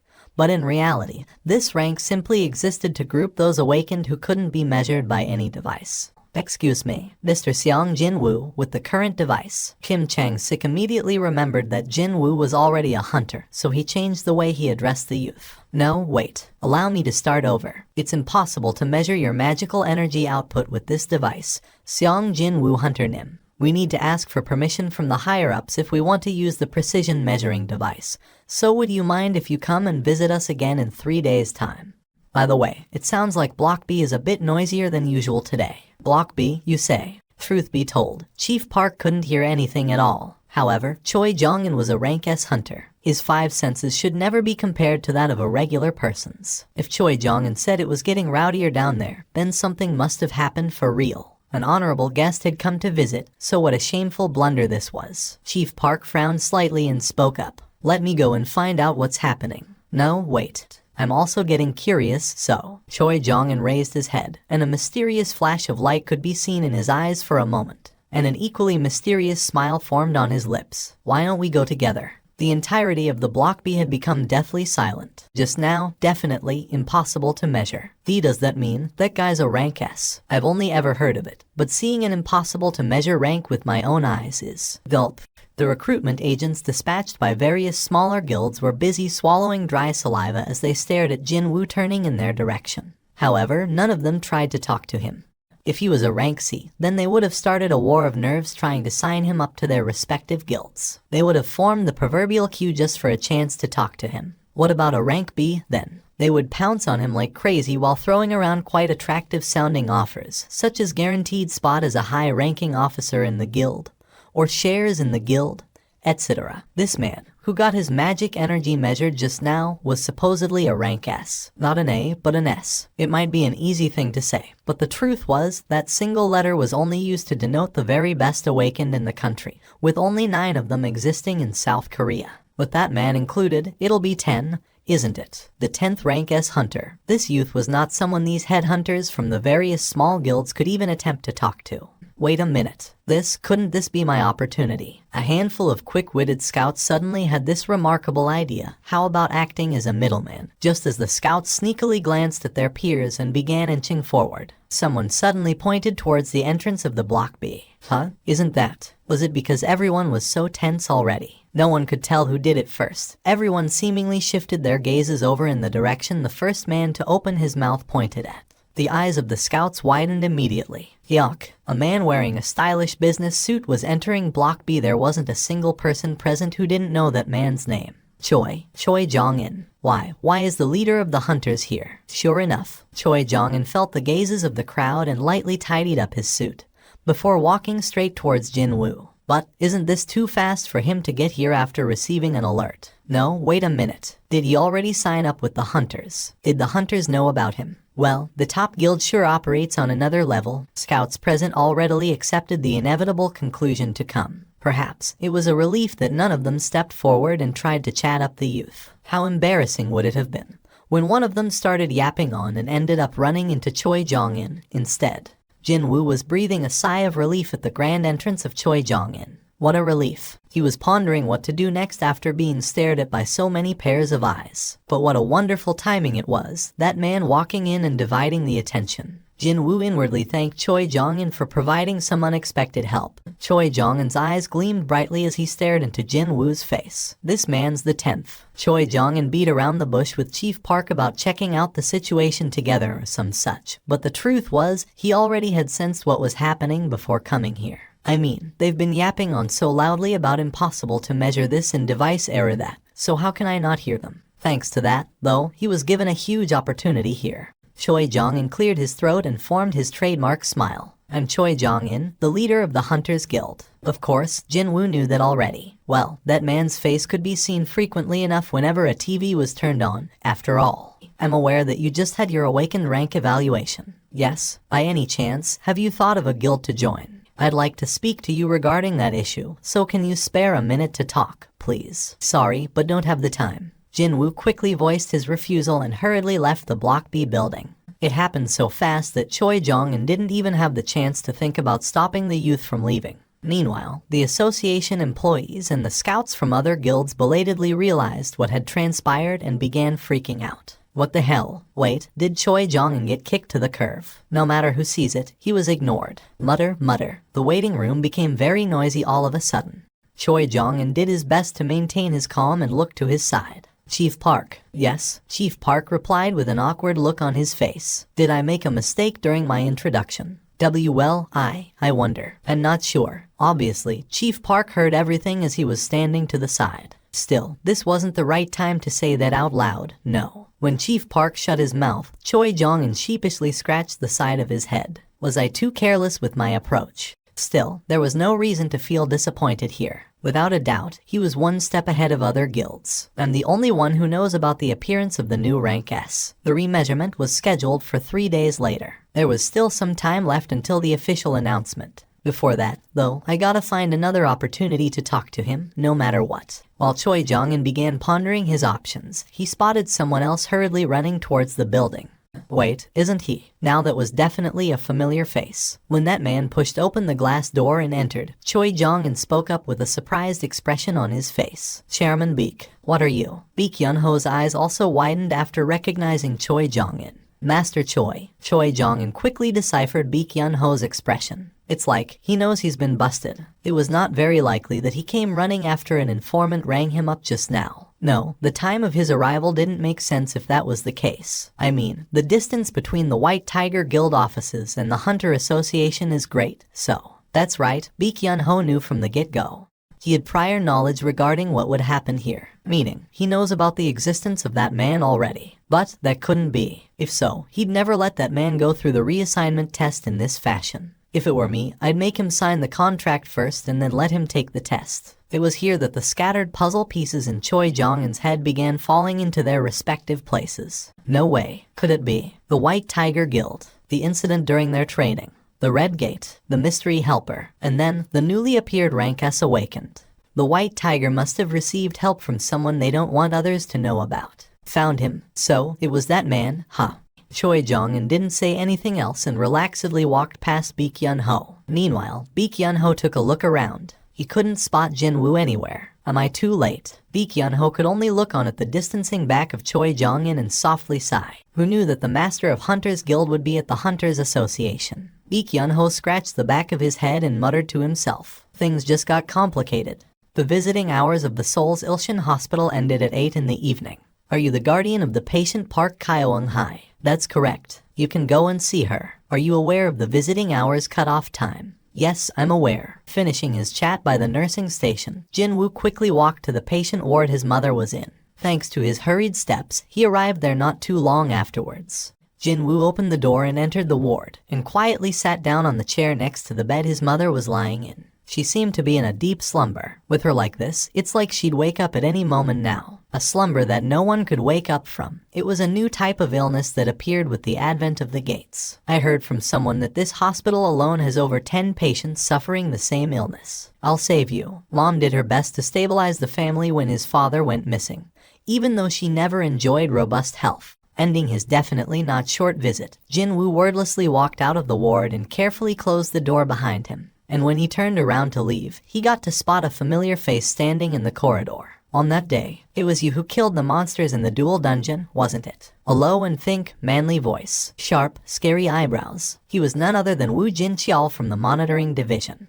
Jin-woo didn't reply. There was no reason to, nor did he particularly feel like it, either. Instead, there was something else he wanted to ask. How did you find out that I was here? I tried to guess the places you might head off to. I called the hospital and they informed me of your presence here. The association was paying for Mom's hospital fees, after all. Well, that's going to change soon. Did you seek me out just to ask me about that day's events? No, I did not. Well, then, how can I help you? There is someone who'd like to speak to you. Would you mind accompanying me for a little while? Is that an order? No. He then deeply bowed his head, his voice sounding much more serious than before. I'd like to ask you for this favor. Jin-woo didn't expect Woo Jin-cheol, with his fearsome countenance and all, to assume that kind of attitude. Jin-woo pondered a little, before deciding to find out who wanted to meet him first. Who wants to talk to me? It's the president of the Hunters Association, Go Gun-hwi. Woo Jin-cheol then pointed towards the corner behind him and spoke. The association president is currently here. The heaven above heaven. The S-rank hunter Go Gun-hwi,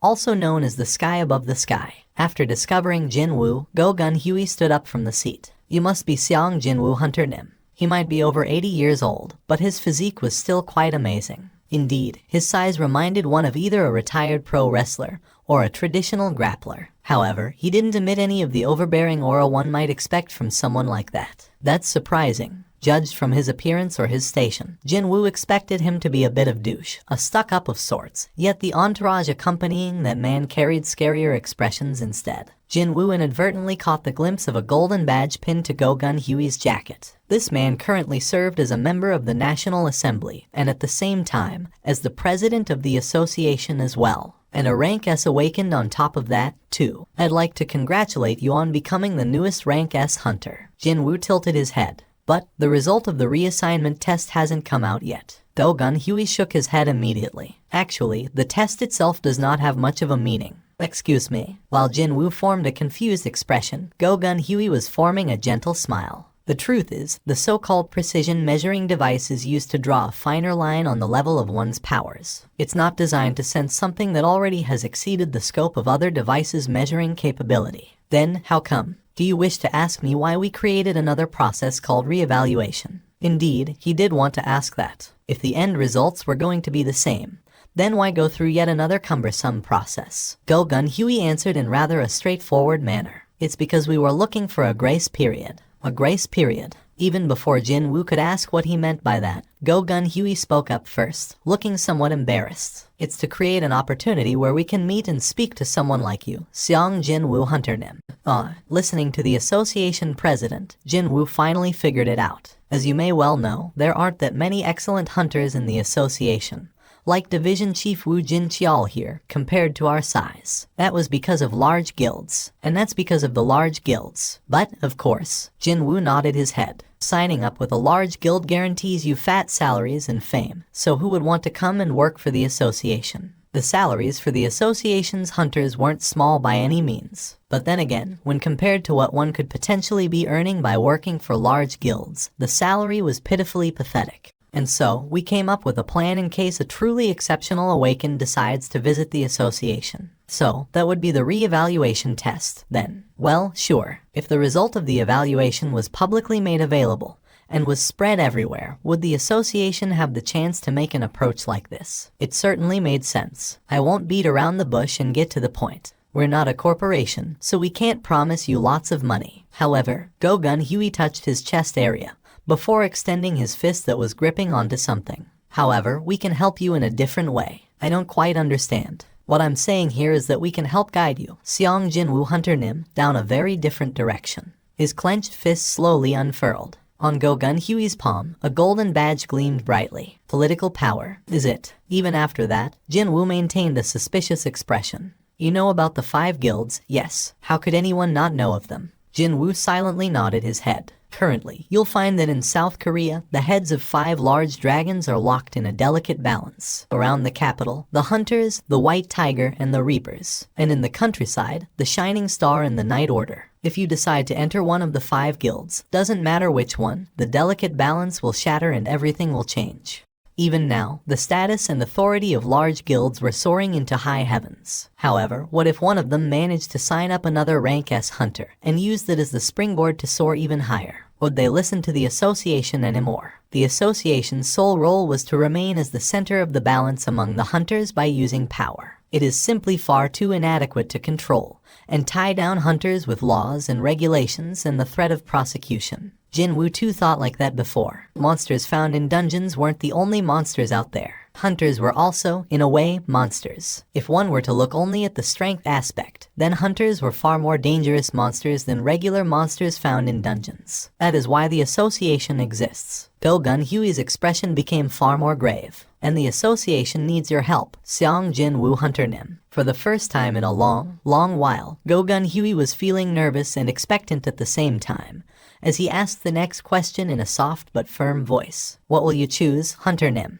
That wasn't a bad suggestion. If Go-gun Huey were to lend his support, then even the most average guy would be on the fast track to success. The National Assembly, the government, the Hunters Association, and even the mass media. Too, it'd be very hard to find a sector that Go-gun Huey's reach did not extend to. Not only that, if the person receiving that support just so happened to a rank S hunter, I can't even imagine how far a person like that would climb up. All of a sudden, Jin-woo pictured himself sitting right next to the member of National Assembly Go-gun Huey while kitted out in a super dope designer business suit. His heart palpitated ever so slightly. Such an opportunity wouldn't come knocking every day, right? However, there was one important thing missing from that scenario. If I sign up with the association, I won't be able to increase my level. The higher-ranked hunters working for the association never participated in raids at all. Their main role was to deal with other hunters, not to hunt down and kill monsters. Jin-woo eventually opened his mouth. And sorry, Go-gun Huey's expression hardened immediately. I thought I saw determination fill up his face just now. Was I mistaken? He couldn't hide the disappointment in his face. In the end, the ambition of the man named Seong Jin-woo was only about this much. Go Gun-hye wasn't lying about lending support for the other path. Actually, he was thinking of something even greater. A new rank has to appear in 2 years. Go Gun-hye was thinking of keeping this youth close and teaching him the ropes, and if the kid showed promise,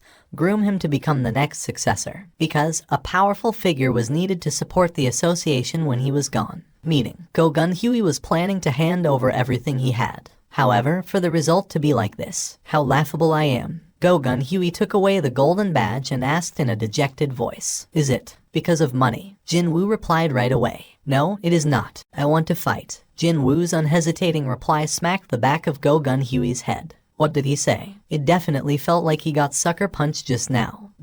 Did you mean that you want to fight against the monsters? That's correct. Jin-woo didn't bother with unnecessary explanations and spoke frankly. I want to enter gates and hunt down monsters. I believe the place I belong is inside dungeons. How can this be? Go Gun-hye's eyes widened. A man like him standing on top of many others knew whether someone was telling the truth or lying through their teeth simply from the light emitting from their eyes. The position he occupied could only be reached by possessing such a skill, after all. That was why Go Gun-hye knew it. Those eyes. He's being dead serious. Go Gun-hye's own eyes staring at Jin-woo did a 180. How long has it been since I felt this? By the time Go Gun-hye had awakened, his body was already too old. That was why, instead of fighting against monsters, he looked for other things he could do instead. By using the money he got from selling his company, he established the Korean Hunters Association, gathered hunters, and with his fame serving as the foundation, he marched straight into the National Assembly, and even had a hand in creating laws that governed hunters. However, there was this lingering regret in his heart that would never go away,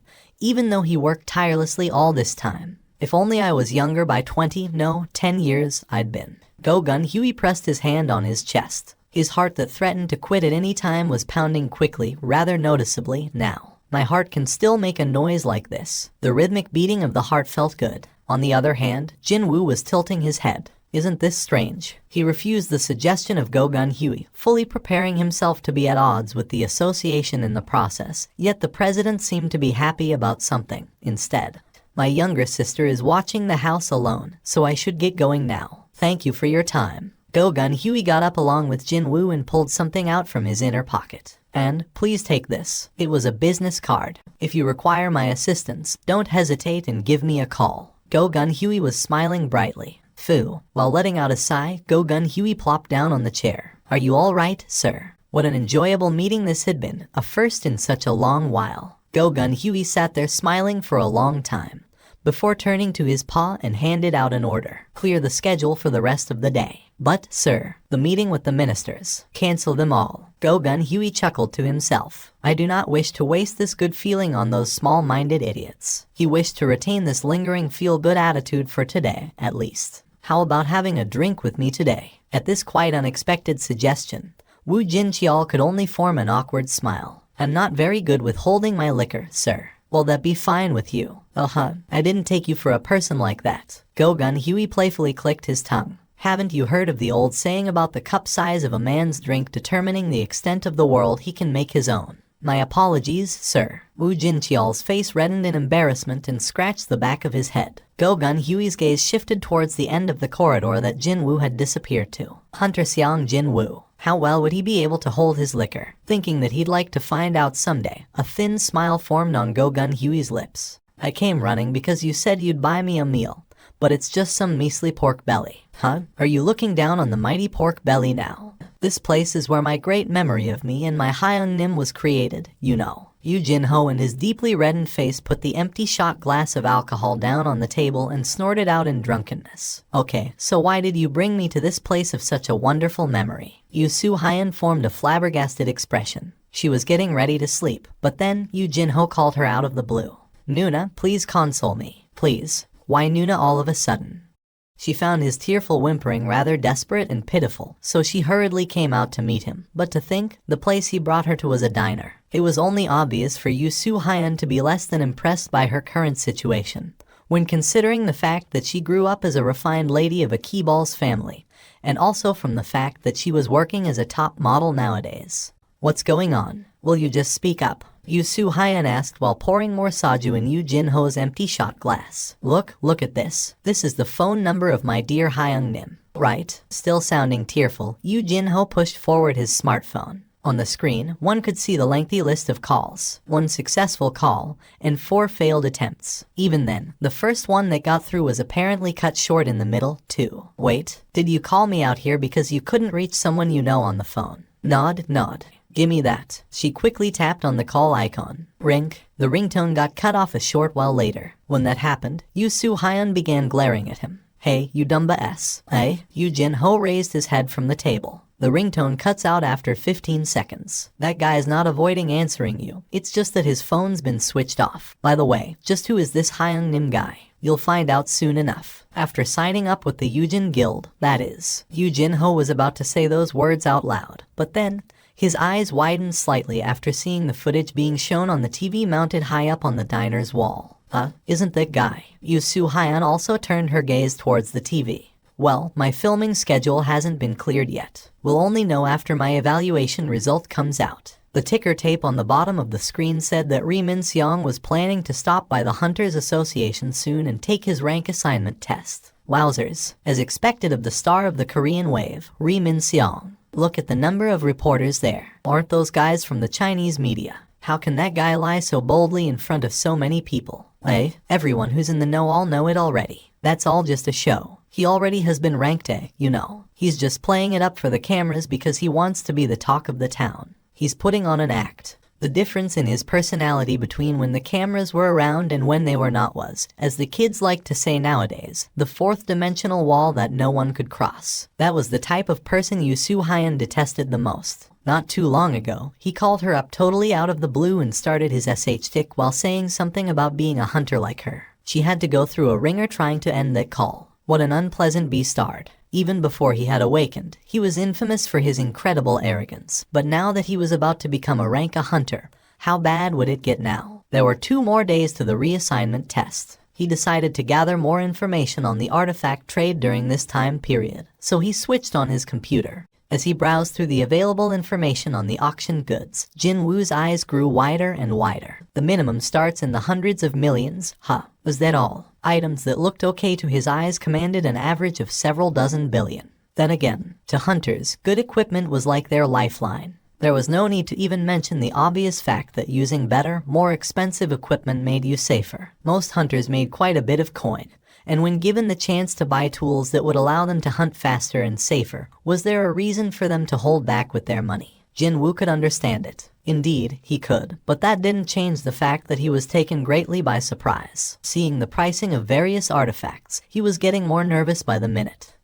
I don't think it'll be enough with what I have in the bank. He didn't find a defensive artifact designed to defend against flame-type damage, but it looked increasingly likely that the amount he had would not be enough to buy high-grade defensive equipment at all. And I thought that I had enough money now. That opinion was from the perspective of a normal person. As a hunter, it fell far too short. He had around 1.7 billion won saved up in the bank. If he were to purchase artifacts he wanted, he definitely had to sell the bead of avarice. Now that he was the seller, Jin Woo's expression rapidly changed. Needing a lot of money to buy an artifact means that I can sell my own artifact at a sky-high price. Click. He moved the mouse and continued to search until the list of the magical tools currently on sale appeared on the monitor. No matter how hard he searched, he could not find a single artifact that doubled the magic damage. Man, these prices for the magic tools are no laughing matter, aren't they? When he thought about it, though, the boost of 20% was not small at all. Only the upper tier, no, the very best hunters out there, would be able to afford such an expensive artifact. The best available option was to let the artifact specialists handle the bead and sell it via auction. Sure, there was the issue of taxes and commission fee, but this was still the best and quickest method that wouldn't produce any unnecessary baggage in the long run. So, the only remaining issue would be with me providing the information on where I've found this thing. A ranky hunter showing up with a crazy artifact that shouldn't even exist in the first place. Would anyone quietly accept that? That is why I need my new license. The new hunter license with rank S nicely printed on it. He took the reassignment test solely for that license. And the result was a resounding success. If he went by what the association president Go Gun Huey had said, he'd be able to get his hands on that license in 2 days' time without an issue. Jinwoo leaned against the back of the chair. 2 days. It was a bit too short to do anything substantial, and maybe a bit too long to do nothing but lounge around at home. Should I just take a look anyway? Feeling half interested, Jinwoo moved the mouse cursor to the recruitment notice board in the Hunter forums. You're a Ranky. Yes? You've never done anything like this before? No, never. Well, your speciality is, I'm a close-quarter combat type. Well, at least that's a relief. The foreman wearing a hard hat swept his gaze up and down over Jinwoo. For a Ranky, he's got a pretty impressive physique, doesn't he? His eyes look okay, too. Jinwoo patiently waited for the answer from the foreman. The foreman returned Jinwoo's hunter license and smiled jovially. Hahaha, there are quite a few people similar to you here, Mr. Jinwoo. Don't be too nervous and let's get along well. The sizes of high-ranked dungeons were so great that a single raid team couldn't do everything in one go. That was why the labor was divided. The raid team that cleared the dungeons, the mining team that mined minerals from the dungeon's interior, and finally, the retrieval team tasked with collecting the remains of the fallen monsters. Both the mining and the retrieval team entered the dungeon once all the monsters inside except the boss were eliminated. Jinwoo applied to the mining team. Wait, is this all the so-called equipment there is? With a somewhat unconvinced expression, Jinwoo picked up one of the pickaxes. Even though it was faint, he could sense the flow of magical energy in it. It's got magic energy inside. Modern technology that utilized electricity didn't work inside dungeons. Because of that, the old-fashioned tools like this pickaxe were used instead, with magic energy enhancing their performance. Once he held the pickaxe tightly, he felt certain. It was not for nothing that hunters in the mining team were roundly berated by others as dungeon miners. Jinwoo shifted his gaze over to the gate. A giant hole was silently floating in the air. A gate with a humongous size that no rank C gates could even hope to compare filled up Jinwoo's vision. So, that's the rank A gate. That guy was his sole reason for showing up here today. I want to see high-rank dungeons with my own eyes. Even though all the monsters inside, except the boss, of course, were dead, he still wanted to confirm the interior layout of the rank A dungeon with his own 2 eyes. Well, I'll be entering one sooner or later. Knowledge was indeed power. However, there would always be a limit to learning from books and internet articles. Didn't the newbies of the White Tiger Guild meet with a huge misfortune simply because they had overlooked that crucial fact? If I wasn't there, none of them would have survived. Knowing something and personally experiencing it were 2 different things. When the opportunity arose, Jinwoo readily applied to enter the mining team in order to get used to rank A dungeons. He did feel a slight pang of regret when holding that deeply uncool pickaxe, but when staring at that massive, fearsome gate, such misgivings flew out of his mind.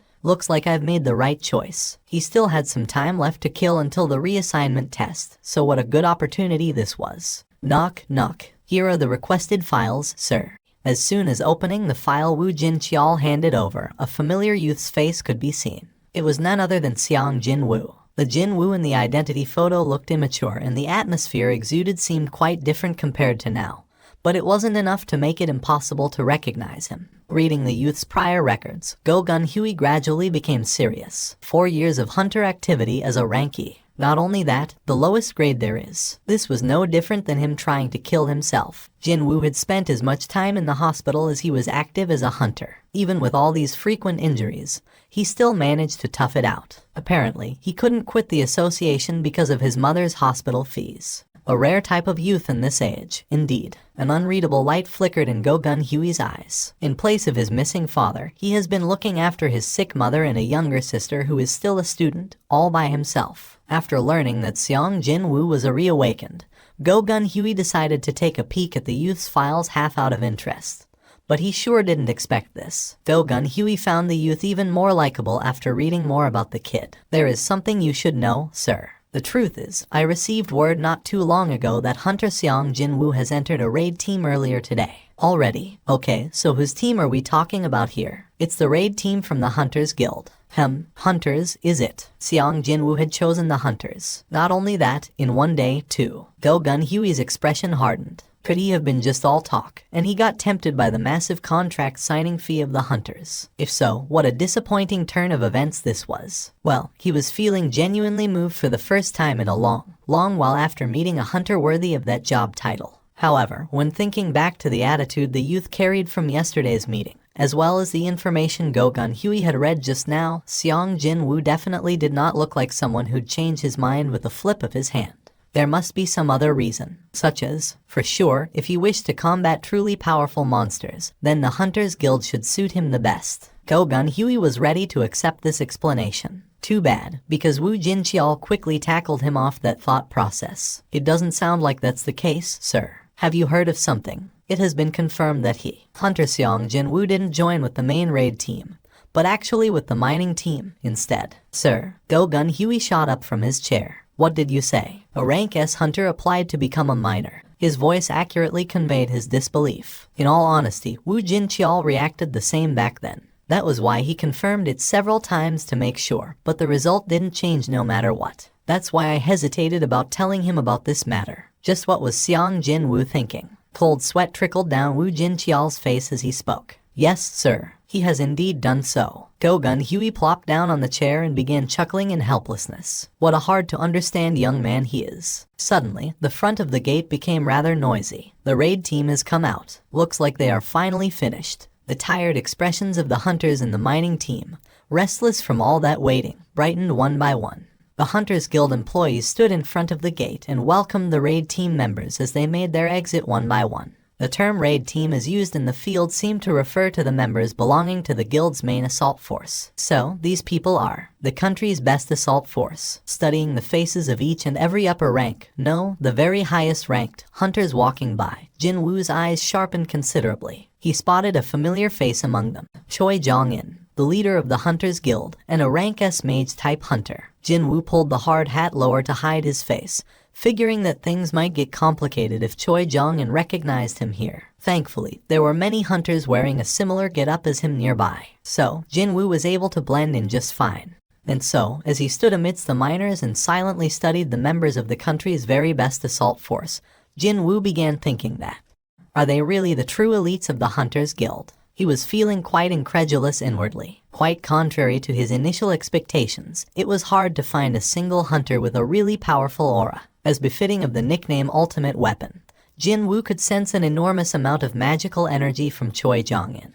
But besides that guy, not one was worthy of mention. But then, no one told him to do so, and there was no sound attracting him, yet Jin Wu's head instinctively swiveled back towards the gate. And then, he gasped out in surprise. How can this be? There was a woman with a short hairstyle relaxedly walking out from the gate. The very first things that caught his attention on her makeup-less face were a pair of large and clear eyes. Next up, her clean and pale skin, as well as her smoothly flowing neckline, also managed to attract his gaze. If there were 100 men, 99 of them would unhesitatingly praise her looks and call it beautiful. However, besides all that, what attracted Jin Wu's attention the most was not her looks but what was inside her. The power that was hidden inside her. From that expressionless woman, an incredible amount of magic energy was leaking out non-stop. At a bare minimum, she's on the same level as Choi Jong-in. Or maybe, even more than that. She possessed an aura that easily overwhelmed her surroundings. By the time his shock wore off and cold reasoning succeeded in driving his emotions out of his head, Jin Wu recalled this woman's name. She must be the only female rank S, Cha Hien,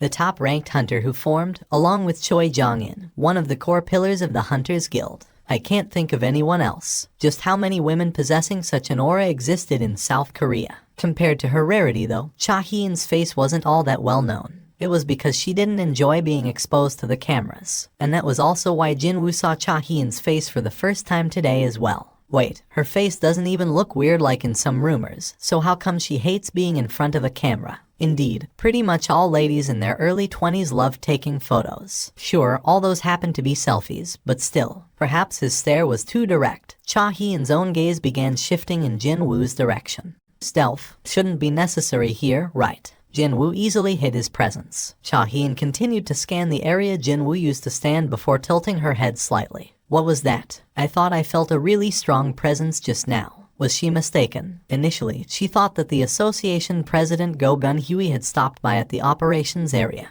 However, that powerful presence disappeared completely as if it was a lie. Well, someone as busy as the association president wouldn't come unannounced, now would he? Too bad for her. The cost of her misunderstanding was rather great. Because she was searching after the hint of that strong presence, she had to focus her senses, and that meant the heavy odor several times worse than normal assaulted her nose. Yuck. As usual, Cha-hien pulled out a handkerchief to cover her nose, and while tottering around somewhat uneasily, escaped from the cordon of hunters. Her perception is better than I thought. Jin-woo let out a sigh of relief while watching Cha-hien's distancing back. With her exit, all the raid team members had come out of the gate. Having been waiting with bated breath for this moment, the foreman of the mining team Bi Yun-seok turned around to face his boys. He clapped his hands loudly and spoke up with a bright voice. Well, it's our turn now, so let's all do our best. The unique nature of the job meant that the retrieval team would have to enter first, followed by the mining team. Jin-woo stood in front of the gate. There's a breeze inside this dungeon. Jin-woo raised his head.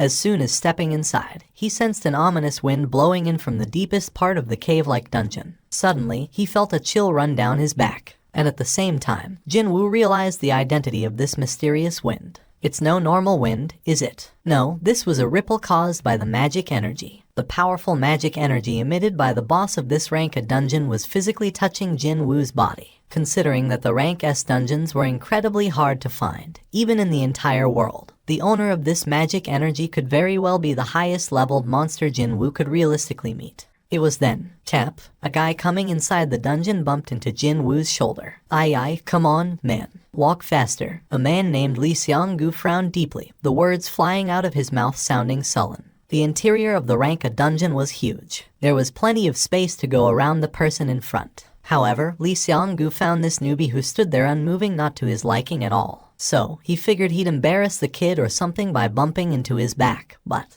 what the FCK is up with this guy? He's like a DMN concrete pillar. When he ran into the newbie's back, it was him who got bounced away instead. Lee Seong-gu flinched and took a step back. It was as if a dangerous light was emanating from Jin-woo's eyes just then. While being pressurized by an aura that robbed away his breaths, Lee Seong-gu began panicking greatly. Lee Seong-gu stuttered before managing to squeeze his voice out. Well, mistakes happen. His voice sounding unexpectedly meek now, Lee Seong-gu lowered his reddened face and hurriedly walked past Jin-woo. Only after distancing himself far away from the newbie did Lee Seong-gu find some leeway to pat his pounding chest. What the hell was up with those eyes, man? And why was he smiling so creepily like that? The retrieval team that had entered one step earlier than the mining team was already in the middle of their operation. And that would be to drag a corpse of a huge monster outside using the ropes tightly tied around it. 1, 2, 1, 2. The physical strength of the close-quarter combat type hunters was excellent, to begin with, so they didn't require help from specialized tools to smoothly carry out their work. Jin-woo imprinted every step of a high-rank dungeon's conquest into his brain. First of all, the raid team enters before everyone else and eliminates all the monsters found inside, with the exception of the boss. Afterwards, the retrieval team entered to drag out the monster remains, and finally, the mining team entered to extract various minerals embedded in the dungeon's walls. In order to maximize profit, none of these steps could be omitted. Both the mana stones and magic crystals were a given, but the high-ranked monster's body could be utilized in various ways as well, and thus was worth a lot of money. Bones, hides, flesh, etc. Not one part of a high-ranked monster is useless, and that was one of the differences between monsters found in low-ranked dungeons and those from the high-ranked ones. After sweeping away every single thing worth money from a dungeon, they killed the boss and closed the gate. Only after going through all 4 stages of this process could one declare that the high-ranked dungeon was perfectly conquered. I heard that all the regular monsters have been killed off, but the boss is still alive, isn't it? That's right. Well, if the boss dies, the gate will close down, after all. His answer implied that, until the retrieval and mining operations were completed, the boss could not be hunted down. What if the boss comes out of the boss room? Well, such a case is almost non-existent, but in that case, everyone remaining inside would be dead meat. Now that would be an obvious result. The raid team exiting from the dungeon would take an extended break until the boss raid. And quite obviously, the hunters in the mining team or the extraction team didn't possess enough power to fight against a boss of a rank A dungeon. However, the commonly accepted belief was that, before the dungeon break occurs, the boss would almost always remain inside the boss room. Perhaps that was why there was no trace of fear on the foreman's expression. But such a horrifying monster is not too far from us. You aren't even remotely scared. Not at all. The foreman B sounded confident. In the last 3 years I worked for the Hunters Guild. Not once was there an incident similar to that. So, you can rest easy, Mr. Seong. Jinwoo stared at the grinning foreman bee lightly tapping him on the shoulder and couldn't help but find it rather envious. Ignorance is a blessing, isn't it? The ripples of magic energy coming from the boss were powerful enough to shake his body even when standing still. It looked like only Jinwoo could pick up on the boss's aura in this place. Oh, so it starts from here. The foreman bee discovered mana stones on the cave walls and smiled brightly. The experienced miners began occupying their natural spots in front of the stones even though no one directed them to do so.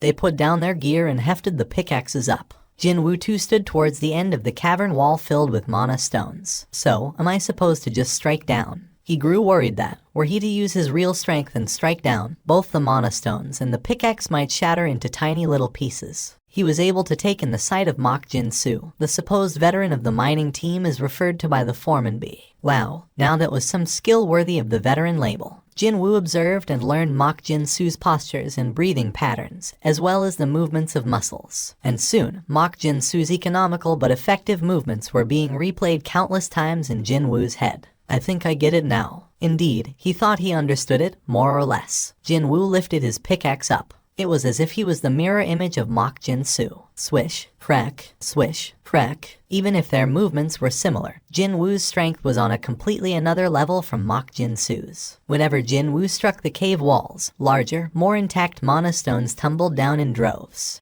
Oi, what's up? Look over there. Yuck, what the hell is up with him? The hunters stopped what they were doing and dazedly stared at Jinwoo. Even Mok Jin-soo's tireless hands came to a stop, too. The supposedly mining virgin Ranky hunter was currently making easy mincemeat out of the mana stone wall with practiced movements. Is he really a Ranky? I confirmed it with his license, obviously. You think I'll let a complete stranger into my team without confirming his hunter license first? Well, then, how do you explain that? Wordlessly observing Jinwoo, the foreman bee nervously swallowed his saliva as excitement dyed his expression. Without a doubt, Mr. Seong is the heaven-sent miner. An alarm went off from Foreman B's wristwatch. He raised his wrist to confirm the time. It was lunch hour already. Everyone, let's take a break and have lunch. Yes, everyone dropped their tools and dusted their hands. While the miners were walking towards the exit in pairs and groups, Jinwoo showed no hint of moving from the spot. Foreman B got closer and asked him, Mr. Seong, aren't you going, too? I'm not feeling all that hungry at the moment. Even then, you should eat something if you plan to continue working in the afternoon. No, I'm fine. I did eat my breakfast a bit later than usual, anyway. Really? Well, nothing I can do about that, then. B was planning to talk about the future together with this young man during the lunch break. But that didn't mean he should forcibly drag the kid away, no. Foreman B ruefully turned around towards the gate's exit. It was at this point that the corners of Jinwoo's lips arched up. Watching the distancing backs of the miners, he formed a deep smile. I can't miss such a wonderful opportunity, right? Finally, he was left all alone. Both the mining team and the retrieval team had left the dungeon. For about 1 hour, he was free to do whatever he wanted. Meaning, this was the best chance for him to seek out the boss hiding in the deepest part of the dungeon. Jinwoo put the pickaxe down and slowly shifted his gaze to the direction of the boss room. He could still sense the thick aura of the monster. I'll just go and take a quick look. He wasn't thinking of doing anything at all. No, he just wanted to see what the boss looked like. A long stroll later, he finally arrived at the entrance of a huge chamber. It was the boss room. The cavern itself was already pretty huge, but the boss room was even bigger. Was every high-ranking dungeon as huge as this one? Just as he began wondering like that, he discovered the boss and automatically accepted that this dungeon simply had to be this big.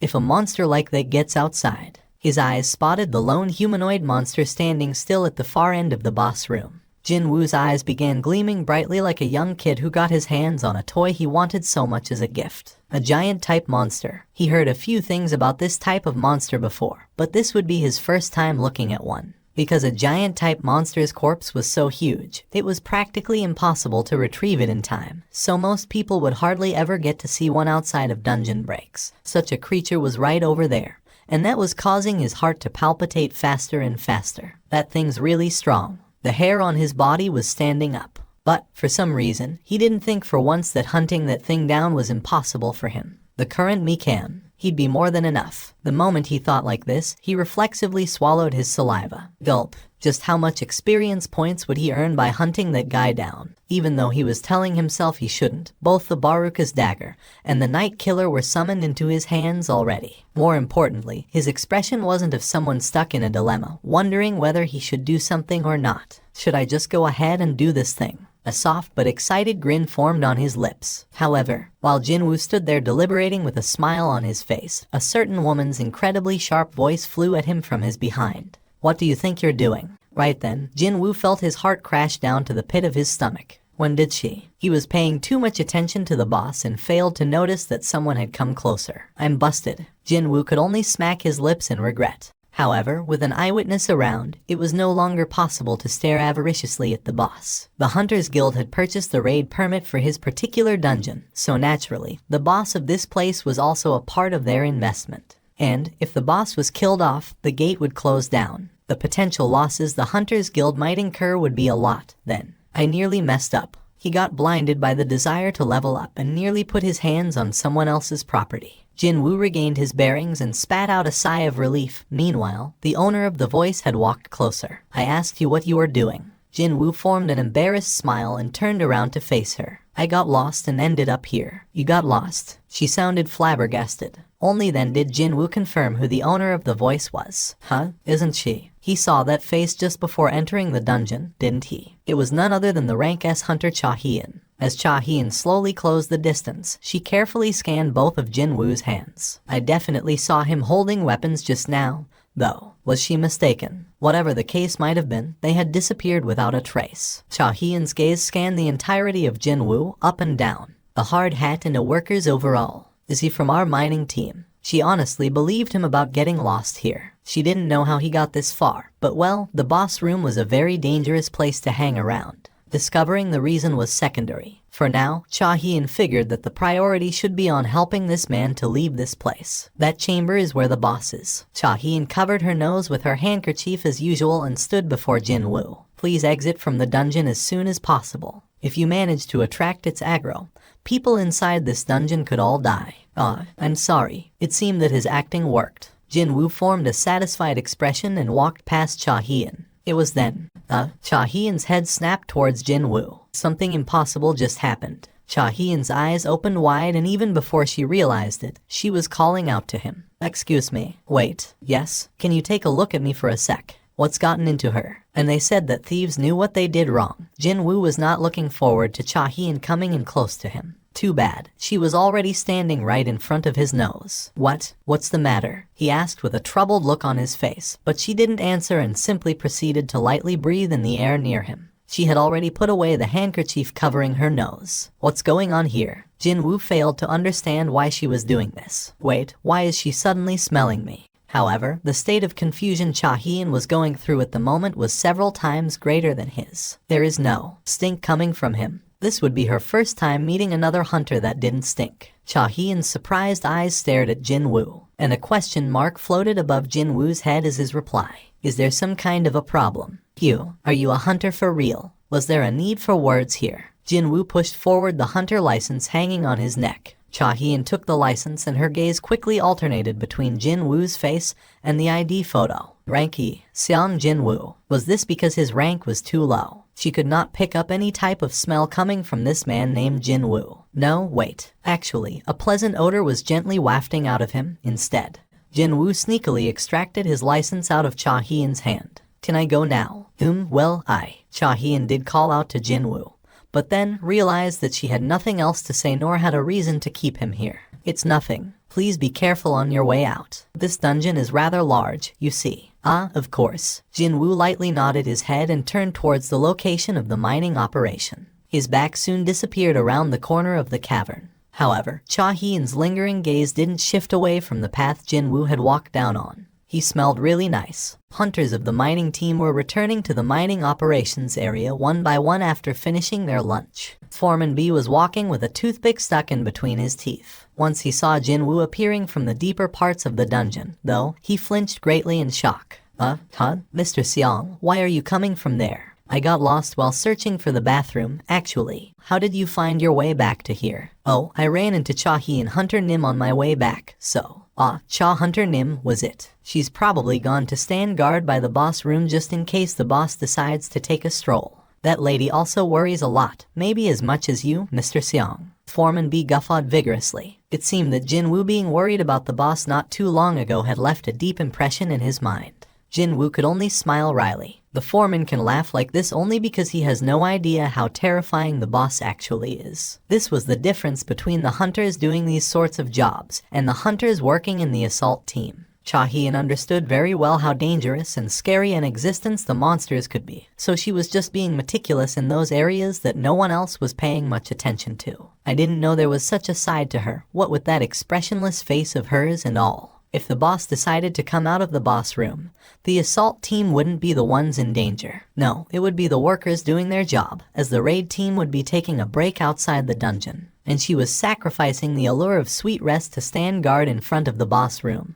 just for the sake of total strangers. She's an amazing woman. That was Jin Woo's honest impression of Cha Hien. It was at this point that he suddenly recalled her odd habit. Why was she covering her nose with a handkerchief? Thinking back, she never let go of the handkerchief, not even once, except for their meeting a few moments ago. Hunter Cha can supposedly smell a kind of body odor coming from other hunters, and I hear she finds them pretty horrible. She can smell other hunters. I heard something or other about her special constitutions and stuff. Her special constitutions, he said. Jin Woo also possessed something similar to that, his excellent sense of hearing. Even from his early years, his hearing could be considered better than average, but once he awakened, it developed even further. I heard that she finds it really hard to breathe near other hunters because of the stink. Was that why? Asking me if I was a hunter. Was it because, unlike other hunters, he didn't smell at all? Back in the Red Gate, the leader of the White Phantoms said something similar. Every one of us can hear a certain voice repeating itself in our heads. It tells us to kill humans. However, I can't hear that voice when I'm looking at you. Wasn't this a bit similar in context with what that creature told him?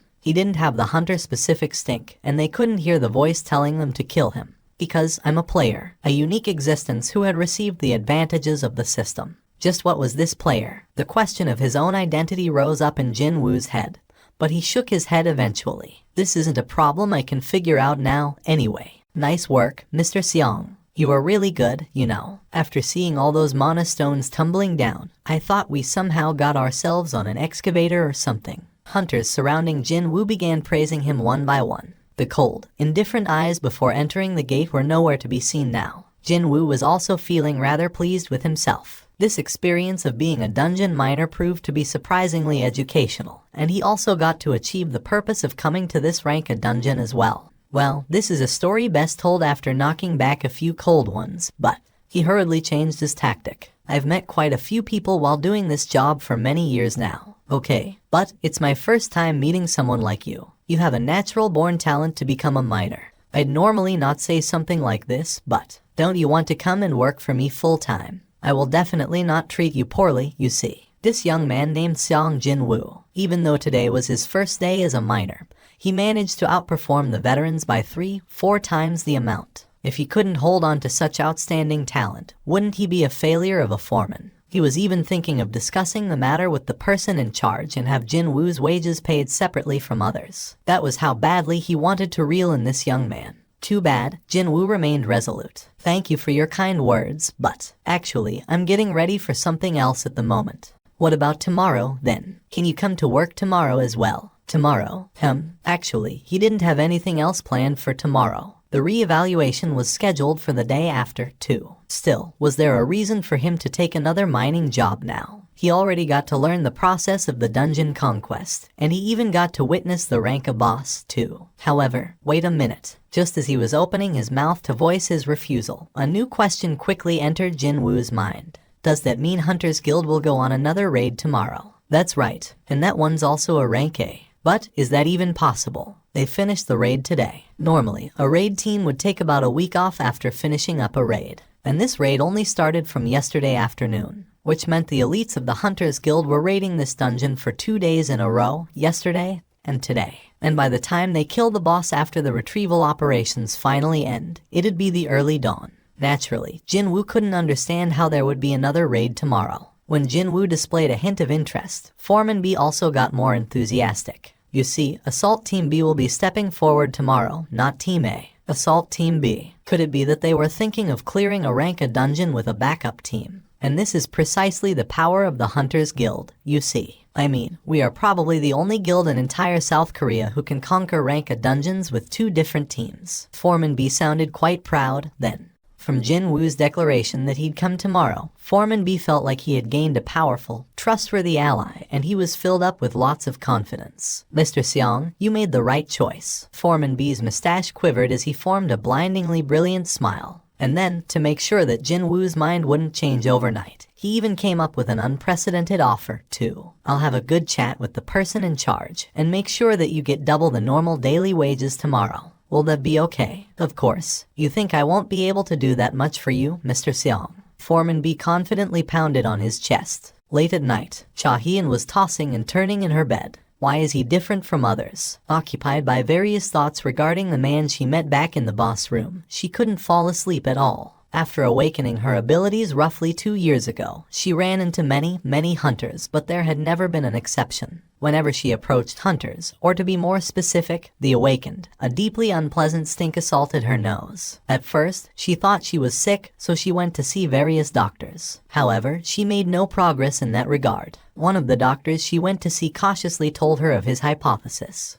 Could it be possible that you, Cha Hunter Nim, can sense others' magic energy through your olfactory senses? That guess certainly held some merit. The stink would get worse the higher the rank of a hunter was. And sure enough, the lower the rank, the more tolerable the stink was, too. Of course, regular people didn't emit any stink whatsoever. However, this is the first time meeting someone with a pleasant smell. Recalling the events of earlier, her heart began beating a bit faster. She became quite curious who that man could be. She then ended up calling the phone number of Jo Myung Kai, the manager of the recruitment department. She didn't even mean to do that, though. What's going on? Cha Hunter Nim, did something happen at this late hour? It was already well past 1 a.m. by the time she called him. He wouldn't have answered the phone if it wasn't from South Korea's sole female rank S hunter, who also happened to be the vice chairman of the Hunters Guild. She couldn't help but think that she made a mistake after hearing the still sleepy voice of Jo Myung Kai. But that lasted only for a short while. Cha Hyun opened her mouth with some difficulty. Can you find some information on a hunter named Seong Jin Woo? I beg your pardon. Wait, are you talking about the ranky hunter currently working for the association? Cha Hyun was taken in by a huge surprise. Jo Myung Kai was none other than the man in charge of recruiting in South Korea's best guild. So, why did a man like that remember the name of a ranky hunter? Do you know who he is? The thing is, actually, Chairman Choi has requested me yesterday to do the same thing as you have, you see. He asked me to uncover more information on that person. Chairman did that. Yes, miss. Do you know what's going on? Well, even I don't. So, what did you find out? A voice that was thick with a helpless sigh came out of the phone's speaker. I did my best to uncover more, but the association has placed a lockdown on his information. It's my first time encountering a situation like this, them blocking the flow of all information on a regular hunter. He's not even a top-ranked hunter, either. But why are you looking for him, Cha Hunter Nim? Is there something I should assist you with? No, it's fine. And sorry for calling you so late. Good night. Those were the contents of the phone call she made 3 hours ago. She worked up her courage to find out more about a guy, only for more questions to bubble up in her mind. A mystery hunter whose identity was being sought after by the leader of the Hunters Guild, while the association was doing their best to hide it. There's definitely something going on here. No, wait. There simply had to be something. She earnestly prayed for it. He could very well be the person to unravel the mysterious and special constitution that continued to torment her ever since she turned 21, 2 years ago, when she had awakened her powers. That man, can I meet him again? Could it be that she'd never get to see him again? She was beset with worry all of a sudden. Thankfully, Cha Hyun recalled Seong Jin Woo's hard hat. She remembered that the hard hat and the overall he was wearing both spotted the emblem of the Hunters Guild. I remember now. He was in the mining team, wasn't he? Unlike her, who was the part of the raid team, the mining team would be working later today as well. If Seong Jin Woo hadn't left the mining team, then there was a chance that she could meet him again, even before the morning sun rose up. Jin Woo left for the meeting area first thing in the morning. It was different from yesterday, when he had some leeway, as he only joined the crew during the middle of the raid. Maybe I shouldn't have worried. He was worried about whether he was too early or not, but... Hey, Mr. Seong. Foreman B. Yun Seok greeted him first. Hey, it's Mr. Seong. Hey, man. This is a bit. Awkward. Jinwoo had been subjected to poor treatment ever since becoming a ranky hunter, so when he received such a warm welcome, he couldn't help be dazed somewhat. Still, he didn't feel bad about their honest reactions. "Excuse me, Foreman B." Foreman B flinched and shuddered grandly from the voice suddenly coming from his side. Moving around without revealing one's presence was clear evidence of one's excellent skills. And as expected, the one Foreman B's resentful gaze was directed to was the leader of today's raid team, Son Kai-hoon. "The thing is, our team's porter decided to not show up today. Looks like I'll have to borrow someone from the mining team." "Eh?" Foreman B's eyes went round in surprise. "But why from my team? When you got the retrieval team with lots of strong people who can carry luggage better than us." As if he was waiting for that reply, the foreman of the retrieval team flew off his handle. "My boys had to work overtime for 3 more hours just to finish our operation.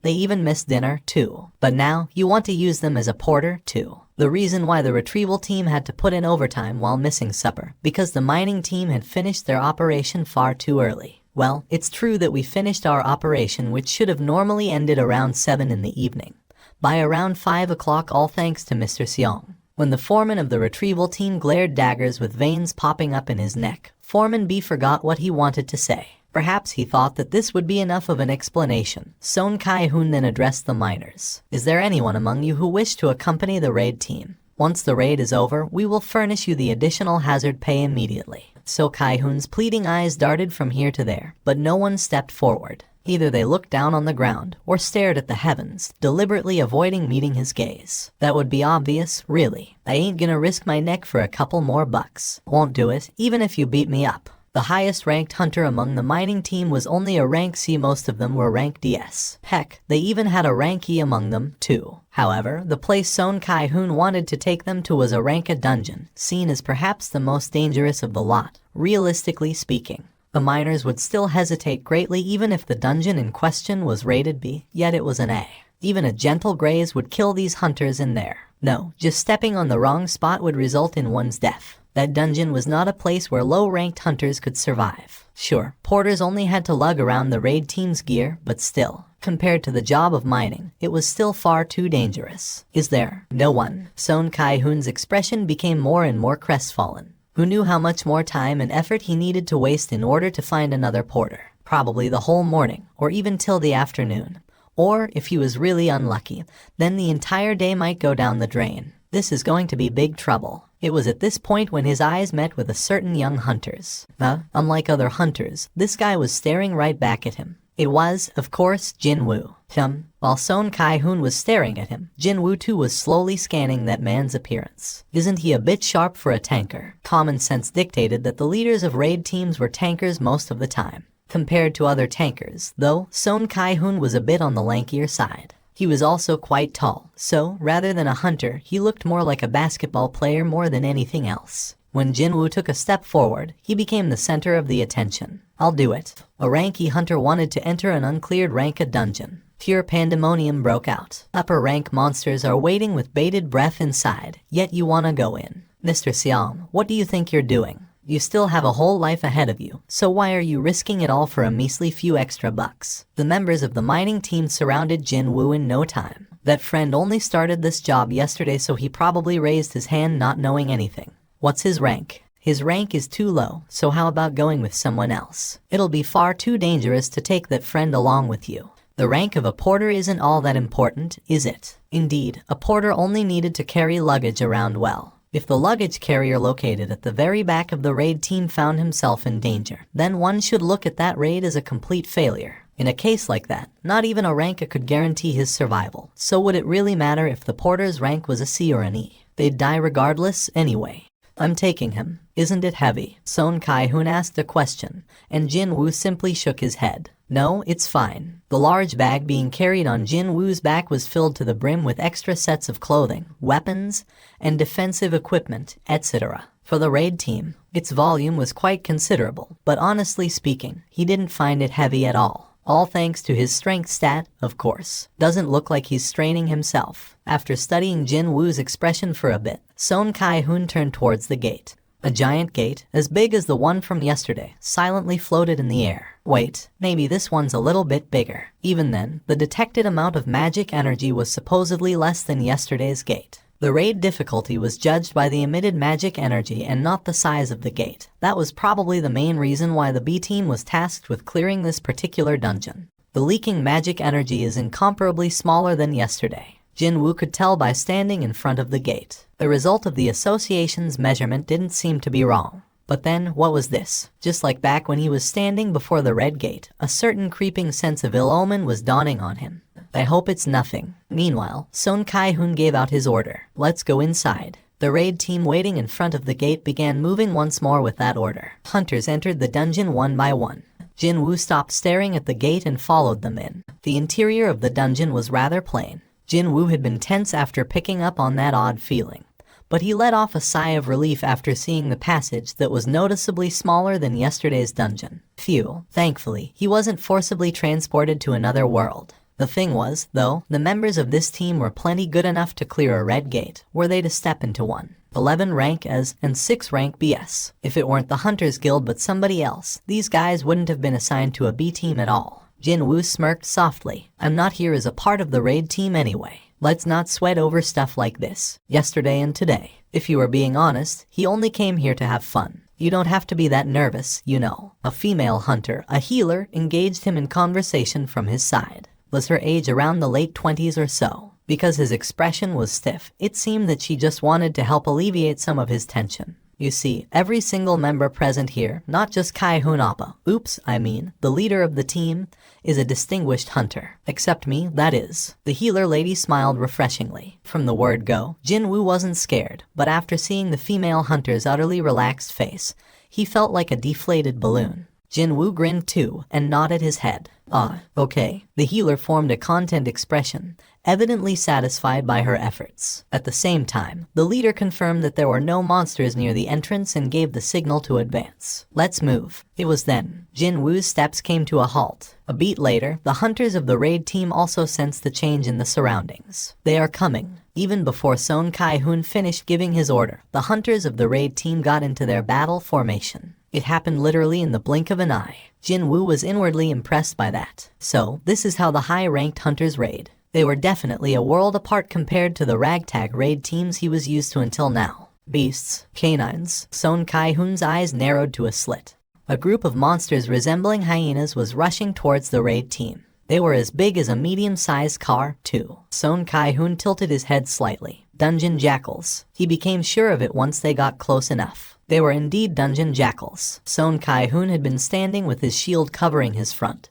But then, he relaxed a bit and didn't even bother to activate his aggro-attracting skill. And then, he simply used his shield to batter down the dungeon jackal aiming for his neck. What's this? Aren't they dungeon jackals? Other team members, deeply tense until then, began tilting their heads and straightened their hunched stances. Soon, the short death throes of the dungeon jackals filled the cavern's interior. The jackal monsters were quickly taken care of. Over a dozen dungeon jackals were turned into corpses in the blink of an eye. Hunters dusted their hands, still confused by what happened. But why are the monsters from rank C dungeons appearing here? Son Kai-hoon scanned his surroundings, looking somewhat dumbfounded. Everyone else was forming similar facial expressions, with the exception of one person. Only Jinwoo was staring at the dead jackals with a grave expression on his face. They are no normal jackals. Jinwoo's eyes narrowed. He could definitely see that the fur around the jackal's neck had been flattened down by something until recently. It was clear evidence of them being tied to something, somewhere. Meaning, the ones that reared these monsters are somewhere else inside this dungeon. Monsters with intellect, in other words. Jinwoo recalled the white phantoms he met back inside the red gate. It was now a well-established fact that, regardless of what species it was, intelligent monsters were quite difficult to deal with. Somehow, my premonition might be right after all. It was not a good omen, by any stretch of the imagination. From the deeper parts of the cave, he could hear the matched footsteps getting closer. The real enemies are coming. Jinwoo stood back up.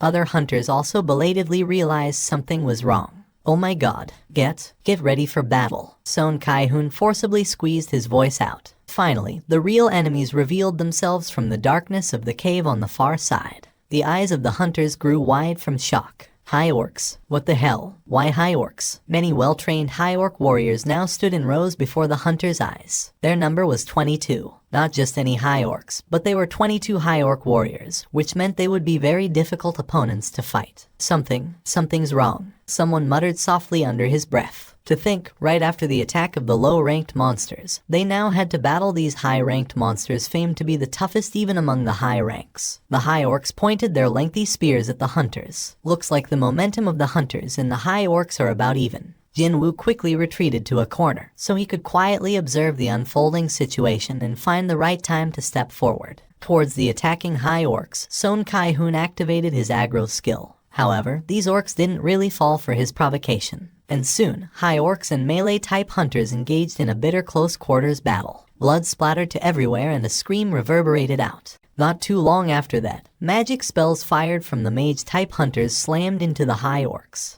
The heads of the high orcs exploded after getting struck by the arrows of brilliant light. Unfortunately, there was no follow-up attack. The effects of magic spells were good, but there was the distinct disadvantage of the lengthy casting time. In a close-quarters battle, high orcs definitely held the upper hand. Heal, hurry. The wounded appeared pretty quickly, and healers were kept very busy. Healer Nim, the female healer, was also kept very busy, running here and there non-stop. I'm coming. The female healer knelt down next to a heavily groaning hunter with a missing arm. She then quickly began chanting. And then, along with blinding light, the lost arm slowly grew back. That was the light of regeneration only the healers ranked or above could perform. Just as she concentrated on the injuries of her patient, a tall shadow suddenly loomed over her. The female healer raised her head. A high orc, previously assumed dead, was holding an axe while breathing heavily right beside her. The female healer's face was drained of all color. Then, unfortunately, there was no one who could save her nearby. When the orc raised its axe up high, the female healer chose to hug her patient and shield him instead.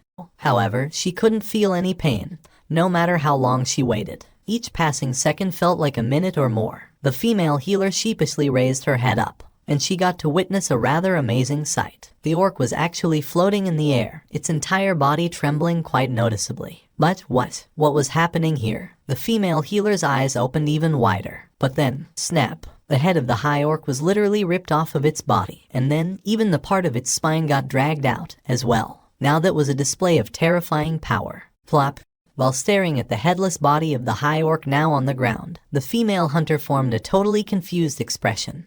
Because the separated head of the high orc was still floating in the air, that was why. Blood got splashed on my clothes. Jinwoo frowned deeply and threw the head of the high orc. Currently, he was in stealth. Both the high orcs and the hunters couldn't sense his presence at all. Jinwoo had been sitting back quietly, waiting for a right chance to step forward, because he feared being accused of interfering in other people's raid. But then, he belatedly recalled that he had the stealth skill. Wouldn't he be able to do whatever he wanted without running into problems with that skill? The corners of Jinwoo's lips arched up. Dismantling these high orcs would be too easy at this rate. But if he did that, there was no meaning in hiding himself with stealth. Hunters around him, including Son Kai-hoon, were the elites of the Hunters Guild, often referred to as the best in South Korea. If these high orcs were ripped apart by some unseen force, then they would pretty soon figure out that stealth skill was involved here, as they weren't the same as the scatterbrained female healer. Well, it's not like there'll be trouble from getting discovered, but he was only a day away from the result of his reassignment test being made public, so he didn't want to raise any unnecessary fuss today if he could help it. That was why he was waiting for the raid to fail completely, but the losses to the hunters would be far too severe by then. For example, that female healer almost got killed just now. That was why. A certain light flickered in Jinwoo's eyes. So, choose only those that won't get me noticed. He decided to go with this type of method. First of all, that one. Jinwoo moved. He crouched, and the reverse grip dagger drew a line on the Achilles heel of a high orc. The high orc warrior roared out in pain as the back of its ankle was sliced open without a warning. That was only the beginning. As if he was dancing, his smooth, unbroken movements led him to stab the Baruka's dagger into the side of his first victim. He then pulled the dagger out and proceeded to cut open the back of the knee of another high orc. That was enough. Just like how the opening of the sluice gate caused a flood, Son Kai-hoon seized upon the opening created by the high orc's fluster to start his counteroffensive. Son Kai-hoon raised his head. The long sword held out in his hands was piercing through the heart of the high orc. Thud. Son Kai-hoon clenched his fist. Yes, I can do this. Just as Son Kai-hoon was crying out inwardly in elation while still cutting down the surrounding high orcs one by one, Jinwoo was making himself busy by going here and there. Whenever Jinwoo brushed past, wounds large and small appeared on the bodies of the high orcs. For some reason, it's easier to fight now. What's going on? Could we be winning against this many high orcs without a casualty? Even though members of the raid team were growing rather suspicious, hope and excitement were filling up their hearts at the same time. They were resolved to lose one or two of their own before they had entered the battle, but exceeding their own expectations. They were fighting quite well until now. Cow, a mace swung by one of the hunters cracked open the head of a high orc warrior. It was then Jinwoo got to hear a rather welcoming message. Oh, indeed, there was a reward for him going around and spending his energy. His level had actually gone up. It seemed that him not actually killing the enemy outright or wounding them critically still netted him some experience points. And I did kill 2 of them with my own hands, too. He then aided in killing more than 13. Unless he was earning no experience points whatsoever, his level rising up did make sense. Even more excited than before, Jinwoo's movement became a lot faster than before. Thanks to Jinwoo's timely and sneaky maneuvers, this battle was rapidly coming to a close. Jinwoo took a step back and stored his 2 daggers in his inventory. Just before everyone could revel in the sensation of victory, their leader Son Kai-hoon confirmed the status of the injured first. Anyone hurt? Does anyone need healing? The truth was, there wouldn't be that many injured in a raid team with a high-ranking healer as one of the members. As long as that person was still breathing, any exterior wounds could be treated right away. So, Son Kai-hoon wasn't asking about the conditions of the potential injured. No, he was actually asking if anyone had died in a roundabout way. When his gaze met the female healers, she shook her head. There were a few injured, but no deceased. And better yet, she had finished healing all of the injured just now. In that case, with that, ecstasy filled the faces of the members of the raid team.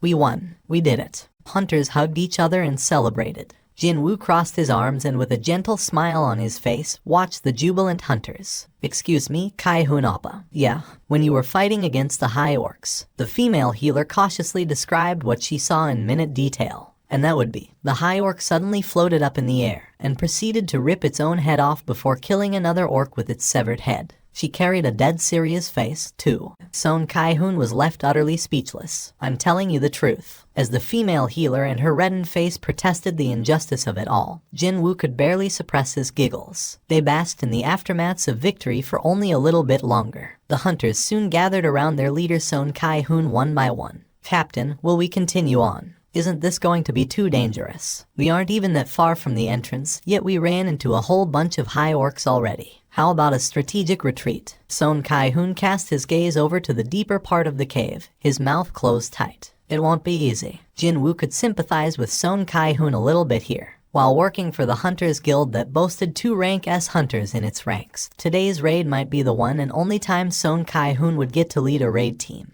And to think, he'd have to retreat so quickly in his very first hunt as a leader. Anyone in his shoes would be tempted to push forward and clear this place. However, if you were a smart, wise leader, then, as if he had made his mind up, Son Kai-hoon's lips quivered slightly. Jinwoo's eyes narrowed to a slit. Fortunately, as it turned out, Son Kai-hoon wasn't a fool. For the time being, let's retreat. The leader's choice was absolute inside the dungeon. The unspoken rule said that as long as one was a part of the raid team, one had to absolutely follow the commands of the leader. One used to say that. Before in war, insubordinate soldiers were executed right away, didn't they? In a certain way, dungeons were a far more dangerous place than any war zone out there. And so, the question of the team's survival or annihilation depended on who the leader was. Thankfully, Son Kai-hoon didn't disappoint his team members. After hearing his order to retreat, everyone lightly patted their chests. I was really worried that Son Hyung would insist on going till the end, you know. Son Kai-hoon grinned and slapped the person who said that on the shoulder. I'm not a blind idiot like that. I know that. But, look here, Hyung. Look at my shaking hands. Jinwoo picked up the luggage and placed it on his back. Along with Son Kai-hoon's orders, the raid team began moving again, although their direction had reversed. Jinwoo smiled wryly, and here I am, hoping to go in a little bit deeper. Regardless of what happened, he was nothing more than a guest. And as a guest, he had no right to run his mouth on this and that about the decision of the house owner, now did he? It was indeed a bit regretful, but it'd have to end here today. Everyone, stop. There was confusion evident in his voice. The fatigued hunters walking cautiously forward came to a stop, and so did Jinwoo as well. He had been keeping an eye towards the rear in case the monsters decided to chase after them. What the hell is the meaning of this? What is going on? Why is the path blocked? Wasn't it fine when we entered earlier? Jinwoo walked past the noisy hunters and got to the front before reaching out with his hand. And his eyes widened as well. It's been blocked off. The path had been blocked off by an invisible barrier. He immediately recalled the instant dungeons, more specifically, the wall that demarcated the border between the instant dungeon and reality. But he soon shook his head. No, this is different from that. He could detect a certain sense of artificiality from this invisible wall, seeing that there was a trace of magic energy mixed in. This barrier must have been the result of a magic spell cast by a monster with high intelligence. But why? Why block the path going out and not going in? It was then, as if it was waiting for this moment, horrendously powerful magic energy waves crashed into the group like a tsunami from the far end of the cavern. How could this be? This was from the boss of this dungeon. What the hell? Why am I getting goosebumps all of a sudden? Watching the complexions of the hunters get paler by the second, Jinwoo came up with a theory. If, let's say that there is a boss that can hide its presence, then the wall that wasn't there when they entered, and the boss that bared its fangs only after the barrier had been erected. No way. Did it lay a trap and wait for hunters to enter the dungeon? From beyond the darkness of the dungeon's interior, the countless sounds of footsteps, far greater than before, reverberated loudly. The countless marching high orcs came to a halt just a little bit of distance away from the hunters. High orcs growled as if they'd pounce at any given moment. No words could adequately describe the bloodthirsty aura emitted from over 50 high orc warriors. The result of a battle was pretty obvious even without actually fighting them.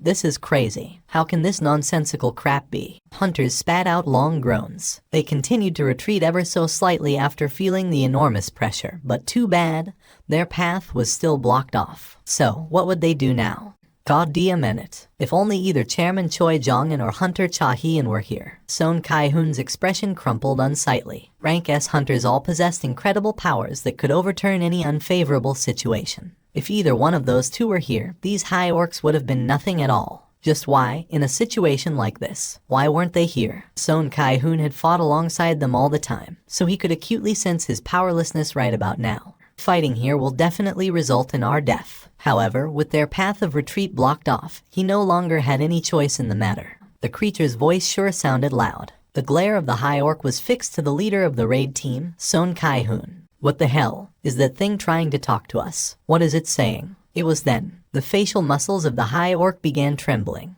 When that strange tremor subsided, a completely different voice from before came out from the monster's mouth. Humans. It was as if something else had borrowed the monster's mouth to speak. Oh, humans. When looking at closer, that normal-looking orc's eyes were now unfocused and blurry like those of a dead fish that died a long time ago. Hunters began freaking out as if the back of their heads were smacked out of nowhere. An orc just spoke a language of humans. How can an orc speak Korean? Is this magic? Could it be? Hunters couldn't keep their mouths shut at this utterly unexpected situation. The leader high orc continued to speak. I am Karu Galgan. I want to meet humans. Follow this one. A monster wished to speak to humans. There never had been any reports of such a case before. Facing this unprecedented event, not only Son Kai-hoon but everyone in the raid team fell into a state of pure confusion. Kai-hoon Hyun, I hope you ain't listening to the words of a monster. Please, you gotta ignore it. Kai-hoon, it's a trap. Regardless what happens, we gotta try to finish it here. Son Kai-hoon maintained his silence for a while, before answering the monster's words. Did you block the cavern? That's right, I am the proud High Shaman of the orcs. My spells can't be broken by the strength of humans. Is there anyone stronger than you inside this cave? Who dares to oppose me? An incredibly loud roar exploded out from the high orc and slammed into the eardrums of the hunters. When Son Kai-hoon's answer didn't come right away, the leader high orc raised its large axe above its head. Now choose. Die here, at the hands of my soldiers, or follow my soldiers will follow. Son Kai-hoon's immediate answer prompted the eyes of the hunters to grow wider. Kai-hoon Hyung. Mr. Kai-hoon. Son Kai-hoon interrupted his comrades trying to dissuade him and waited for the reaction of the high orc. Then come, human. With the end of those words, the blurred eyes of the leader high orc regained its original clarity. And that would be wild beast-like glare of bloodlust. Son Kai-hoon was the first to start walking, and the hesitant hunters began to follow after him one after the other. What is he thinking? Jinwoo stared with a puzzled expression on his face. Is he trying to negotiate with the boss in order to get out of here alive? although the odds of that succeeding was extremely low. No, maybe this was for the better. Jinwoo originally believed that this raid would end with him hunting down a few mob creatures, but now he got himself a chance to meet the boss instead. Hunter Nim. Yes, Jinwoo continued looking at the front while answering him. Son Kai-hoon, too, continued to stare at the backs of the high orcs walking further up ahead. As soon as we meet the boss, we're going to attack right away. When that happens, regardless of whether our attack was successful or not, the Beastars should not be able to maintain the magic spell blocking the exit. That made a certain amount of sense. Unless it was some kind of hex-type magic, one had to keep one's focus in order to maintain a spell. Especially if one wanted to maintain high-class magic. An incredible mental focus was a necessity. However, what about it? Didn't matter whether they succeed in killing the boss or manage to cancel the magic blocking the exit. They would still meet a dog's death right away inside the boss room after getting surrounded by the countless high orcs anyway. While their attention is on us, Hunter Nim, please escape from the boss room. Once you get out of the dungeon, you must alert the main assault force. By the time the assault team consisting of rank S hunters arrive here, everything would be over for them. Son Kai-hoon was getting ready to die. Are you thinking of dying alongside the boss? Jinwoo sneaked a glance at Son Kai-hoon's expression. His face remained hardened, but there was no wavering in his eyes. Our job isn't to get out of this dungeon alive, but to close the gates. Many people outside are paying us a great deal of money for that purpose. Son Kai-hoon's voice gained more conviction as he spoke. We will do our job according to what we've been training for. However, you're different. There's no reason for you to die here. I hope you can get out of this place alive. One could now hear the unwavering belief in his voice. His words contained his determination. Jinwoo realized that nothing he could say right now would be of any help to Son Kai-hoon. So, he simply nodded his head as his reply.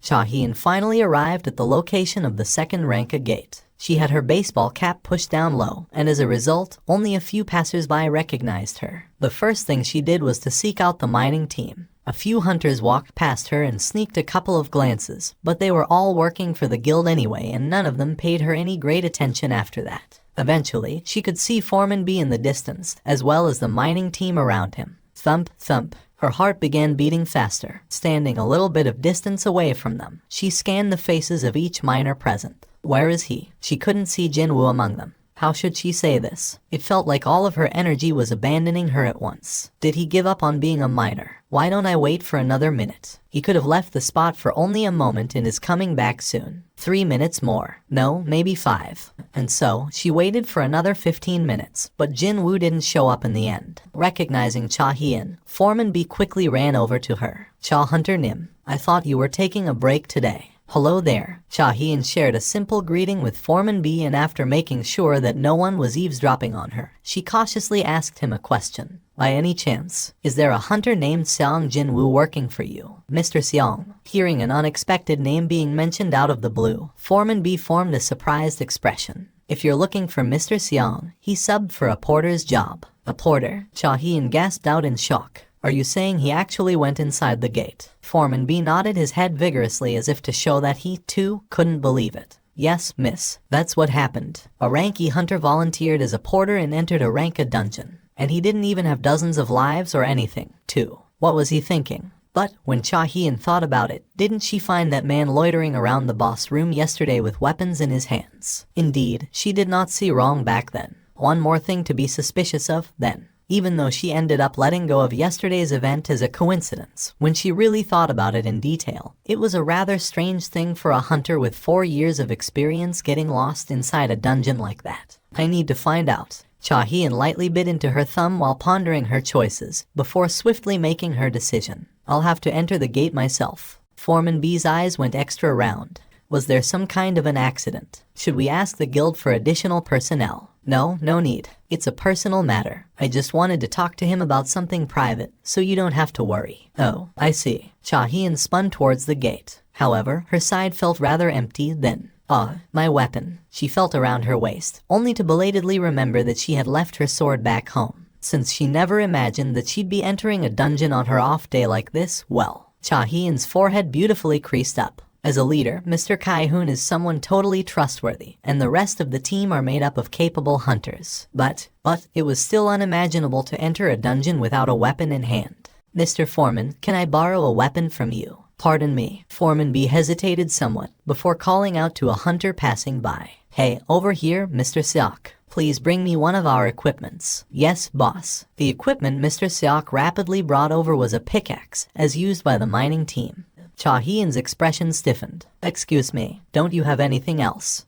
Such as, for instance, swords or spears. But, if you ask us for such things, well. Cha Hyun sighed out under her breath. I understand. She then carefully rejected the pickaxe Foreman B tried to hand over and quickly walked towards the gate. He anxiously asked her as he watched her distancing back. Cha Hunter Nim, will it be fine for you to be empty-handed in there? Cha Hyun came to an abrupt halt and stood there for a moment, before hurriedly walking back to take the pickaxe from Foreman B. He guffawed out in a genial manner. I think that's for the best, miss. I mean, it'll be dangerous to be weaponless inside a dungeon, regardless of what. Well, then, as she turned around to hurriedly leave, Foreman B unluckily didn't get to see her ears dyed in deep shades of crimson. Soon, their eyes caught the sight of the boss room. The anxiety felt by the hunters came over the air and could be felt on his skin. They were greeted by a huge open space. Jin Woo scanned the boss room. It was smaller than yesterday's boss room with the giant in it. However, quite unlike yesterday, he didn't get the impression that the boss room was huge at all. And that would be all thanks to countless high orcs completely filling up the chamber. As a matter of fact, there were over twice as many orcs here as those that escorted the raid team. At least 100. No, maybe it's a bit more than that. While there were no monsters inside the rest of the dungeon,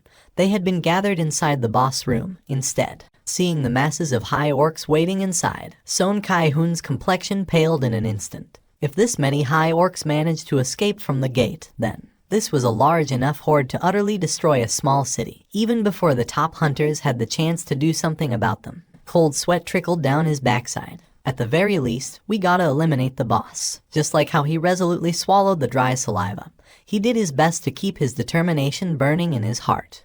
Shark, the leader high orc, beckoned again. The raid team and the escorting high orcs walked over to an altar located in the corner of the boss room. Over there, one of the hunters pointed towards the top of the altar, and that's where the high orc shaman stood, dressed in all manner of accessories adorning its entire body, including a mask, bone necklace, and earrings. So, that's the boss. Son Kai-hoon's expression hardened. He immediately realized that the terrifying magic energy filling up the interior of this dungeon was being emitted from that creature. And then, surrounding that beastard was, from the 4 guards possessing an air of alertness standing around the boss, he also sensed a rather ominous aura as well. This isn't good. Could the raid team get past those guards and kill the shaman in one fell swoop? The hunters were all thinking roughly the same thing. The hunters stopped in front of the shaman. A certain intangible tension flowed in between the high orcs surrounding the human hunters as they kept a certain distance away.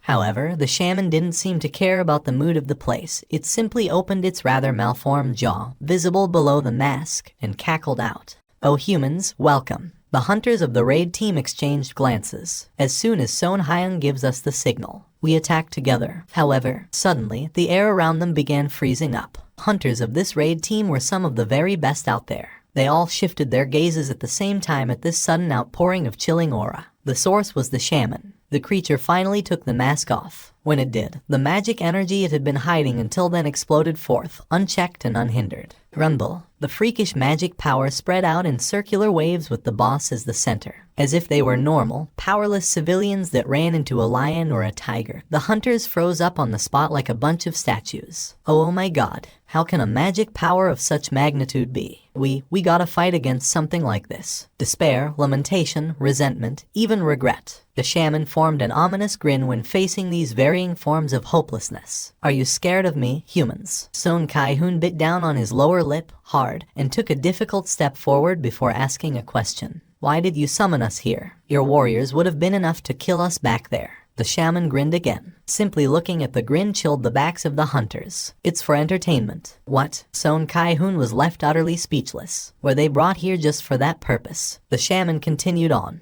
While we wait out the remaining time, I will kill you one by one and entertain the soldiers. High orc warriors all roared out in frenzy and excitement. Hunters were ruthlessly forced down by the enormous pressure emitted from the orcs and couldn't even breathe properly. One of them even began crying, no less. However, the shaman briefly stopped talking, then the boss's gaze shifted and stopped at the rear of the humans group, where Jin Woo was. I see that a strange being is mixed among you, humans. It was then Son Kai-hoon's eyes gleamed dangerously. With the shaman looking elsewhere, this is my chance. Veins bulged in his neck. Now, Son Kai-hoon roared out at the top of his lungs, unsheathed his sword, and rushed out. However, it was eerily quiet behind him. How come? He glanced behind him while running, and discovered his comrades rooted to their spots, not daring to move an inch. They had lost their fighting spirit a long time ago from the display of the boss's overwhelming might. Son Kai-hoon's heart fell to the pit of his stomach.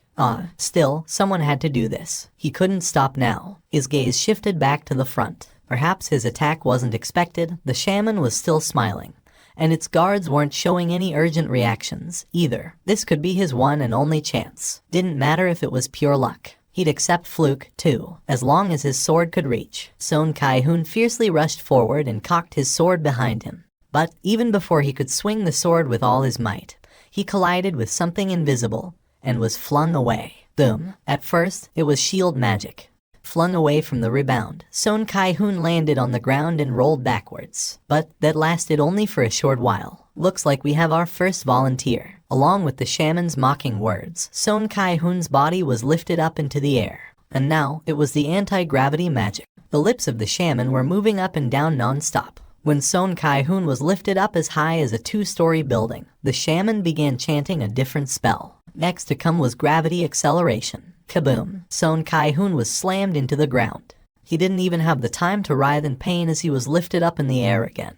Not only the shaman, but the rest of the high orcs were cackling in derision as well, their fangs fully bared now. Boom! Hyok! The shaman continued to toy with Son Kai-hoon by lifting him up and slamming him down. When he landed on the ground for the 4th time, Son Kai-hoon vomited out a mouthful of blood. Seeing that scene, the complexions of the hunters got paler and paler. However, none of them dared to step forward to stop this. They simply stood there trembling while witnessing Son Kai-hoon being broken into pieces. Just as Son Kai-hoon was thrown down to the ground once more, he vanished from the view. The shaman's eyes opened wider. Where did the human disappear to, when all of his bones should be broken by now? The shaman searched for the whereabouts of Son Kai-hoon. There, in a corner not too far, it discovered Son Kai-hoon, unmoving on the ground, and at the same time, found a certain man crouching nearby. Of course, it was Jin Woo. Jin Woo carefully laid Son Kai-hoon down and glared at the shaman. Hey, Mr. Leader, I want to ask you something.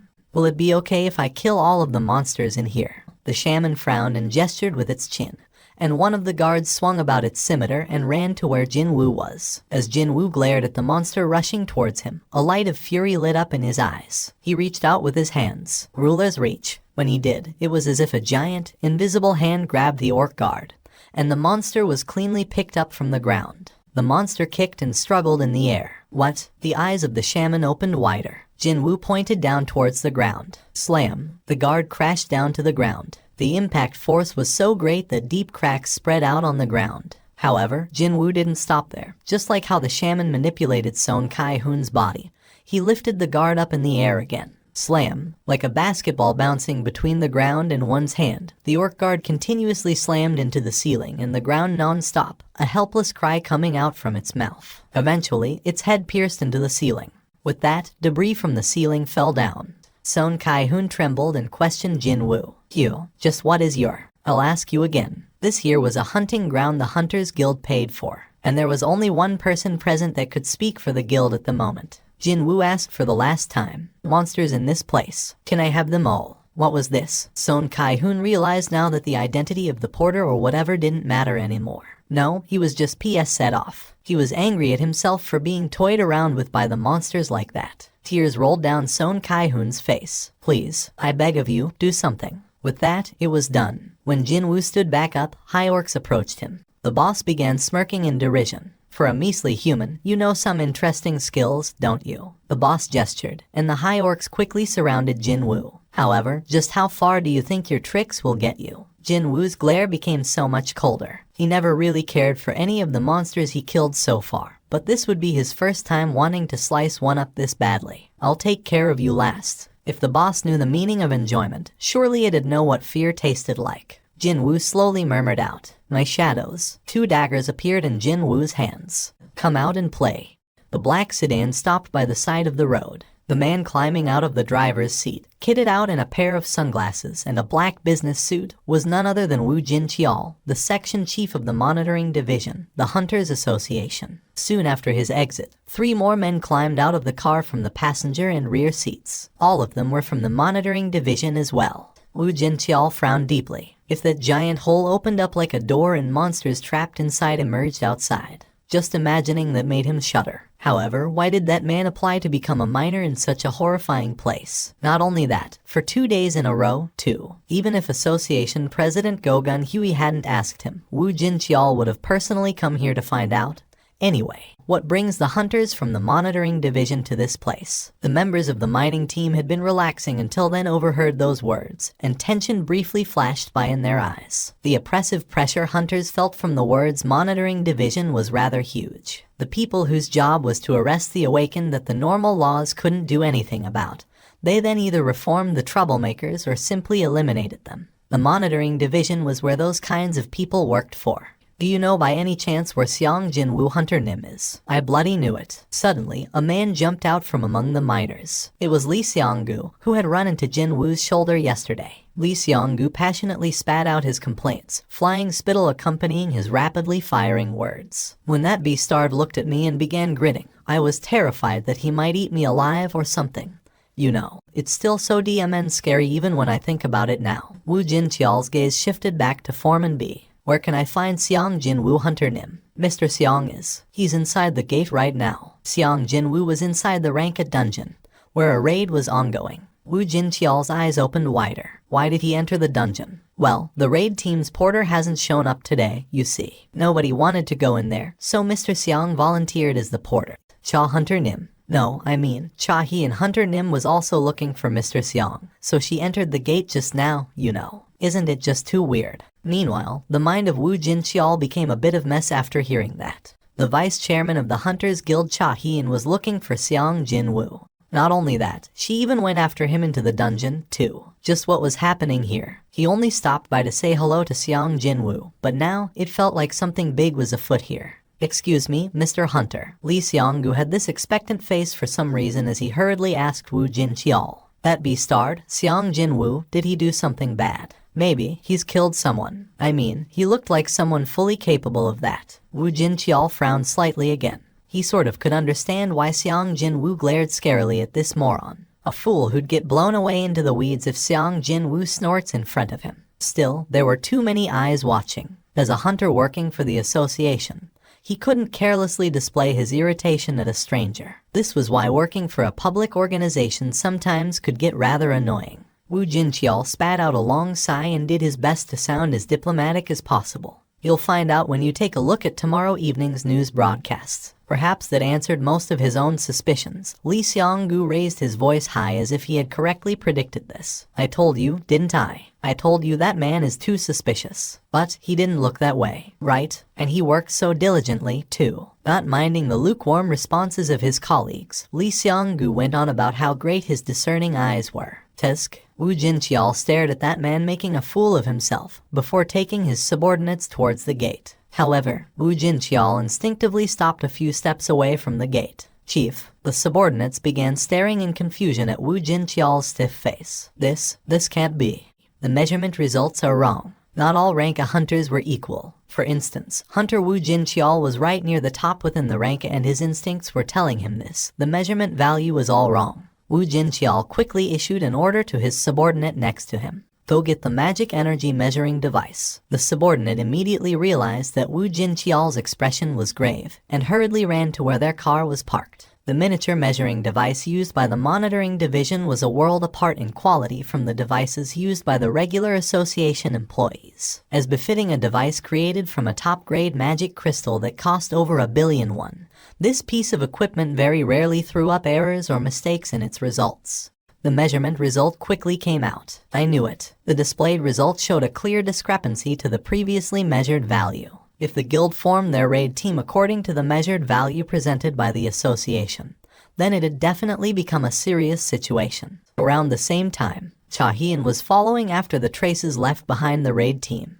She finally located corpses in the distance. How can this be? Her eyes opened up super wide. All the corpses belonged to the high orcs. It was easy to identify them, because they featured red skin and their fangs were noticeably longer, too. How did Mr. Song Kai-hoon's team manage to defeat this many high orcs? And was that all? There was seemingly not one casualty, too. Cha-heen discovered something odd and crouched down to take a closer look at one of the corpses, and her eyes grew even wider than before. This one, and this one, too. Almost all the high orcs were left with injuries inflicted by short but incredibly sharp weapons. They weren't blows fatal enough to kill, but she thought that these were definitely enough to hinder the movements of the high orcs, which meant that other hunters were simply dining on the table full of tasty dishes prepared by someone else. Short swords. It was then a certain scene flashed past her brain. The man who stood near the boss room yesterday. Xiang Jinwu was definitely holding short weapons in both of his hands. When her thoughts arrived at this point, Cha-heen's head snapped towards the deeper parts of the dungeon,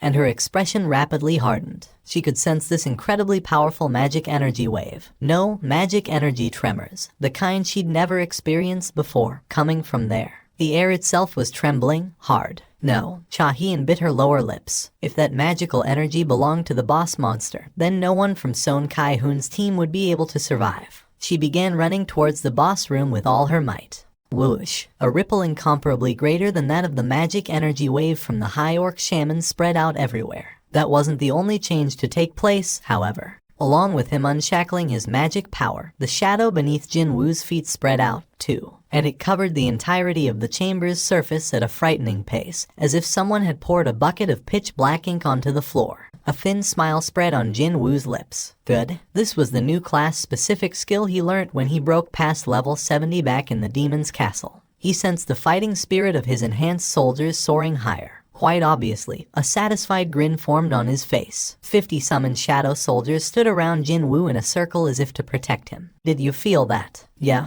Can that even make any sense? The mage-type hunters were sensitive towards the magic energy to begin with, and they couldn't control their furiously quickening heartbeat no matter what, because an insane amount of magic energy was gushing out from the man who subbed in for their luggage carrier, someone whom they thought of as a simple rank E, no less. No, hang on. Is this even magic energy? To think, this magical energy is even more ominous than what the high orc shaman is emitting. The sheer pressure from the magic energy thickly filling up the boss room made it difficult to even breathe properly. The fact that this incredible power didn't belong to an enemy relieved them to no end.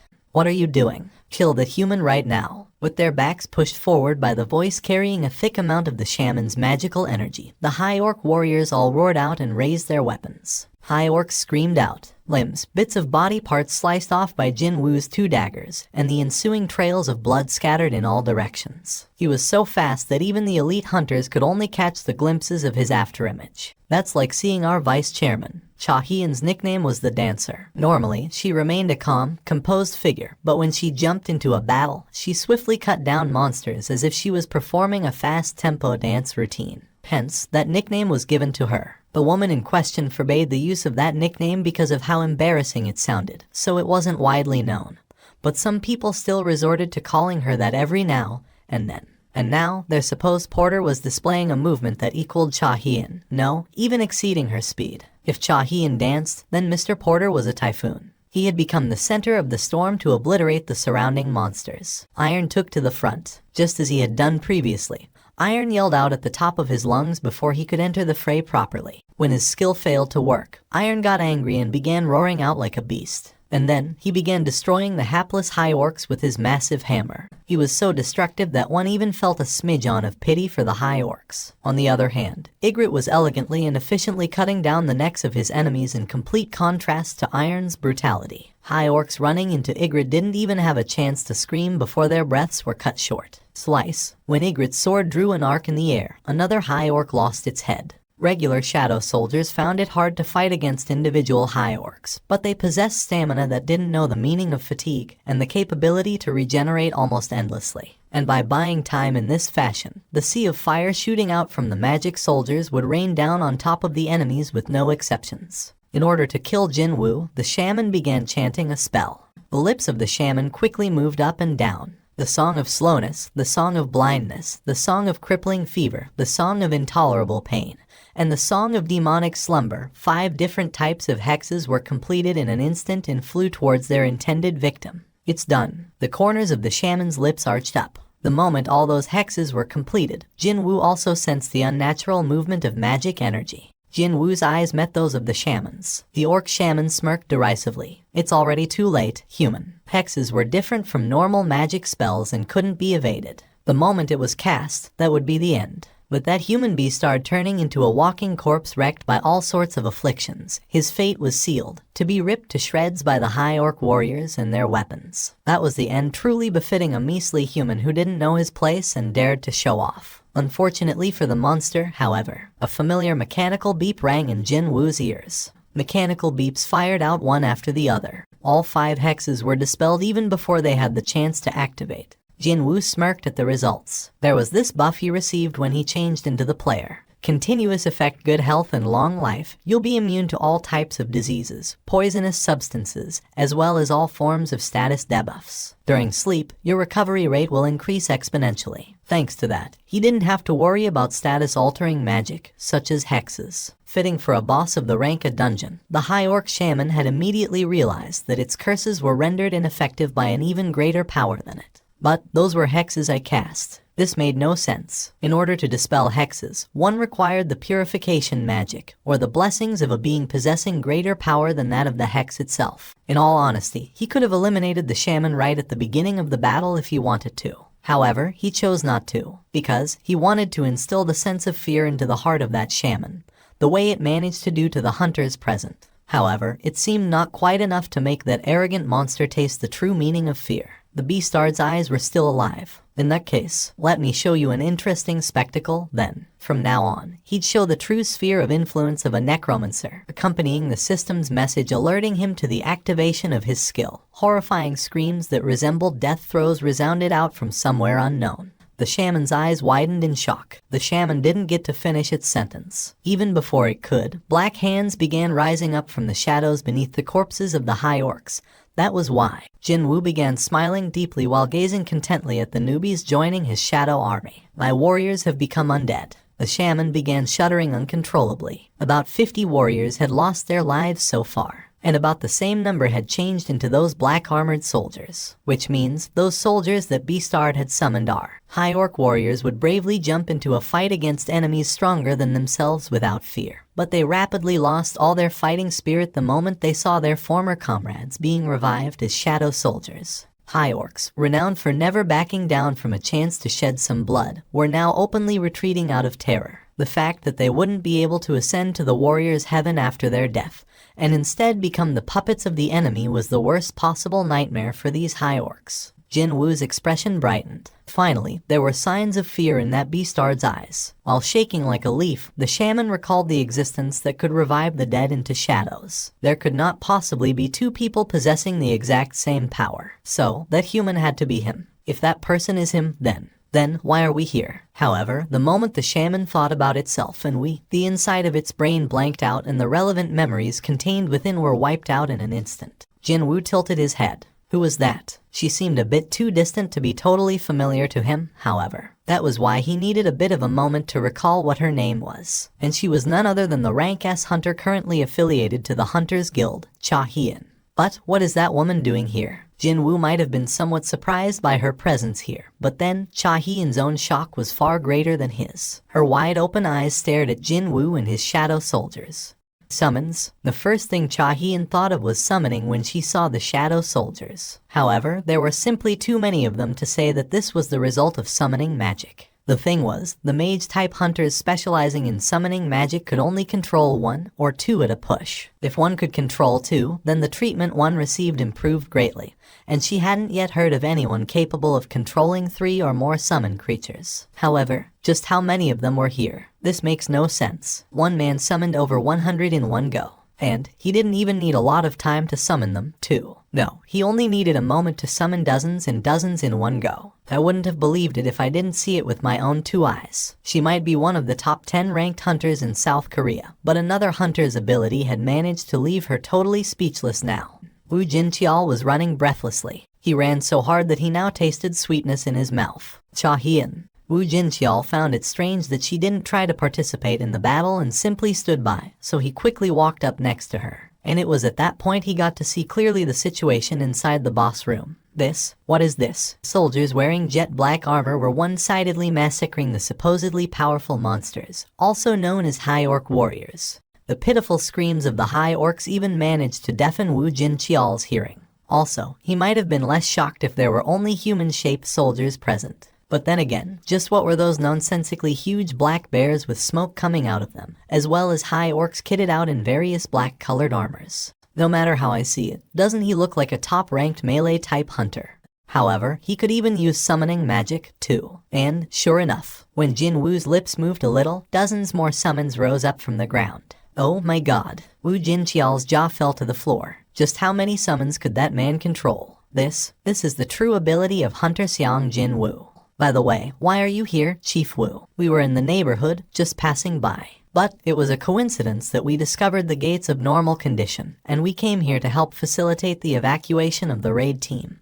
But well, Wu Jinqiao stopped talking there and stared at Jin Wu again. However, looks like that won't be necessary. This would be his first time witnessing Hunter Xiang Jin Wu's true skill. And that just so happened to be the spectacle of him clearing a ranked dungeon with his own power. It didn't look like others' help was necessary. The shaman was furious. You insect-like beastard, I'll step on you. If hexes didn't work against the enemy, then all it had to do was to bless itself and fight. The Song of Rage, the Song of Strengthening, the Song of the Giants, the Song of the Fire Dragon. With the completion of the various spells, the shaman's body suddenly ballooned up to nearly 10 meters tall. Its strength, agility, stamina, and even its confidence increased greatly as well, power filling up every square inch of its frame. Right away, the shaman used its gigantic arm to swat away the shadow soldiers, and then took a deep breath. And then, when the shaman spat out its breath, reddish-black flames erupted out of its mouth. The soldiers immediately dissipated and scattered away when they were struck dead on by the flames. Even those grazed by it were no exception. Parts of their bodies were blown away and they were rendered unable to carry on fighting.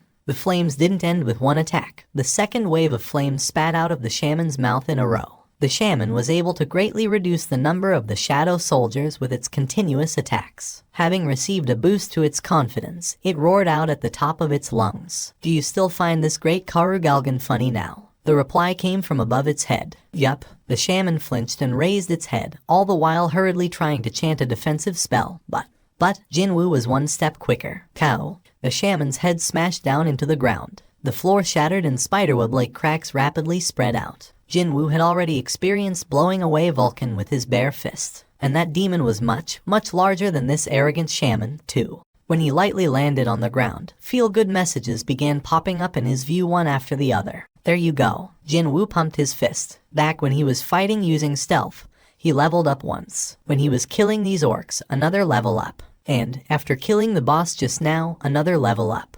The once buffed-up shaman's body had reverted back to its original size already. He saw an egg-sized magic crystal embedded in the dead boss's necklace, but he decided not to get too greedy. Earning experience points is good enough. This was the Hunter's Guild's dungeon. At the end of the day, Jin Wu licked his lips in anticipation. He couldn't help but remember the corpse of Baruka, the one that slipped through his fingers back in the Red Gate. But my situation is a lot different compared to then. Compared to now, his stats weren't that high back then. Also, killing that beastard took a lot out of him. Only after receiving the aid of 2 Knight-grade soldiers, Ygritte and Iron, did he manage to beat that boss down. However, he was able to kill this shaman comparatively easily today. A week spent inside the demon's castle. This was the definite proof that the events of those short 7 days weren't in vain.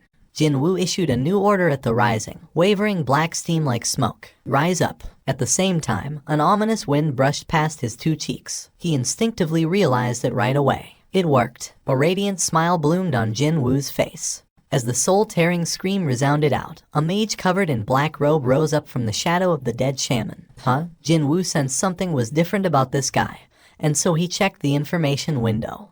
Elite Knight grade. An elite knight. Previously, Jin Wu was able to confirm that there were 3 grades to the shadow soldiers. Regular grade, elite grade, and then the knight grade. But now, for the first time ever, the elite knight grade appeared. He began to think that, seeing the word elite tacked onto the already existing grade knight, this new guy had to be a realm higher than either Ygritte or Iron in terms of combat prowess. For sure, I can sense that its magic energy is far greater than that of my 2 knights. As expected of turning the boss of a rank dungeon into his shadow soldier, And also as expected, he got another system message telling to name the new guy, now that another night grade shadow soldier had appeared. A name, is it? Well, its face was hidden under the hood of the robe now, but still, high orcs and lengthy fangs went hand in hand. No. Right? Let's name it Fangs. He didn't need to issue a separate order, just thinking about it meant the new guy's name would be set. Delete night grade. Instead of question marks, the new name appeared in the information window. If the shaman who remained utterly arrogant right till the moment it died heard this name, the poor guy might have fainted on the spot. But well, who cares? It was already dead, anyway.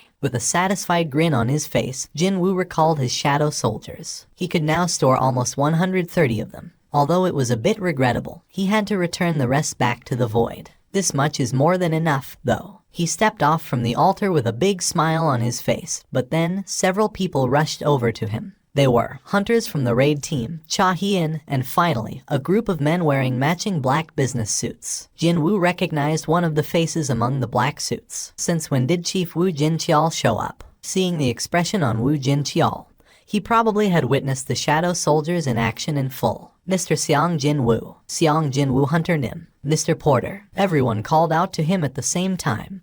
Then they took glances at each other. Well, it was all fine and dandy that he got to fight to his heart's content since he no longer had any reason to hide his powers, but how am I supposed to get out of this now? Jinwoo looked at all these people surrounding him and scratched the back of his head.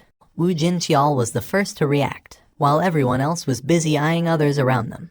He quickly walked right up to Jinwoo's side, pulled out his identification card and displayed it proudly for all to see. We're from the association's monitoring division. Didn't matter whether you were a high-ranked hunter or a low-ranked one. You'd inevitably tense up after hearing the name of the monitoring division. And this tactic was the right one. The identity of Xiang Jinwoo Hunter Nim is being strictly guarded by the association. It is highly classified information that cannot be revealed publicly. Jinwoo could only stand back in dumbfounded admiration at Wu Jinqiao's skillful bullshitting.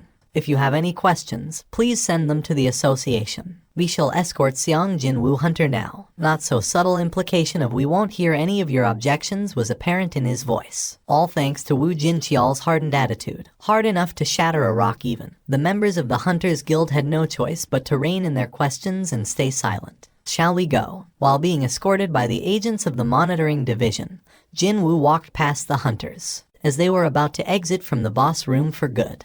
Hold on. An urgent call came from behind the group. Unintentionally looking back, Jinwoo spotted Son Kai-hoon approaching them while being supported by his big-framed colleague. All of his external wounds had been healed perfectly, but his complexion remained pale as he had lost a lot of blood. It'd be better for him to not move yet, though. Despite Jinwoo's worries, Son Kai-hoon managed to stand before him. He then bowed deeply. Thank you, and he began speaking up his mind without holding anything back. Thanks to you, we are all still alive. On behalf of the raid team, I'd like to thank you. If one believed the words of the monitoring division's hunters, then this young man seemed to be burdened by some kind of circumstances preventing him from revealing himself. With that kind of power, it'd not be too strange if he does have some kind of an unspeakable circumstance. Thank you very much. His emotions now getting raw, Son Kai-hoon bent his back forward 90 degrees once more. That sudden movement caused his aching body to scream out in pain, but he actually found that rather welcoming. His heart had welled up with emotions when he saw Jinwoo kill the monster in the exact same fashion as how he had been toyed around with before. Thinking back to that moment was enough for him to thank this young man a countless number of times. Jinwoo walked over to the female hunter jumping up and down by the corner. Because she's so small, I nearly failed to spot her. When he pushed forward the memo she gave to him earlier, the female healer blushed and received it with both of her hands. Thank you. Inwardly, though, she was admonishing herself. Why did I even say those embarrassing things to him back then? She now had one more reason to kick her sheets before going to bed if and when she ended up remembering today's event in the future. From the perspective of Mr. Porter, who could easily punch the dungeon boss to death, she must have looked really funny when she handed over a memo while saying it contained her final will. Putting the dazed female healer behind him, he coolly turned around to leave. Let's go. As soon as Jinwoo began walking, the agents of the monitoring division moved together in one unit as if they had been rehearsing it. There was one exception, though. Only Cha Hien had failed to say something to Jinwoo, and she tried to reach out to him, but gave up in the end. I wanted to ask him for his contact numbers. All she wanted was to ask him if he could find some time to talk to her. However, she might be misunderstood if she asked him that now, what with the current situation not being settled yet. It was then a female hunter walked over to Cha Hien. "Excuse me, Vice Chair." "Yes." When Cha Hien turned around to look, the female hunter pointed to her hand. "Why are you carrying a pickaxe?" Cha Hien's gaze drifted towards the head of the pickaxe and her face began blushing rather quickly. She hurriedly lowered the pickaxe and cautiously asked, "You think he found me weird?" The female hunter, a mage, tilted her head and asked back, "Who did?" And that caused not just Cha Hien's face, but even her neck to blush in the deep shade of crimson. "My fated hour is approaching." Indeed, Hyung Nim's choice would decide Yu Jin-ho's fate. His heart was palpitating faster, and he felt even more nervous compared to a few days ago when he was negotiating with his father for the right to become the Yujin Guild Master. Let's go back to my original purpose. My original purpose. It was no coincidence that he chose the exact same cafe as the first time he met Hyung Nim back when to propose his plan. Without Hyung Nim's help, I wouldn't even be here right now. He began looking around the interior of the cafe while thinking as such, and he was able to see this place in a new light. Quite coincidentally, the table he chose was the exact same one as the last time, too. Along with the doorbell, Jin Woo entered the cafe. Hyung Nim. Yu Jin-ho discovered Jin Woo and shot up from his seat with a welcoming smile on his face. He bowed down as his greeting. "Oh, this?" Jin Woo came running here right after killing the high orcs, so his clothing was understandably dirty. His shirt even sported bloodstains from the dying high orcs, too. He spoke as if there was nothing to worry about. "I was coming straight from a dungeon, that's why." Yu Jin-ho was taken by surprise once more. He was nothing compared to someone like Hyun Nim. After getting his guild master license, all Yu Jin-ho did was to waste time by drinking and partying. But what did Hyun Nim do in the meantime? He possessed incredible power, yet he still found time to enter dungeons to further hone his crafts. Suddenly, Yu Jin-ho felt ashamed of himself. Hyung Nim, actually, Yu Jin-ho didn't leave anything out and reported everything that happened during the negotiation with his father to Jinwoo. Even the event of Go Myung Hwan's testimony revealing the truth of who saved the hunters of the White Tiger Guild from the Red Gate incident, too. That uncle, doing something unnecessary. Still, that man did that for Jinwoo's benefit, so he couldn't get angry at that. Perhaps that was the reason for Yu Jin-ho's expression to be a bit more glowing than usual when he was talking about the Red Gate incident. In any case, Jin Woo knew what Yu Jin-ho was trying to say here. "So, in order for you to become the Yujin Guild's new master, you need my help, is that about right?" Jin Woo finally raised his gaze. "Hey, Jin-ho, I am." Gulp. Yu Jin-ho swallowed his drying saliva. The chairman of the Hunters Guild Choi Jong-in received a certain call. After answering that, he abandoned what he was doing, entered his private chamber, and began shouting out loudly at the phone. What was that? Seong Jin-woo was present during our raids yesterday and today. The newly appeared rank S hunter, Seong Jin-woo. Such a man decided to present himself right before Choi Jong-in's own guild, yet why did he fail to even notice that? It was the same thing as kicking away the golden goose willing to enter his house. It was enough to make him tear his hair out, but he was working for the mining team yesterday, and today he was carrying luggage. After hearing that revelation, it did make sense for him to not know. Okay, for the time being, let's not worry about why he did what he did. He got this feeling that sweating over that mystery would only give him a case of a migraine and no tangible answer to chew on. Besides, that wasn't important at all. After White Tiger, us hunters also owe that man now. Indeed, they were indebted to Seong Jin-woo. Choi Jong-in wished to talk to that man as equals as much as he could before attempting to scout him. But now, his position was no different than that of the White Tiger. The hunter who took on the role of the raid team's captain, Song Kai-hoon, wasn't a fellow who'd lie about something that didn't happen, or embellish something minor as if it was a big deal. Even then, Choi Jong-in asked reflexively, "Are you telling me the truth?" "Yes, sir. That's all I saw." That's all he saw. Does that mean there could be more? If Seong Jin-woo was that powerful, then if you compare him to me, then how about it? Although he may have sounded a bit childish just then, there was no better way to ascertain someone's strength than this question. Son Kai-hoon took a little time before continuing on. "Chairman, can you solo an upper grade rank a dungeon by yourself?" "No, it's impossible." However, that man did precisely that. Choi Jong-in was often referred to as the ultimate weapon. From a certain perspective, one could argue that he was being roundly disregarded in this situation. But rather than feeling sour, his heart was pounding harder instead. Me, Cha Hien, and then Seong Jin-woo. This was the golden chance that his guild could become renowned in South Korea, no, Asia, no, the whole world, on the back of Seong Jin-woo's abilities alone. Chairman Choi, I know that I'm in no position to advise you on how to run the guild. But Son Kai-hoon was definitely not someone who'd go beyond his stations and run his mouth off about the guild. So Choi Jong-un became even more curious about what he might say next. No, it's fine. Please speak. That man. You must scout Seong Jin-woo Hunter Nim to our guild. With him, your dream might become reality. In front of the Korean Hunters Association main building, the sea of reporters showing up to cover Ri Min Seong's rank assignment test had set up a camp in front of the association building. South Korea's own Ri Min Seong, often referred as Asia's top superstar, becoming a hunter. It wouldn't be an exaggeration to say that the cameras from the entire world were being focused here today. What with space being such a premium, the reporters began a war of nerves with each other. Excuse me, we already reserved this spot. Hey man, are you blind? Can't you see how many people showed up today? Who cares about your spot or mine? Your spot is where you're standing. Dang it. Meanwhile, a full-blown smile was forming on Ri Min Seong's face. Indeed, this many people showing up sounds about right. Excuse me, Mr. Min Seong. This will be tomorrow's headline, but what do you think about it? Don't you think using that as the headline is a bit dull? You think so?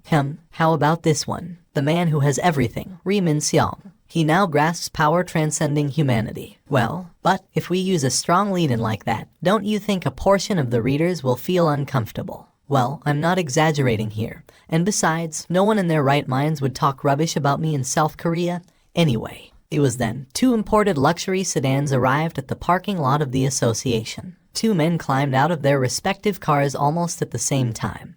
They were none other than Baek Yun-ho from the White Tiger Guild and Choi Jong-un from the Hunters Guild.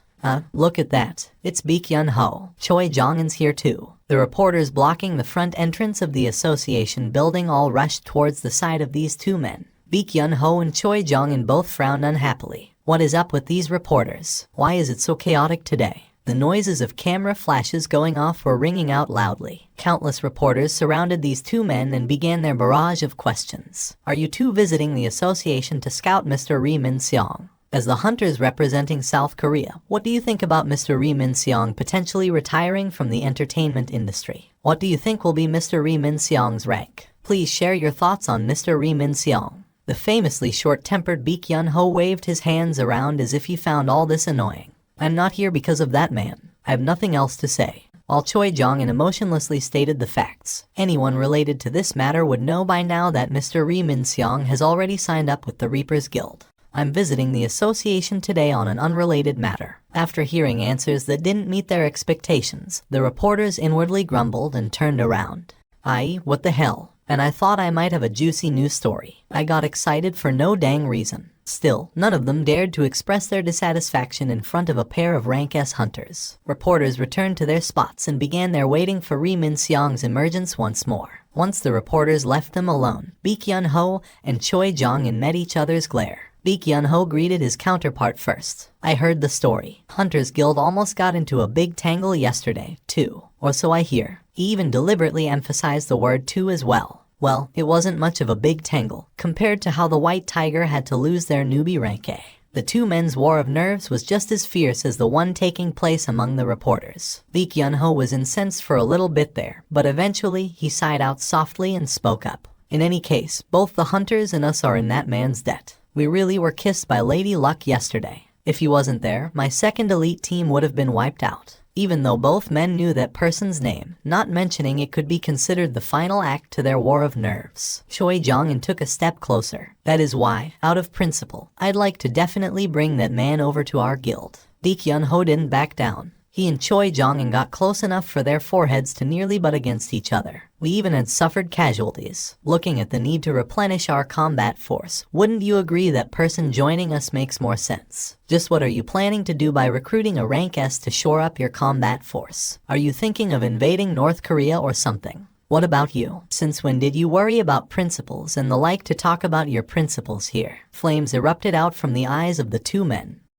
Master of the Reapers Guild, Mt Jayu, was arriving at the association building just now to match the timing of the press conference. When he saw those 2 growling at one another, a mocking smirk formed on his face. Wasn't there an old saying for that? Didn't it go, counting chickens before hatching or something like that? For Mt Jayu, this sure was an exciting development, since he always lost out to their 2 guilds when trying to secure resources until now. He did his best to not to let the corners of his lips arch up and approached the two men. Oi, two guild chairmen over there. I hope you aren't acting like that over my Min Seong. No. And then, both Baek Yun-ho and Choi Jong-un's heads spun at the same time towards Im Tae-jae.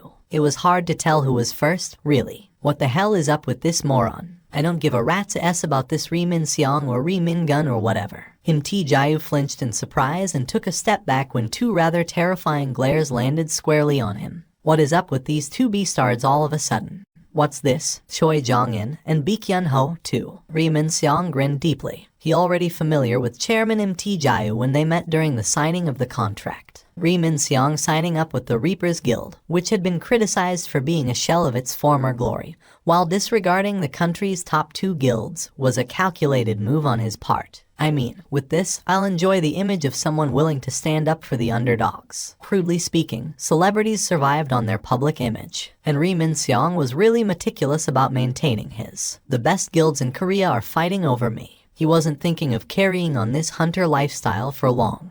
But still, that sight naturally made him feel even better about himself. Min Seong, they say they are ready now. Let's go and do the press conference. Alright, the manager took the lead. Camera flashes exploded in a scary cacophony of endless shutter clicks. Click, click, click, click, click. As he would do every day, Ri Min Seong formed a fake smile towards hundreds of lenses surrounding him. It was then, Jin-woo had finally arrived at the front of the association.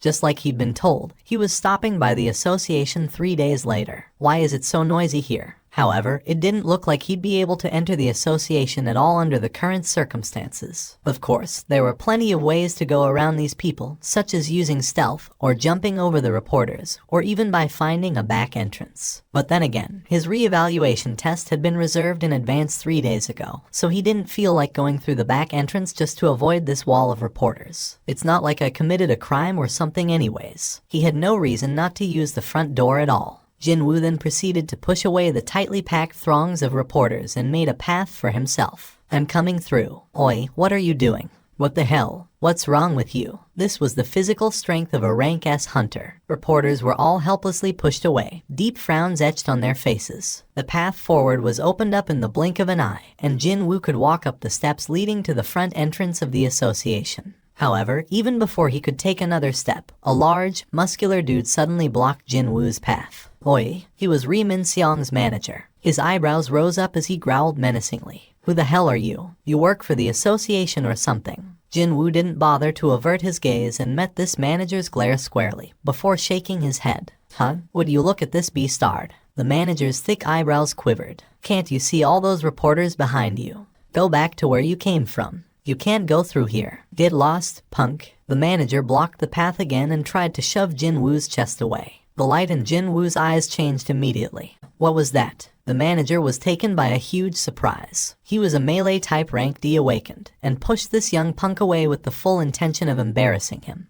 But the guy didn't even budge from the spot as if his legs were nailed to the ground. Ri Min Seong's expression stiffened right away. A mysterious man who cut through the throng of reporters, and then the association president Go Gun-hye who came out to personally escort that man into the building. How does President Go Gun-hye's schedule look like for the rest of today? I hear he canceled everything for the morning. Are you telling me that the association president canceled the whole morning's worth of appointments for that man? This place had become too restless after those two men's sudden entrance, and the current situation was no longer suitable for holding a press conference. Ri Min Seong glared at his manager for a long time, before his head naturally spun towards his side. Like throwing salt on the wound, the camera crew from the news stations were getting ready to leave. They were supposed to broadcast everything live. If this distracted spectacle got on the airwaves and was broadcast to the rest of the country, then there was a good chance that all of Ri Min Seong's hard work to increase his brand's value by becoming a rank A hunter would go down the drain for good. Excuse me, everyone. Allow me to go have a quick chat regarding my schedule today with the association's representatives. Blurting that nonsense to the reporters, Ri Min Seong then headed to the main association building.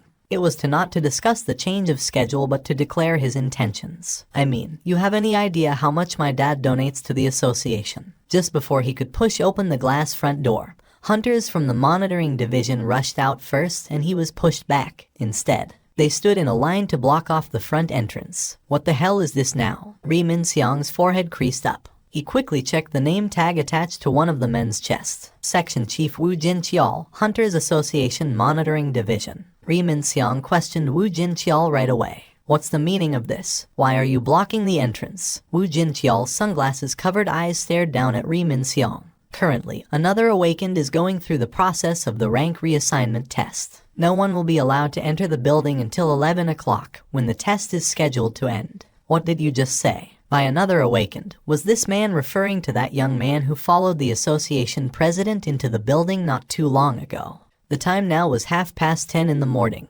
11 o'clock was the originally scheduled time for his rank assignment test. No one was allowed to enter before that. Ri Minxiang's scheme to take the test ahead of schedule to reverse the situation was about to blow up in his face. At first, he spoke in a polite tone of voice. Please, don't be like this and let me in. I have something to discuss with the related department of the association. I'm sorry. Wu Jinqiao shut his mouth up with that single short sentence. With his frustration boiling over, Ri Minxiang couldn't hold back any longer and his true colors slowly surfaced to the fore. Look here, mister. Don't you know who I am? I'm Ri Minxiang, man. Ri Minxiang. Ri Minxiang's tone of voice became sharp and abrasive as if he could no longer take this crap.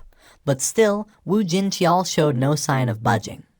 Ri Minxiang spat out a dumbfounded groan. Oi, you know that Yujin Construction is the biggest sponsor of the Hunters Association, right? The corners of Ri Minxiang's lips arched up. Vice chairman of the Yujin Construction. Ri Wen Jiu is my father, okay. And do you see all these people behind me? Ri Minxiang pointed towards the sea of reporters below the entrance steps. You think you can treat the son of Yujin Construction's vice chairman this badly in front of these many reporters? You think you can handle the fallout? Wu Jinqiao's reply was pretty simple. Yes, we can. What? Ri Minxiang was even more dumbfounded now. Just who the hell was that young man for the association president to personally escort him inside and block off the entire building for a measly rank assignment test? And letting a section chief gopher, someone not even that high up in the food chain like a head of the department, to do whatever the hell he pleased. Just who the hell is this another awakened supposed to be that the association is willing to bend over backwards like this? Only then did Wu Jinqiao remove his sunglasses. If I were to tell you that.